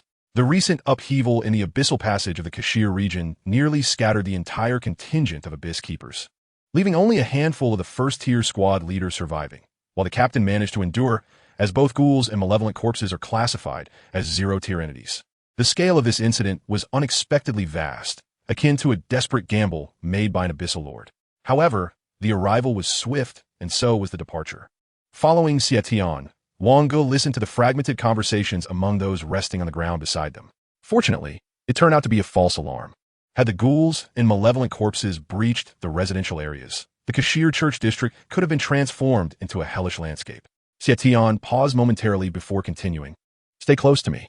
Once I conclude my duties here, I shall escort you to the arcane tower for an affinity assessment. Sha Sha trailed behind Wang Ge, who remarked indifferently, given your foundational affinity for the 6 elements, why have you not ventured to the arcane tower? Sha Sha fell silent, suddenly laughing at herself, because devoting oneself to the arcane precludes one from venerating the holy light. Wang Ge nodded slightly, finding this explanation acceptable. After all, the influence of the holy light was evidently diminishing within the arcane empire. And you? Why did you choose to join the Abyss Keepers instead of heading to the arcane tower? Wang Ge's wanderit. As for me, it was simply not the right moment. Not the right moment? After completing his tasks, Xie Tian guided the 2 to the nearest arcane tower. Let's get to work. We need to assess these 2 youngsters' talents. The talent assessment process bore a striking resemblance to their initial experience in the game. When Xie Tian received the talent reports, he murmured in astonishment, "My goodness, both of you possess remarkably high affinities across the 6 elements. Congratulations on your acceptance into the arcane tower. Wang Ge, your mana has reached the bottleneck of 0 tier. Strive to comprehend 0 tier arcana within the next 6 months. 6 months? I can only stay in the game for a total of 14 days. It was no wonder that transitioning to a new profession would be a final quest. Evidently, the path to becoming an arcanist was far from the ease one might expect. To comprehend 0 tier arcana, Xie Tian seated himself, sipping tea as he elaborated. Every spell has a fundamental structure, and I wonder if you have noticed that a portion of the spell constructs remains identical each time you cast a spell. Indeed, I have, Wang Ge replied, pursing his lips. This is what we refer to as the spell foundation. Each tier corresponds to a specific spell foundation. Only by constructing one's own unique spell foundation can one fulfill the most crucial prerequisite for transitioning to Arcanist. And this foundation requires at least a foundational affinity for the 6 elements. Otherwise, a stable foundation cannot be established. Wang Ge suddenly experienced a moment of clarity. One reason he had quickly mastered 0 tier spells was precisely because a segment of their constructs shared similarities, with only minor adjustments required. By grasping that slight alteration, one could learn an entirely new spell. In that instant, Xietian noticed the brilliance illuminating Wang Ge's eyes and exclaimed, "Remarkable! You've truly grasped it." Wang Ge's perception of the surrounding world began to dissolve, akin to a meditative state, with only the elemental essence of the foundational 6 remaining. These elements incessantly sought to construct what was deemed the foundation. Yet, a question abruptly surged to the forefront of his mind. If one must construct each time, then it bears little distinction from the ordinary casting of spells. Thus, one's own magical essence serves as the foundation. Wang Ge's eyes sparkled with increasing brilliance. Could this be the essence of a 0-tier spell? Secondary task 2 completed. Score 2. Time 72. Score 4. Chapter 66. Transition to Arcane. Xietian's face twitched. Have you comprehended the 0-tier arcane? If I am not mistaken, that should indeed be the case. In the next moment, Wang Ge felt his magical energy surge, only to dissipate entirely in an instant. Wang Ge was taken aback. The spell's foundation had actually collapsed. Ha ha ha. Comprehension does not equate to capability in construction. Xietian chuckled. Every individual spell foundation is unique, shaped by their inherent affinity. For instance, a fire affinity would be more pronounced within the spell foundation. Constructing your own spell foundation will require considerable time. Take it slow. Once you have constructed it, you will be ready to transition. Arcane Transition Task Triggered. Transition Conditions. 1. Basic 6 Affinities. 2. Construct 0-tier Spell Foundation. 3. Intelligence 604 with mastery of 1 spell from each basic affinity. Wang Ge glanced at the transition conditions. The third condition was absurd. Is it conceivable for a level 10 player to possess an intelligence of 60 or greater? Without the boon of talent, could an ordinary player truly achieve this? Even so, Wang Ge would still need to allocate some of his free points. Otherwise, it would be utterly insufficient. Xietian, were you even listening to what I was saying? Yes. Do you think my mental prowess is adequate for the transition? Xietian sensed for a moment. Absolutely. Your mental strength is nearly on par with that of a first transition. How could it possibly be inadequate? It appears that the transition in the Divine Demon game differs significantly from that in the Arcane Empire. So, are the spells of each affinity essentially fragmented? Xietian raised an eyebrow. Indeed, magic was originally termed arcane at its inception, but its requirements proved excessively stringent, leading to the emergence of various branches. However, single affinity spells cannot construct a spell foundation. Under the same mental power, a single spell could even be weakened by as much as 50. Shasha inquired. May I ask what the second transition of Arcane entails? The second transition? Xietian glanced at the girl. The second transition is, of course, the construction of a first-tier spell foundation. Do not be misled into thinking that constructing a spell foundation is an easy feat. Some individuals spend their entire lives without achieving a first-tier spell foundation. For instance, I'm stuck at the second tier. Recently, there have been disturbances in the abyss, and the Queen has set out to seek the legendary arcane throne. If the Queen truly steps in a legend, she may find a way to directly obliterate the Eye of the Abyss, thereby eliminating the abyssal gaze. The Eye of the Abyss. The arcane throne? Yes. Those who understand will naturally grasp it, while those who do not will remain oblivious regardless of my explanations. Wang Ge felt a vain throb at his temple. Such trivialities are spoken with utter lack of substance. After Xietian departed, Wang Ge assessed the transition conditions. He had already mastered 1 spell corresponding to each of the basic 6 affinities, and now he merely needed to construct his own 0-tier spell foundation. Yet, were the Eye of the Abyss and the Arcane Throne? Do you know what the Eye of the Abyss is? Sasha remarked. I have heard tales that when night falls, a powerful arcane force allows one to behold a crimson eye, a gaze emanating from a monstrous entity of the abyss, capable of unveiling tunnels leading to that dark realm. She added, however, I have never witnessed it myself, so I cannot ascertain its truth. Wang Ge furrowed his brow, recalling a fleeting sense of being observed during his peak state last night, yet the moment was too brief to warrant a glance skyward. And the arcane throne? He pondered. I do not know. Sasha cautiously inquired. Last night, the shield that protected us was indeed powered by the light of the holy? Wang Ge met her gaze with indifference, stating, the holy light does bestow strength. Remember, it is strength. Whether one reveres arcane magic or the holy light, it ultimately revolves around the veneration of power. You are now able to discern that arcane magic can grant you strength, whereas the holy light cannot. That is sufficient. Sasha blushed and nodded. An attendant from the arcane tower approached. Welcome to the arcane tower. By Lord Xie Tian's directive, you may select 3 level 0 spells and 1 meditation technique. Sasha meticulously selected her spells, while Wang Ge casually glanced over the options. The highest tier for meditation was merely green, rendering any substitution unnecessary. As for the spells, there seemed to be a variation compared to the Elemental Empire from the first game. Arcane Missile, Water Barrier, Chain Lightning. After randomly choosing 3 level 0 spells, he settled into a position, closed his eyes, and began to construct his own foundational spell framework. Sasha turned her head to observe Wang Ge, who had already entered a meditative state. The mightiest individual in the Arcane Empire was the 3rd-tier sorceress, the Empress. Even she only reached the 3rd tier, while the mummy from last night, as Xie Tian had described, possessed at least 2nd-tier prowess. This solitary figure, standing before her with an air of cold detachment, seemed as if possessed by a demon from the abyss, a notion she found entirely plausible. Yet, it seemed improbable. Can you truly perceive level 0 arcane magic merely by gazing at me? Sasha hastily shut her eyes. Wang Ge spoke again. First, learn 1 spell from each school and summarize your findings. It will greatly benefit you. All right, Sasha replied, sticking out her tongue as she approached the attendant to exchange for 2 spells and began her studies. Wang Ge slowly descended into meditation. Arcane magic resembled the culmination of sorcery, articulating the most intricate spells through the simplest logic. The structure of level 0 spells was straightforward, with a release time of no more than half a second to a second. Yet what are the 2nd, 3rd, or even 4th tiers? Each spell's construction required considerable time, whereas arcane magic directly accessed the essence of spells. Although Wang Ge possessed magical memory, establishing the spell foundation implied that only a small portion needed to be retained. Magical memory, tied to intellect, was finite, yet spell compression enabled greater storage. The 6 elements swirled and combined under the influence of mana until a brilliantly illuminated light spell ignited the hall. The initial stable spell foundation had finally been completed. All transfer conditions met. Confirmed. Wang Ge had long contemplated this decision, without a hint of hesitation. 1st-tier arcane transfer successful. Attribute reset in progress.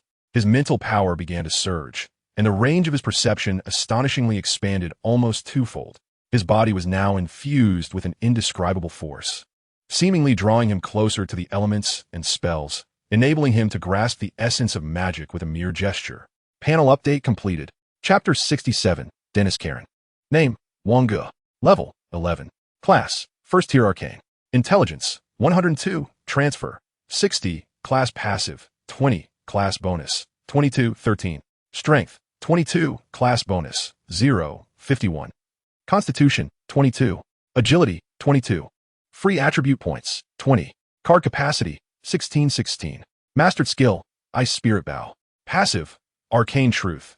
1st-tier intelligence increases affinity for elemental types by 0.3, 61,103. Talent. His base intelligence had already surpassed 100 without considering equipment. Wang Ge inhaled sharply.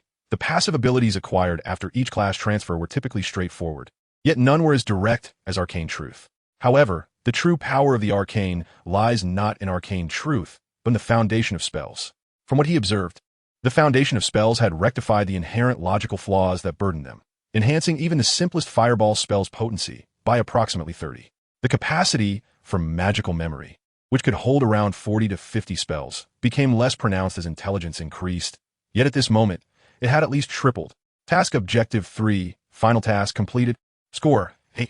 Wang Ge smiled faintly. Remarkably, this 3rd dungeon was completed in just over a day. He now had 13 days of freedom ahead of him.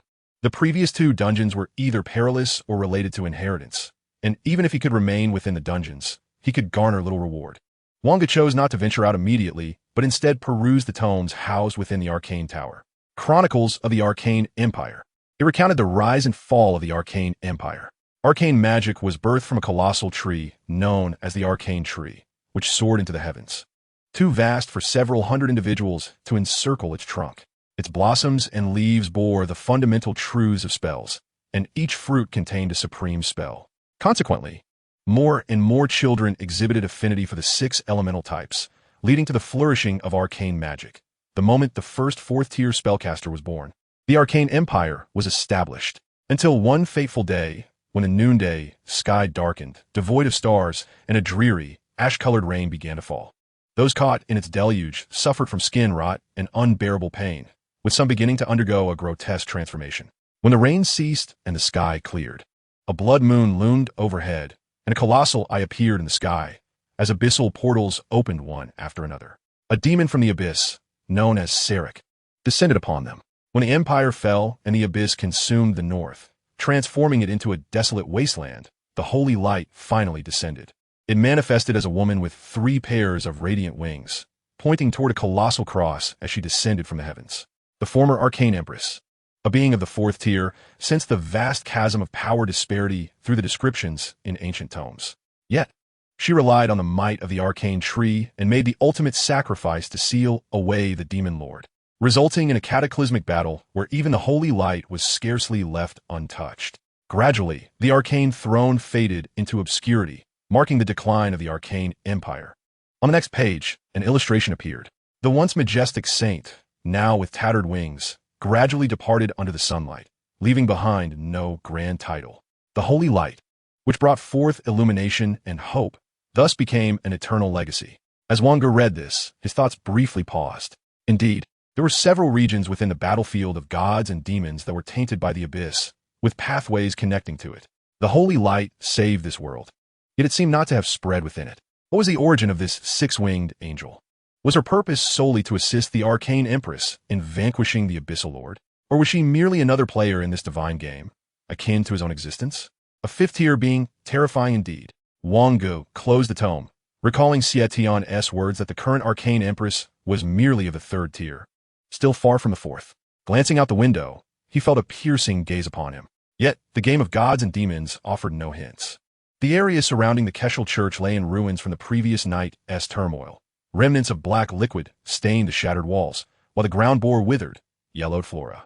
The howling winds seemed to narrate the tale of an apocalyptic completion. Wang Ge cast a fleeting glance in that direction. The next objective was straightforward, to trigger a hidden quest and see if he could obtain a few 1st-tier items or special dungeon cards. The streets of the city were not shrouded by the previous day's gloom. They were adorned with lights and colorful banners inscribed with arcane runes, festooned along either side of the road. You're not from the Arcane Empire, are you? If I weren't from the Arcane Empire, what other empire could I possibly belong to? True, the other empires have been devoured by the abyss, so it stands to reason. An elderly woman explained. This is the Arcane Festival. It doesn't really concern us ordinary folks, just a celebration for the sake of revelry. It was never this grand in the past. But alas, but what of faith? Wang Ge suddenly grasped the unspoken implications behind those words. How do these banners possess magical properties? Those banners were created by rune masters. I'm not entirely sure how. Rune masters? Wang Ge recognized this as a fusion of scholars and mages. In his first game, magical scrolls were also referred to as rune scrolls. However, becoming a rune master was exceedingly difficult, as one must also be a formidable mage. Only by mastering spells could one describe them through runes. Wang Ge gently shook his head. It seemed futile. Rune scrolls were merely pre-recorded spell prompts, with magical memory capable of serving as a perfect substitute. As for profiting from rune scrolls, he was far from having such leisure. So, how much do you know about the Arcane Festival? The Arcane Festival was an event I had never attended before. Originally, it was meant to commemorate the noble queen who perished in her confrontation with the demons, as well as the angel who saved the empire from the brink of destruction. Sasha pouted, expressing her discontent. However, upon realizing that an increasing number of individuals began to revere the holy light, the festival transformed into a mere celebration of the Queen's illustrious achievements, accompanied by nationwide talent assessments. Did you notice those banners? They could be fashioned into a grand apparatus for attribute affinity testing, which is precisely why I have always refrained from participating. Sasha bit her lip, hesitating to continue. Wang Ge encouraged her to go on. My sister was taken away during the Arcane Festival. It has been 11 years since I last saw her, which is also the reason I chose to evade the arcane. Your sister? Wang Ge paused. What is her name? My sister's name is Denise Karen. Chapter 68, Waiting for the Rabbit. Denise Karen. Wang Ge directly inquired with the Arcane Tower personnel, yet they claim to have never heard of such a name. All members of the Arcane Tower are meticulously documented in the Arcane Ledger, and indeed, there was no record of a Denise Karen. Did you manage to find out anything? Wang Ge slightly shook his head. No, the Arcane Tower personnel have stated that they have never taken a girl named Denise Karen from the region. And even in the last decade, they have not encountered anyone suitable from your area. I trust that the arcane tower's operational integrity would not lead them to conceal anything for the sake of a mere girl. Wang Ge pondered for a moment. Is your sister an affinity of all 6 elements? My sister. Sasha scratched her head, uncertain. When she was born, the hospital claimed she had a single element affinity, so our family was quite astonished when she was taken away. Were you not a 6-element affinity at birth? I was delivered by a midwife in a hurry. I never even set foot in a hospital, thus there was no testing. Wang Ge silently shook his head, finding the situation even more perplexing. Sasha was undoubtedly a 6-element affinity now, yet why was she not taken away at that time? Could there have been a mistake in identification? Wang Ge believed the arcane tower would not err on such a fundamental issue. Shall we inquire again at your local arcane tower? The two of them prepared their belongings, purchased some provisions for the journey, and boarded the Arcane Express, a train propelled by magical energy. Sasha's home was quite remote, and the Arcane Empire was vast beyond measure, with the train traveling for nearly 2 days and nights. After disembarking, they walked for half an hour to find a 4-wheeled carriage powered by magic, which took them 3 hours to reach a small border town. The Arcane Tower here barely reached 10 meters in height, its paint already peeling, and the musty scent of antiquity was palpable. Is there truly anyone inside this Arcane Tower? Wang Ge scoffed. Which first-tier sorcerer would willingly reside in such a desolate place? Not only was the location remote, but the town itself had very few pedestrians, most of whom hurried along. However, it seemed that this area also displayed similar banners. As Wang Ge casually touched one of the flags, his gaze suddenly sharpened. This one was distinctly different from the one he had encountered earlier in the Kessel Church district. Within the flags of that small town lies the essence of the 6 corresponding elements. Wang Ge, upon touching them, could sense a profound affinity. Yet the flags here lacked such a sensation. What could be amiss? Shaking his head, Wang Ge suggested, "Let us continue. Where is your home?"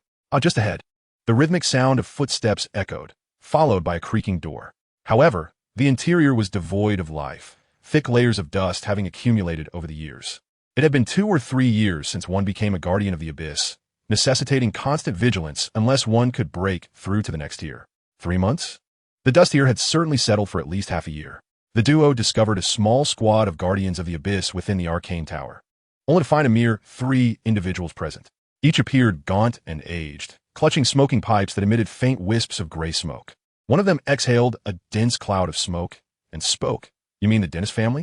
They left, gone for half a year now. I believe her sister sent someone to fetch them." Shasha's eyes widened, and she quickly inquired, "My sister? Is it truly my sister? Have you seen her?" The 3 exchanged peculiar glances. "Ah, she mentioned having a sister and intended to take you with her. However, after searching for a while, we could not locate you, so we abandoned the effort. Should I contact your sister? Indeed, please help reach out to her. You could also assist in tidying up my home. I could stay for a few nights," Shasha proposed. Wang Ge looked at her, and with a calm demeanor, replied, "That would be appreciated." The 3 hurriedly gathered their belongings and made their way to Shasha's residence, ensuring it was spotless before departing. As they settled down, Shasha clasped her hands together. I shut tight. "This is wonderful. I knew my sister was still alive. Truly, the holy light protects. Do not get ahead of yourself," Wang Ge interjected. Those 3 exhibited peculiar mental states. 2 of them were even lower than average, while 1 was exceedingly high. Perhaps it is due to their advanced age? Wang Ge licked his lips, intrigued. Though I am uncertain of their nature, this town exudes an air of strangeness, and the pieces placed along the streets differ from those in the normal vicinity of the Keshar Cathedral. However, glancing at the darkening sky, he remarked, "Let us rest for the night." Upon returning to his room, Wang Ge was nearly certain that this was undoubtedly one of the hidden side quests. Yet, its full scope remained elusive. Closing his eyes, he began to meditate. After breaking through to the arcane level, his meditative pace had significantly accelerated. Having passed the mental and intelligence assessments, without opening his eyes, Wang Ge extended his mental awareness. The 3 guardians of the abyss were gathered at the doorway, whispering among themselves. After so many years of guarding, they had finally located someone. Ensuring silence, they cautiously pushed the door open and tiptoed toward the 2 bedrooms. Suddenly, a mage hand jolted Shasha awake. As she blinked and focused, she was startled to see the old man who had infiltrated her room, a fireball spell coalescing in his hand. "You, why are you in my home?" "Of course, it was your sister who sent me to take you away." "My sister? Huh, do you think I am easily deceived?" Suddenly, a surge of dark energy enveloped the air. Sasha felt her consciousness waver, on the verge of losing her senses. Wang Ge gazed at the 2 individuals who had pushed open his door, casting 2 fireballs. Boom! An evil force erupted from their mouths, consuming them entirely. Abyssal parasite. Such parasitic ability could only belong to at least a first-tier abyssal creature. The two abyssal parasites were vanquished before they could fully transform. Put her down. Put her down? The man leading the trio chuckled coldly. Then let us see if you possess the ability. Dark energy began to surge, and a curse was cast upon Wang Ge. Cursed? Dimensional assessment passed. Wang Ge replied nonchalantly. The question is whether you have the ability to leave here alive. Chapter 69. Then perish. A thick darkness surged toward Wang Ge. Dark magic? Wang Ge furrowed his brow. Dark spells come in many branches, undead, curses, and so forth.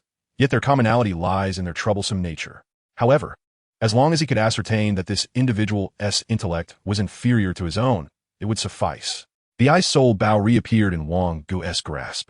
An ice energy began to permeate the air, freezing the encroaching darkness in its tracks. A magic restraining arrow was knocked onto the bowstring.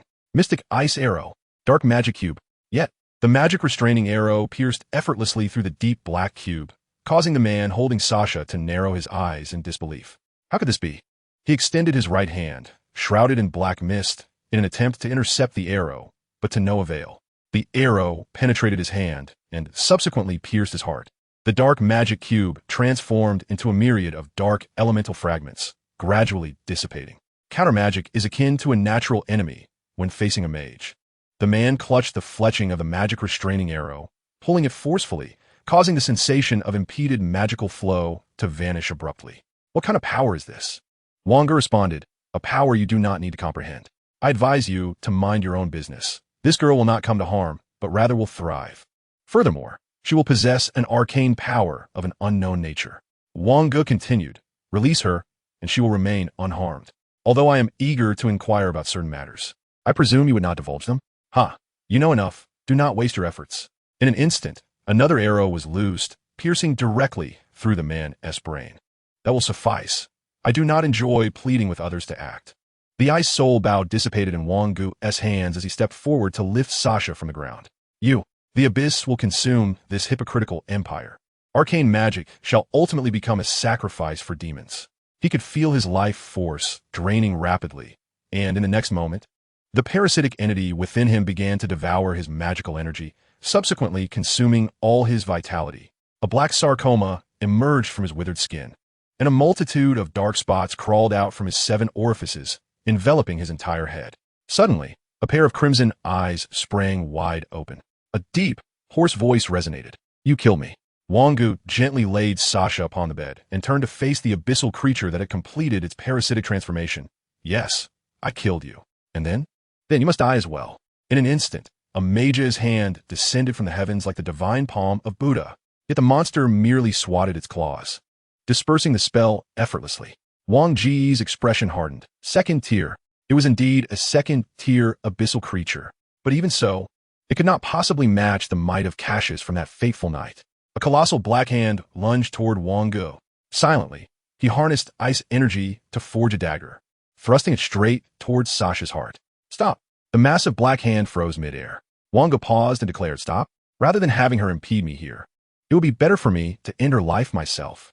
Without hesitation, Wang Ge continued his motion, but in a flash, the abyssal creature extended a black tentacle, shattering the dagger. The creature regarded Wang Ge with trepidation, making no further move.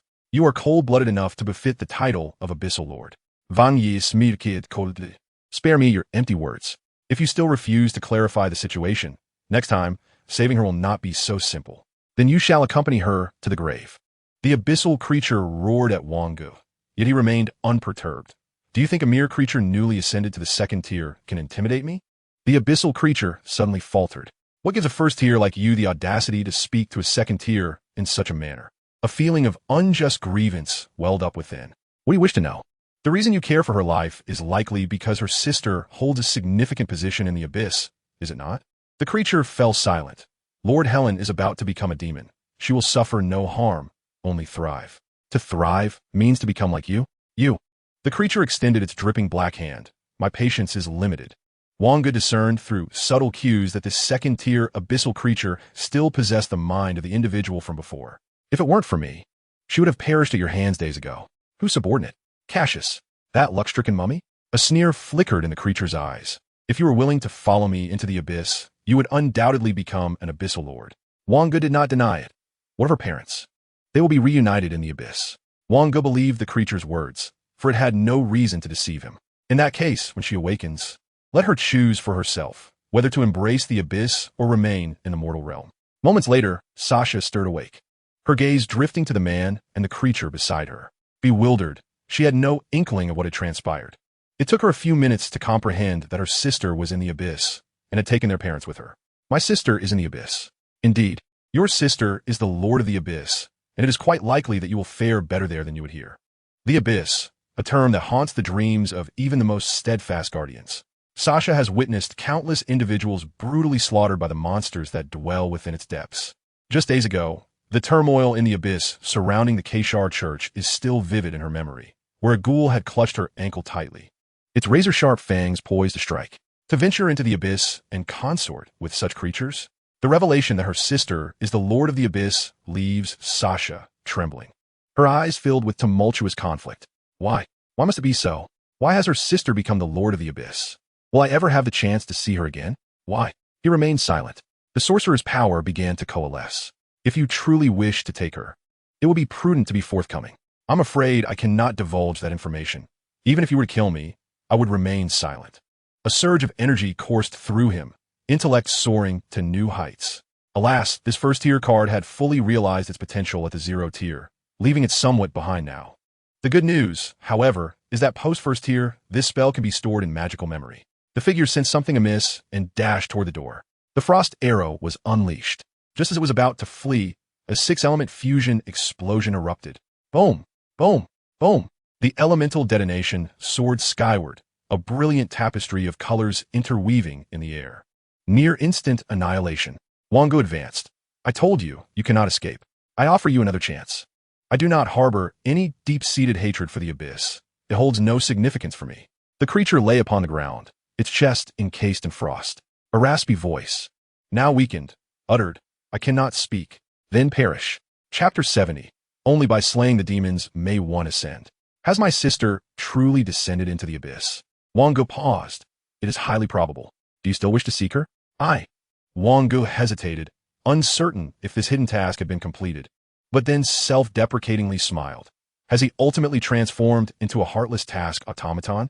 Yet every player within the realm of divine games seeks to unearth as many opportunities as possible. Initially, Sasha seemed a girl whose fate was inconsequential, yet it now appears she possesses immense task value. Wang Ge's gaze fixated on Sasha. Her expression was dazed, her voice frail. I do not know the answer to this journey. Sasha murmured. They remained aboard the express train.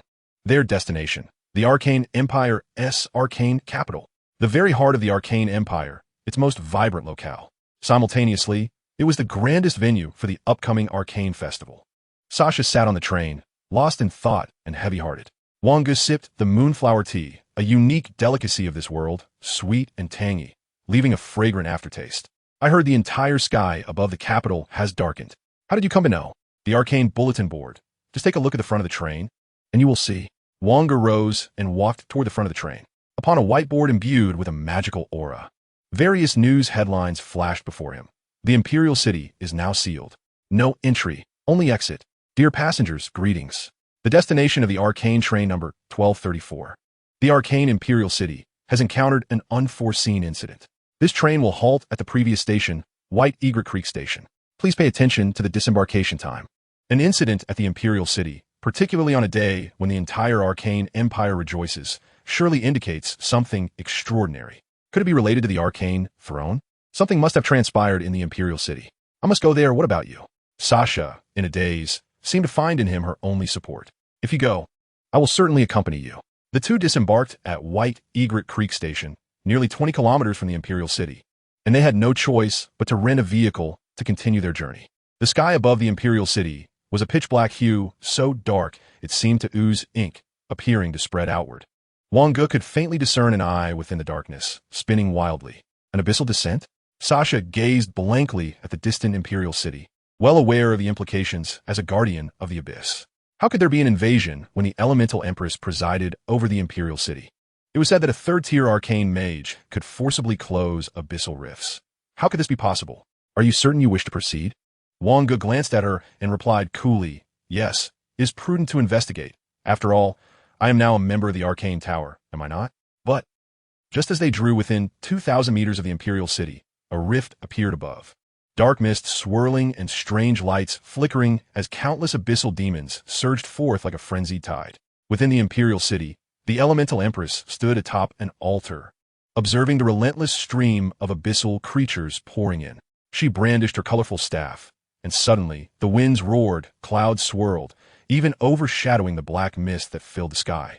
Thunder rumbled, and the crackling of lightning echoed ominously. Your Majesty, the newcomers bear ill intent. A priest beside her, also wielding a staff, remarked. The Empress replied softly, let them come.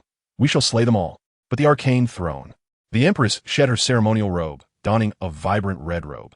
Her voice cutting through the air, no need. They're nothing more than insignificant pests. Gradually, the flow of abyssal demons from the rift ceased.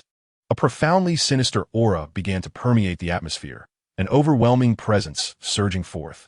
A legend. The Empress gazed intently at the rift. A being of legendary caliber could no longer be termed an abyssal lord. They must be referred to as a demon. Demons require sacrifices, a testament of their nature, built upon a foundation of blood. The Empress shook her head slightly. No, it was not yet a legend, but a peak third-tier entity. A woman clad in a striking red and black dress, wielding an enormous scythe upon her back, emerged from the abyssal rift, disdainful of the arcane Empress. Her wine-red hair billowing wildly in the tempest. Who are you? The Empress inquired, seeking her name. Her voice, laced with seduction and aloofness, replied, Karen. You may call me thus. Her words, though soft, resonated throughout the entire Imperial City, announcing her identity. This is the mercy of demons.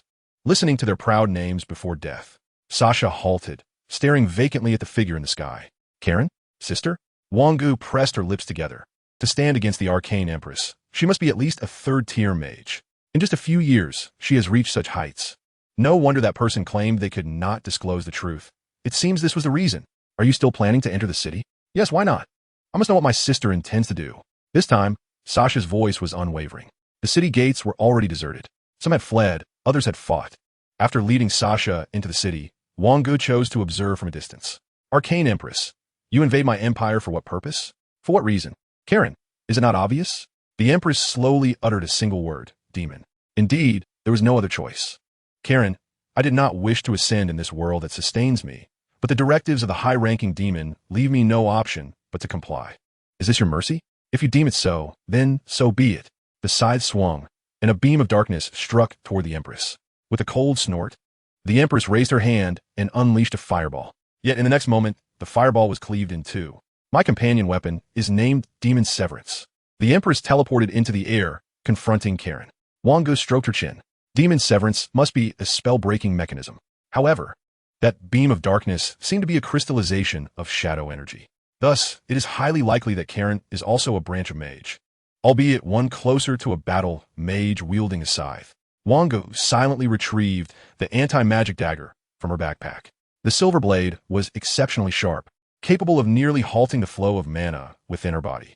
This dagger required no card points. Initially thought to be a mere burden, it now seemed.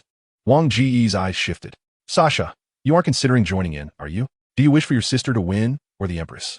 Sasha swallowed hard. Despite joining the Arcane Tower, the indoctrination from over a decade of scripture was not easily dismissed, if at all. The abyss, in her mind, remained an eternal foe. If my sister wins, Wang Ge replied coolly, a demon must slay an entire world to ascend. In other words, unless a challenger emerges, annihilation is inevitable. Aside from the royal city, countless abyssal monsters should begin to surge forth from the rifts in every other location. Just like that night? Wang Ge, no. It will be 100-fold, even 1,000-fold compared to that night. If your sister does not perish or chooses not to retreat, even if the Empress can match her, the Empire is on the verge of collapse. Chapter 71, The Arcane Throne. The scythe effortlessly sliced through all of the Empress's spells. Instantly, the battlefield in the sky became one-sided. Sasha, if I intervene, my sister should retreat. Wang Ge replied nonchalantly, you overestimate your influence. What power do you possess? To threaten with death? Do you believe it is you who will succumb to suicide first, or will she gain control over you more swiftly? I could indeed use you as a hostage. So be it. Sasha mustered an immense resolve, declaring that she would rather perish than witness such a scene. Wang Ge shook his head, asserting that this was not a mission and thus unnecessary. The Arcane Empire was merely a temporary refuge for him. Furthermore, Wang Ge held no confidence in his ability to survive in the presence of a third-tier demon on the verge of advancing to the fourth tier. Karen brandished her scythe, the chains clanking ominously behind her as numerous black orbs materialized, emanating a ghostly glow. These were the crystallized remnants of condensed dark elements. A defiant resistance. Karen's voice remained indifferent. She had no immediate intention of slaying the Arcane Empress. All she required was to buy sufficient time for the abyssal creatures within her dominion. The Arcane Throne. The Empress's thoughts flickered away. She possessed only 6 affinity types, lacking the dual affinity of light and darkness required for the Arcane Throne. Why was this world so favored by the Abyss? A slight furrow appeared on Karen's brow. If you pose that question to me, I cannot provide an answer. Perhaps it is the potential of this world that instills fear in the demons of the Abyss. However, if that is indeed the case, then such fear is merely a relic of the past. The severing of magic will ultimately become your nightmare. Wang Ge drew a magic-suppressing arrow. This equipment, barely qualifying as first tier, would likely be crushed effortlessly by Karen. Fortunately, the speed and intensity of his shot were derived from the Ice Spirit Bow, independent of strength, constitution, or agility. He entwined the arrow with ice-cold energy and vines, securing both. Sasha continued to gaze at the familiar, yet unfamiliar figure in the sky. The Guardians of the Abyss must now be contending against the Abyss under the organization of the Arcane Tower. But what are those remote areas, neglected by the Arcane Tower? As Wang Ge adjusted the angle of his dagger, he murmured, "Where is the promised Arcane Throne? All I see is the abyssal gaze. Where's the Arcane Throne?" The Arcane Empress appeared pallid. The weapon in the hands of that individual could obliterate all her spells. The priest clutched 2 scrolls tightly. These were the last 2 rune scrolls left after the first Arcane Empress perished alongside the demon. No one knew what spells were inscribed within, but it was certain they contained 4th-tier legendary spells. It was time to move. Karen, wielding her scythe with both hands, slashed toward the Empress's position. When I was still in this world, no, even after my departure, I never envisioned that this world could be so fragile. The priest instantly tore open the first scroll. The sky suddenly illuminated. The light of the 4th-tier legendary spell, Blessing of the Goddess of Light. This light shone like a small sun, illuminating the entirety of the Arcane Empire, dissolving the feeble abyssal creatures without any means of resistance. The light was not blinding. Rather, it was gentle, and Wang Ge raised his hand, as if he could reach out and touch its warmth. A silhouette composed entirely of light descended. Gently extending her hand, while softly murmuring, "Embrace the light." Huh, light, inviting a demon to embrace it? Karen swung her scythe toward the outstretched hand, dark light flickering, yet found it utterly ineffective. Intriguing. Suddenly, a crimson glow flickered upon the scythe, extraordinarily eerie. Demon severance, judgment. A colossal shadow emerged behind Helen, reminiscent of the legendary Grim Reaper. The shadow mirrored Helen's movements with uncanny precision, wielding the scythe to strike at the Goddess of Light. In an instant, the figure shattered. The light dissipated. Could a 4th-tier legendary spell still not hold it at bay? A chill gripped the heart of the Arcane Empress. This is your final opportunity. The figure behind Karen seemed to laugh heartily. Within the Imperial City, the populace suddenly recalled a jest. Demons are benevolent. The priest, steeling himself, tore apart the last scroll. To everyone's astonishment, the elements within the Imperial City began to revolt. The fierce winds howled, and even the Arcane Empress found it challenging to control the chaotic elements in the air. Was it a 5th-tier forbidden spell? Impossible. The first Arcane Empress had only achieved 4th tier before her demise. How could there be 5th-tier magic? Karen's expression grew grave as she sensed an overwhelming threat. At that moment, she found herself unable to unleash dark spells. As a vast, tree-shaped phantom materialized within the Imperial City, enlightenment flickered in the Empress's eyes. This was indeed the spell to summon the phantom of the arcane tree. Where the arcane dwells, it suppresses all magic. All are equal, unable to cast any spells. Beneath the arcane tree, the 8 elemental forces began to coalesce, gradually forming a throne. So, the arcane throne existed beneath the arcane tree? The arcane tree had vanished long ago during the Great War. The Empress strolled to the arcane throne and slowly sat upon it. Wang Ge gazed at the towering tree, the understanding of spells unfurling in his mind, as if he grasped much in an instant, yet remained unaware of what precisely he comprehended, a feeling both profound and elusive. Although the chaotic elements could not be wielded, He was fortunate enough to utilize the limited elements of a magical seed, sufficient to cast a set of spells. The Arcane Empress appeared to have mastered the power of the arcane tree, and the elements began to coalesce anew. By the name of Gracier, summon the demon. Suddenly, a surge of abyssal power erupted from the rift. Karen's form began to shift. Her wine-red hair turned completely black. Her stature seemingly grew taller, and her formerly human dark eyes transformed into a lifeless gray. The fourth-tier power forcibly broke through the elemental blockade of the arcane tree. As the elements fully coalesced, the Empress had ascended to her throne. Fourth-tier legend. Being of the same fourth tier, the Empress knew she could never match Karen. The weapon known as the anti-magic was far too formidable. Moreover, the demon's possession granted her strength beyond that of an ordinary fourth tier. A glimmer of resolve appeared on the Empress's face. Forcibly harnessing fifth-tier abilities demanded a price, just as it had for the first Empress. In a moment of disorientation, the heavens and earth shifted in hue. As the fruit from the phantom of the arcane tree fell, the darkness in the sky was instantaneously dispelled, and the abyssal eye vanished without a trace. The denizens of the arcane empire gazed upward, a singular thought blossoming in their minds. Is light approaching? Are you seeking death? A tremor of fear tinged Karen's voice. At the fifth tier, even transformed into a demon, she could not withstand it. Yet a voice emerged slowly. I am not that foolish Salic. I do not believe you can wield many fifth-tier forbidden spells. Chapter 72. I shall undoubtedly return. Karen, in a fit of uncontrolled rage, swung her scythe toward the heavens. In the next moment, the sky appeared to split in two, as light energy was swiftly consumed by darkness, and the black mist coalesced once more, enveloping the entirety of the arcane empire. Sasha remained, as if in a trance, fixated on the figure above, now utterly unrecognizable. At that moment, Wang Ge had finally prepared the arrow imbued with the anti-magic dagger. Now, he awaited a chance.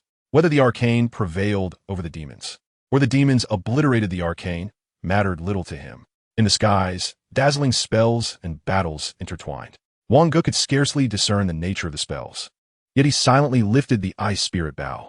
The loss of the anti-magic dagger was inconsequential. Its greatest utility lay in the points it could yield. Could you shout sister in unison with me? Sasha turned her head mechanically. What do you intend to do? To aid the arcane in overcoming the demons. Games are always inclined towards goodness and the pursuit of change. Without me, this world may cease to exist after today. But with my presence, there remains a glimmer of hope.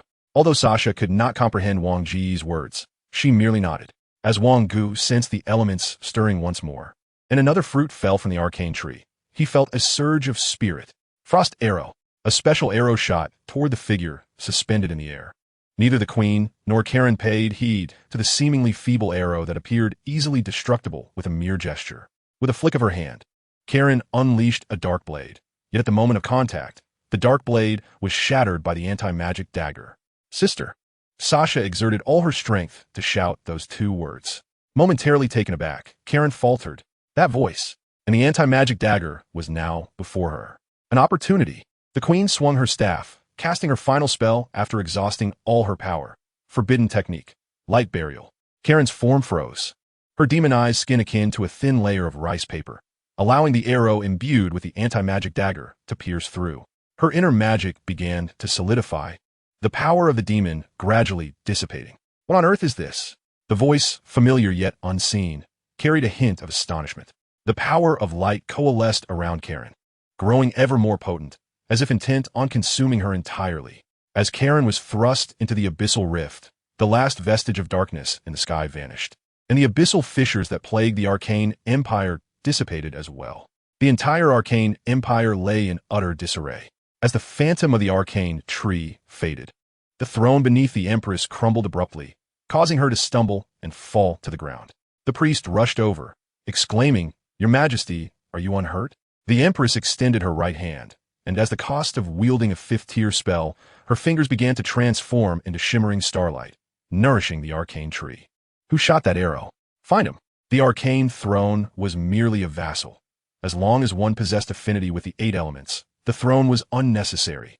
It was imperative to locate a child with such affinity. Countless commands flowed from the Empress's lips until her mouth too became a constellation of light, dissipating into the air with a gentle breeze. The priest knelt, his forehead pressed firmly against the ground, tears streaming from his eyes. Another Empress had sacrificed her life for the nation, and he felt utterly powerless. Wang Ge pursed his lips, realizing that this was the denouement. He pondered whether there was anything left for him to do. As for Xia, she perhaps needed time to reflect. Wang Ge glanced at his proficiency in first-tier spells, noting that he still had much to learn. With nearly 5 days remaining, he thought, I shall leave. You need not search for me. Yet, he was at a loss for what to do next. Wang Ge remarked softly, if you had possessed the power to defeat your sister just now, perhaps you would understand her embrace of the abyss.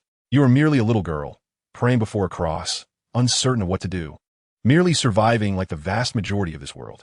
With that, Wang Ge turned away, leaving Xia with a steadfast yet solitary silhouette. Was that arrow shot by you? Xia shook her head. No, he has already departed. Departed? Yes, he said not to seek him.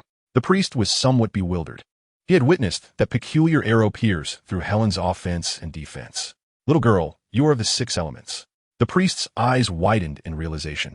As a third-tier practitioner, he keenly sensed that she was surrounded by elements beyond the 6. Are you attuned to the 8 elements? Wang Ge sought a secluded spot to practice first-tier spells freely. At this moment, he only had 3 spells: Frost Arrow, Surge of Spirit, and Fusion Explosion. After some contemplation, he decided he must visit the Arcane Tower. Along the way, he encountered devastation, with remnants of a world ravaged by the abyss, and faced many aberrations isolated in this realm. Upon arriving at the Arcane Tower, Wang Ge, under the guise of first-tier sorcerer, acquired 3 first-tier spells: Wall of Absolute Ice, Flame Impact, and Sorcerer's Might. These spells were inscribed on spell tablets crafted from the leaves of the arcane tree, though not from the grand tree itself, but rather from its saplings. The first 2 spells were easily comprehensible, while the third, Sorcerer's Might, served as an advanced version of Arcane Hand, capable of conjuring formidable magical weaponry. If Wang Ge so desires, he is capable of wielding the Ice Soul Bow with the hands of a mage. For the average individual, this would necessitate an exceedingly swift casting speed. However, for Wang Ge, such urgency is unnecessary. It is somewhat vexing. Wang Ge murmured a complaint, noting that the logical structure of a first-tier spell is exponentially more complex than that of a 0-tier spell. Yet, whenever he encounters confusion, a peculiar thought invariably arises in his mind, illuminating the path to clarity. Wang Ge mused, could this be the insight gained during the emergence of the arcane tree? If fortune permits, he must certainly venture beneath the arcane tree once more. Time slipped away in a haze of meditation and the study of first-tier spells. By the time he departed, he had only mastered 3 spells: the Frost Arrow, the Ice Wall, and the Flame Impact. The other 3 spells, particularly Fusion Explosion and Mental Surge, appeared to be enshrouded in a labyrinthine complexity. Fusion Explosion Mastery, 3899. Mental Surge Mastery, 4821. As he observed the countdown reach its conclusion, Wang Ge could only sigh in resignation. Chapter 73, Third Reward Settlement. Base score, 6 points. Additional points, 24 points. Completion of Hidden Task. False Faith score, 2. Completion of Hidden Task. The Fate of Dennis Karen, score, 2. Completion of Hidden Task. Assisting the Arcane in Repelling Demons, score, 4. Alteration of World Development Path, score, 8. Acquired, Magic Crystal Fragment. Warning, subsequent dungeon emergence. The Arcane Counterattack. The 15th game will automatically select this dungeon. Total score, 46 points. Draw attempts, 5 base 2. Draw range, 2nd tier. Draw probability, 35 white, 30 green, 25 blue, 10 purple, 0 gold. Note, the original probability for the 3rd game was 70 white, 30 green. Level, 4, 46 points. Free attribute points, 15, 46, 16 2. Acquired, 3,700 demon coins. Dungeon items acquired. Abyss Lord Kethes's Ritual Staff, purple, Arcane Leaf, Flame Impact. After the echoes of these announcements faded in his mind, Wang Ge slowly opened his eyes, finding himself once again in the realm of demons and gods, surrounded by a tapestry of stars. Each visit to this realm imbues him with a sense of wonder, as if, with his growing strength, the space itself undergoes a rejuvenation. However, having reached level 4 with a score of 46 points, compared to achieving level 5 with only 30 points previously, indicates that leveling is likely experience-based. The fewer games played, the less basic experience accumulated. Thus, even with a high score, acquiring sufficient experience proves challenging. Moreover, what intrigued Wang Ge most was the Magic Crystal Fragment. Must one alter the world's developmental trajectory to obtain such an item? Is it accessible to everyone? Or is it a privilege solely for him? As for the forthcoming dungeon, he had not anticipated the so-called arcane counterattack. He wondered who the next arcane empress would be. Wang Ge rubbed his hands together, contemplating the prospect of drawing cards 7 times with a 10 chance of obtaining a purple card. Surely, he thought, he must receive at least one. Suddenly, a vision of a card set materialized before him, and as it spread out, it revealed a 10 by 10 matrix of cards, 100 in total. A lingering question faded from his mind. It seemed each card's identity had been predetermined. Yet, he wondered why only 8 cards had been revealed previously. Was it due to insufficient draws? The backs of the current cards shimmered with a green lacquer, depicting the moment of confrontation between the arcane empress and Kalen, exuding a palpable quality. Gazing at the 100 cards, Wang Ge pursed his lips. The numerical aspect had become inconsequential. He gestured with his fingers, hovering over the 7th card. In an instant, a blue glow enveloped the card.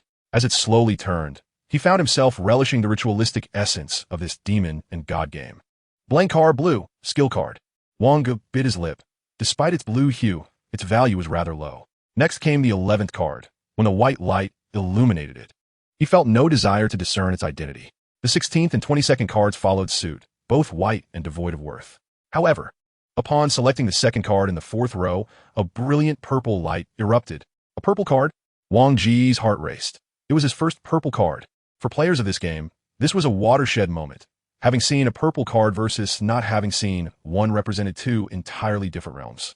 Fruit of the Arcane Tree, purple. Type, consumption card. Usage, 1. Requirements, class must be arcane, intelligence 100. Effect, fully master a 1st or 2nd tier spell, intelligence 100 or above for 1st tier spells. 200 or above for 2nd tier spells, ignores tier limitations. It was indeed the fruit of the Arcane Tree. If it were a 2nd tier spell, it implied that he could use magical memory to store 2nd tier spells as a 1st tier magician. This fundamentally shattered the existing rule that 1st tier characters could not master 2nd tier skills. Elated, Wang Ge hastened his selection, now with 3 cards remaining. The 55th, 66th, and 88th cards.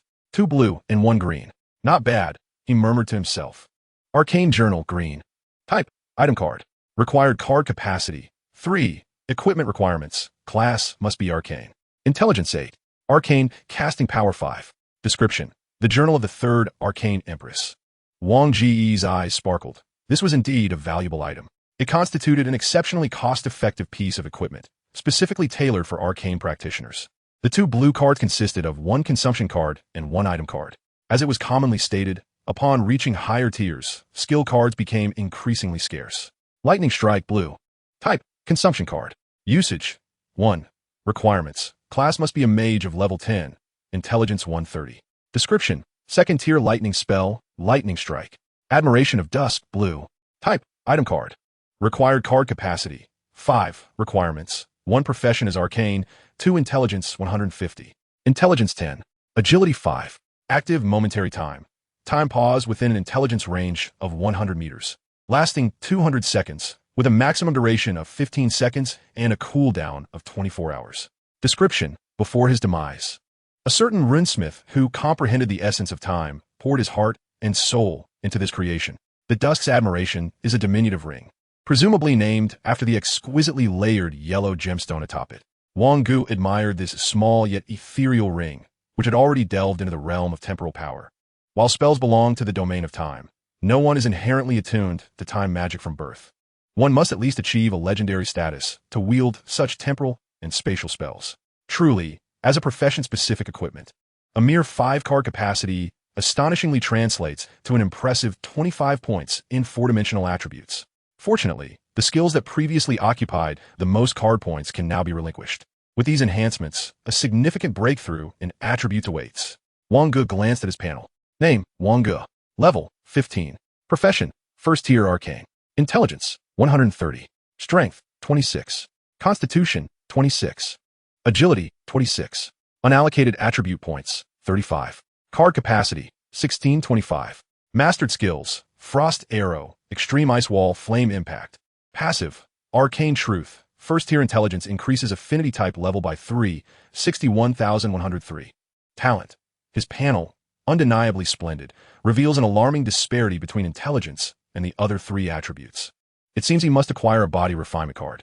The body refinement card corresponds to the strength and agility realms, akin to the meditation method of the intelligence realm. This card pertains solely to the physical form, and as long as one meets the card's requirements, it can be utilized, meditation methods included. However, to address this issue, one must seek the card for the Battle Mage's Mana Body Refinement. Chapter 74, Mental Fortification. It has been precisely 52 hours. As the game progresses, the disparity between game time and real-world time diminishes, with high-level players even claiming that time may produce a reverse discrepancy.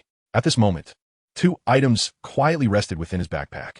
Abyss Lord Cassius's Ritual Staff, purple. Description: a ritual staff tainted with the essence of the Abyss, requiring identification or purification. Identification? Equipment that requires identification surpasses even those with descriptions in rarity. Alas, lacking the ability to do so, he must defer this matter. Magic Analysis Crystal Fragment. Type: special item. Effect: upgrades the Magic Analysis Crystal. Upon extracting it from his inventory, Wang Ge discovered it to be an irregular piece made from the same material as the inverted triangle pendant before him. The instant he took it out, the pendant emitted a faint glow, and the fragment seemed to be beckoned, seamlessly merging into the pendant. Magic Analysis Crystal Green. Upgraded? Likewise, his talents underwent a transformation, albeit merely shifting to a higher success rate. Wang Ge has now come to realize the challenges posed by first-tier spells, particularly in perceiving them through the arcane leaves. This endeavor not only demands an immense expenditure of mental energy, but also lacks the clarity that one experiences with skill cards. This talent, however, will ultimately serve as a crucial guarantee for mastering advanced skills.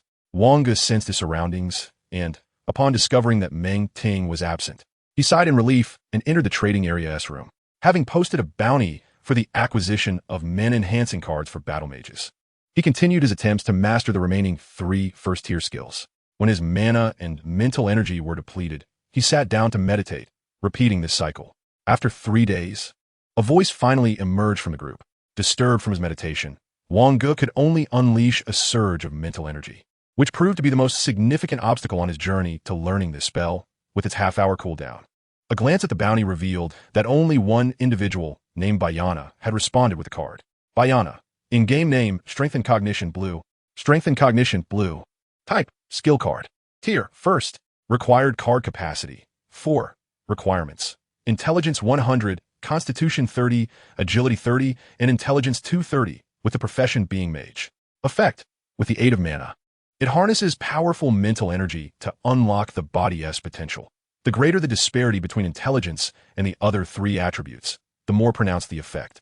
Note: if any of the attributes are below 2, the effect will not activate. If stamina or agility is 100, it will also not activate.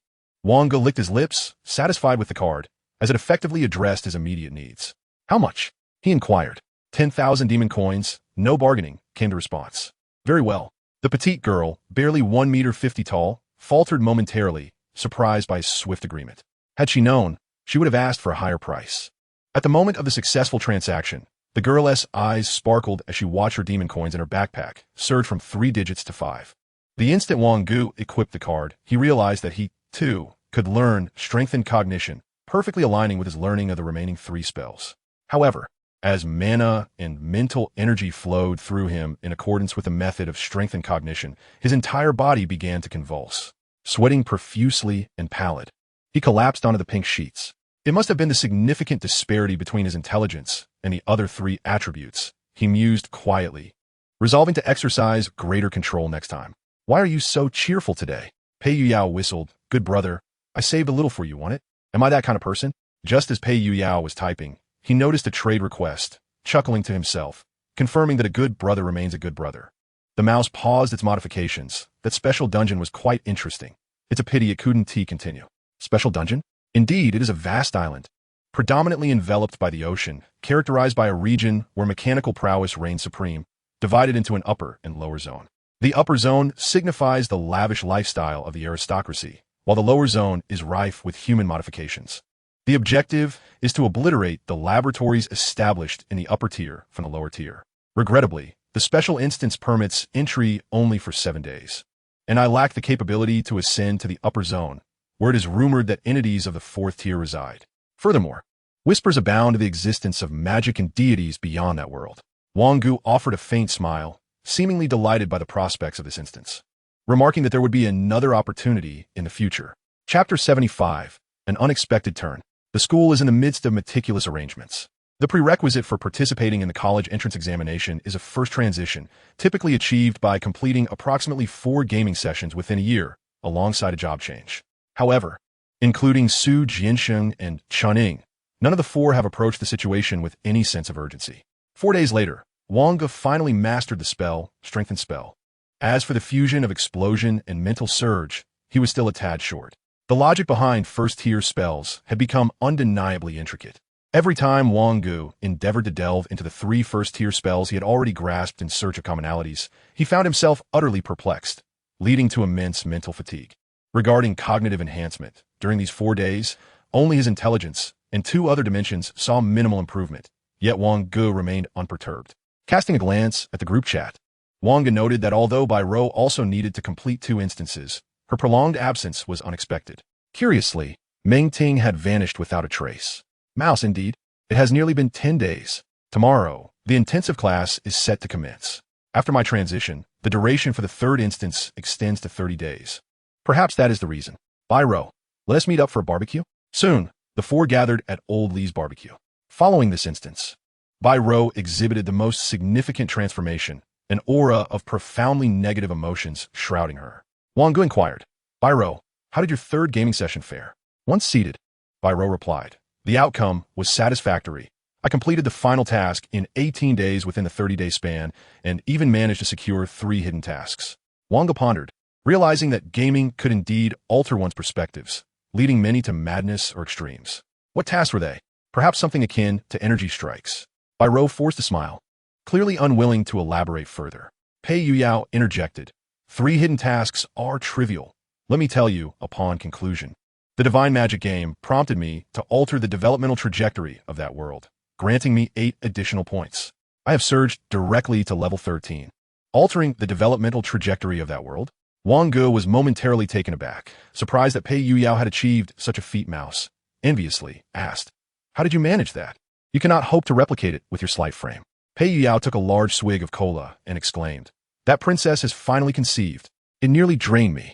The 3, no wonder you're on the path to altering the world's development. The next king of the dwarf kingdom will be your son. Need it even be stated? Wang Ge chuckled softly, his gaze returning to the somewhat troubled expression of Bai Rou. The mouse incessantly spoke of that peculiar side quest, while Pei Yuyao munched on peanuts. Clearly having seen through the mundane trivialities of life, Bai Rou, meeting Wang Ge's scrutinizing gaze, evaded the question. Brother, why don't you share what your quest entails? Oh, it's merely a simple class transition quest, where a world of arcane magic is ensnared by the abyss, which harbors ambitions of devouring it. Wang Ge replied nonchalantly. It's not particularly challenging nor intriguing, hence I shan't elaborate. After a hearty meal, the 2 ambled along a deserted path, as a gentle drizzle began to fall. The dim streetlights illuminating a corner of the cobblestone road. Wang Ge remarked, you might require psychological counseling from the Bureau of Restricted Cards. No, I don't need that. Bai Rou replied, her eyes glistening with tears. Her voice faltered, emotions overwhelming her, and she collapsed into Wang Ge's embrace. Woo, brother, woo. What troubles you? Take your time. Wang Ge gently consoled her, holding Bai Rou close and wiping away the tears from her eyes. Our Bai Rou doesn't cry. My mission was to steal the energy command and then. Bai Rou's sobs erupted once more, and Wang Ge, without pressing her, patiently awaited her emotional stabilization. After a few minutes, her emotions calmed somewhat. This is the final mission, an energy strike akin to a nuclear bomb, targeting a hostile nation engaged in human mechanization. When I initiated the energy strike command, my talent activated. Wang Ge's gaze sharpened. He had already surmised what Bai Rou was about to reveal. And then, Bai Rou wiped her tears and forced her sobs to subside. I destroyed 12 nations, 300 million people. We're merely playing a game. Do you understand? Wang Ge gently stroked Bai Rou's head. I know you are ruthless in battle and unyielding in words, yet you are a good girl. Otherwise, you wouldn't feel such remorse. Brother, you jest with me again. But this is different. How about now? Are you feeling better? Wang Ge inquired. It's all right. Within the game, you're merely a callous task executor. Do not let any of your personal emotions seep into it. Understood? I understand. I truly do. I have envisioned all of this, but. Chapter 76, Dracula. Wang Ge held Bai Rou as they sat on a bench by the cobblestone path. Rose slowly recounted the entire ordeal. From the satellite, she witnessed the blinding white light that nearly enveloped half the planet, followed by the desolation that ensued once the light vanished. Hundreds of millions disintegrated without a trace, leaving no bones behind. 18 days to complete the final task, with the remaining 12 consumed by intense internal conflict, emotional collapse, and repentance. The 3 hidden missions were also the aftermath of indiscriminate strikes, resulting in the destruction of 3 small human modification laboratories. After parting ways, Wang Ge wandered the streets alone, a thought flickering in his mind. The realm of divine and demonic games, having attained legendary status, must harbor some psychological issues. Rose serves as a diminutive reflection of all players immersed in the realm of divine and demonic games.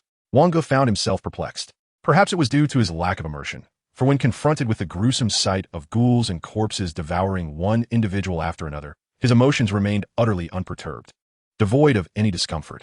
It seemed as if those unfortunate souls were simply destined to be consumed. As he entered the kitchen, intent on exploring the refrigerator for a refreshing beverage, he stumbled upon a note from Meng Ting. Wang Ge peeled away the delicate pink sticky note, harboring an inkling regarding Meng Ting's capabilities.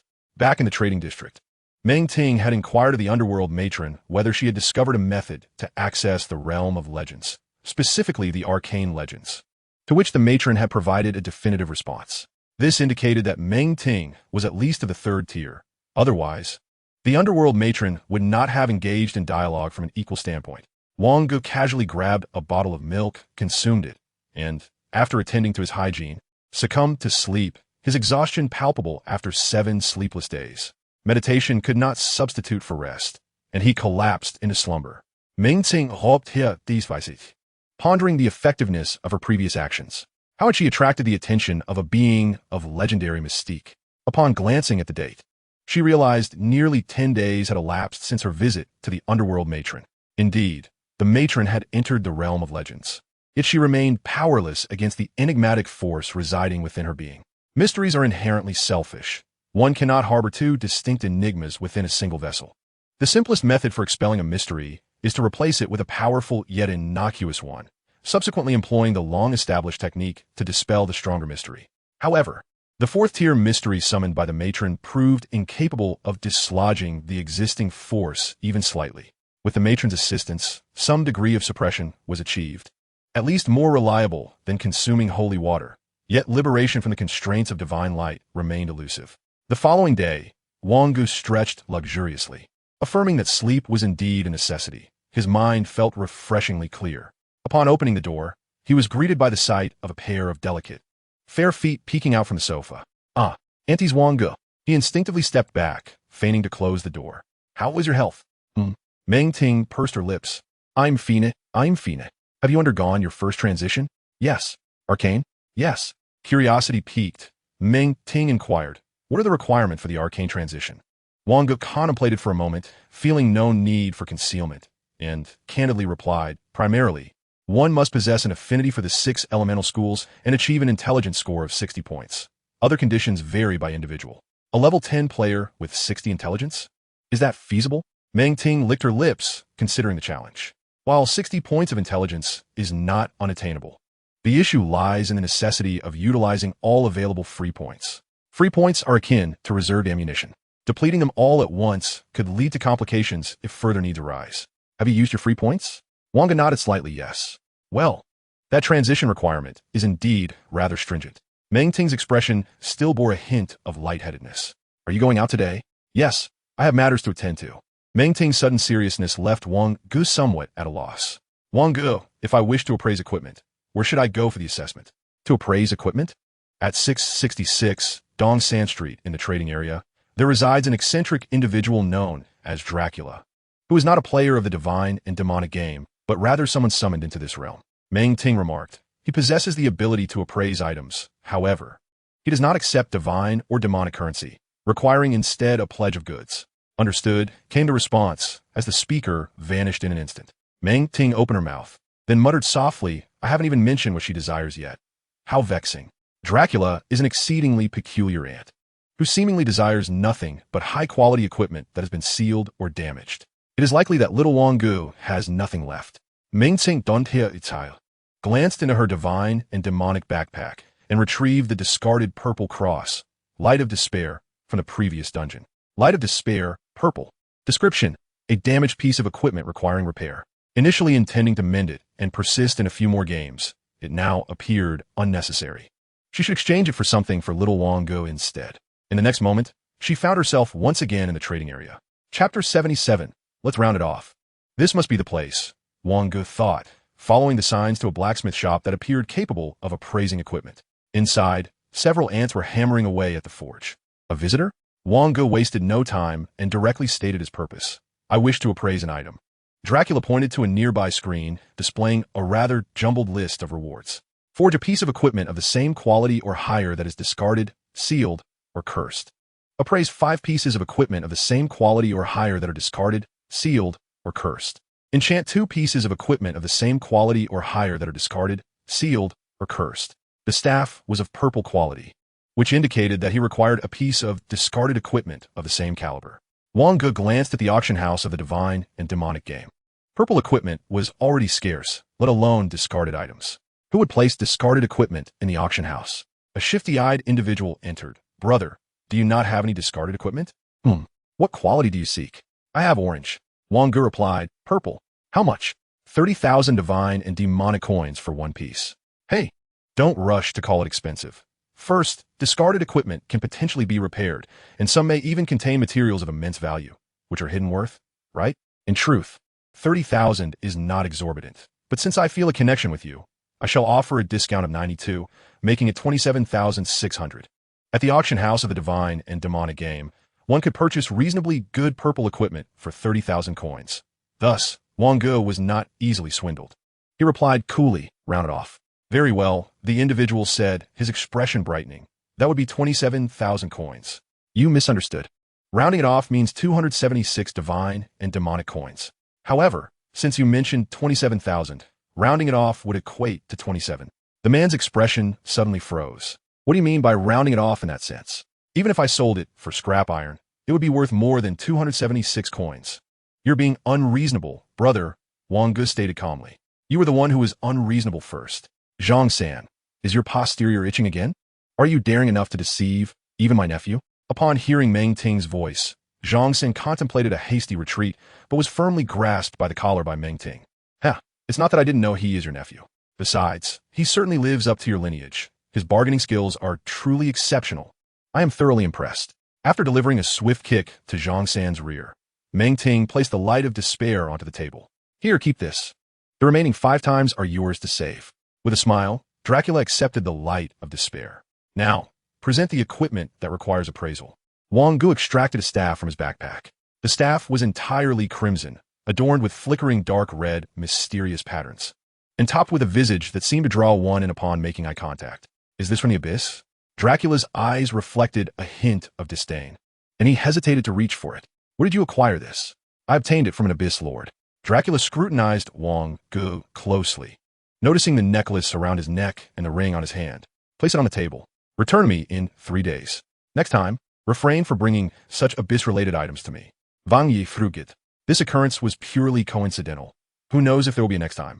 Meng Ting's eyes sparkled brightly as she followed Wang Ge out, inquiring, an abyss lord is at least 2 tiers above. Were you able to overpower him? Barely. However, even a 2-tier abyss lord wouldn't possess anything of substantial value, and most abyss equipment has flaws. Only those who have fallen into the abyss can wield them. Meng Ting continued, while purification is possible, the attributes are significantly diminished afterward, rendering it rather pointless. What a loss. Wang Ge nodded slightly, gaining newfound knowledge, as these details were not covered in any book. Yet, he sensed something unusual about the staff, and the reason was simple. Cassius was dubbed the mummy of bad luck. The mummy may have been a 0-tier being, but upon acquiring this staff, it became an abyss lord, suggesting that this staff might possess capabilities beyond the 2nd tier. Well, I shall return that worthless purple equipment to you. Meng Ting halted abruptly, glaring at Wang Ge with wide, furious eyes, her cheeks puffed out indignantly. Why must you be so calculative? Can't your aunt gift you something? I merely thought that the purple equipment, despite being worthless, would be. It's meant for my dear Wang Ge. Regardless of its value, I am still your aunt. Be quiet. Wang Ge's expression darkened once more. However, upon glancing into his backpack, It seemed indeed that he had nothing to offer Meng Ting. Meng Ting's mood lifted again, her face brightening with a charming smile. I am just that kind-hearted. I believe that one day, little Wang Ge will understand. Just as Wang Ge intended to respond, the more he pondered, the more disconcerted he became, and his expression darkened yet again. Chapter 78. The Return of Li Shaoqing. 3 days later, the four gathered. Today marked the commencement of the intensive training class, and the school mandated that everyone must be present. Li Yin finally laid her eyes on Wang Ge and Pei Yuyao once more, inquiring sweetly, have you both completed the game 3 times? Certainly. But how did a mage like you manage to enter the sprint class? Li Yin whispered, Teacher Su helped me secure a spot, stating that each class must have at least one. Pei Yuyao interjected, are we not counted, me and Wang Ge? Pei Yuyao and Wang Ge exchanged glances. Would Sister Shaoqing also be attending? Instantly, they felt the urge to slip away, dismissing any talk of high school competitive tournaments. Ahem, where are you two planning to go? Pei Yuyao's expression faltered. Sister Shaoqing, what brings you here? You didn't inform us beforehand. No, Pei Yuyao stammered, beads of sweat forming on his brow. The three had been unruly since childhood, particularly Pei Yuyao, who had suffered minor beatings from Li Shaoqing every few days. Her contribution had certainly fortified his physique. Wang Ge, however, did not share Pei Yuyao's trepidation, although he felt a twinge of guilt for previously misusing her sacred battlefield. I'm here to assist Huazhong University in scouting for promising candidates in the Jiangsu and Zhejiang High School competitive tournament, Li Shaoqing explained. Moreover, the 3 of you ought to have completed the challenges in the first area by now. Let us see how far you progressed. Lastly, the second transition area is about to open. Wang Ge's expression sharpened. The second transition area? How many games? Not many, just 7, Li Shaoqing replied nonchalantly. The difficulty level of those 7 games hovers around level 17, and you still have a long way to go, especially since you'll be participating in the World Competitive Tournament, allowing only 3 games. What a pity, Wang Ge remarked. So, Sister Shaoqing, how many games have you played? Me? I'm on my 12th game and will soon embark on my 13th. I've been on hold for nearly half a year for the sake of the World Competitive Tournament. Bairo approached. Sister Shaoqing? Bairo, how have you been? I'm doing quite well. After a brief exchange of pleasantries, the principal finally began his speech from the podium. Wang Ge sensed that the principal's intellect did not surpass his own by much, likely hovering around 200. At this moment, Wang Ge found himself immune to the principal's motivational rhetoric. Now, let us welcome your senior, Li Shaoqing, to deliver a speech. This time we at Zhuheng know 3 middle school will surely shine brightly. Let us give her a round of applause. I'll be seeing you all later. Let us practice tonight, and I'll gauge your abilities, Li Shaoqing declared as she strode confidently toward the stage. The mouse drew closer, envy evident in his tone. Is she the legendary Li Shaoqing from Zhuheng number 3? Indeed, anyone can become a legend. There's nothing to envy, Bairo replied, casting a glance at the mouse. I've told you before, broaden your horizons, understand? The mouse awkwardly nodded, internally murmuring that no matter how broad his horizons were, he could never catch up to her. Wang Ge glanced at Bairo, feeling a sense of gloom lift as he offered a faint smile. Hello everyone. I am not here to dispense motivational words, but rather to present some stark realities. Do you know what the mortality rate is in the world of competitive gaming? I can responsibly share a statistic. 62.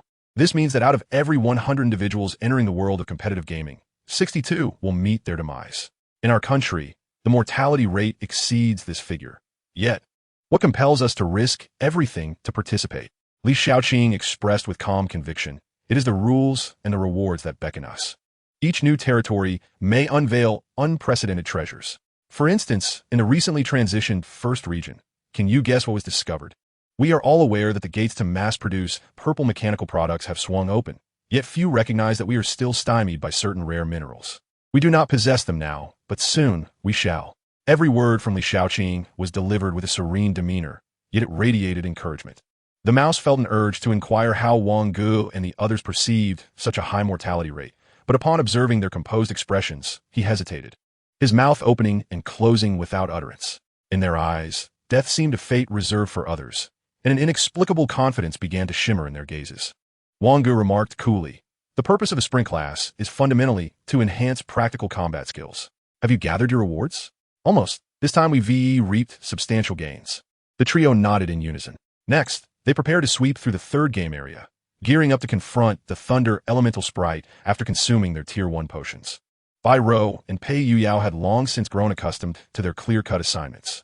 Meanwhile, the mouse, seemingly captivated by the allure of leadership, involuntarily exclaimed, "All right." Chapter 79. This round is on me. On the afternoon of the high school competitive tournament's oath-taking ceremony, the four of them eagerly stepped into the third game area. This was the final region prepared by the authorities. Beginning from the fourth game, they would need to venture into open spaces, vast and sparsely populated. The capabilities of Wang Ge had yet to fully address the challenges posed by these zones, which would only serve as training grounds upon confirming their hazards. The four glanced at the exchange requirements for the Tier 1 potions. Intellect Potion, Type, 800 points. Intellect Potion Type, Category, Consumable Card. Rating Blue. Usage Requirements, Tier 1, Strength, Intelligence. Agility 25. Effect, increases intelligence by 2 points, maximum of 3 doses. To fully imbibe the potions, they would require nearly 40,000 points, while the total points available in the entire region hovered around 50,000. Fortunately, they had not exhausted their earlier points entirely and discovered they collectively possessed nearly 20,000 points. In this area, they encountered a mid-stage wind demon leopard. Presumably, this creature had been introduced to enable more individuals to master combat techniques against the wind demon leopard, thereby facilitating an earlier clearance of the transitional territory. Although its level might surpass that of creatures within the transitional area, the disparity in strength and capability was immense. After an afternoon of sweeping through the area, the four had consumed all their potions. As they departed, the regulator could only murmur, "Poor Sheba will have to work overtime again tonight. Is Sister Shaoqing truly going to punish us again?" Pei Yao shrank his neck in apprehension. Bai Rou replied with determination, "This time presents us with the opportunity to retaliate." Sister Shaoqing, as a second transition extreme martial master, typically requires 4 transitions and 10 to 12 for the second. Wang Ge paused for a moment and remarked, "However, since Sister Shaoqing has been selected to participate in the World Competitive Games, it signifies her proficiency at least around the mid-stage of the second transition. A counterattack is out of the question, but causing her a bit of trouble is certainly feasible." The mouse hesitated and inquired, "What if we lose control?" Wang Ge replied nonchalantly, "There is no need for concern. You will be provided with a wristband that activates protective measures when faced with lethal danger. However, we must purchase the third-tier version, which is somewhat expensive." They were still at Old Lee's barbecue. With a squint and a grin, Old Lee regaled his customers with tales of his precious daughter's achievements, while Li Shaoqing placed a platter before Wang Ge and his companions. "Dig in. This meal is on me, and afterward, I'll take you all for some practice." Pei Yao grabbed a skewer of squid and devoured it hastily. "Hurry up and eat. It's the last meal for now, as we'll be bettered in for the next few days." The mouse exclaimed, "Is it really that dreadful?" Wang Ge contemplated the carcasses of the wind demon leopard and the extreme ice rabbit still nestled within the demoness bag, then casually tossed them onto the table. "Sister Shaoqing, these should be edible, right? They are from the handover zone, after all." Li Shaoqing glanced at the 2 corpses and responded, "They are indeed edible, and they should taste quite delightful. However, without spiritual fire, the bodies of these exotic beasts cannot be thoroughly cooked. You'll end up charring the exterior while the interior remains raw. We need to find a first-tier chef. Then perhaps it's best to forego it," Wang Ge suggested. "Not at all," Li Shaoqing declared, effortlessly lifting the 2 carcasses. "My father happens to be a first-tier chef." "Your father is a first-tier chef?" Wang Ge exclaimed, astonished. After all these years, it had never crossed his mind that the man, tirelessly working to make ends meet, was actually a professional of that rank. It is worth noting that although the current college entrance examination requires only a first transition, the pass rate is less than 20. This implies that out of 10 individuals, only 2 reach the first tier. Moreover, the current circumstances are far different from those of the past, when a ratio was even lower. Indeed, though a first-tier chef may have reached the pinnacle of his profession, there are few opportunities for advancement, Li Yan remarked with a smile. "It has been quite some time since I cooked a first-tier creature. My skills have grown rusty. This time, I will let you all experience my true craftsmanship." Wang Ge refrained from probing further into Li Yan's situation, but Pei Yao could not restrain himself, saying a first-tier chef should easily find a well-paying job, especially considering how tough and laborious it is here. Li Shaoqing interjected, "Do you see these people? They're all my father's loyal customers. He insists on serving them because they have grown accustomed to his flavors. A little busyness is good. There's warmth in the air, and it fosters camaraderie." Wang Ge nodded as he savored a skewer of chives. "I support your father's choice." Before long, the wind demon leopard and the extreme ice rabbit, now expertly cooked, were served, filling the air with an enchanting aroma that wafted for miles. "Is this a new dish? It smells divine. Old Lee, How could you not recommend such delectable offerings? Li Yin scratched his head and explained sheepishly, these are ingredients they brought themselves. You all cannot possibly bring such fine ingredients. In the future, if you bring your own, I shall gladly cook for you. Then it's settled. They all laughed heartily, clinking glasses beneath the bright, warm lights. As the atmosphere grew lively with a mingling of delightful aromas and ceaseless laughter. Was this not the essence of warmth and humanity? Wang Ge gazed at the seemingly insatiable extreme ice rabbit and wind demon leopard before him. Tonight, the feast is on me. Let us share half of this bounty with everyone present. This is a rare delicacy. Your first taste will surely enhance your attributes, reminded Li Shaoqing. With a smile, Wang Ge replied, isn't it just too much to consume? Aunt Shun, brother gang, everyone, this meal is our treat. The eyes of the numerous tables around them turned towards him. You rascal, we've always footed the bill since you were a child. This feast is far from sufficient.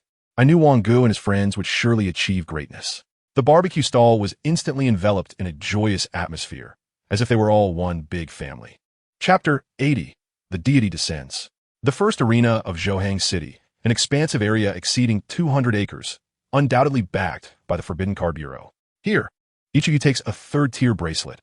As for me, Li Shaoqing pondered, if even her master body was breached, then a second-tier bracelet would merely serve as futile defense. I'll pass. Wang Ge interjected, it's better to take one. After all, if it doesn't T-activate, it won't T-cost us anything. You have a point, Li Shaoqing conceded, taking a second-tier bracelet. These bracelets were technological marvels. As long as energy was replenished, they could trigger a protective shield. However, only first-tier bracelets could be utilized in the Demon God game, rendering them less effective within that realm, but exceedingly useful outside of it. In a vast space, Li Shaoqing stood alone against 4 adversaries. She could hardly be bothered to speak. Without hesitation, she unleashed the exclusive second-tier skill, Lightning Kick, directed at Pei Yuyao. My goodness, that was swift, Wang Ge exclaimed. Focus. Li Shaoqing's speed was astonishing, yet Wang Ge's magical memory was even swifter. 5 earthen shields appeared instantaneously before Pei Yuyao, shattering under the force of 5 successive kicks. Pei Yuyao raised his once-evolved dwarven hammer, striking down towards Li Shaoqing without mercy. Storm Hammer. Wang Ge shook his head slightly. That judgment would undoubtedly not pass. The mouse, having utilized disguise, had long since stealthily departed the scene. Bai Rou swiftly donned a liquid exoskeleton, loading 6 bullets into her silver revolver. Bang, bang, bang, bang, bang, bang. The rapid succession of gunfire elicited a change in Li Shaoqing's expression. These 4 little ones were indeed formidable. Instantly, her master aura surged forth. All 6 bullets came to a sudden halt mid-air. As for the judgment of the Storm Hammer, it predictably failed to activate. Power Kick. Li Shaoqing lifted her leg, aiming for Pei Youyao's most vulnerable spot. This was not intentional, but rather the only angle available. Yet from the right, a frost arrow suddenly shot forth. Li Shaoqing's expression hardened. What a powerful spell, one that even her master aura might struggle to withstand. She pivoted and executed a powerful kick towards the frost arrow. This action granted Pei Yuyao a moment to breathe. A first-tier bloodline skill, Deity Descends. Pei Youyao's physique expanded instantaneously, his skin radiating a divine glow. Particularly the massive hammer in his hand, which seemed to resonate with newfound sentience. Storm Hammer. Strong Flash. Once again, failure loomed, prompting Li Shaoqing to hastily retreat and create distance. In this wave of offense, she had accomplished nothing, merely exhausting her energy in vain. Soon, her gaze fixated on Wang Ge. Truly, little Wang Ge excelled in controlling the battlefield. Yet before her thoughts could fully form, a sense of impending danger surged through her. Boom, boom, boom. The Type 1 explosive mine, meticulously laid by the disguised mouse, detonated suddenly. A cloud of dust billowed up, although the 4 could not see Li Shaoqing. They could perceive the Master's aura becoming even more formidable than before. Wang Ge remarked, Sister Shaoqing is getting serious. Bai Rou already brandished a gun shimmering with blue light, pleading, please, please, I must achieve a 10-fold compression. 79-fold compression. A beam of laser, tinged with green amidst the blue, shot forth. Within the dust, a shadow flickered, charging relentlessly towards the laser, breaking through with a single punch. Wang Ge cast forth dozens of oil-slicked spells from his memory. One may not suffice, but surely 10 would do. Spell? Li Shaoqing paused, realizing her footing was somewhat unstable. Yet in the next moment, her foot slipped. Damn it, little Wang Ge. It was the oil-slick spell. Although her right foot slid momentarily, her formidable physique and strength enabled her to maintain balance. and then her left foot surged with power. A massive kick aimed directly at Wang Ge's position was unleashed. Wang Ge was momentarily taken aback, as it escalated directly to second-tier strength. The ice wall. Suddenly, countless icy walls, imbued with a chilling aura, materialized out of thin air. Crack, crack. As 3 ice walls shattered, they completely blocked the immense kick. Meanwhile, Bai Rou and Pei Youyao's assault followed swiftly. Li Shaoqing stomped heavily on the ground, and the Master's aura transformed into a quasi-domain skill. A right elbow strike sent shockwaves through the air, instantly obliterating all of Bai Rou's bullets. Following this, a left punch collapsed Pei Youyao's divine shield, even forcing him to eject from it. The removal of the shield signified his elimination. Wang Ge's expression turned grave. Spell, strong soldier. A magical hand grasped an ice spirit bow in mid-air, knocking the frost arrow. Li Shaoqing deftly dodged her target, Bai Rou. Explosions echoed in succession. Yet the mouse's detonation speed could not keep pace with Li Shaoqing's rapid movements. A precise punch landed squarely on Bai Rou's chest. Subsequently, an attack from afar eliminated the disguised mouse. Little Wang Ge, it appears you're the last one left. Wang Ge stated calmly, then let us get serious. With fervent spirit, he unleashed a fusion explosion, nearly 200 intelligence points worth, in an instant. Simultaneously, the second frost arrow from the strong soldier spell followed closely behind. Chapter 81. No, I feel stifled. Li Shaoqing was taken aback. Is this what it means to get serious? The fusion explosion forced her back, but while she evaded that, she could not escape the frost arrow. Master's strong fist. She assumed a powerful stance, her fist imbued with a fierce gale, and struck fiercely at the arrow in the air. In the eyes of Li Shaoqing, this assault had undeniably reached the intensity of the second tier. Fists clashed with arrows. The air surged, and shockwaves visibly radiated outward. With full force unleashed, the next moment saw Li Shaoqing's masterful aura erupt, finally overpowering the strength of the arrow. Frost began to form on the hair of her right fist, leaving a red spot where the impact had caused frostbite. Just as she was about to exhale in relief and prepare for counterattack, the second arrow loomed near. Li Shaoqing stamped her foot. Xiao Wang Ge, sister is angry. In the blink of an eye, she vanished from her original position, while Wang Ge sensed an overwhelming sense of danger. Wood clone technique. What remained in her place were 3 blazing shockwaves. Towering columns of fire erupted, incinerating Li Shaoqing's outer garments, revealing the armor beneath. Rising Dragon Fist. Wang Ge executed the wood clone technique again, leaving behind 3 blazing shockwaves. Li Shaoqing swiftly distanced herself, murmuring, "Indeed, the most troublesome profession is still the mage. Next will be the complete form." Wang Ge quickly shook his head, his spirits still invigorated, yet he thought, stop. I concede. Li Shaoqing snorted coldly. No way. I feel wronged. Pei Youyao and Bai Rou had retreated to the sidelines, stifling their laughter, never expecting that this time the unfortunate one would be Wang Ge.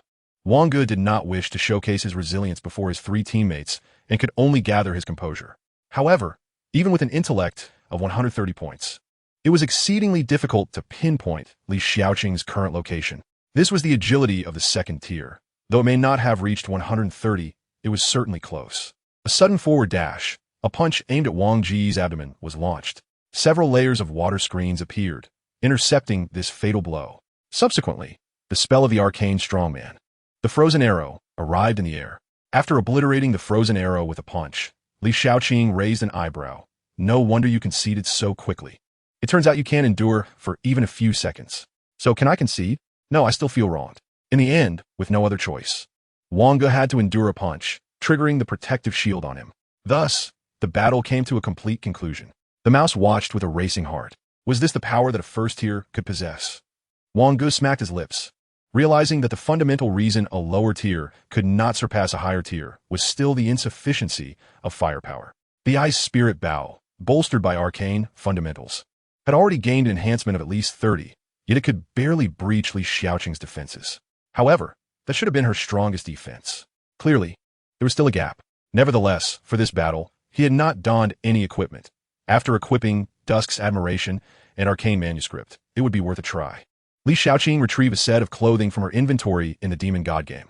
You must compensate me for the burnt clothes. Compensate, of course, came the assured reply. That is more like it, Li Shaoqing remarked. All 4 of you. Bai Rou has high agility, but her mobility is severely lacking, and she possesses no defensive skills. The mouse faces the same issues, and once entangled in close combat, has no capability for resistance. Your casual demeanor has made you a target for an assassin, and you must possess the resilience to endure. As for Pei Yu Yao, you are merely a naive youth. Have you even executed 2 skills with discernible effects? Pei Yu Yao scratched his head and admitted, yes, both attempts failed. Li Shaoqing looked at the 3 of them and remarked, since Wang Ge possesses a death substitution spell, it appears to be the 0 tier. Do you have one as well? Only the mouse shook his head, while Pei Yu Yao and Bai Rou nodded. Then why do you not utilize it? Pei Yu Yao responded, who would have guessed that your punch could eliminate me from such a distance? Bai Rou added, I intended to use it, but you were too swift. You have underestimated your opponent's strength. However, this card is rather ineffective, as its movement range is too limited. As for Wang Ge, Li Shaoqing patted Wang Ge's shoulder. Impressive. You nearly brought me, your elder sister, to the brink of despair. This time, I hope the world competition can eliminate all those adversaries. Her tone was tinged with a hint of anger and resentment. Wang Ge was taken aback. Sister Shaoqing had never been like this before. Once you enter, you will comprehend that while you do not seek their lives, they seek yours. Each player in the world competition is of exceptional caliber. In addition to completing the game's tasks, they carry the responsibility of eliminating players from other nations. Moreover, their roles are distinctly defined. Some are tasked with killing, while others focus on task completion. Previously, I was alone in this endeavor, but now, with 3 teams, it should be somewhat easier. Wang Ge remained silent, and both Bai Rou and Pei Yu Yao exhibited commendable discipline, refraining from speaking. Well, you are well aware of our personalities. Ha, indeed. I may have little faith in your other endeavors, but when it comes to mayhem, I am most assured. Chapter 82. Zhongsan. The school entrusted Li Shaoqing with the task to cultivate Wang Ge and his companions.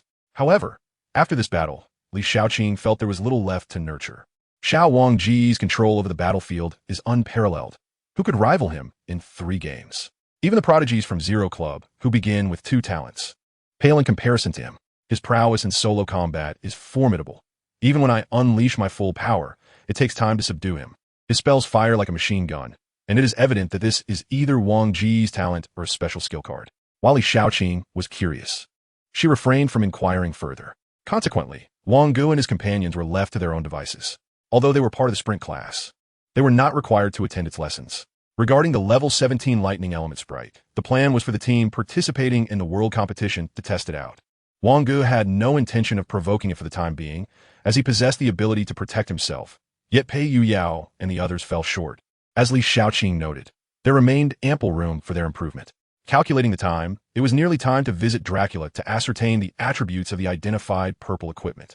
Upon arriving at the trading area, Wang Ge discovered Ming Ting asleep on the bed, only waking groggily as she sensed someone as presence. What are you doing sleeping here? Why do you meditate here? Wang Ge fell silent, realizing that the requirements of Meng Ting's profession were absent in the tangible world. Is it to acquire identification equipment? Gulme, I shall accompany you. Meng Ting emerged from the cocoon of her bed, clad in a delicate sky-blue silk nightgown, her snow-white feet sinking into the pink linen carpet. She casually selected an outfit from her wardrobe. Wait, I still need to apply some makeup. Wang Ge's expression darkened. Never mind, I shall go alone. However, upon reaching the door and attempting to pull it open, he found it utterly immovable. Meng Ting wore a mischievous smile. You cannot escape. Of course, she would not sleep here unguarded. Although she had permitted many, she had barred all entry except for Wang Ge during her slumber. How long will it take? At least half an hour, perhaps longer, Wang Ge remarked. Auntie, you possess innate beauty, like a fish diving or a swan alighting. Why must you apply makeup? Meng Ting, who had just reached for lipstick while gazing into the mirror, paused abruptly, looking at Wang Ge in astonishment. Ah, my dear Wang Ge, such sweet words. Come, let me have a taste. Wang Ge's countenance darkened. Had he known, he would have refrained from such frivolities. Indeed, the approach that worked on Bai Rou and Li Shaoqing proved ineffective on Meng Ting. From the first-tier spells he had already mastered, Wang Ge discerned no similarities among them. After a thorough contemplation of Mental Surge, he frowned slightly. The casting process of Mental Surge bore similarities to both the Frozen Arrow and the Ice Wall, as well as the Mage's Stronghold. Could it be that the foundational elements of first-tier spells have been fragmented? Unlike the zero-tier spells where a complete foundation was requisite for casting, many first-tier spells have been refined throughout the extensive history of magical development. Yes, that must be the case. Wang Ye murmured. This revelation would elucidate why the complexity of Fusion Explosion and Mental Surge surpassed that of other spells by an entire tier. Just as Wang Ge was poised to delve deeper into this insight, Wang Ge, I'm done with my makeup. Let us head out.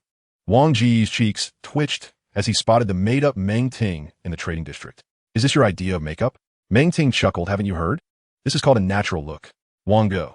As they arrived at the blacksmith shop, they spotted Zhang San lurking suspiciously at the entrance from a distance. Is that Zhang San, the one who deceives people daily? Meng Ting parted her red lips slightly. No, he has taken on an absurd profession. 0-tier scholar, 1-tier deceiver, 2-tier liar. Now, aside from tricking people, he possesses no practical skills at all. Such a worthless profession exists? Haha, you have no idea. This profession excels at manipulating emotions and fabricating believable lies. It is aligned with the mental realm. Initially, he was a renowned lawyer, eloquent and persuasive. Later, he became an infamous con artist. After a particular incident, he was confined to this area. Wang Ge shook his head slightly. Indeed, after the arrival of the Demon God game, life had taken on myriad forms. Upon seeing Meng Ting, Zhang San hurriedly scampered away. For those with faith are exceedingly difficult to deceive. Dracula observed 2 individuals, their hammers relentlessly striking down upon the 7th cabinet. Although I am unaware of how you obtained this item, it is prudent to exercise caution in its use. As for the origin of that power, it lies beyond my realm of understanding. Meng Ting jested. It seems to be quite a remarkable object. Remarkable? This item likely emerged from the Fallen Lands, a domain ravaged during the Great Assault on the Abyss, a battleground of divine and demonic warfare. At times, an object of immense power may not necessarily be a boon. Wang Ge nodded slightly and turned the key of the 7th cabinet slowly, murmuring, this is troublesome. Demon Sacrificial Staff, purple. Chapter 83. Do not speak its name. Demon Sacrificial Staff, purple. Type, item card. Required card capacity, 12. Equipment requirements, 1 intelligence 150, 2 stamina 100. Intelligence 30. Stamina 20. Demonic inheritance passive. Carrying it subjects one to the gaze of demons, inheriting their power. Description: a staff belonging to a powerful demonic subordinate, possessing the ability to summon demons. Utilizing it signifies acceptance of faith transformation. Yet it will grant you a path towards the demonic realm. Once identified, the staff seemed to emanate an omnipresent watchfulness. Goosebumps arose, cold sweat trickled down. As if the demon itself were lurking nearby, Wang Ge promptly stowed it away in his backpack, initially believing it to be a desirable treasure, only to discover its alignment towards demonic transformation. Regardless of the 0-tier profession, one could transition into a demon, and the game of demons predominantly revolves around sheer slaughter. At least in Huagua, under the dominion of the Holy Light, demons are not permitted to exist, though the Holy Light also entails a degree of faith transformation. It pales in comparison to the ideological metamorphosis that demons engender. Meng Ting, too, bore a look of astonishment, although the name of the demon remained uncertain. This was at least a pathway leading to legend. Dracula cautioned, even if you discern which demon's sacrificial staff this is, do refrain from uttering its name. You, young lady, may be fine, but should this young man become entangled with a demon, he may find no respite. Understood. Thank you for the warning, Wang Ge replied, hesitating momentarily. So, this equipment is essentially unusable. Dracula wiped his hands. Return to me in a month, and I should be able to assist you in purging and reforging its demonic power. Though the cost will be significant, under my provision of materials, at least 2 discarded orange-tier equipment. Very well. After Wang Ge and his companion departed, flames surged within Dracula's forge, and amidst the fire, a peculiar visage could be faintly discerned. Dracula remarked coolly, behave. It has been many years since the war between gods and demons, yet you still cling to existence. You are but a remnant of a bygone era. You madwoman. With a resounding strike, the flames within the forge erupted, and the sound abruptly ceased. A month should suffice, I presume. Dracula likely has already taken her share of your fortune. Why do you say that? Meng Ting stretched lazily, shedding her shoes and reclining on the sofa, for she had never been one to proactively assist others in reforging equipment. Auntie, go make dinner. Let's order takeout. No way. I want to eat Wang Ge's cooking. With her round, expressive eyes, Meng Ting glared, and in her sudden movement, the cross around her neck became dislodged. A flicker of understanding crossed Wang Ge's eyes. Indeed. Annie was a devotee of the Holy Light. He inquired, do you follow the Holy Light? Is it because you saw the cross on my chest that you asked this? Wang Ge nodded slightly. Actually, you misinterpreted it. Would you like to take a closer look? Meng Ting shifted her body, lowering her collar slightly. Wang Ge's expression darkened. Are you inviting me to gaze upon the cross? In the next moment, he found himself back in the transaction area, engaging in shallow meditation while continuing the thoughts that Meng Ting had interrupted. If the previous hypothesis were to materialize, constructing a first-tier spell foundation would require an abundance of first-tier spells. Within the water drop meditation method, an elemental trajectory, which Wang Ge would not have otherwise noticed. Flashby. Meditation method? What is that? Wang Ge sank into deep meditation.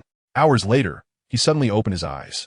Although the water drop meditation method was a zero-tier meditation, it contained a wealth of first-tier spell logic. Meditation, in essence, is the deconstruction of spell foundations. So that is how it is. A wave of enlightenment surged within him. The mysteries of first-tier spells were likely concealed within countless meditation methods. Meditation methods were the arcane foundations meticulously organized by those non-arcane mages. Since zero-tier spells were too simplistic, they did not require summarization. Thus, the zero-tier meditation corresponded directly to the first-tier spells. While first-tier spells were scarce, zero-tier meditation methods were relatively accessible. Reflecting on this, Wang Ge felt a twinge of regret for not having chosen a meditation method when given the option earlier, as those containing a greater number of first-tier spell truths would naturally be rated higher. Although the white and green ones held value, it was minimal. Wang Ge opened the Demon and God Game trading platform and posted a bounty for first-tier spell consumption cards, skill cards, and zero-tier meditation methods. Glancing at his remaining demon coins, he was grateful for that mysterious prophecy. Otherwise, even with newfound clarity, he would be in a precarious situation. Apart from the bounty, there was also a redemption option through points exchange. In the exchange shop, first-tier spell skill cards were unavailable, as they were below the 3rd game level. However, there were a full 10 types of meditation methods. It seemed there would be a need for a thorough sweep in the coming days. Chapter 84. Occupational Talent. Arcane Meditation. Different meditation methods intertwined within his mind. The meditative realm resembled a tempest of wind, forest, fire, and mountain, rivers, lakes, and seas, no longer confined to that small puddle, until a voice shattered the meditation. Comprehend arcane meditation. Wang Ge slowly opened his eyes, murmuring, Arcane meditation. Occupational talent. Arcane meditation. Passive. Each arcane has its own exclusive meditation method, and as one achieves a profound understanding of spell truths, the rating increases. To his astonishment, it was an occupational talent. Wang Ge pressed his lips together. Although this talent corresponded to the truth of magic, it required an immeasurable amount of divine and demonic coins to fully realize. After mastering this passive ability, he glanced at the 3 spells he had yet to conquer. Aside from Fusion Explosion, the proficiency of both Mental Surge and Cognitive Reinforcement had surpassed 90. Determined to capitalize on this momentum, he devoted another afternoon to training. As night fell, he finally mastered all 3 techniques completely. A subtle smile graced Wang Ge's lips. The moment he could store the essence of Mental Surge in his magical memory signified that it had transformed into an artifact capable of enhancing his intelligence by a full 50 points. Checking the time, he noted that the city competition in Zhohang was scheduled for the day after tomorrow. Meanwhile, the team from Zhohang No. 3 Middle School was undergoing selection, and Wang Ge and his companions had been tacitly permitted to participate. In their group chat, Wang Ge inquired, "Are you all prepared?" Pei Yuyao replied, "Nearly there. I have assimilated the awakening of my bloodline." Bai Rou added, "I'm almost ready too, though I haven't found a suitable mobility card. However, I did acquire a satisfactory energy shield." Mouse chimed in, "Recoil jump bomb green. I managed to create this. It should provide some self-defense capability. I also obtained the energy shield. Recoil jump bomb green. Type, consumable card. Uses, 1. Requirement, agility 30. Description, upon detonation, it generates a massive recoil force. Let's go and test our metal against the thunder elemental spirit," Wang Ge suggested. Half an hour later, the 4 gathered before the traditional ruins of the thunder elemental spirit. The familiar ritual commenced, and a blue light screen emerged as they stepped forward. The space transformed into a storm-ravaged canyon, thick with the essence of thunder. In the distance, a pale yellow humanoid elemental spirit stood atop a mountain, devoid of facial features, reminiscent of a legendary mirage beast. A bolt of lightning suddenly struck down, crackling towards Bai Rou, who narrowly evaded the attack. "This is troublesome. It's too far from us. And I can't aim my bullets properly," Bai Rou murmured. Pei Yao nodded slightly. "Indeed, it seems we cannot approach it. We are like targets in this canyon." Wang Ge replied calmly, "Prepare yourselves." In an instant, the 3 plunged into battle. Mental Surge, a colossal hand, imbued with the power to disrupt magic, descended from the heavens. grasping the thunder elemental spirit and flinging it towards the canyon below. In the next moment, the spirit flickered with arcs of lightning as the magical hand crumbled. But fortunately, it had already been cast away. Did the disruption fail? Wang Ge furrowed his brow, only to relax slightly. The disruption targeted magical energy, while the thunder elemental spirit was a pure elemental entity, requiring no magical power to construct its elemental logic. Another massive magical hand descended from above, pressing the thunder elemental spirit down into the canyon. Pei Yuyao had completed his divine transformation, charging towards the spot where the spirit was about to land. Bai Rou had already loaded her bullet, named Elemental Confinement. Meanwhile, Mouse activated his camouflage and began setting up lightning rods throughout the canyon, diverting the descending storm's fury in that very instant. Wang Ge nodded slightly. The mouse never spoke of what it could accomplish, yet it was unequivocally incapable of inaction. Seizing the final moments of fervor, Wang Ge unleashed a fierce flame shockwave. Lightning control. The once translucent form of the lightning elemental spirit solidified instantaneously, revealing a torrent of lightning elements coursing within. A colossal orb, pulsating with electric brilliance, materialized. This manifestation bore a striking resemblance to Li Shaoqing's masterful aura, as the lightning instantly immobilized the bullet and the storm hammer that had recently penetrated the sphere. Casually, a long blade, forged entirely from lightning elements, manifested in the elemental spirit's grasp. The four onlookers momentarily paused. Could this lightning elemental spirit truly engage in close combat? Electric arcs flickered along the blade as a slashing motion ensued. Lightning slash. A tremendous arc of lightning swept across the canyon. Trouble, Wang Ge muttered under his breath. Erecting an ice wall, each of the four countered this assault in their own manner. Meanwhile, the lightning elemental spirit, propelled by the expanding electric light, advanced towards its nearest target, Pei Yuyao. The blade swung down at a bisecting angle, but a massive earthen shield rose to intercept. A prime opportunity. Pei Yuyao raised his dwarven hammer, launching another storm hammer down. At level 17, Pei Yuyao believed there was no rationale for failure. However, the immense resistance and electric current from lightning control left his hands tingling. Gritting his teeth, Pei Yuyao resolved not to squander this hard-earned chance. With a resounding roar, he pressed forth despite the electric currents coursing over his body, channeling all his strength. Storm Hammer, success. Chapter 85, Phase 2, Lightning Elemental Spirit. A golden opportunity. Bai Rou swiftly loaded a single bullet, preparing to unleash her power. In an instant, Wang Ge released all 10 flame shockwaves from his magical memory. The mouse's mechanical summon emerged abruptly, attaching countless blinking red bombs onto the lightning elemental spirit. Boom! Boom! Boom! A myriad of attacks descended simultaneously. Finally, Bai Rou's bullet reached its destination. Stunned bullet. Success. Wang Ge employed his mage's hand to assist Pei Yuyao's retreat, as a spell-enhanced ice arrow was already in flight. At a critical juncture, the lightning elemental spirit raised its hand slightly, blocking this assault with its blade. It was forced back several dozen meters. It should be noted that this spell required most of Li Shaoqing's strength, who was at the mid-level of the second tier. Behind the lightning elemental spirit, an innumerable array of bombs lay in wait. Type 2 stun landmine. Under the powerful control chain, the second ice arrow shattered the lightning elemental spirit's defense, piercing into its very form. Was it dead? The onlookers narrowed their eyes, gazing towards the location of the lightning elemental spirit. However, as the dust settled, a faceless figure clad in armor forged from condensed lightning appeared before the four. Wang Ge instantly felt an overwhelming sense of challenge. How could a player with 3 games under their belt overcome this? The elongated sword wielded by the lightning elemental spirit became increasingly slender, adorned with faint yellow inscriptions. With both hands gripping the hilt, it plunged the blade fiercely into the ground. In an instant, the entire canyon seemed to transform into its domain.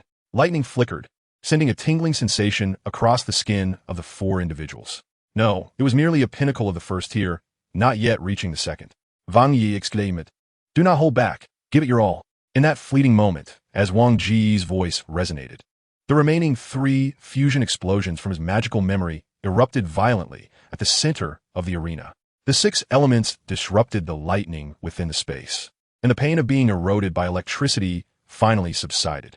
The yellow glow emanating from the lightning elemental spirit dimmed slightly, yet it continued to rise slowly, slicing through the incoming bullets with a bolt of lightning that fell away entirely.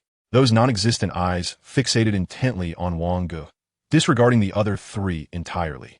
In the next moment, it charged directly towards Wang Ge, dragging its sword along, propelled by the lightning beneath its feet. The blade, cleaving through the air with an unstoppable momentum. Bai and the others widened their eyes in astonishment. After deep contemplation, they realized they had no means to assist Wang Ge. An ice bow materialized in Wang Ge's hands, and he retrieved a demon-breaking arrow from his quiver. The frost arrow beginning to coalesce. Gulps echoed as Pei Yuyao swallowed hard. Was he truly opting for a desperate gamble? Go! Bai cried out. Wang Ge's gaze was piercing. Even without eyes, the lightning elemental spirit seemed to convey a sense of mutual awareness. Fleeing was the most impractical thought at that moment. This lightning elemental spirit was evidently well-rounded. As a mere mage, relying solely on the wood substitute technique, Wang Ge stood no chance of survival. The sword arced through the air, thunder roaring, intent on obliterating Wang Ge beneath its radiant fury. Active moment. As a gentle glow emanated from the ring on his left hand, time froze instantaneously. Wang Ge sensed the incomprehensible emotions of the lightning elemental spirit. So close now. He finally felt the most crucial core nestled within the spirit's left abdomen.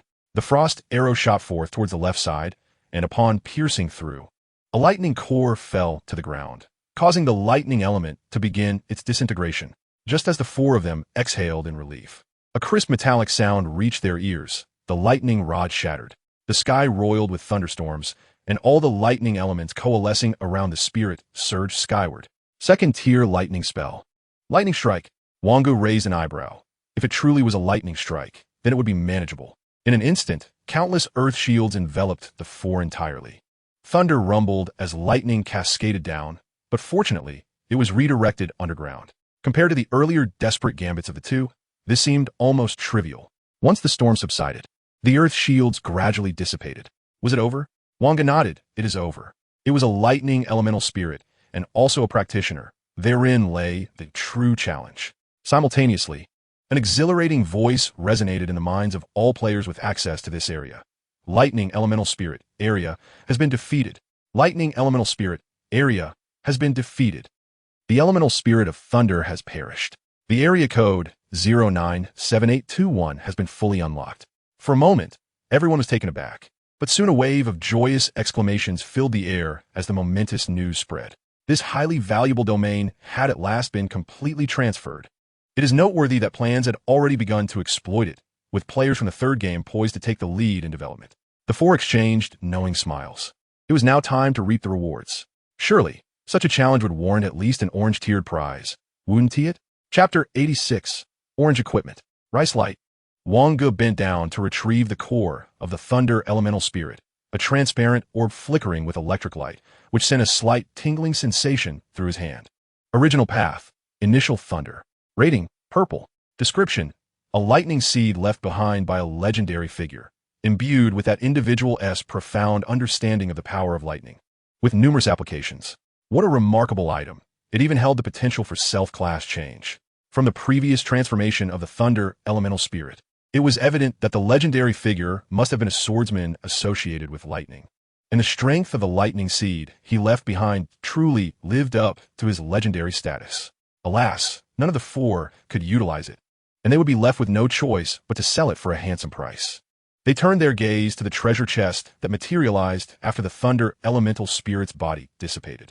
It was time for the most exhilarating moment. Wang Ge stepped forward slowly. Although the original path, initial thunder, was an excellent reward, it did not fall under the category of area rewards. Acquired 2,000 demon and god points. Acquired 10,000 demon and god coins. Acquired 1 Holy Spirit fruit. Acquired 1 Heavenly Origin Thunder fruit.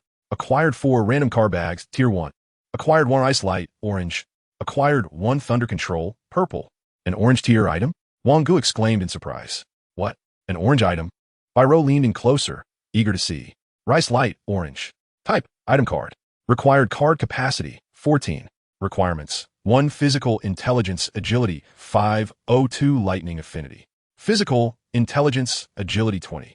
Lightning Skill Cooldown, 20. Lightning Skill Strength, 20. Active Lightning Release. Releases the lightning energy from the weapon. Any attack carries lightning spikes, lasting for 5 minutes. Cooldown period of 30 minutes. Passive Lightning Warrior exclusive. Tier 1 class as Lightning Warrior, physical, intelligence, agility 15.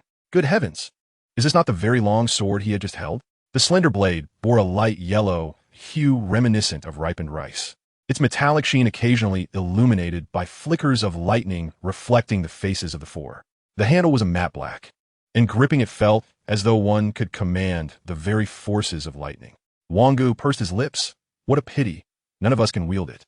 Even if there were a first transformation Lightning Warrior among us, all their attributes would need to exceed 50, which seems impossible. My total attributes don't even surpass 200, not to mention the necessity of evenly distributing them. Pei Yuyao smacked his lips, acknowledging the value of the item, yet lamenting its inaccessibility. Bai Rou and the mouse felt the same way. However, it appears that the Thunder Warrior is not an exceedingly rare profession. Depending on the circumstances, we may consider selling it, as it serves no purpose for us. Celestial Thunder Fruit. Rating: Purple. Description: enhances affinity for the thunder element by 2, maximum 35. Brother, this item is likely only useful for you. Wang Ge shook his head slightly. With the elemental body in place, his affinity for all 6 elements exceeded 35, rendering this item unnecessary. He then turned his attention to Thunder Control. Purple. Thunder Control. Purple. Type: Skill card. Rank: Level 1. Required card capacity: 3. Requirements: 1 Thunder Element Affinity, 2 Intelligence, 60. Effect: grants the ability to subtly control the Thunder Element, enabling transformations into weapons, armor, and accelerating the release of Thunder spells. Among other benefits, this item, however, could indeed be of use. No, wait, it's likely that the outside has been blocked off. This area has already been opened. Wang Ge shook his head slightly. There's no need. Even if the area is opened, few can enter. It's probably just a congratulatory gesture and a signing of the resource-sharing contract. Who will go first? The 4 of them exchanged glances. I'll go first. The mouse decisively tore open the card pouch. A flash of green light flickered. Flame voltage green. Type: Skill card. Rank: Level 1. Required card capacity: 1. Requirements: Level 10 profession as a gunslinger, 2 agility, 20. Effect: any explosion infused with a fire attribute explosion, with damage determined by intelligence and agility. Is this a passive skill card? Quite impressive, despite its green classification. Bai Rou also followed suit and tore open the card pouch upon the emergence of white light. She lost all desire to see what the card was. However, a glance revealed it to be a useful item. Type 1 memory component, white. Type: Consumable card. Usage count: 1. Requirements: none. Description: a widely used component. Wang Ge and Pei Yuyao exchanged glances, and Pei Yuyao said, "You go ahead, cushion me a bit." Wang Ge rolled his eyes and decisively tore open the card pouch, a flash of blue light illuminating the space. Jack's Arrival blue. Type: Consumable card. Usage count: 1. Requirements: Level 10 profession as a mage, 2 intelligence, 120, 3 fire element affinity. Description: a second-tier fire spell, Jack's Arrival. Wang Ge pressed his lips together. It was something he would not need for the time being. Pei Yuyao, at last it's my turn. Let me open it. With a vigorous tearing sound, he opened the card pouch. A burst of white light shone forth. New type toilet brush, white. Type: Item card. Required card capacity: 0. Requirements: none. Strength: 1. Description: an exceptionally useful toilet brush. Pei Yuyao. Chapter 87. Witness what it means to awaken one's consciousness. As the 4 stepped out of the portal, they found themselves surrounded by a throng of onlookers eager for gossip, creating an impenetrable crowd. Except for the privileged Li Shaoqing, everyone else was a member of the card bureau. There were no congratulations, only a fervent, seemingly unending applause, deafening in its intensity. As the emotion known as joy spread like wildfire, Wang Ge immediately spotted Lu Zhengru, the 3rd in command of the Bureau of Forbidden Cards, standing at the forefront. The sole designated spokesperson for the Bureau. Lu Zhengru approached briskly, extending his right hand to shake hands with the 4 individuals, and spoke in a benevolent tone. Your efforts in this handover region have truly been commendable. Just as Wang Ge was about to respond, Li Shaoqing shot a warning glance at the 4, mouthing the words, "Behave yourselves." The 3 exchanged knowing looks with Li Shaoqing, affirming their dedication to serving the people in unison. Such high ideals among these youngsters? Li Shaoqing sighed, realizing it was not a matter of lofty principles. Your service to the people will not go unrewarded. The 12 profit-sharing agreement is entirely legitimate, and the resources in this region are exceptionally abundant. Once developed, it is estimated to yield around 200,000 demon points. Wang Ge nodded slightly. Isn't this a legally mandated obligation? And what about the rewards? Lu Jingru paused, taken aback by the child's clever wordplay. Although there had been no precedence, he promised the four that they could each select a custom card of the first tier. Anything they desired, unless it was something even the Bureau could not procure.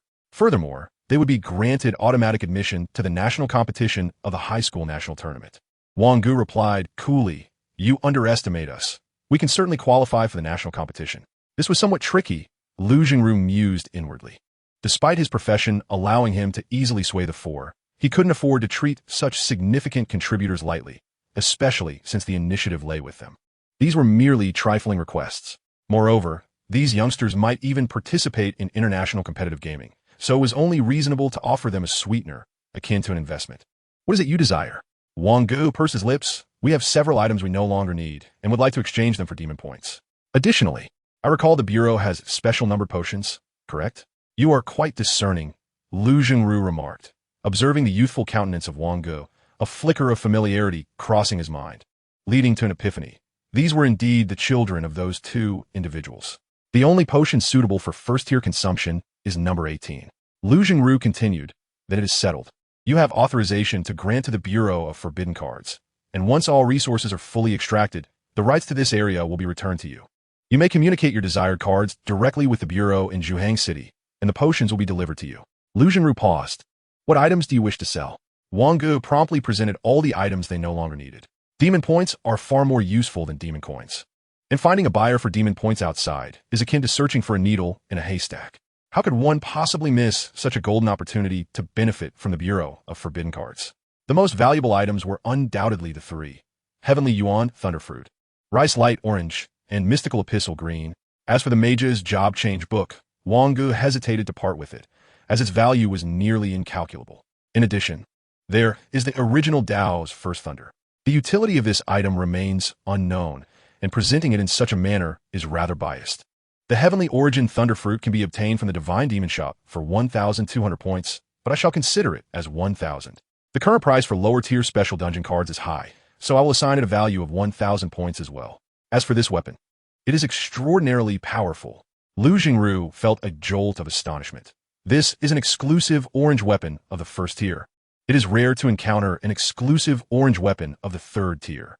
If there truly exists a Thunder Warrior with attributes reaching 50 in a third game, equipping this weapon would instantly augment their attributes by 140 points.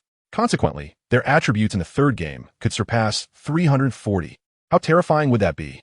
This is practically a strategic asset in the realm of competitive gaming. Li Shaoqing also glanced at the equipment's attributes and inquired, "Is this item dropped by the Thunder Elemental Spirit?" Indeed, one can discern its might merely from the items it has produced. Li Shaoqing licked her lips. These four little creatures managed to defeat such a formidable foe. Lu Jingru's expression turned grave. He must acquire this item and locate a Thunder Warrior who meets the requirements. Even if it necessitates exhausting all available resources, achieving attributes of 50 is imperative. "Feel free to make your bids," he stated. Wang Ge hesitated for a moment and then proposed 30,000 points. Li Shaoqing's eyes widened in disbelief. How audacious of young Wang Ge to set such a price.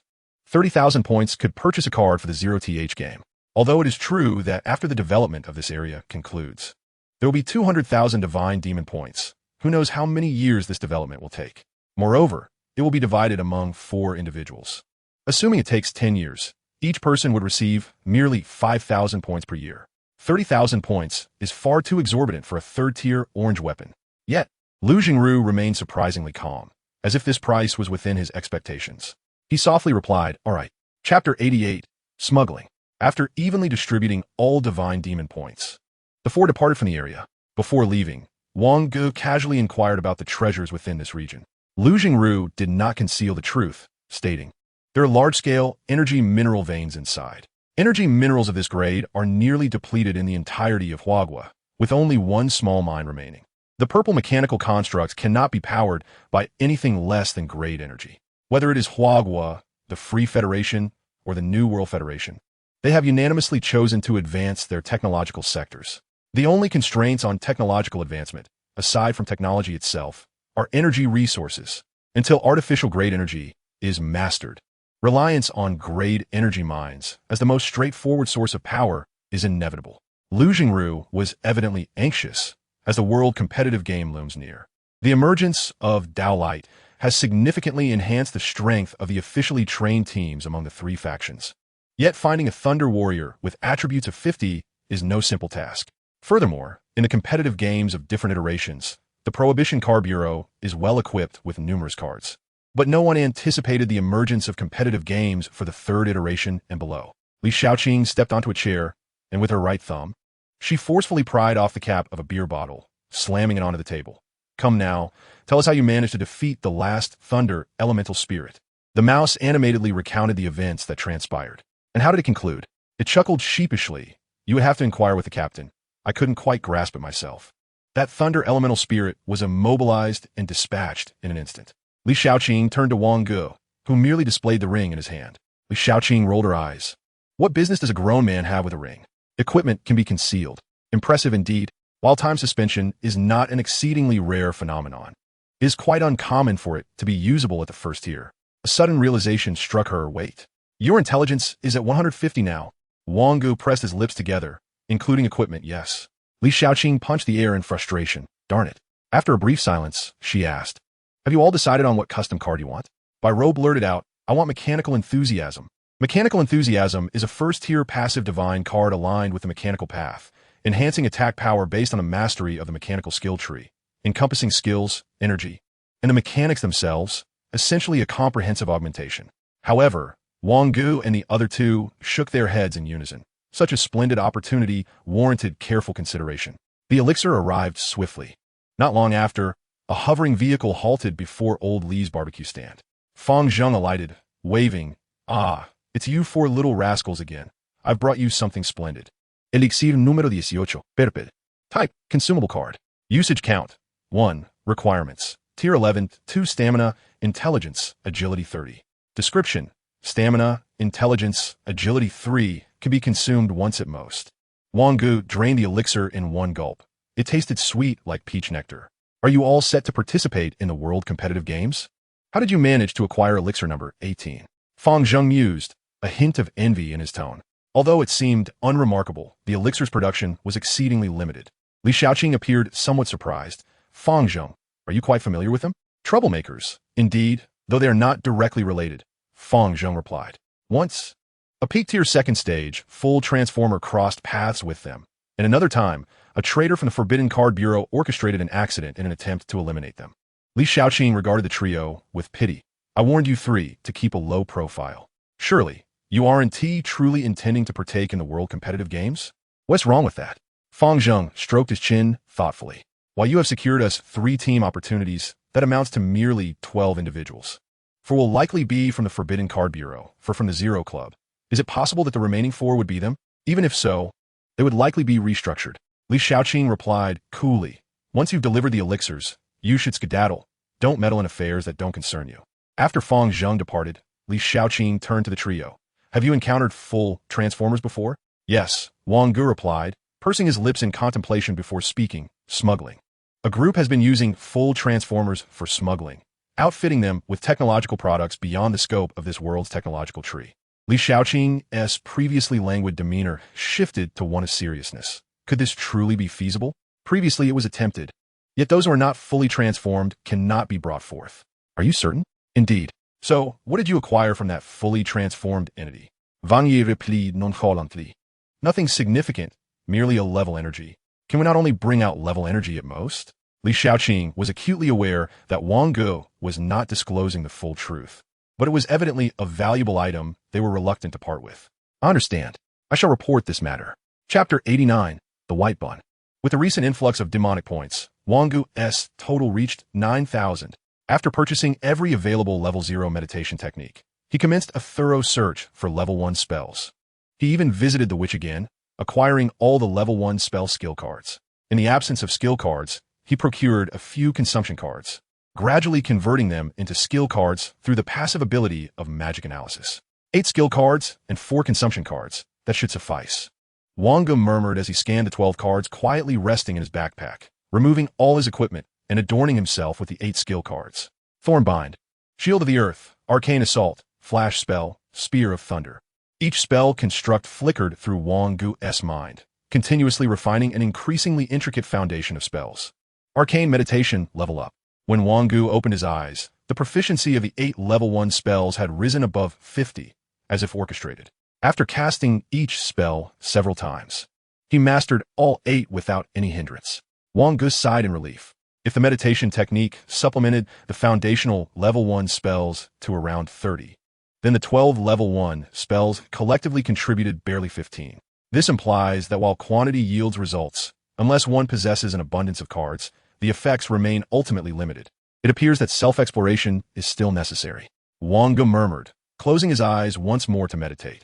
Meng Ting lay on the sofa chatting, already informed of Wang Ge and his companions being the last to clear the final challenge. Truly, Wang Ge is worthy of being my little uncle. He deserves a grand reward tonight. Meng Ting enthusiastically shopped online, spending hundreds on ingredients, intending to showcase her culinary skills this evening.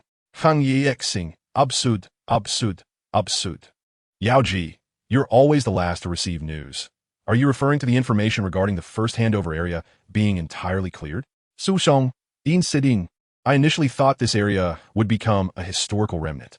Yao Ji, just as it was refreshing, the team from the Restricted Card Bureau entered, and moments later, they emerged in disarray. Had they been any later, all 4 of them might have perished inside. That is the truly terrifying aspect. Even the main team of the Restricted Card Bureau could not pass through. Meng Ting licked her lips, relishing such tales. Praise me. Lavish me with compliments. My Wang Ge is the best. Su Moran.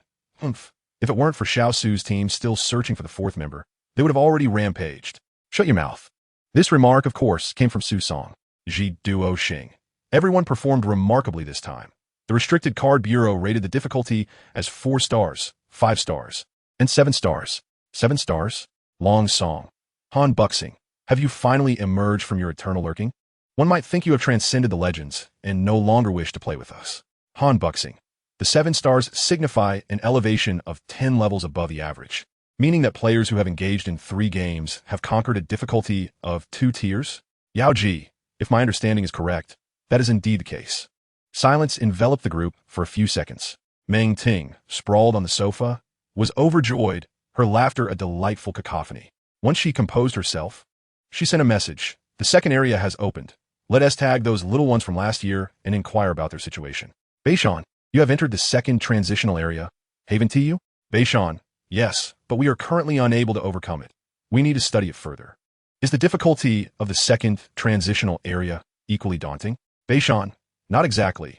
One is a newly transitioned Tier 2 horror, and the other 2 are a pair of newly transitioned Tier 2 practitioners. Meng Ting licked her lips, her delicate feet playfully swaying. Upon hearing the commotion from Wang Ge's bedroom, she perked up her ears and exclaimed in a bright voice, Wang Ge, hee. Tonight Annie will prepare a grand feast for you. You a feast? Wang Ge, pushing open the door, smiled coldly. I would rather have steamed buns. Meng Ting's face flushed a lovely crimson. She licked her tempting red lips and lowered her gaze to her chest. Auntie's Wang Ge has finally come to his senses. Truly worthy of Auntie's buns. Wang Ge's expression darkened instantly. Enough. Wang Ge took a moment to steady his emotions. There are too many items available for exchange with demonic points. Do you have any recommendations? As a Tier 1 mage, your options are quite limited, but there is one item in the demonic store that every mage seeks to acquire. What is it? Elemental Sprite. Wang Ge paused. Is it like the Thunder Elemental Sprite? No. Meng Ting clarified. The Elemental Sprite is a being that attaches itself to magical seeds, accelerating their growth. And their maturation also enhances spells. However, what? Meng Ting adopted a more serious tone. This item must be obtained through a lottery. It cannot be purchased directly. And it costs 2,000 demonic points per attempt, making it an insatiable abyss for mages.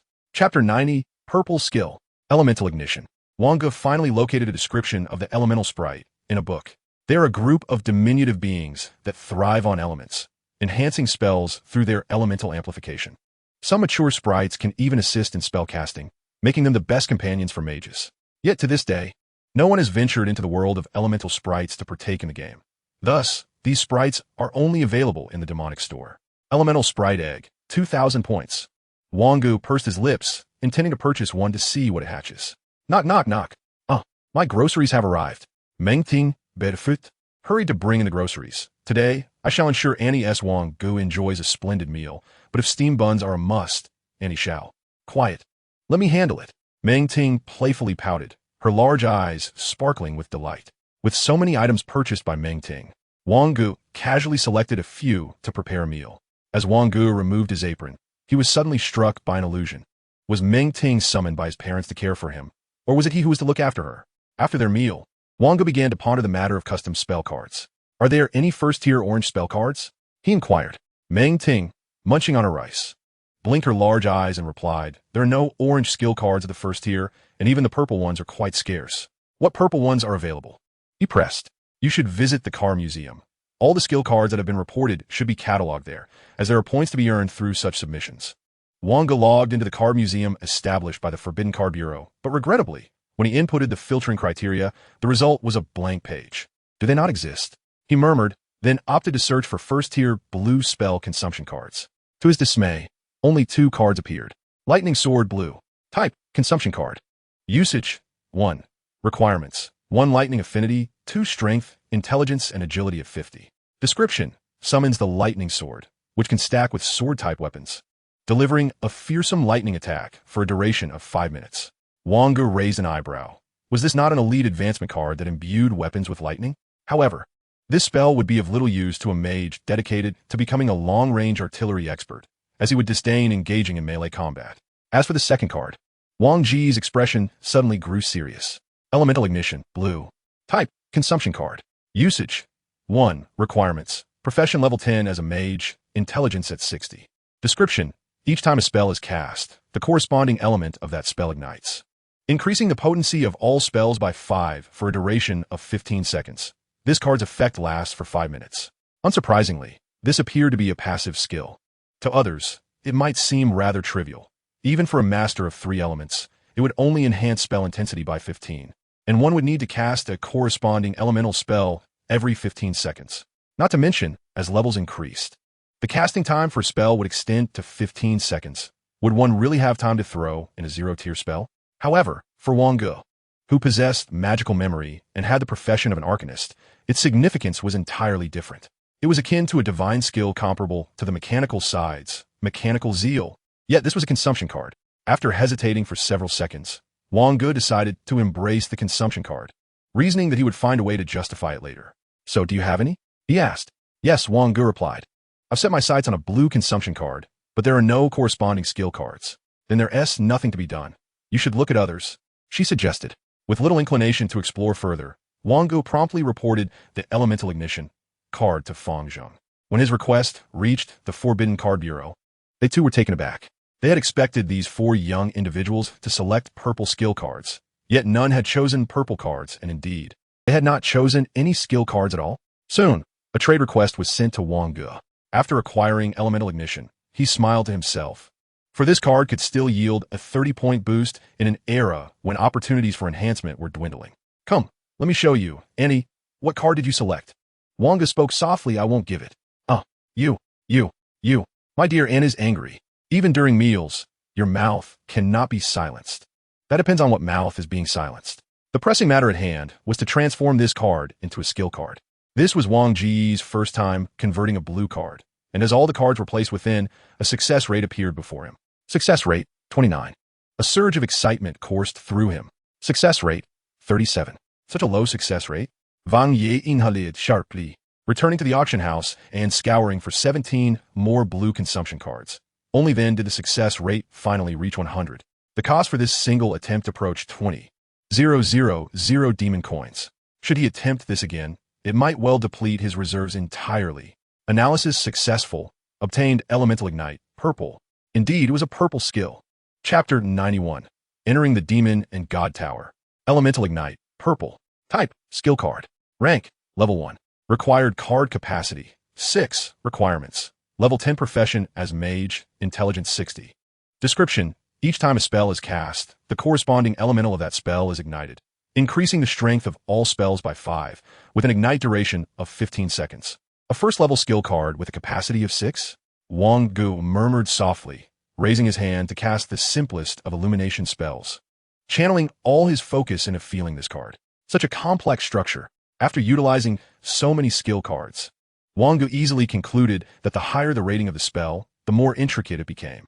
Elemental Ignite Mastery, 3,965. The road ahead is long and arduous. Wang Ge sighed softly. Switching to other skill cards, based on the foundational spells he had constructed, none fell below a mastery of 50. Suddenly, a message transmitted from the chip. Su Jian Sheng. Tomorrow, the 4 schools will hold the city competition in Zhouhang City, at the first arena, at 8:30 in the morning. Don't be late. Wang Ge, have you ever seen a model youth arrive late? At last, the city competition was upon them. Given the clashes in the region, it was clear that apart from the 4 of them, no other talent had emerged in Zhouhang City this year. Only a provincial competition would spark any interest. Wang Ge glanced at his panel. His base intelligence had evidently risen to 140 after consuming potion number 18. To consume the fruit of the arcane tree before the national competition, he still needed an additional 60 points of intelligence without utilizing free attribute points. Yao Mouse. Shall we head to the Demon and God Tower? Hey Yao, let us go. My progress is limited. I'll first conquer this level of the tower. Byro, I'll attempt the 6th floor. The 4 reunited once more beneath the Demon and God Tower. The tower was evidently much livelier than before, with the national. No, rather the world competitive gaming event approaching. Practically all players from the 3rd game aim to breach the 3rd level. Goodness, this is outrageous. Are they not allowing us to pass? Indeed, 3 Iron Giants. I can't even break through their defense. With only 60 minutes to challenge. I lack the ability to make them budge. What a game. Of course, there were also some who spoke in an incomprehensible dialect of the Federation. The Federation is a collection of numerous nations, and, as such, the dialects within the Federation are manifold. Wang Ge glanced at Bai Rou, noting the evident challenge ahead. Bai Rou casually twirled the silver revolver with her right index finger and remarked, "It was somewhat lacking before. But now I believe there's no need to be passive any longer. Enough talk, let's proceed inside." As Wang Ge stepped through the grand entrance of the Tower of Gods and Demons, he found himself transported to a vast desert. The blazing sun hung high in the sky, and a storm of yellow sand swirled around him. 10 soldiers, armed with long spears and clad in sand-colored garb, charged toward him. Wang Ge furrowed his brow. Were these not the sand soldiers from the assassin Mage's legacy dungeon? He unleashed a chain of lightning imbued with the power to dispel magic, and after a few deft leaps, all the sand soldiers were instantaneously obliterated. Observing the congratulatory message for clearing the stage, he mused to himself that these sand soldiers possessed limited magical energy, unlike those within the assassin Mage's legacy, which drew upon the infinite power of the Eternal Tower. The second challenge presented itself in the form of 3 level 10 Ironback Eagles. Drawing his Ice Spirit Bow, he bit the bowstring and unleashed arrows at the colossal birds. Upon entering the next portal, he was met with 3 level 10 Lord-class Iron Giants, clad in complete black armor and wielding enormous shields, strategically positioned in 3 corners to form a defensive formation. A glimmer of understanding crossed Wang Ge's eyes. Defeating one would render the others vulnerable. With 3 layers of fiery impact combined, a searing flame erupted beneath one of the Iron Giants, soaring skyward in an instant. Under the extreme heat, the iron armor began to melt away, and their souls gradually dissipated. A swift victory. Once the formation was breached, the remaining 2 Iron Giants fell like paper. Upon arriving at the 4th level, 3 Gambler Leopards swiftly unleashed massive blades of wind, offering no respite. A smirk tugged at the corner of Wang Ge's mouth. It seemed he was merely facing off against some old adversaries. An ice wall effortlessly blocked the sole attack of the 3 Gambler Leopards, allowing him to advance without difficulty. The 5th level unveiled 5 mid-tier water elementals. The moment they caught sight of Wang Ge, they unleashed 5 water-based spells in unison. Elemental summons and sand soldiers shared a commonality. Yet there was a certain intrigue about them. Acquiring an elemental summoning skill card could prove delightful. Channeling the hand of a dispelling mage, he struck each water elemental, dispersing them with ease. To his surprise, it was rather effortless. Silently commending himself, he stepped into the portal for the 6th level. However, when 3 figures resembling petrified wooden dolls materialized before him, Wang Ge's expression grew grave. 3 advanced, even peak, first-tier practitioners. The difficulty of each level in the Tower of Gods and Demons was akin, though similarity in difficulty merely indicated a correspondence in levels, which could vary in terms of trouble. For instance, even the mightiest of summoned spells would crumble before the force of dispelling magic. In an instant, the eyes of the 3 figures sparkled with life, as if Wang Ge's entrance had bestowed upon them vitality. An assassin mage, a silent warlock, and an Iron Guardian, each designated for assassination, control, and defense, respectively. Suddenly, the scene became increasingly complex. Wang Ge immediately set his sights on the silent sorcerer. As a mage's powerful troops unleashed the frost arrow with sudden swiftness, the Iron Guardian dashed forward, positioning itself in front of the silent sorcerer, raising its grand shield aloft. Meanwhile, the silent sorcerer had completed his incantation. Silence judgment successful. Wang Ge's expression remained serene. With the judgment passed, there was little to concern himself with. Seizing the moment while the Iron Guardian and the silent sorcerer were in close proximity, he felt a surge of energy. Fusion explosion. In an instant, 6 elements ignited simultaneously. Boom! An immense elemental explosion erupted at the heart of the battlefield. 2 frost arrows followed closely, delivering a swift and lethal strike.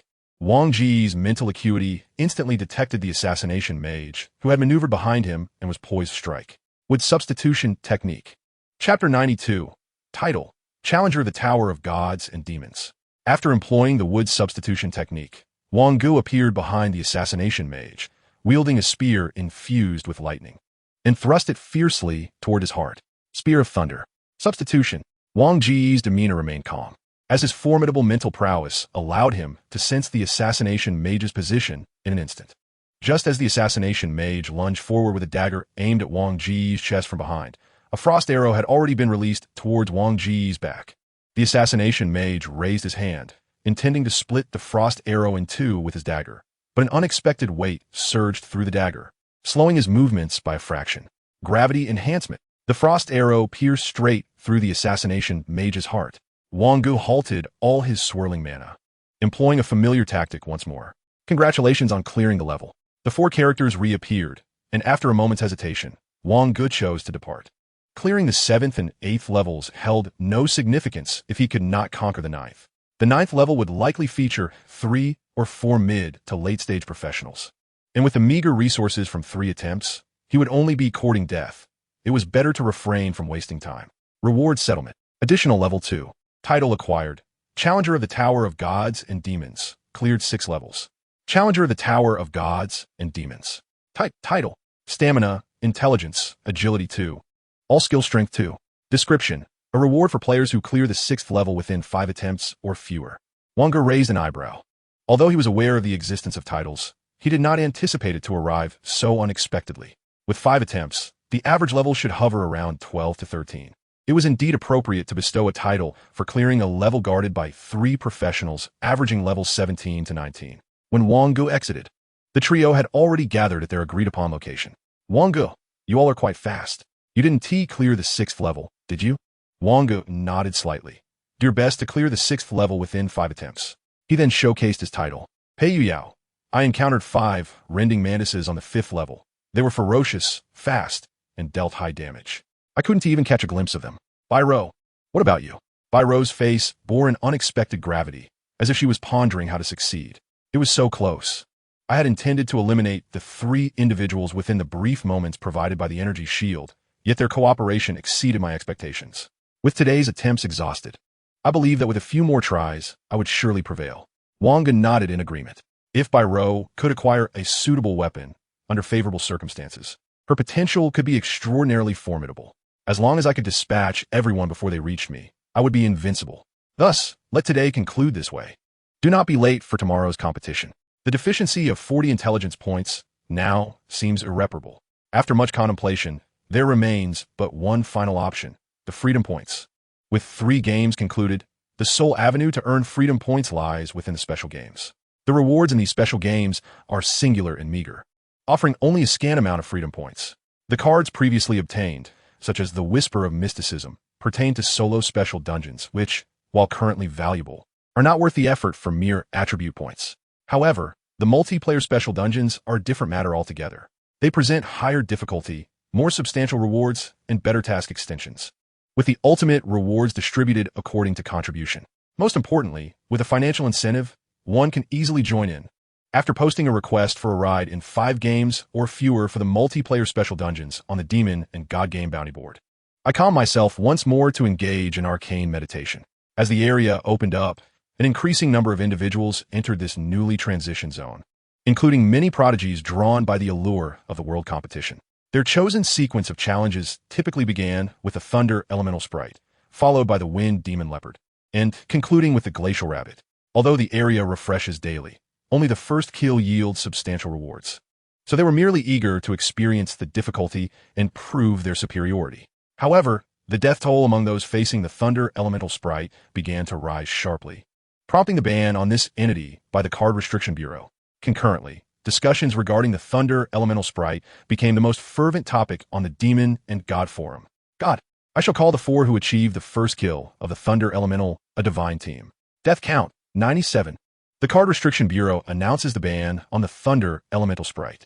Entry restricted for games below 5 attempts. Elemental Sprite Egg is about to hatch. Wang Ge instantly opened his eyes, gazing at the Elemental Sprite Egg that was swaying beside the magical seed. Elemental Sprite Egg has successfully hatched. Wang Ge felt the emergence of a winged Elemental Sprite beside his magical seed. It was entirely white, adorned with blue star-like speckles on its wings. Elementas Dai Zunlan. Rating green.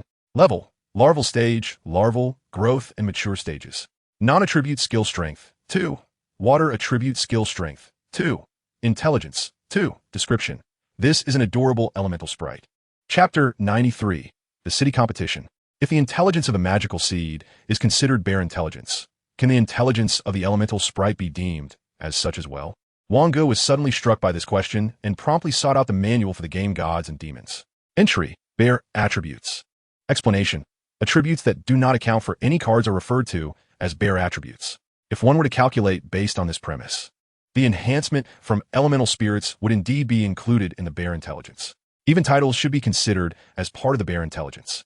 Consequently, this would result in a bare intelligence of 164, further narrowing the gap in attributes. Coupled with meditation and the subsequent growth of magical seeds, it is likely that the disparity in intelligence is far less significant than initially perceived. Wang Ge hesitated for a few seconds. Indeed, the elemental spirit was somewhat disappointing. Newly hatched elemental spirits would contend with existing ones, and should Wang Ge opt for the new elemental spirit, the former would be consumed. Reflecting on this seemed rather ruthless, didn't it? Wang Ge muttered to himself, steeling his resolve to purchase 3 more elemental spirit eggs with the remaining points from the game. The following morning, the 4 of them inadvertently converged at the first arena of Zhohang City. The arena was already filled to capacity with eager spectators, buzzing with excitement. Have you heard? The national competition features a large-scale dungeon card. Is that really true? I recall that only the previous world competition utilized such a dungeon. Of course it's true. Would I deceive you? His voice suddenly dropped. My uncle is an insider, you see? The audience was abuzz, each person ready with snacks and drinks, anticipating the spectacle. Su Jianxing spotted the 4 and hurried over to greet them. Ah, you little ancestors have finally arrived. If I didn't know better, do you think you'd forfeited? Wang Ge pointed at the clock that had just passed the designated time. Not a second late. How could you assume we forfeited? Su Jiansheng scratched his bald head. Unable to counter. No more talk. Each school has 8 teams this time, and the entire first arena has been set aside for you. You're in venue 12. We didn't participate in the school selection. Is that a problem? Su Jiansheng's expression darkened. Forget about you 4. Just based on the names of the 3 of you, who in the entire school would dare to dissent? Are you not aware of your own renown? Your names carry more weight than that of the dean. Upon entering venue 12, 4 individuals were already waiting inside. I believe I've seen you before. Wang Ge remarked casually. The opposing 4 darkened in countenance. Of course they had seen them before. After all, their legs had been broken by them. As the match commenced, Biro loaded 4 bullets into the silver revolver. Bang, bang, bang, bang. Following the straightforward series of gunshots, the protective shields of the 4 opponents were all activated. Wang Ge exclaimed, that shield was quite formidable. Did your talent manifest? Yes, they were just unlucky. Even the weakest bullet was compressed 5 times.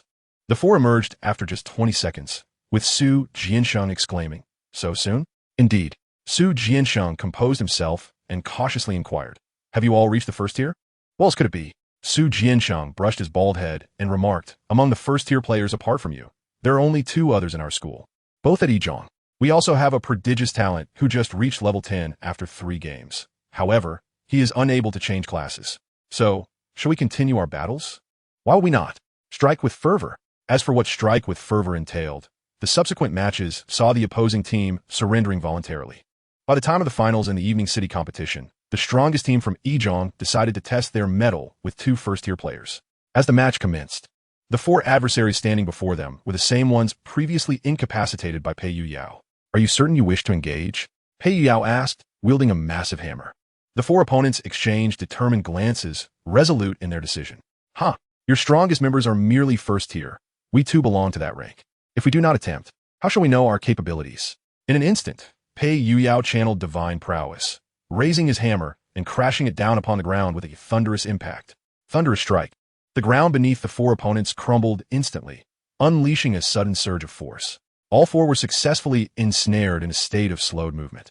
With the hammer in hand, Pei Yuyao charged forward, while Wang Ge opportunely cast an electrifying enhancement. One blow dispatched each opponent with ease. The two first-tier shields crumbled as effortlessly as tissue paper. The match concluded swiftly, and most students in the stands were still clutching their second chip, pondering the incongruity of their snack choices amidst the plethora of discarded treats around them. I invested so much thought into selecting snacks, and this is what I am presented with. Only the students from Zhuhang's third middle school had anticipated the outcome, having brought nothing more than a bottle of water. Yu Yao, since your second bloodline awakening, your attributes have surged tremendously. Indeed, except for agility, my other three attributes are around 22, nearing 23. Including equipment, they exceed 50. Pei Yuyao confirmed. Wang Ge nodded slightly, realizing that with an attribute coefficient of 22, Pei Yuyao's level must be around 13, resulting in an attribute bonus of approximately 29. Considering his inherent attributes and the potions consumed, surpassing 50 was effortless. Biro commented, the advantage of bloodline practitioners is their rapid early-stage growth and high attributes. However, the potency of the bloodline must be monitored if it reaches its peak. Further awakenings become impossible. Pei Yuyao shrugged. Indeed, it is quite troublesome. The four of them naturally became the sole representative team from Zhuhang City, set to compete against the remaining 61 teams from the other 39 cities in Jiangsu and Zhejiang provinces, alongside 2 teams from the Jiangsu and Zhejiang Bureau of Card Restrictions, from which 8 individuals would be selected to form 2 teams for the national competition. Chapter 94, Special Multiplayer Dungeon. The provincial competition will take place at the Metropolitan Arena in Jiangsu and Zhejiang provinces, and the personnel from the Zhuhang City Bureau of Card Restrictions will escort you there. Su Jiansheng sighed, strive for excellence. Our Zhuhang Third Middle School shall be the premier high school in Jiangsu and Zhejiang, and I, Su Jiansheng, shall become the vice principal of Zhuhang Third Middle School. When your children wish to attend high school, feel free to approach me for favors. The four responded. Isn't high school compulsory education now? Seeking favors would only lead to Yizhong. Why come to Sanzhong? Pei Yuyao Mouse, have you finalized your custom cards? Pei Yuyao nodded affirmatively. Yes, I have selected a dwarven skill, 10 Forbidden Hammer Technique. I have chosen the same card as the Grand Sister, Mechanical Enthusiasm. It is merely a matter of selection. Wang Ge glanced at the bounty notice and noticed several messages had already come in. Though aside from 2 multiplayer special dungeons from the third game, the others were merely inquiries about strength. With the availability of the special dungeons from the third game, it would be unwise to opt for those with more game rounds, as that would only invite trouble. Songjiang, Green Tribe of the Eastern Jungle. Green Tribe of the Eastern Jungle. Type, Consumption Card. Usage, 1. Requirements. 1 player, Songjiang, must bind to 2 or fewer games, and 3 players must enter. Effect, unlocks a multiplayer special dungeon. Welfare Sister, Northern Barbarians Descend. Northern Barbarians Descend Green. Type, Consumption Card. Usage, 1. Requirements. 1 player, Welfare Sister, must bind to 2 or fewer games, and 3 players must enter. Effect, unlocks a multiplayer special dungeon. You haven't exhausted your opportunity for a special dungeon yet, have you, Yuyao? Pei Yuyao shook his head. No, mainly because special dungeon cards are currently too expensive, and I don't have suitable ones at hand. Shall we embark on a multiplayer special dungeon together? That sounds good. A special dungeon can only be attempted once every 3 months. I was worried I might waste this first 3 months. Welfare Sister, brother, I have 2 people on my side as well, but only 1 slot remains, 1,000 demon coins. Guaranteed to pass. Songjiang, that's fine. I happen to have 2 people here as well, 1,000 demon coins per person, guaranteed to pass. Wang Ge lamented inwardly. It wasn't that he had any qualms about Welfare Sister, but rather he simply wished to experience the dungeon of Northern Barbarians Descend. However, with 2 people already, he had no choice but to select another. Wang Ge sent both of their demon coins to Songjiang, while simultaneously trading 2,000 demon coins to him. When do we start? Right now, just a moment. Wang Ge shrugged, certainly not believing the other party would resort to any tricks. Such behavior would warrant a direct report to the Ban Card Bureau, which would suffice as a fitting punishment. In just a few minutes, Wang Ge and Pei Yuyao were transported into the demon space. They naturally encountered a figure barely over 1.60 meters, clad in soft armor, Song Jiang, and a woman slightly taller than him. Allow me to introduce Song Jiang. This is my cousin, Song Ling Wang Ge. Hey, you Yao. Song Jiang laughed. Rest assured, as long as you do not act foolishly, we will certainly guide you too through the challenges. Wang Ge and Pei Yu Yao exchanged glances. Having already provided the demon coins, how could they expect you to lead them to victory? Your willingness to allow us to partake in the dungeon is already a tremendous favor. We certainly cannot repay kindness with malice. Wang Ge could discern that Song Jiang was still at 0 rank, likely hoping to utilize this special dungeon for a class change, while Song Ling's intellect was notably impressive, suggesting she was on the path to a scholar's first class change. Green Tribe of the Eastern Jungle. Difficulty, 3rd special game. The frog, accustomed to ruling from the bottom of the well, has gained the ability to leap out, believing that a larger and better world awaits its dominion. As the ambitions of a particular tribe began to swell within the confines of the limited jungle, the clash of totems commenced. Song Jiang, having established a fleeting connection with the princess of the Shalu tribe, brought along his companions to assist her people. Main quest: aid the Shalu tribe in withstanding the onslaught for 7 days. Core members must not perish. Game duration, 7 days. The time allocated for special instances has always been exceedingly brief, and with only a singular main quest at hand. The pursuit of additional freedom points necessitates the uncovering of hidden tasks. Wang Ge smirked, noting that this fellow was cut from the same cloth as Pei Yu Yao. However, it seemed that Pei Yu Yao had not entangled himself in any significant troubles thereafter. Leaning closer to Wang Ge, Pei Yu Yao whispered, I too possess a multiplayer special game, but I must complete 7 rounds before we can embark together. Suddenly, darkness enveloped them, and the 4 found themselves in a tropical rainforest where the stifling, humid air rushed to greet them. Oh darling, my darling, you have finally arrived. A slender woman, clad in garments woven from simple plant fibers, dashed forward to embrace Song Jiang, her tongue resembling a snake's flickering toward his lips. Her body bore numerous visible scales of venomous snakes, particularly her legs, which appeared strangely fused at the thighs, allowing only her calves to move. Her light brown pupils were minuscule, contracting and expanding rhythmically. Pei Yu Yao remarked quietly, this lad certainly has a unique taste. Perhaps he is the reincarnation of Su Xian. Wang Ge responded softly, unable to speak. Song Jiang cast a mournful glance toward the two. Chapter 95, The Serpent God Apophis. In the heart of the tribe stood a black and gold totem, crowned with a colossal serpent's head, its base adorned with intricate engravings. A peculiar power emanated from the totem, causing Wang Ge to feel a prickling sensation in his mental faculties. Scattered throughout the tribe were bamboo slips inscribed with writings, as if chronicling significant events. The possession of a communicative language and script signifies the dawn of civilization. They can no longer be deemed mere savages. Wang Ge cautioned, this jungle is extraordinary. We must tread carefully.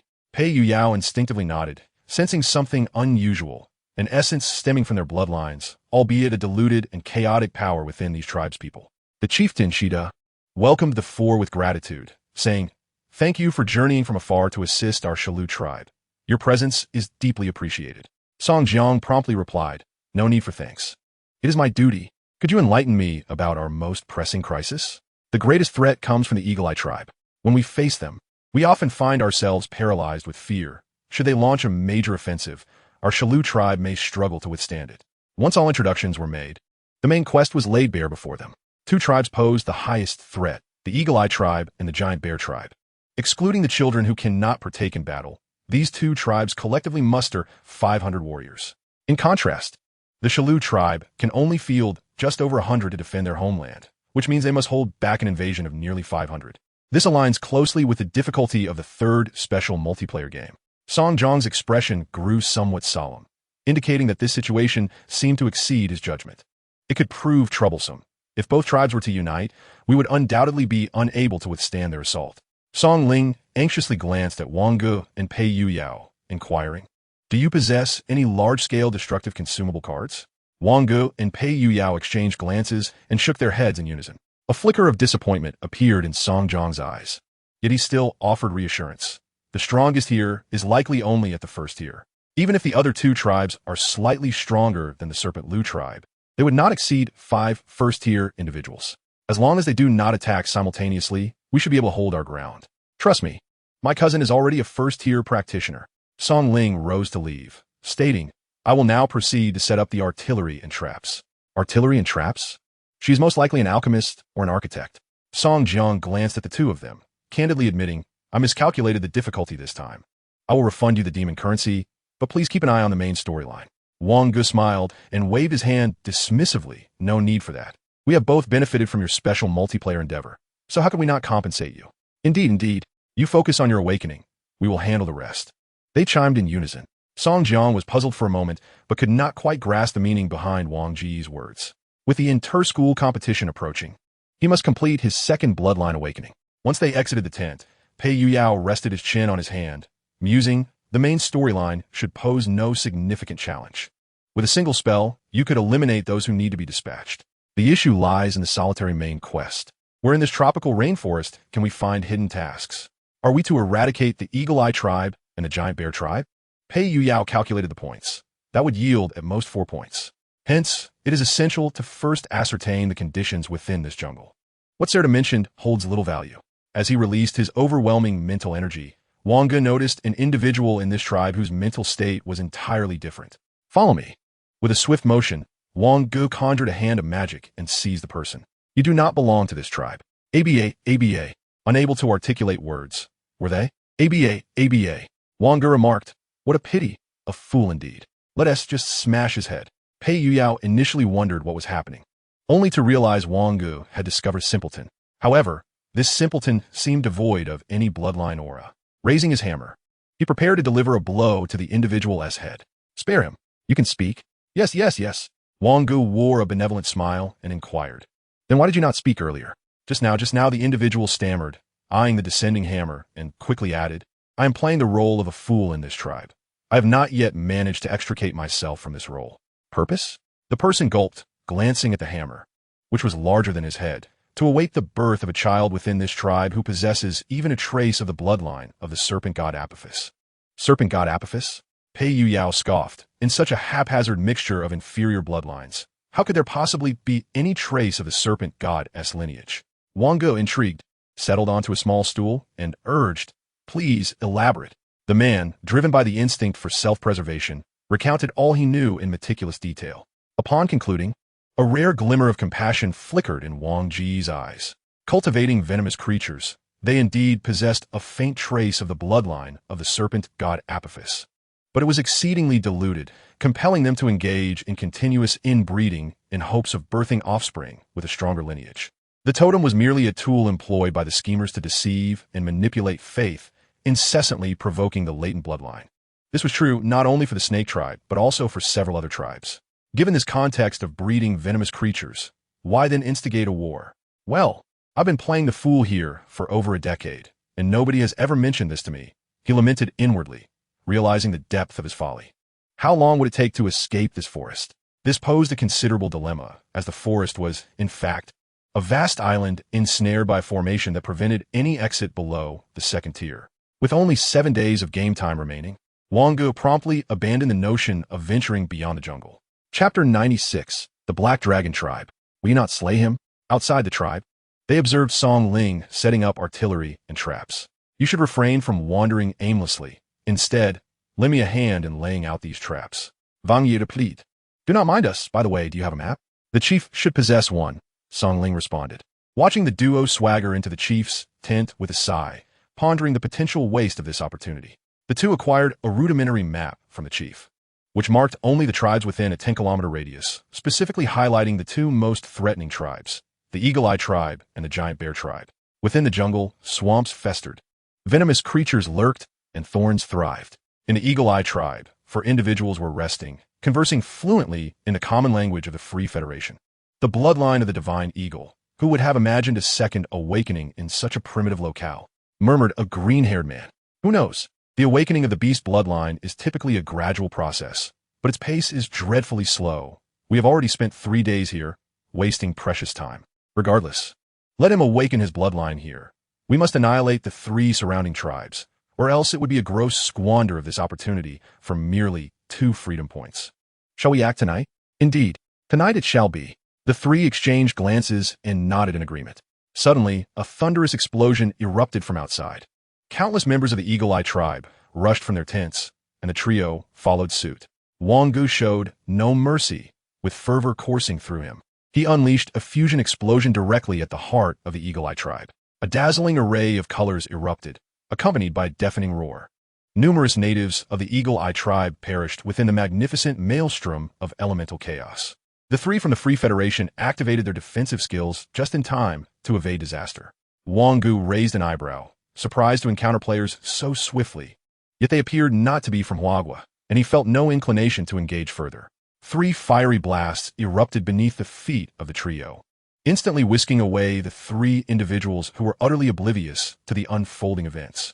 In the end, only 2 remained of the entire Eagle Eye tribe, an external observer assigned to monitor them, and another, a player from the Free Federation, awakening amidst the encroaching thorns. Rendered immobile, a man with tousled black-brown hair and piercing eyes akin to those of an eagle gazed at Wang Ge and uttered 3 words. Chinese people. Wang Ge met his hawk-like gaze with an impassive demeanor and coldly inquired, "Did you instigate this war?" Pei Yuyao brandished a hammer, responding, "Of course. You have the right to remain silent." The man retorted, "Do I truly possess that right? It was not us, upon my arrival. The chieftain of the Eagle Eye tribe was already plotting the invasion of other tribes. Our mission is merely to assist in the invasion of the surrounding 3 tribes." Wang Ge turned his attention to the remaining individual, asking, "Are you aware?" The man stammered, "Ah."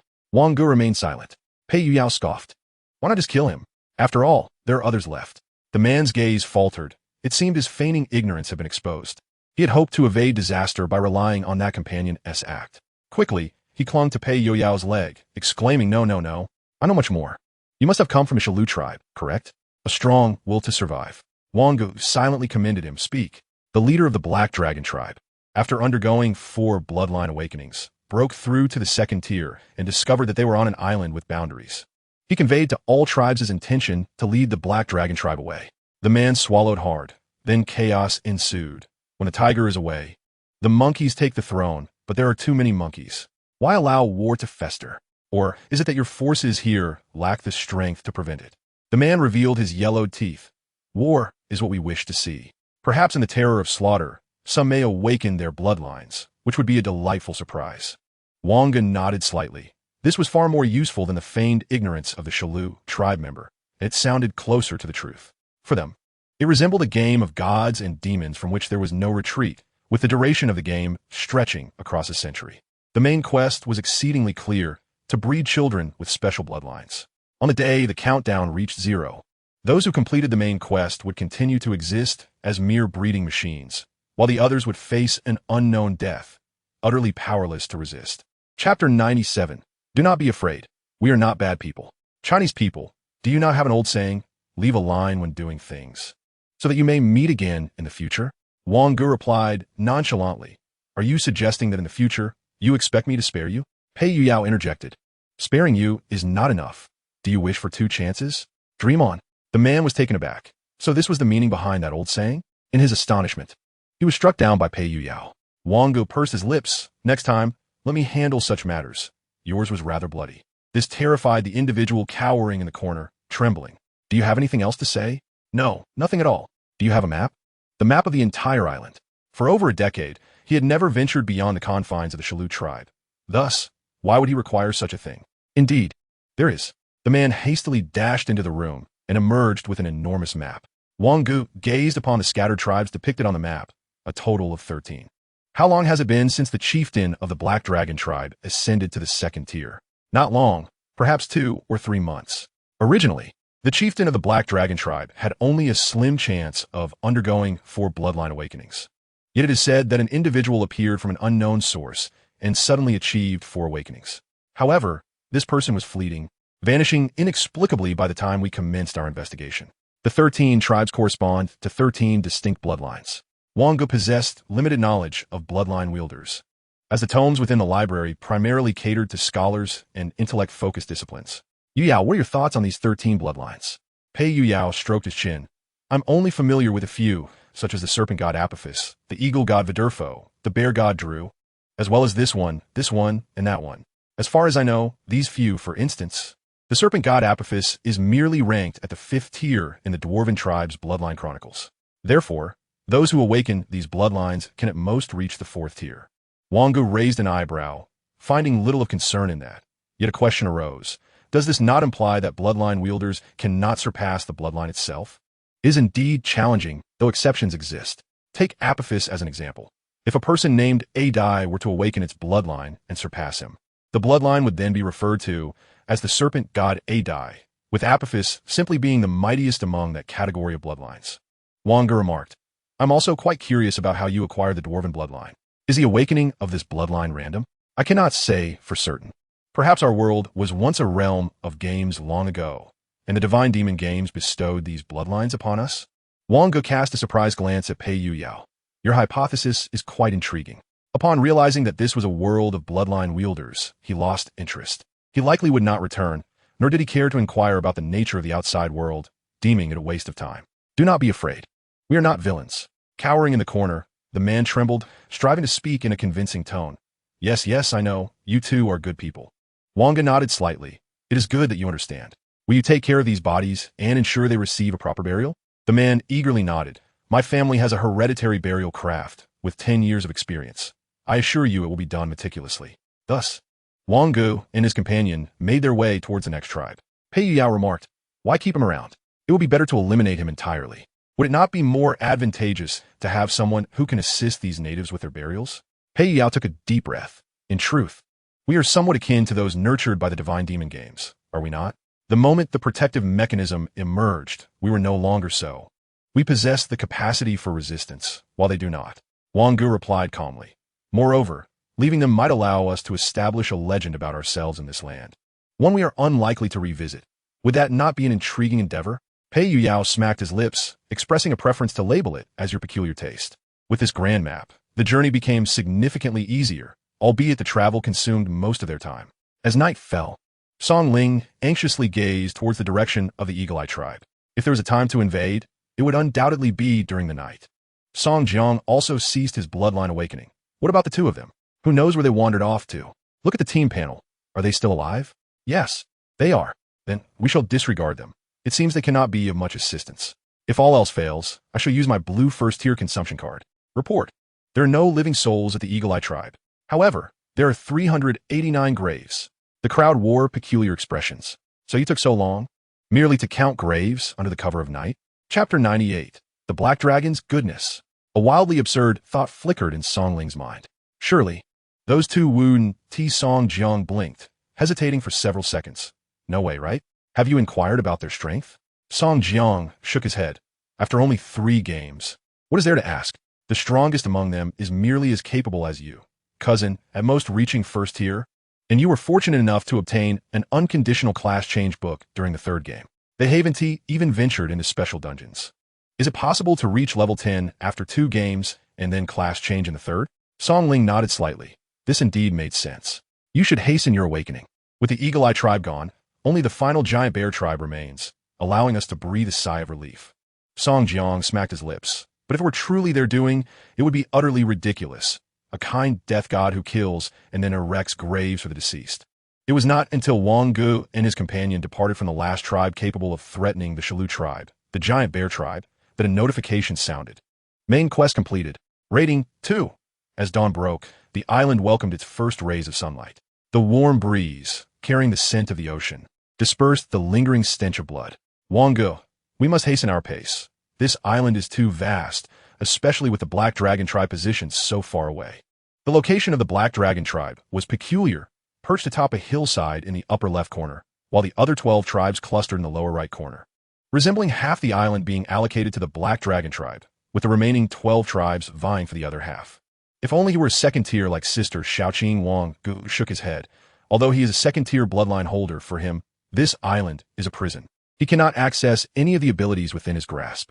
Wang Ge activated his mastery over lightning, enveloping the two in a field of lightning approximately 1 meter in diameter, isolating them from all miasma and venomous insects as they rushed towards the other nearby tribes. 3 days later, upon emerging from the last Pegasus tribe in the lower region, only 2 tribes remained on the island, the Shalu tribe and the Black Dragon tribe. The Black Dragon tribe was situated on a hillside hundreds of kilometers away from the two. 3 days remain. We should make in time, Wang Ge estimated, and then they set off. This copy reveals nothing of value. Wang Ge pressed his lips together. Perhaps the chieftain of the Black Dragon tribe possesses some treasures. He hurried forth, and the Black Dragon tribe soon learned of the massacre that had wiped out the other tribes. The chieftain, He Long Liang, wore a grave expression. Could it be that individual who had assisted him during his fourth bloodline awakening? Although that person was weak, they possessed artifacts of a kind he had never encountered before. Claiming such items were commonplace beyond the island and of little worth. This notion fueled his desire to escape the island. Having undergone 4 bloodline awakenings, if such a feeble individual could acquire treasures of awakening, then what might await him outside? The newcomers, he thought, would serve as the first gift to commemorate my departure from this island. A sudden explosion echoed through the tribe. The power of his bloodline surged within He Long Liang, and a coiling black dragon manifested behind him, its form ethereal. Enormous black wings unfurled from his back, ascending into the air. Wang Ge looked up. Against the pitch-black night sky, the faintly glowing silhouette of the black dragon was striking. Pei Yuyao hesitated for a moment. Is it still possible for us to flee? Under Wang Ge's mental perception, the threat posed by him was less than half that of Sister Shaoqing. There is no need. We shall strike. His spirit surged. The hand of the mage. A colossal mage's hand descended from the heavens, seizing his wings and tearing with great force. He Long Liang felt his draconic dignity insulted. His face darkened with rage as he bellowed. Insect, you seek death. A surge of black flames erupted, rushing towards the two with the flapping of his wings. Mage d'explosion. As the 6 colors intertwined, a brilliant white light, imbued with formidable elemental power, appeared before He Long Liang, leaving him scarcely time to react. He steadied himself in midair, his eyes filled with black veins, his pupils gradually narrowing. Bloodline embodiment? Pei Yuyao remarked. I didn't expect bloodline embodiment to awaken at the 2nd tier. This could pose some trouble. The elemental explosion ignited the 6 elemental forces. The spell's might drew forth the Eye Soul Bow, launching a frost arrow. He Long Liang instinctively raised his right hand, now covered in dragon scales, to defend himself, but was pierced in an instant. The icy power began to spread, freezing the blood that flowed and extending to engulf his entire right hand. He Long Liang, in his bloodline embodiment, appeared bizarre. His eyes and the crown of his head had transformed to mirror the ethereal silhouette behind him, yet the lower half of his face remained human. Meanwhile, his right hand and left foot had fully transformed into draconic form, but his left hand and right foot still resembled that of a human. What kind of abomination is this? Pei Yuyao scoffed and hurled his giant hammer. Hammer of the Storm. A dragon's roar. The hammer of the storm was abruptly halted mid-air, plummeting towards the ground. The dragon scales on his right hand trembled, and the frost clinging to them shattered instantaneously. Dragons have always been proud and arrogant.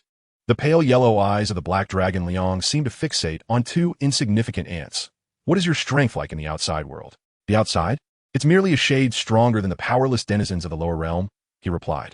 The black flames enveloping black dragon Liang erupted completely, and the shadow behind him grew more solid, the searing black rock melting the arrow of icy darkness. With a cold smirk, Black Dragon Liang declared, No, that is utterly impossible. Do you think I have never encountered outsiders? Your inferiority has its limits. You cannot possibly be the lowest of the low in the outside world, but rather, you must be considered as formidable beings out there. Wang Ge calmly responded, The individuals you have encountered are indeed the lowest tier. Is deceiving me amusing to you? I understand that perhaps you are the strongest in the outside world, sent here to eliminate someone as powerful as I, who poses a potential threat to you. Confidence flickered in Black Dragon Liang's eyes. No, you do not deceive me. In the eyes of the strong, all weaklings appear as the dregs of society. Wang Ge found himself momentarily perplexed. How could such words escape his lips? Yet, upon reflection, they seemed entirely reasonable within this confined space. He recalled the description of this scenario, a frog at the bottom of a well, which must surely pertain to Black Dragon Liang. You are akin to that frog, unaware that you are but a pitiful creature confined and nurtured by the outside. What use is it for me to share so much with you? These words seemed to pierce the depths of Black Dragon Liang's heart, and he charged towards the two with a roar. Lies, deceit, whether you wish to speak or not, I shall extract the truth from your lips. Without a moment's hesitation, Pei Yuyao summoned divine intervention. The bloodline within Black Dragon Liang suddenly stagnated, a colossal pressure of bloodline suppression flashing in an instant. A card materialized in Wang Ge's hand. A second-tier spell, Lightning Strike. There was no time for hesitation. A second-tier spell consumption card merely cost 1,000 demon coins. Energized, he activated the moment. The ring of dusk on his left hand flickered with a subtle glow, unleashing the power of time. Within a 2-meter radius of Wang Ge, time came to a standstill. Of course, Pei Yuyao was within this range as well. While this was not an absolute suspension of time, Black Dragon Liang's attributes could not escape the judgment of time's pause. His dragon eyes narrowed in confusion and fear as a terrifying bolt of lightning descended from the heavens, striking his semi-draconic head, causing the black flames that shielded his form to flicker precariously. Wang Ge then conjured the ice spirit bow, and the arrow of icy darkness pierced through the skeletal core of his being, the very essence of the black dragon's life. As time resumed, an overwhelming wave of weakness washed over him, leaving him devoid of strength in every limb. His legs buckled, and with a thud, Black Dragon Liang fell to the ground, gazing up at Wang Ge and Pei Yuyao. Yet, all he could see in their eyes was indifference and malice. He murmured softly, "I wish to hear the truth. Do you believe I have any need to deceive one who is on the brink of death?" None. At the moment this answer was solidified in the conscience of the Black Dragon, it let out a final roar towards the heavens before slowly collapsing onto the land. From its pierced chest, a bloodstained black orb rolled forth. Bloodline condensation orb, Black Dragon catastrophe. Rating blue. Can it be taken out of the instance? Yes. Effect. Increases bloodline awakening level. Can also be used for blood-soaked equipment with numerous applications. Wang Ge picked up the black bloodline condensation orb and upon focusing, seemed to sense a black dragon coiling within. Is this of no use to you? Pei Yuyao inquired as he took the orb from Wang Ge's hands to examine it closely. It's of no use to me. It merely stimulates the bloodline. Perhaps with hundreds or thousands of these, I could level up once, but it might lead to bloodline pollution, definitely not worth the risk. The Black Dragon tribe had long since fled. Wang Ge and Pei Yuyao located the Watchers of the Black Dragon tribe, 3 individuals, all possessing first-tier strength. Perhaps the Black Dragon tribe's ability to establish dominance was a natural outcome of the century-s attrition. Among the first batch of individuals brought to this island, the Black Dragon tribe had the best fortune, producing the first-tier warrior, or rather, an increasing number of them. The second-tier Black Dragons had perished at the hands of Wang Ge and his companion, and naturally, the 3 did not dare to resist. "Let us go. Lead us to the treasure trove of this tribe," Wang Ge commanded. What treasure could possibly exist in this dilapidated place? One murmured, "Indeed, this island has been in use for 400 years. Anything of value would have long been taken. Besides, this is an artificial island, built specifically for the purpose of breeding strong beings." Wang Ge extended his spiritual energy throughout the tribe, but found no signs of energy fluctuations and had no choice but to relent. As for the 3 individuals, after being stripped of everything by the 2, they were naturally relegated to the role of grave diggers, recounting tales of the world beyond the island. With the dawn of the 7th day approaching, the countdown to the game finally reached its final 10 seconds. Wang Ge glanced at the 3 still digging. "Do you have any tasks to assign me?" "We wouldn't dare. Speak quickly." "No, nothing at all." Wang Ge could only concede, having initially hoped for a special game card. The notion of acquiring a special game card within a special game indeed felt somewhat paradoxical. When the 4 reappeared in the divine and demonic realm, Song Jiang swallowed hard. "What on earth have you been doing?" Pei Yuyao shrugged. "To repay your kindness in allowing us to partake in the special instance, we cleared out every thread on the island." "How about it? Have you slept soundly these past few days?" The 2. Chapter 100, Special Instance Settlement. Base score, 6 points. Main quest, 2 points. Hidden quest completed. The Truth of the Island, score, 2. Hidden quest completed. Eliminate the threat, Eagle Eye Tribe. Score, 2. Hidden quest completed. Eliminate the threat, Giant Bear Tribe. Score, 2. Hidden quest completed. The Fall of Black Dragon. Score, 4. Completion of the hidden task, Child of the Serpent God's Bloodline. Rating, 4. Hidden bonus, 32 points. Total score, 40 points. Song Ling and Song Jiang found themselves utterly bewildered. Who is this god of slaughter that has appeared? Is the survival of the only Surlu tribe a blessing from the main quest? Killing is one thing, but to erect a tombstone for the victim, one might think you are grave robbers, unearthing the dead only to slay them again. As for the final hidden task, the 3 of them simultaneously turned their gazes towards Song Jiang, the reincarnation of Su Xian. "Ahem, please don't look at me like that. If she seeks me out, what can I do? Moreover, this will aid in the awakening of my bloodline." Acquired free points, 37 points. Note, the initial free points for the main quest in the multiplayer special instance is 2 points per person, 8 points total. Note, additional free points reward is the hidden bonus, 0501 per person.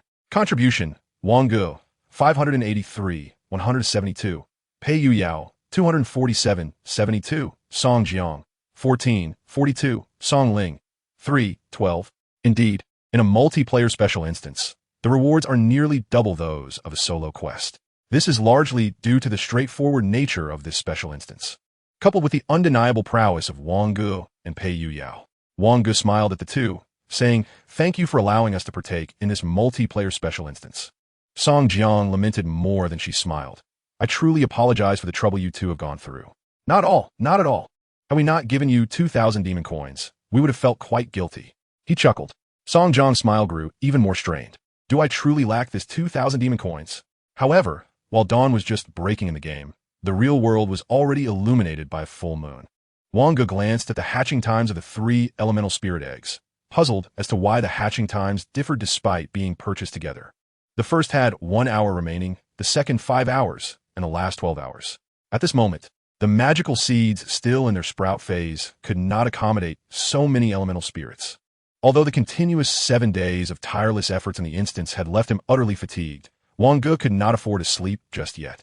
If he succumbed to slumber and the desired elemental spirits were devoured, it would be a grave loss. Thus, he resumed his meditation. An hour later, elemental spirit egg is about to hatch. Elemental spirit egg hatching successful. Elemental spirit fire spirit. Rating green. Level juvenile. Fire attribute skill strength 2. Intelligence 2. Description: this is an adorable elemental spirit. Without any hesitation, Wang Ge commanded the previous cloud blue to consume the fire spirit. 5 hours later, elemental spirit egg hatching successful. Elemental spirit seaweed little paw rating blue. Level juvenile. Wood attribute skill strength 3. Water attribute skill strength 3. Intelligence 3. Agility 1. Description: this is an adorable elemental spirit. Evidently, the seaweed creature, Xiaopa, has visibly increased in size after devouring the previous cloud blue, and its attribute have experienced a slight enhancement. It appears that consumption can indeed augment length. Wang Ge pressed his lips together. If the last elemental egg proves unsatisfactory, he would have to reluctantly make use of Xiaopa, waiting until he accumulates more divine and demonic points to hatch more eggs. 12 hours later, the final elemental egg finally hatched. Elemental spirit egg has successfully hatched. Elemental spirit, Curious. Rating, purple. Level, larval stage, with larval, growth, and mature stages. Habitat requirement, intelligence 150. Base 6 elemental attribute skill strength, 4. Intelligence, 5. Stamina, 1. Elemental resonance. Passive: the strength of base 6 elemental spells fluctuates between 95 to 110 due to elemental resonance. Description: Curious. We are Curious. We are the omnipotent Curious. Wang Ge's joy was palpable at the emergence of a purple elemental spirit, marking his first encounter with habitat requirements and passive skills. Curious lacked wings and even hands. Its entire form was cloaked in black, save for a pair of short legs and 2 large blinking eyes, resembling a blackened minion devoid of arms. The moment Curious consumed Xiaopa, it expanded noticeably. Its base 6 elemental attribute skill strength rose to 6, intelligence to 8, and stamina to 2. Furthermore, the habitat requirement escalated from an intelligence of at least 150 to a minimum of 165. After absorbing Xiaopa, Curious lay down on a small leaf of the magical seed and fell into slumber. Wang Ge glanced at his stats, noting that his raw intelligence had reached 170. He was indifferent to the slight increase in his 4-dimensional attributes, but the passive skill intrigued him, reminiscent of the energy compression of Bairo, albeit still significantly lacking. Chapter 101. Zhonglin Minxiao. At the stroke of 8 the following morning, the bell tolled. The divine and demonic game will undergo updates over the next 7 days. Access to any game will be suspended during the update period. Auction house transactions will be paused during the update period. Access to the divine and demonic battlefield will remain open. On August 29th, the divine and demonic game updated. Wang Ge focused all his thoughts on mastering the passive skill of elemental ignition, which could free up a full 6-card capacity. The complexity of passive skills surpassed that of active skills by a considerable margin. The 4 of them acquired 4 unfinished areas from the Band Card Bureau in Zhohang. However, these 4 were vastly inferior compared to the Thunder Elemental Spirit, which was an exceedingly rare 7-star entity. The highest among them was merely 5 stars, though many mechanisms were rather unique. Upon arriving at the ruins where Fire Woman Hela resided, they discovered that a team had already entered. The 4 could only wait outside the entrance. Within 10 minutes, 4 disheveled individuals rushed out. The 5-star challenge is still too formidable. The spells are terrifying. If that is the case, doesn't it surpass even the Thunder Elemental Spirit? Zhong, with delicate brows tightly furrowed, replied, I don't know. Let us try the other three. After a brief exchange among the four, they noticed Wang Ge and his companions standing nearby. Upon confirming their kinship, Zhong slightly nodded toward them, expressing, this is quite challenging. You must exercise caution. Zhong emanated an aura reminiscent of a benevolent Buddhist, imparting a sensation akin to a gentle spring breeze. As Wang Ge and his companions entered, Zhong remarked, let us proceed. His gaze turned grave as he observed the approaching quartet from a distance, his voice imbued with resolve. Xiao, we cannot retreat. Trouble is upon us. The figure of fire, Maiden Hela, belonged to an open territory, accessible to individuals from all nations. With a mere glance, Zhong recognized the newcomers as members of the New World Federation. The two groups stood in impasse. Zhong stated, there are others inside. Others? One of them retorted, you appear to have escaped in defeat. This was not their first encounter. They were well acquainted with one another's backgrounds.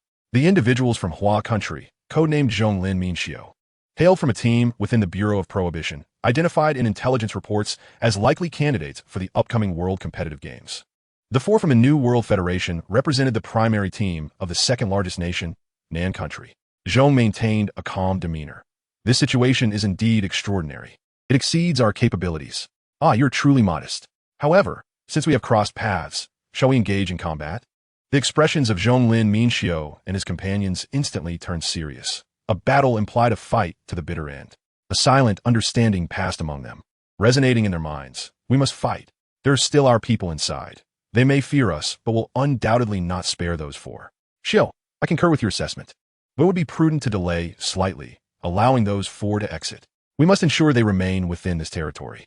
Wang Ge and his companions stepped into the realm known as Fire Maiden Hela, amidst a burning jungle where sparks danced around them.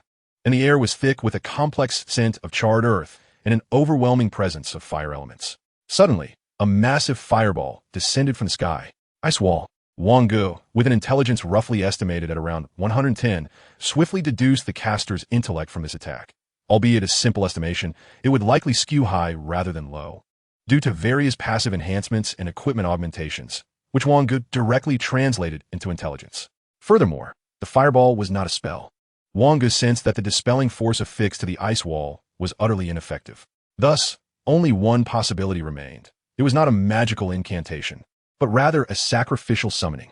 In the next moment, a woman, reminiscent of an elven sorceress and enveloped in flames, appeared, wielding an extraordinarily long golden staff. The powerful laser, which by Ro had been charging since entering the space, surged forth with immense force, obliterating the remaining scorched earth beneath. Fire Maiden Hela waved her staff, conjuring a red hexagram before her. Under the tremendous impact, the hexagram trembled violently. No, her intellect is at least around 130. As the arcane arrow of profound ice began to coalesce under Wang Ge's formidable magic, this preemptive strike would afford Pei Yuyao and the mouse ample time to prepare. The mechanical bomb summoned forth detonated abruptly under high-end remote control. The hexagram teetered precariously, only to be breached by a laser in the next moment. However, as Pei Yuyao took a couple of steps, an intense burning sensation surged beneath his feet.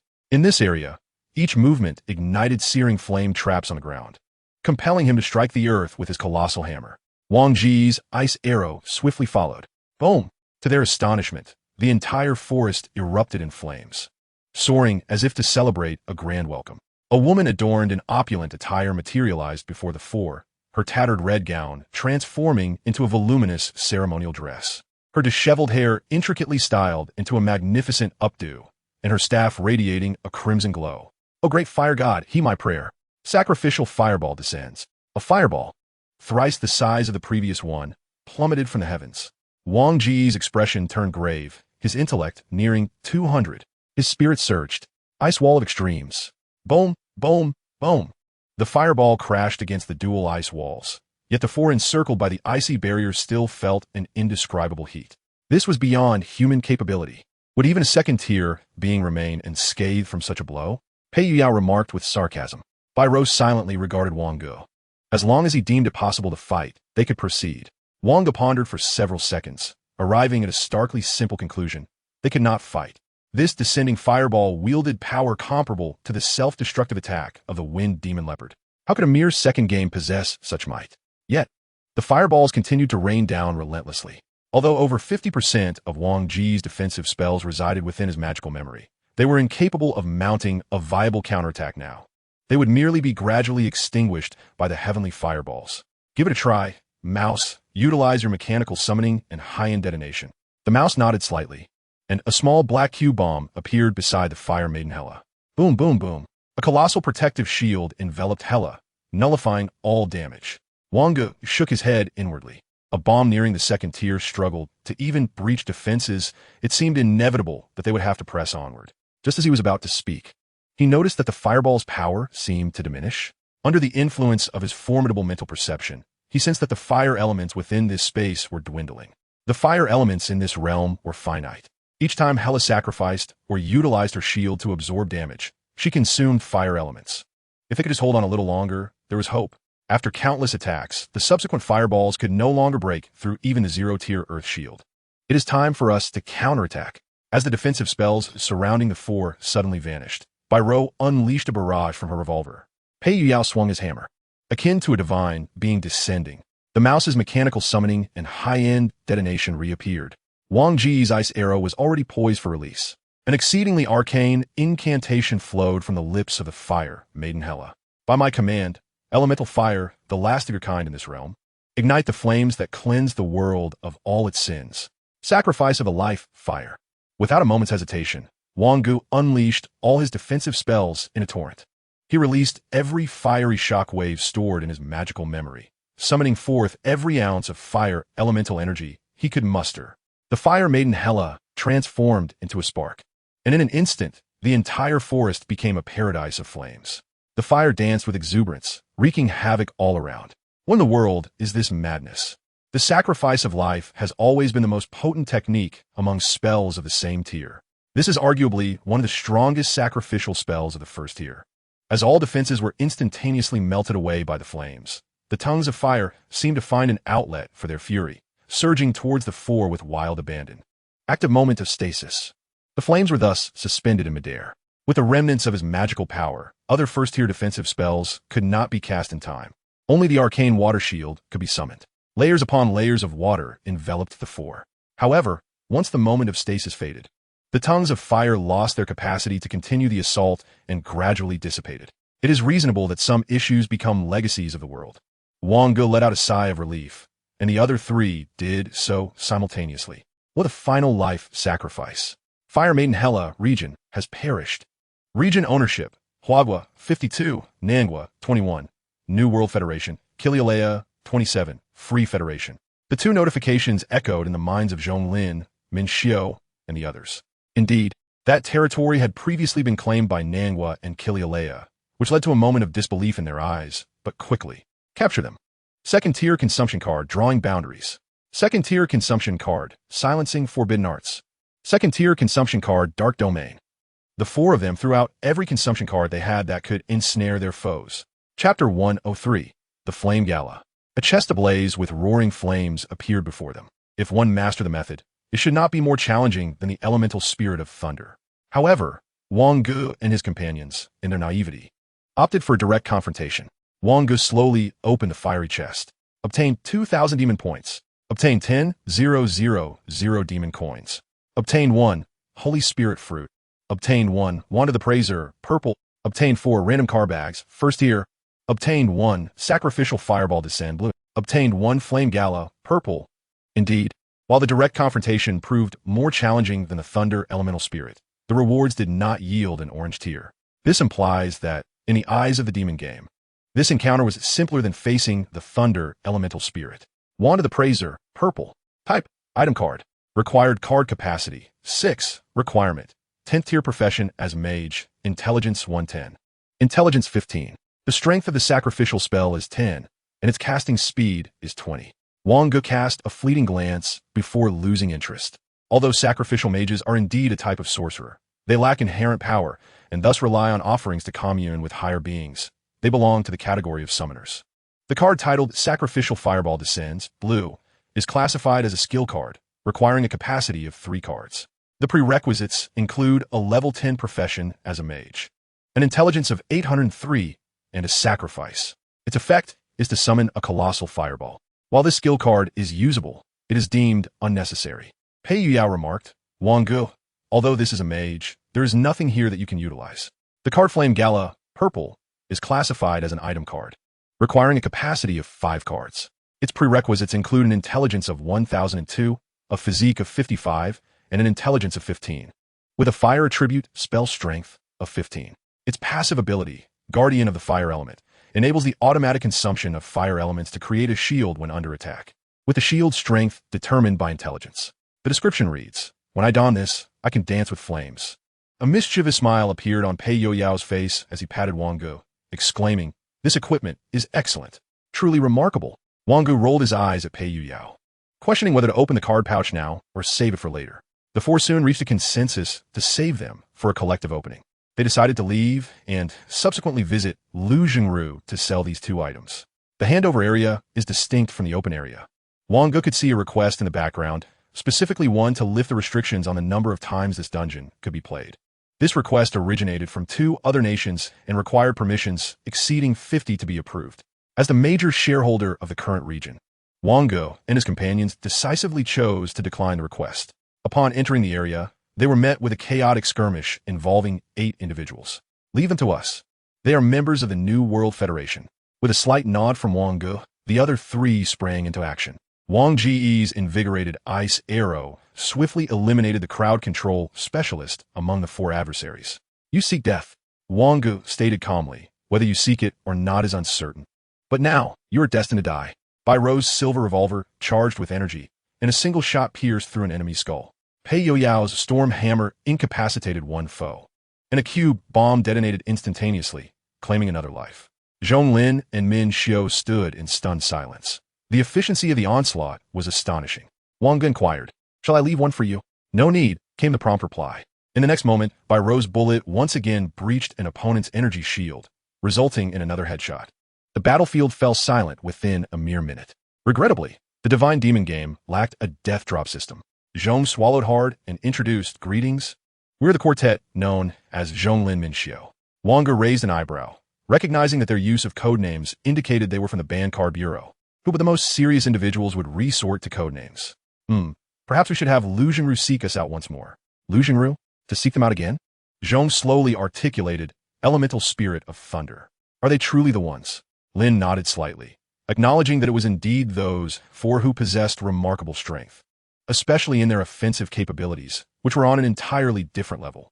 Thus, a change in personnel was imminent. Zhong sighed and remarked that he would likely bolster the team at Club Zero, and a new, stronger captain would be appointed. The other 3 remained silent.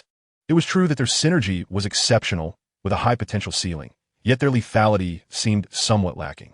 However, just as there were those 4, perhaps other talents existed, and whether they could be selected remained uncertain. There was no use in lamenting. They should proceed to the other 3 and see if opportunities awaited them. Chapter 104, Seeking Death. You 4 have truly astonished me. Lu Jingru beamed at the quartet, causing them to shiver with unease. Was this challenge more arduous than confronting the lightning element spirit? The other 2 nations had already applied to open the region, but you did not consent, did you? No. Wang Ge inquired. How do we navigate a territory belonging to 3 nations? Lu Jingru responded confidently. Negotiation, but since we hold over 50 of the authority, the initiative rests with us. Is it still the same contract? This territory has actually existed for 12 years, and its resource reserves have been largely identified, amounting to approximately 1.5 million demon points, with around 30 already developed. We are adopting a buyout system, Lu Jingru explained, given that the authority is not solely ours. Implementing it on your side would be cumbersome. However, a profit-sharing agreement is also an option. What is the buyout amount? I will decide. 30,000 demon points. Wang Ge calculated, and indeed, it was close. Approximately 1 million points remained, assuming they could secure 50. That would be around 500,000, with 4 equating to 20,000, thus granting an additional 10,000 points. Upon completing the transaction, Wang Ge shamelessly sold 2 seemingly useless items he had just acquired to Lu Jingru for 2,000 demon points. The distribution of points was straightforward. Wang Ge received 14,000, while the other 3 each received 6,000. The remainder should be carefully considered. It is best to conserve demon points. You may feel abundant now, but you will understand their scarcity when you reach higher levels. Just as the four nodded in agreement, Lu Jingru's expression shifted. For now, refrain from venturing to the Red Dragon and Dark Star Guardian areas. Why? Because the Free Federation and the New World Federation are at odds, and you have committed murder within their territory, correct? Wang Ge nodded slightly. For members of the New World Federation, generally, killing within a region is avoided, as it does not yield rewards. However, this particular instance pertains to the world's competitive games. In those two corresponding regions, the others who have already been slain were from the Free Federation and the New World Federation. Thus, the moment you eliminate them, if the combined authority of those two nations exceeds 50, the game access authority will be granted, and you will find it difficult to leave that place. Lu Jingru continued. While you could wait for our members to enter, the resource development in those two regions has already surpassed 50, making it unnecessary to take such risks. What the final enigmatic bishop? That is worth testing, as one of the other two has already been claimed by us. Lu Jingru hesitated. However, the enigmatic bishop poses a significant danger. Once ensnared by its mental control, escape from the area becomes impossible. Thus far, it boasts one of the highest mortality rates, even surpassing that of the lightning element sprite. It is estimated that its intelligence cannot be below 100, and its level appears to be around 13. If one can withstand the mental control, it should not be overly difficult. Wang Ge inquired, can this be slain solo? Lu Jingru was taken aback. If four cannot prevail, how can you possibly think you can manage it alone? It is feasible, but then it shall be done. After Lu Jingru departed, Wang Ge turned to the three companions. Have you attained an intelligence of 100? The trio shook their heads slightly. In that case, I shall investigate. Very well. Wang Ge arrived at the entrance of the enigmatic bishop's ruins, only to find a multitude of individuals already awaiting. I knew it. They wish to continue battling. With no hope for the other two, they are bound to come here. But why is it that only one has approached? A pity. Let us strike as soon as we draw near. Wang Ge's mental acuity allowed him to discern the conversations around him, and he sighed softly. Why do some individuals have such a penchant for courting death? Spiritual surge. Consumption of Jack's descent. A colossal pumpkin head materialized in the sky, plummeting at an astonishing speed. Look above. The crowd gazed up, witnessing the fiery debris cascading from the pumpkin head, the searing waves of heat rendering them breathless. Countless defensive spells were unleashed. Even if they were using consumption cards, such abilities were determined by the user's attributes. These individuals could only muster second-tier defensive cards.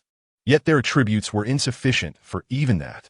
However, Wang Ge possessed the intelligence corresponding to the mid-second tier. Without hesitation, he unleashed 7 fusion explosions stored in his magical memory, igniting them amidst the crowd simultaneously with Jack's descent. Boom, boom, boom. A massive elemental vortex formed, seemingly intent on devouring everything in its vicinity. Wang Ge felt the signs of magical depletion within himself. The mana consumed by fusion explosion was the highest among all spells. Consequently, he was usually reluctant to employ fusion explosion. In terms of first-tier spells, the mana expended in a single fusion explosion could have instead been allocated to cast 5 instances of the Frost Arrow. Chapter 105, The Cursed Assassin. Wang Ge simply stood still, awaiting the dissipating of the elemental vortex. Few could withstand such an explosive onslaught. Once the flames extinguished, the dazzling elements faded into the air. The dozens of individuals who had been guarding the entrance lay sprawled on the ground, with only a scant few still possessing a flicker of life. People of Huagua, your actions shall invite retribution. I do not believe it. Wang Ge concluded one life with a fireball. This was an open area. What of slaying a few? If I can take down dozens of you, would your nation's spokesperson dare to voice a complaint?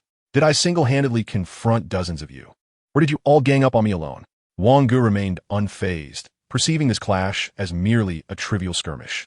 This group merely sought to guard their territory, preventing the forces of the Huan nation from encroaching. After confirming there were no survivors, he stepped into the area. It was a level within a towering structure, its space adorned with dark greenish-gray stone bricks bearing earthy snail patterns, drawing one into its depths at a glance. Opposite him stood a mysterious bishop clad in a white robe and a mask, holding a thick tome. Cursed, judgment passed. Under mental control, judgment passed. Cursed, judgment passed. Over a dozen judgments passed in succession. The enigmatic bishop set down his book and produced a dark dagger. A cursed assassin, perhaps? Wang Ge smiled faintly at the bishop, unleashing a frost arrow from the Mage's arcane arsenal. A barrier flickered before the bishop, but was shattered in an instant. A swift kill. Wang Ge smirked, wondering how such a weakling had survived until now. However, it was understandable. as few chose intelligence-based characters, and scholars from 3 games proved of little utility. Acquired 1,200 demon and god points. Acquired 5,000 demon and god coins. Acquired 1 Holy Spirit fruit. Acquired 1 cunning lie blue. Acquired 4 random car bags, 0 tier. Acquired 1 weakened stab blue. Indeed, even the demon and god game deemed this a worthless prize. Wang Ge internally scoffed, noting that the weakened stab was merely a first-tier skill card for cursed assassins, of no use to him. Cunning lie blue. Type, item card. Required card capacity, 4. Requirement, 10-tier profession as a scholar with 80 intelligence. Intelligence 10. Judgment type skill intelligence, judgment 15. Description, when a lie is sufficiently cunning, it can deceive anyone. Wang Ge sighed at the necklace, yet another useless item. The intelligence judgment of 15 was intriguing, considering that in 3 games, a normal person might reach a maximum intelligence of 100, and with his already superior attributes and judgment enhancements, it was noteworthy. Mysterious Bishop Area has been slain. Area ownership, Huan Nation, 72, Holy Nation, 28, Free Federation. Wang Ge promptly granted access to the game count area, settling into wait. Meanwhile, Pei Yuyao, who had already participated in a round of the Demon and God game, sent Wang Ge a message. It's all set. Come out. Only then did Wang Ge exit the area, finding only Lu Zhengru and his compatriots from the Huan Nation, alongside a multitude of corpses. Lu Zhengru exclaimed, "Did you truly clear it solo?" Well, it was rather straightforward. As long as the intelligence judgment passed, it posed no real challenge. Did you slay all these people? Wang Ge touched his nose, adopting the tone of a victim. Don't wrongfully accuse me. They intended to gang up on me, and I could only resist. Lu Zhengru, I believe the situation should unfold as follows. First, grant me the necessary permissions, and I shall secure the individuals directly. Following the transfer of authority, Lu Zhengru will promptly restrict the entrance of individuals from non-Hua and holy nations. Naturally, those engaged in fewer than 3 games may come and go freely. But for those exceeding 3 games, it will be too late unless a considerable sum is paid for their release. This area is somewhat resource scarce, totaling less than 800,000, with around 30 already developed, so let us consider it as 2 points. Wang Ge expressed no objections, thus replenishing the divine and demonic points substantially. As for the macro aspects of international relations, they do not fall within Wang Ge's purview. Pei Yuyao remarked, truly impressive, my esteemed Ge. Do refrain, it's rather distasteful. Bai Rou lamented, if only I had been included, I possess a second-tier energy bomb with no place to utilize it. The mouse interjected, an energy bomb? That sounds a bit alarming. Dear leader, an urgent announcement was made. In Zone 209876, our players engaged in 3 games were ambushed by a total of 52 individuals from the New World Federation and the Free Federation. Fortunately, no severe consequences ensued, and all our players survived. Meng Ting sighed. As long as they are alive, that is what matters. Surrounded by over 50 adversaries and still surviving. Such incredible luck. Wang Ge's cheek twitched slightly as he nodded.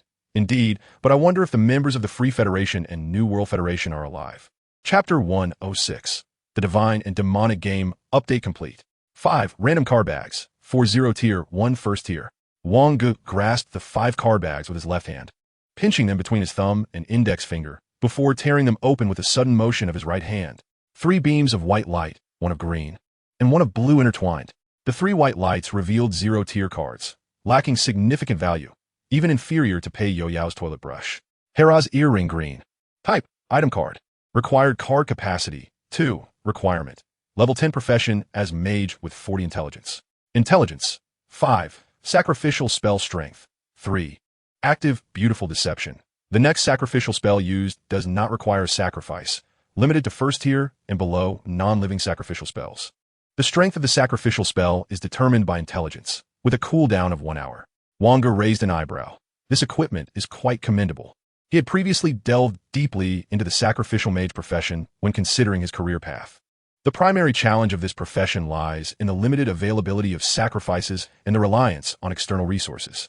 Therefore, equipment that negates the need for sacrifices holds immense value for sacrificial mages. However, Wang Ge would find it of no use.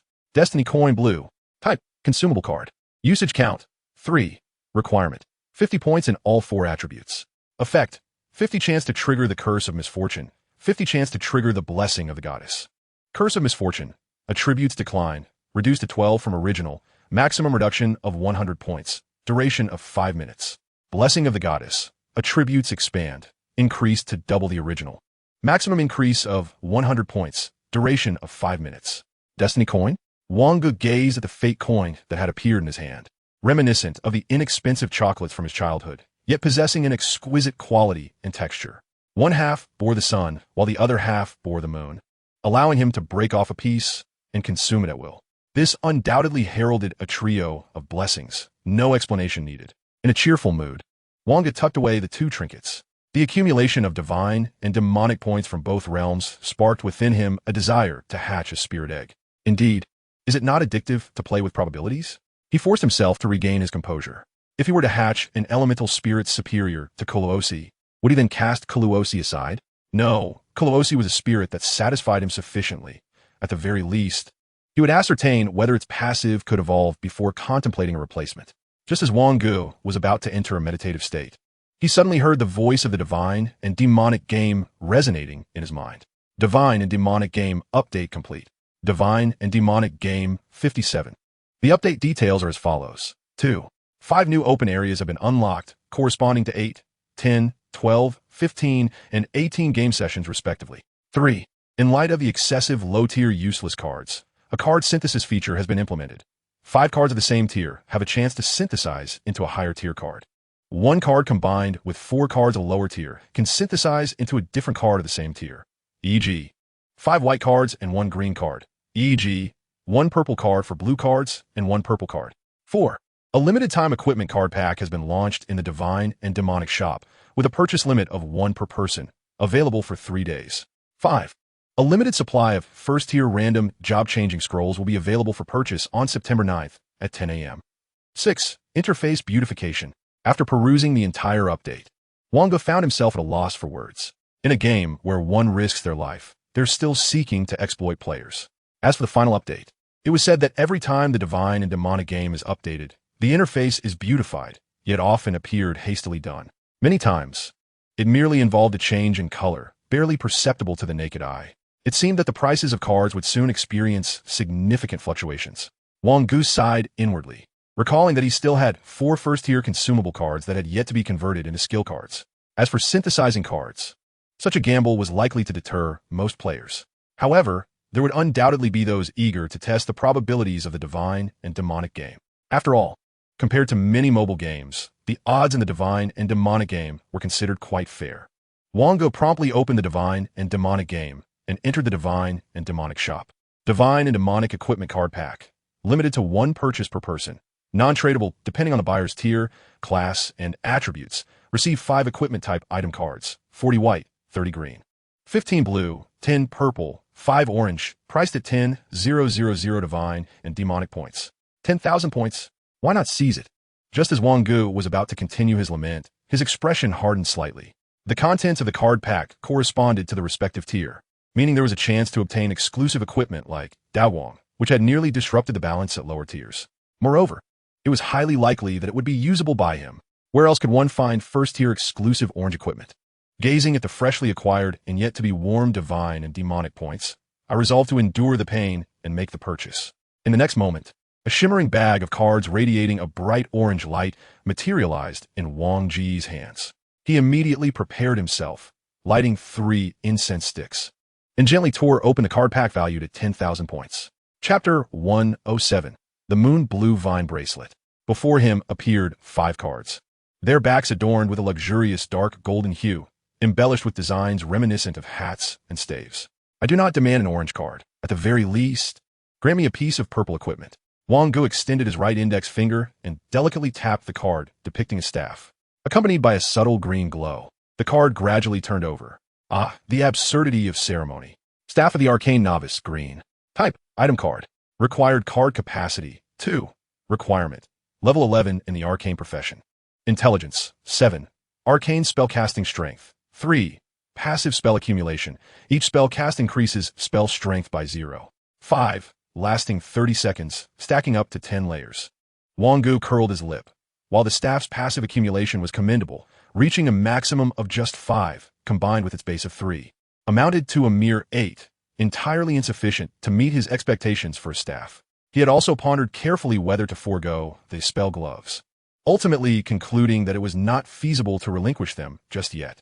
who said one could not wield a staff while wearing spell gloves. It appeared that the type of equipment represented by the card was indeed correlated with the design embossed on its back. Wang Ge muttered to himself as he pointed to a card depicting a robe. A burst of white light materialized, and with just a fleeting glance, he lost interest. It was a decent zero-level mage's robe, yet it was no longer of any use to him. 3 cards remained: a hat, a robe, and a bracelet. Undeterred, he tapped the second robe, only to be met with another white light, revealing yet another identical card. How frustrating. 2 cards left, and I cannot allow myself to have purchased a staff that serves no purpose for 10,000 points. Wang Ge grimaced, realizing that, given the lack of other arcane practitioners in Huagua, this staff would likely remain unsellable, merely a burden in his possession. He gently prodded the hat. In an instant, a dazzling purple light erupted. A purple card. Wang Ge's excitement surged. Although ordinary purple equipment did not justify a 10,000-point investment, any arcane-exclusive gear was still valuable. Hat of Alti, purple. Type, item card. Required card capacity, 5. Requirement, level 10 in the mage profession. Intelligence, 15. Stamina, 5. Spell strength, 10. Passive limitless sorcery. Repeatedly casting the same spell increases casting speed by 10 each time, stacking up to 10 times. Description, Alti is rather dim-witted. He can only cast the arcane missile, thus his father crafted this exclusive hat for him. Wang Ge rubbed his nose. While it was indeed a commendable piece of purple equipment, the most promising passive ability held no value for him. His magical memory was nearly instantaneous. However, lacking other gear, donning this hat would suffice. Merely for a mere 10,000 divine and demonic points, one has procured a staff and a hat, which now appears to be a regrettable investment. When Wang Ge, devoid of any hope, turned over the last card, a resplendent orange light filled the entire chamber. His pupils dilated, his heart raced, and his eyes fixated intently on the card about to be revealed. Meanwhile, in the adjacent room, Meng Ting had already unveiled 5 cards, 4 white and 1 blue, a sky painted with clouds. Wang Ge focused on the final piece of equipment. It was an exceedingly simple bracelet crafted from entwined vines, adorned with tender starry buds. Moon blue vine bracelet, orange. Type, item card. Required card capacity, 7. Prerequisites, level 11 class as arcane, intelligence 200, intelligence 30, stamina 10, arcane, casting strength 15, active arcane secret. During release, engage in arcane meditation, facilitating the discovery of spell truths for 1 hour, cooldown time 24. Arcane meditation and below are effective.